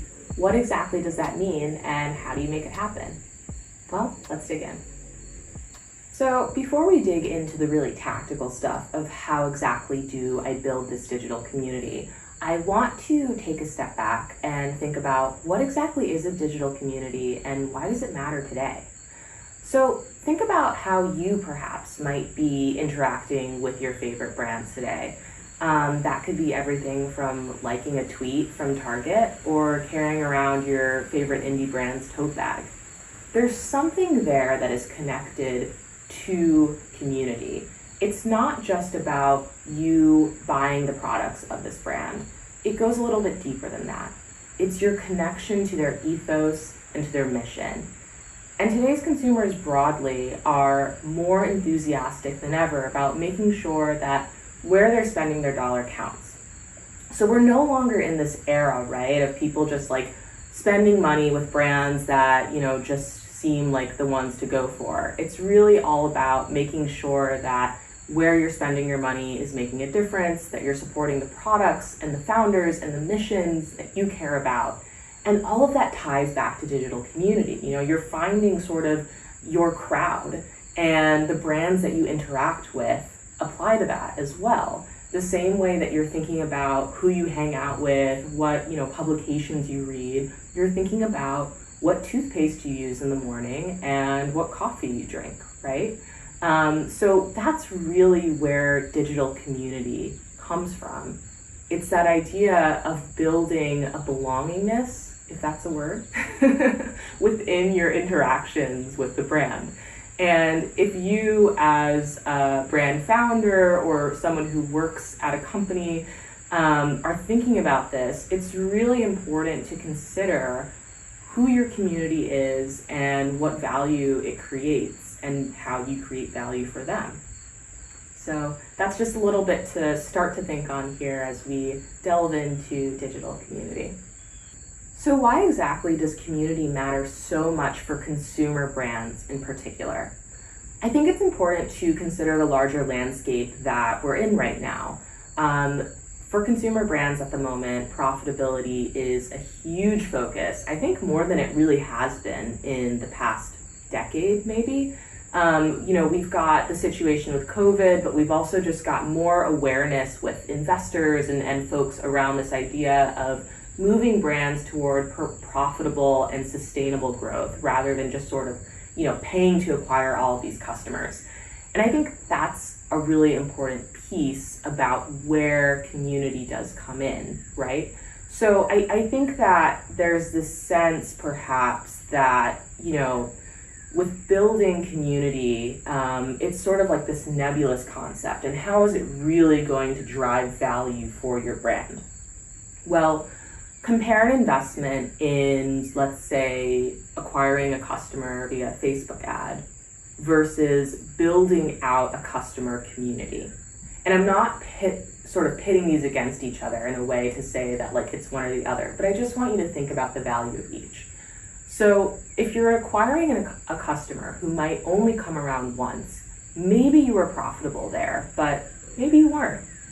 Now, if you invest long-term in these relationships and think about not just what that customer is going to buy from you today, but how they are going to feel meaningfully involved in your brand, your products, and your mission for months or hopefully years to come, that's where you're really going to create that value. And I think it's important to think about this specifically through the context of not just your products, but like I said, your brand, your mission, your ethos, because, hey, 3 years from now, the offerings from your company can look radically different from how they are today. But if you're investing in and building these relationships with these customers who are now going to become longtime evangelizers of everything you do, they're going to follow you and they're going to keep your business going for many years to come. And that kind of brings me to my second point of why community is so important for these consumer brands. Think about your own experiences discovering a new product and what is more effective for you. Seeing an ad somewhere versus hearing about a trusted friend using and loving a product or really loving the brand. Chances are the latter is going to be a little bit more effective, right? And so I think that there's really something to consider here, which is that, there is more value inherently and more trust in allowing your brand to not rely so heavily and exclusively on these sort of like marketing tactics, but moving towards allowing your community to tell the story for you. That is where you're really going to move the needle in a meaningful way. And I think ultimately that's the goal that you're striving towards when you're thinking about this crazy idea of building a digital community for your brand. All right, so how exactly does one go about building a digital community? I think that there are two important things to consider here. There's really two paths, right? So first of all, you can build a digital community alongside your brand, or you can sort of craft that community and then launch products around it. And so, for example, building a brand and a community sort of running alongside one another is what we did at Gold. So when we launched in 2017, we were an extremely small business with one product and a very small audience. We just sort of showed up and started talking about the products, but also talking about the brand and the mission and the ethos. And slowly but surely, we not only built out a line of several different products, but we also built out a community that was super engaged about what we were doing. So that's one way that you can do it. Another path that we've seen with, for example, like Glossier, is you can build out a really strong community first, learn a lot about that community, and then leverage all of those insights to build products for them. And there's really no right or wrong way to do it. I've gotten that question a few times of like, should I build out my community first before I launch? It depends. I think that if you are not necessarily looking to spend a ton of time and energy on community, it can be worthwhile to like at least get like one product out there and go from there and sort of build it one-to-one. But it's really your call. So once you have a sense of where you're going to sit there, I think that the next important thing to do is ask yourself a bunch of questions. And these questions will vary based on whether your business already exists or is pre-launch, or maybe it's been around for like 20 plus years. But what you're going to want to think about is ultimately broadly similar. First off, why do people come to our brand? Why do people love it? Why do our evangelizers, if they exist, or if you're imagining what they would be, why do they live for this brand, right? You want to think about not just kind of like broadly speaking, like what's nice about your company, but like what perspective does your brand have that no one else has? What's your expertise that really only you can speak on? That is really where you want to center the value of your brand, and then thinking about like who you're interacting with from a community perspective. So, you don't necessarily have to have answers to all of those questions right this minute, but those are the types of things that you're going to want to think on. And once you've given them some serious thought, you can take those questions and those answers and start to build out a plan for actually building out a community. And the next thing that I want to touch on when it comes to the actual tactical piece here is not doing everything at once, okay? So building community is a really great example of why land and expand works really well.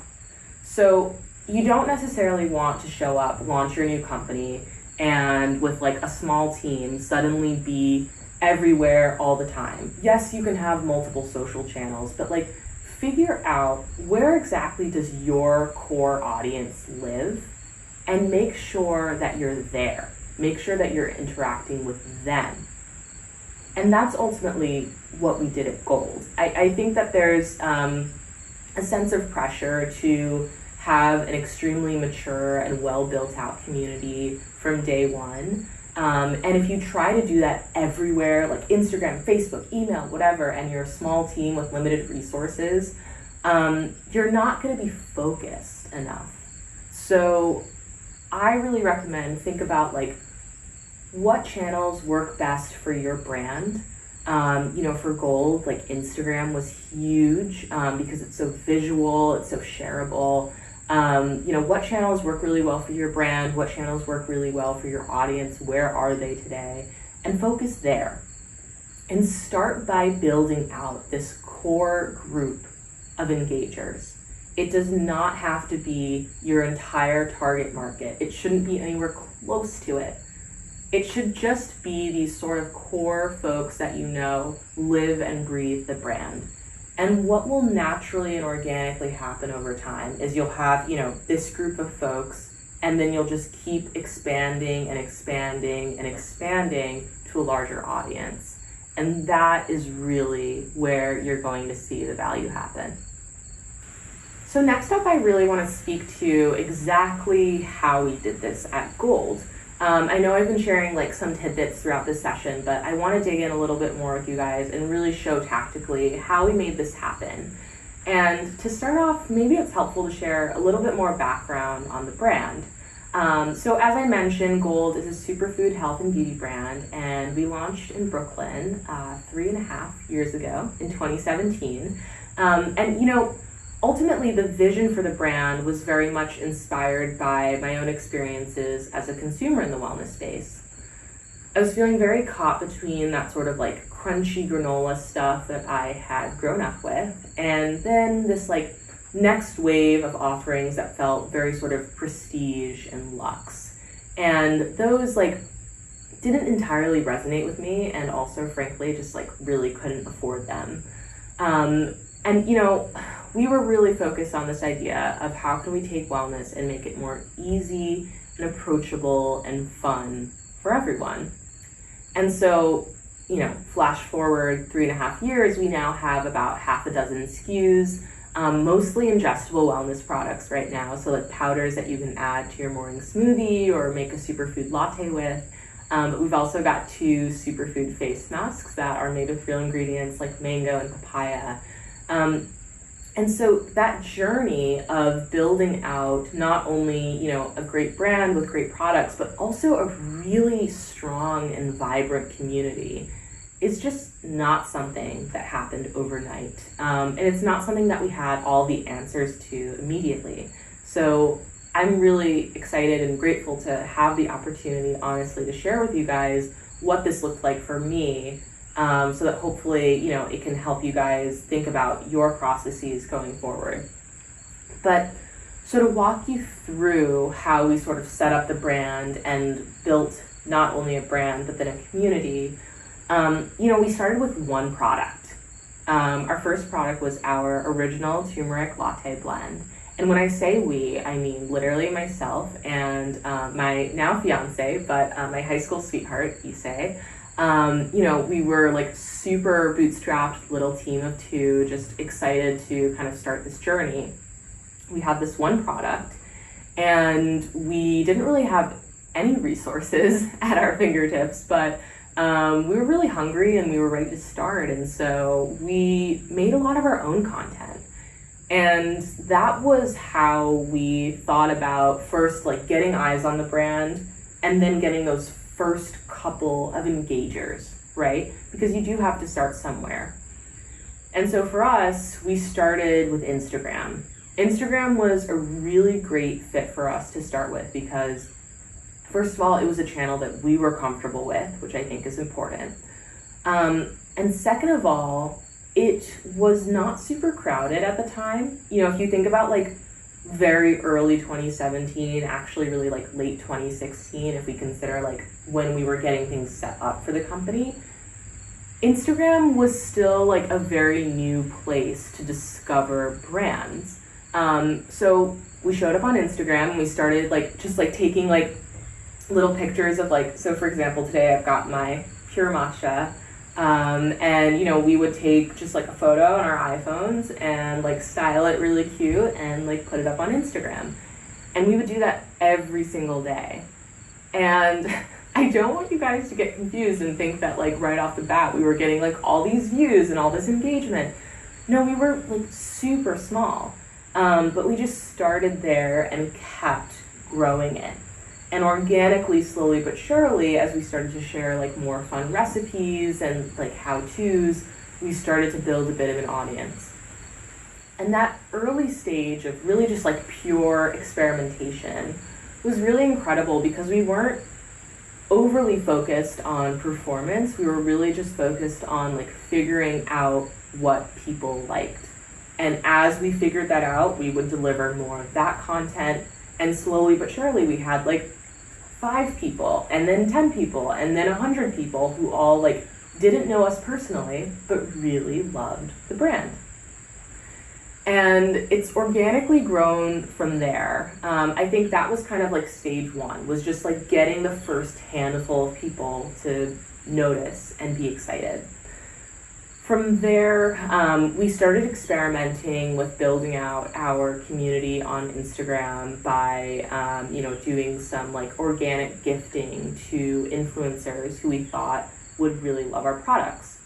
And I think it's important to communicate like what I mean by influencers, because I think oftentimes, like even when you say micro-influencers, people are picturing like a fairly large following count, and what we found was actually the most effective was targeting people who had like very normal presences on Instagram, but were very enthusiastic about the brands that they loved the idea of like natural beauty, loved the idea of wellness, were looking for a brand to champion. So this is like your friend who has like maybe like anywhere upwards of like maybe like 1,000 to 2,000 followers, loves sharing about the products that she loves. This is who we were speaking to. And we found that they were like super receptive to, you know, working with us, and, you know, didn't necessarily require like a big budget or anything. And so we were just kind of like gifting out a lot of our product to get it into the hands of people. And we didn't say like, you have to post about this. We just like put it out there and waited to see what would happen and said, hey, if you love it, talk about it. And so it was like from the beginning a very organic type of system. We started to get the word out that way. And then as we started to have more and more folks kind of come into our digital community on Instagram, we then built out an ambassador program.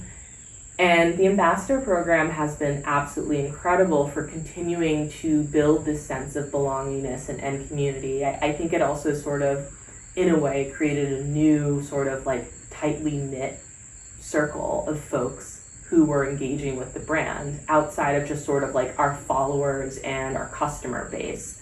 And you know, like these ambassador programs are set up differently for every company, but what we found worked really well for us is, you know, we started with like maybe like a couple dozen influencers, invited them to participate, and they basically, you know, would post about, very organically, about how they were using Gold products in their routine, and share a discount link. And that was about it.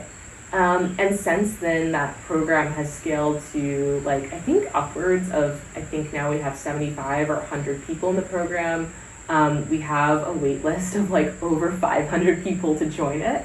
So I think it's like really imperative, I can't stress enough, the value of like not creating this like overly structured, really salesy approach to building a community, but just offering people an opportunity to engage with your brand and offering those people an opportunity to share your brand with their community, because that's really where this starts to work and that's where the magic happens. So that is sort of how we've gone about building it so far. I think as far as like what comes next for us, we're testing out different things and finding what works. And so in a way, it's not really different from how we started over 3 years ago, right? We found that digital events are really effective and a great way to bring people together, especially now. So we did, for example, a matcha loaf baking session on Zoom. That was so much fun and like very therapeutic and like very yummy outcomes for all. I think we're also going to, continue to think about like which channels we're going to expand into beyond Instagram. So, where does our mission and where does our community want to see us next? Which is a really exciting thing to start to be able to think about. But yeah, I think that like at a high level is really how we looked at it and what we're excited about for the future. And I really hope that that is helpful for you guys. Thank you guys so much for hanging out with me today to learn a little bit more about digital community. I had a blast sharing about our experiences and my learnings, and I hope that you guys found it informational and maybe a little bit inspiring as well. If you want to keep up to date with all things gold, please follow us on Instagram. It's at GOLDE. Yeah, I really enjoyed this and I'm sure I'll talk to you guys again soon. Okay, bye.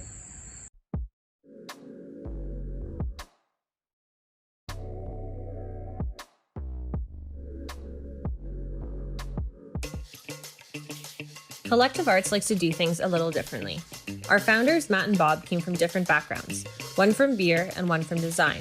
They saw a need to share more art in the world, and now our mission is to make the world a better place by sharing creativity through craft beverages. We've now worked with more than 2,000 artists from over 40 countries in 7 years. We also take huge pride in our liquid and creating quality and innovative products for our drinkers. When it comes to social, we want to create a platform that is truly social, and we see it playing a key role in our growth as we scale. Being able to connect with people through visual content while also achieving business goals, whether that's promoting artist initiatives or driving people to our e-commerce website. A key goal is to be storytellers and inspire people and really build emotional connections through two-way conversations. Later has been key in helping us do that by maintaining a bird's eye view of our content strategy while using link in bio to send people to the right place with each post and make their experiences with our brand amazing ones. We're excited about what the future holds for our business, and it's great to know Later is there to support the journey.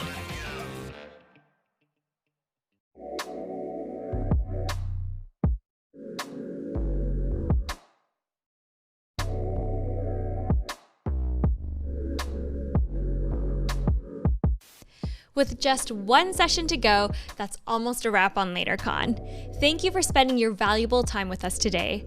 We hope you were able to learn a lot and be inspired to grow your business through social. We're giving away our last few items of exclusive LaterCon merch and awarding our big prizes like a one-to-one marketing consultation with the Later team. So now is your last chance to share your LaterCon takeaways on Twitter, Instagram, or stories using the hashtag LaterCon. We'll be sharing all of the winners on our social channels. And now for our final session of the day from Sara Nicole Landry, also known as the Bird's Papaya, who is sharing the secrets of how she grew from 75,000 followers to 1.5 million in just a year and a half.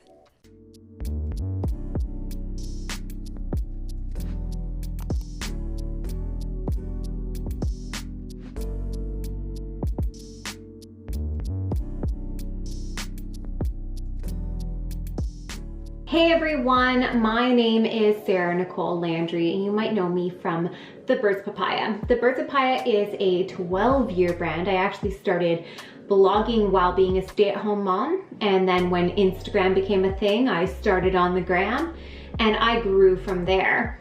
Now, I've only been doing this full-time for about a year and a half. A year and a half ago, I was at 70,000 followers.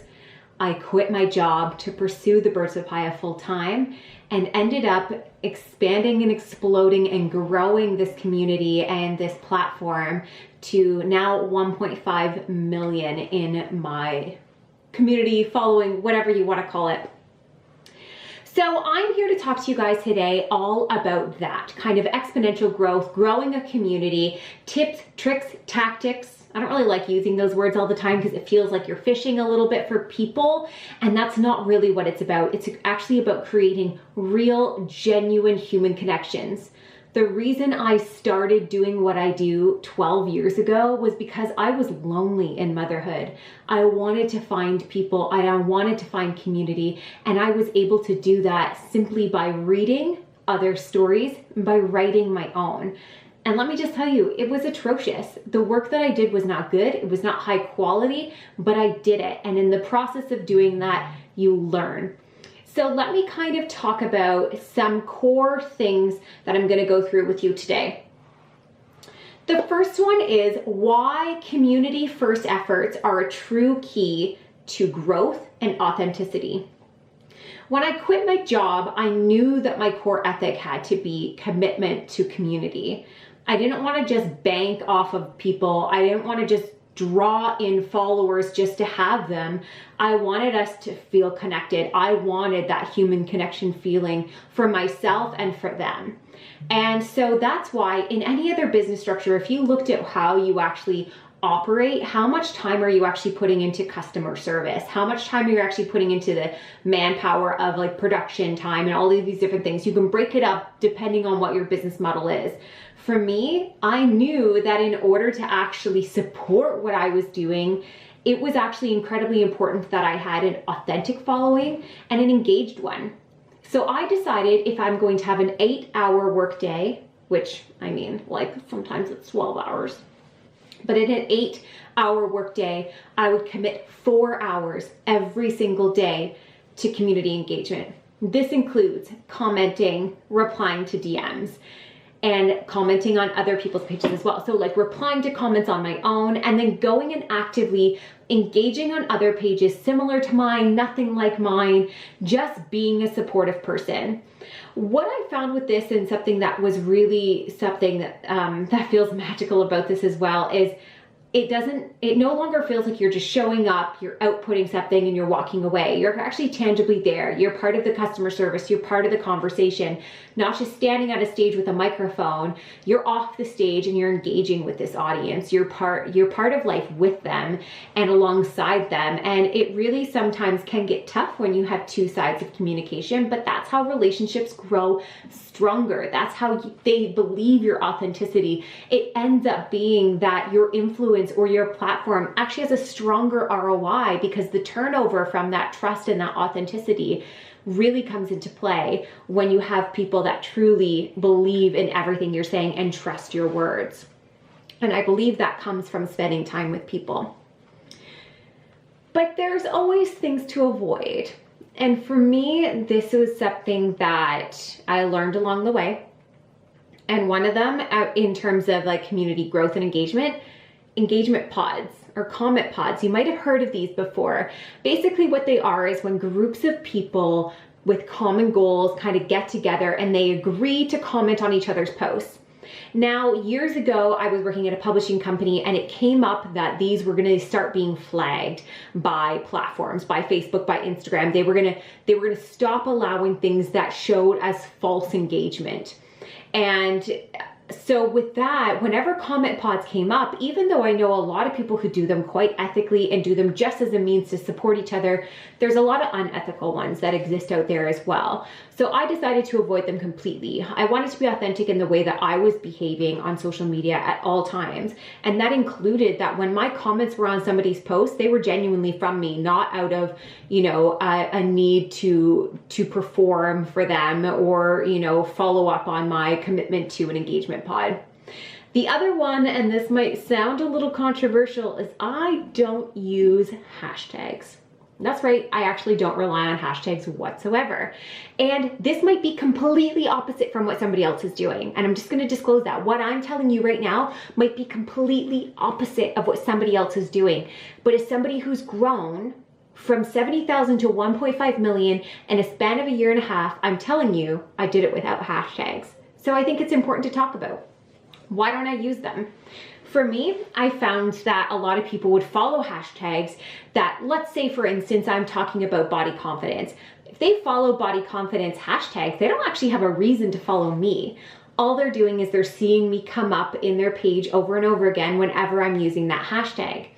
Secondly, rules of social media, the second something comes up that is inappropriate on a hashtag, Instagram will shut it down. Facebook will shut it down and no longer show people those hashtags. And not only that, they'll actually potentially shadow ban you. An artist friend of mine had this really beautiful artwork and she posted it and was shadow banned almost immediately and noticed it almost immediately and came to me and said, do you know maybe what I've done wrong here? So I went and I looked at her hashtags. She had several of them. Usually people copy and paste them from a place they've saved. And what I noticed that she had done was in this artwork that was a picture of a woman holding a peach, she had used the hashtag peach. Now, you might guess what peach might also be used for in the world of social media.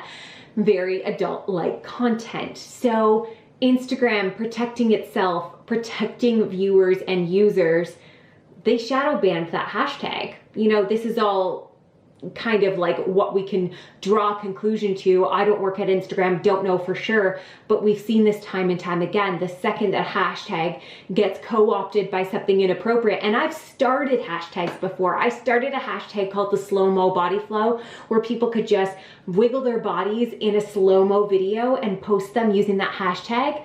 It was about a week before it was taken down and no longer used and no longer allowed to be seen. So I just personally stopped using hashtags. So where does that bring you from growth? I'll tell you where growth came from for me. It came from community sharing. Anytime that I posted something and my community engaged with it, not only did it help me get into Explorer pages more, but it helped people share my work. When people care about you and they know what you're saying and doing is authentic, and when I'm the same way, if I find a post really has hit me in a really authentic way, I'm 100% going to share it. I'm going to put my name to this and be like, I 100% agree with what this person just said. This felt powerful. This felt meaningful. I really liked this artwork. This is a really cool sale going on right now. Whatever it might be, shareable content is huge. People love to share work of those that they love. And so some of my biggest growth days ever, and you know, up to 100,000 in a day, came from singular posts that were shared hundreds and hundreds, if not thousands of times by the community members that I spent so much time investing in, 20 hours a week, in conversation with them, building these friendships and these relational bonds so that, you know what, when I do the work that doesn't really get paid for and can kind of get unnoticed, they make sure that their audiences are paying attention as well. And we kind of together get to co-opt one singular message or one singular post by kind of showing support to each other. Now here's the thing. As you might have noticed in my story, I talked about that 12 years ago I started this, but only a year and a half ago was I able to quit my job. That doesn't really sound like a success story. It only sounds like the last year and a half was a success story. You can look at those numbers, you can look at these things, but I want to talk about the fact that you can see success in every stage, even the ones that aren't rewarding you. And here's what I mean by that. Because every stage in what I've done has lent itself to where I am now. Those very beginning days when it was all just about human connection, when it was about reading other people's work, when it was about finding out what I liked and what I disliked, that was doing something. Pay attention to those things. You will genuinely learn more about yourself and the way you perform in social media. Start paying attention to your own behaviors and you can actually start to build upon that. Don't write off the years of you building as failure. They're not. They never will be. It's not about just these fast successes and these big stories. Sometimes it's about the grit and the tenacity to keep going when you're not being rewarded, to see the differences in what my very first Instagram post was like versus what they are now. It's incredible. It's remarkable to see the growth of an individual, and I think we need to honor that as success along the way. And that also means honoring your failures. There's no such thing as a failure if you see everything as an opportunity. Some of my worst work, I've left it up And the reason I do that is because I love being my own best hypocrite. I love that people can go back in the story and see where I was an entirely different person and get to watch the growth from there. It can be really hard on social media to be vulnerable or to be real or to be whatever it is that you are. Being wrong feels like the worst thing possible. But the thing is, when people realize that we're all human beings and we all have this opportunity to grow together, that can really do something for you too. So I don't really look at any of my failures as failures. I look at them as opportunities to learn. Everything that I'm sharing with you, I can only relate it to my own story. I can only relate it to the other things that I've seen people do and the success stories that they've had.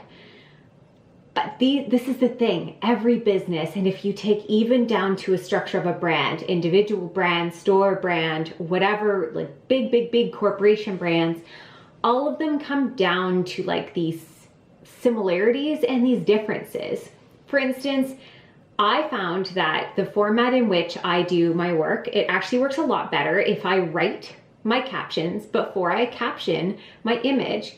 Formerly, I used to always have an image and then I would struggle to find something to write with it, or I would try and just like really just get it posted and really wanting to get content live all the time, that I didn't actually take time to like evaluate the value of written word. And once I started putting that value in, I saw a huge return. And I've done comparison notes on this before as well. I've seen that if you put the same type of post up twice, the one with a very short, snappy caption, and then another one similarly, but with a longer form caption, I actually saw so much more engagement and shared work based on that. But I couldn't tell that to my aunt who runs a chocolate shop with a social media page that these things are gonna work the same for her, because that wouldn't be true. People are likely following her for giveaways, for sales, for events. So part of that community engagement and involvement is getting to know your audience. Why did they follow you in the first place? And when you are on social media, you follow different pages, take a minute to think why. Ask yourself the question over and over again. Why do I follow this page? Why do I like this image? What about this makes me want to share it? Once we start recognizing our own human characteristics and our own human behavior on social media, we can start to see and understand how it works otherwise. Finally, I want to talk about the importance of integrity and self-care in growing a community. It is not easy all the time. There will be days where you are met with a lot of negativity. And there are days that you recognize that you almost feel the pull to post something because you need to be validated in who you are. It can be really difficult to create boundaries when you are your brand. Normally with a job, you'd go from 9 to 5, clock in and clock out. When you're somebody on social media, that doesn't exist anymore. You're always available, you're always there, you're always on. Burnout rates are higher than ever. It's now been recognized as an actual condition, and it's hitting so many. And we're seeing more and more brands fall apart, more people stop posting, stepping away, and struggling to keep up with that growth because it can be so difficult. Recently, I know somebody who, by a viral post, grew about, I'm not even kidding, close to 1 million in a week. When I spoke with her, she was very open about the fact that it hasn't been all sunshine and rainbows and celebration. It's actually been met with a lot of criticism, so much more impact, and now this huge responsibility that she has to maintain every day. Having integrity in your space and knowing your own personal boundaries is everything. Because at the end of the day, you are the only one that knows you. You are the only one that knows your true intentions. Being intentional with your brand, you can't really fake it forever. And trust me, I'm somebody who tried. When I started my brand and my platform, a lot of it was wrapped around kind of being this perfect woman. I wanted to be the perfect wife, the perfect mother with the perfect home and the perfect body. And I burnt out. I ended up divorced, living with my parents, 3 kids in tow, no car, no money, and starting from scratch. And it was the best thing that ever happened to me, because it woke me up to the fact that you can fake it all you want, but unless you're authentic in what you're doing, you'll never feel it. It'll never feel rewarding. And when you're growing a platform, it can be really intimidating. It can be really hard to create boundaries and to feel like there's an end point. There's never an end point. When I hit 1 million, I looked at my husband and I said, because I got remarried, I looked at my husband and I said, oh my gosh, like I'm just so excited to be done having to like chase something. Now I can relax. It was about 2 minutes before somebody said to me, I wonder when you'll hit 2 million. And that's just the thing. It's never enough. Do you ever see musicians with these amazing hit songs? Do you think they sit back and celebrate it, or do you think they worry about the fact that they've now had a hit song and they have to deliver again? We have to know that we're enough. We have to know that our work stands alone, and that sometimes people might love it and sometimes they won't. And that our growth, even if it takes 10, 12, 20 years to get there, is always a success story if we love what we're doing and we're doing it for the right reasons. So I believe your core ethics and your community and really good behavior on social media and being really integral about how you're operating and paying attention to why you like things, why you engage, and what makes you tick is the key to growing a really authentic following, one that will root for you, one that will be there with you, one that will allow you to get it wrong and be there with you as you learn to get it right. I think that the more you create boundaries, the better you are. The more resting you do, the more reading you do, the more research you do, the better creator you are, and it's worth taking care of yourself. I want to thank you guys so much for this time today and for this opportunity to speak at LaterCon.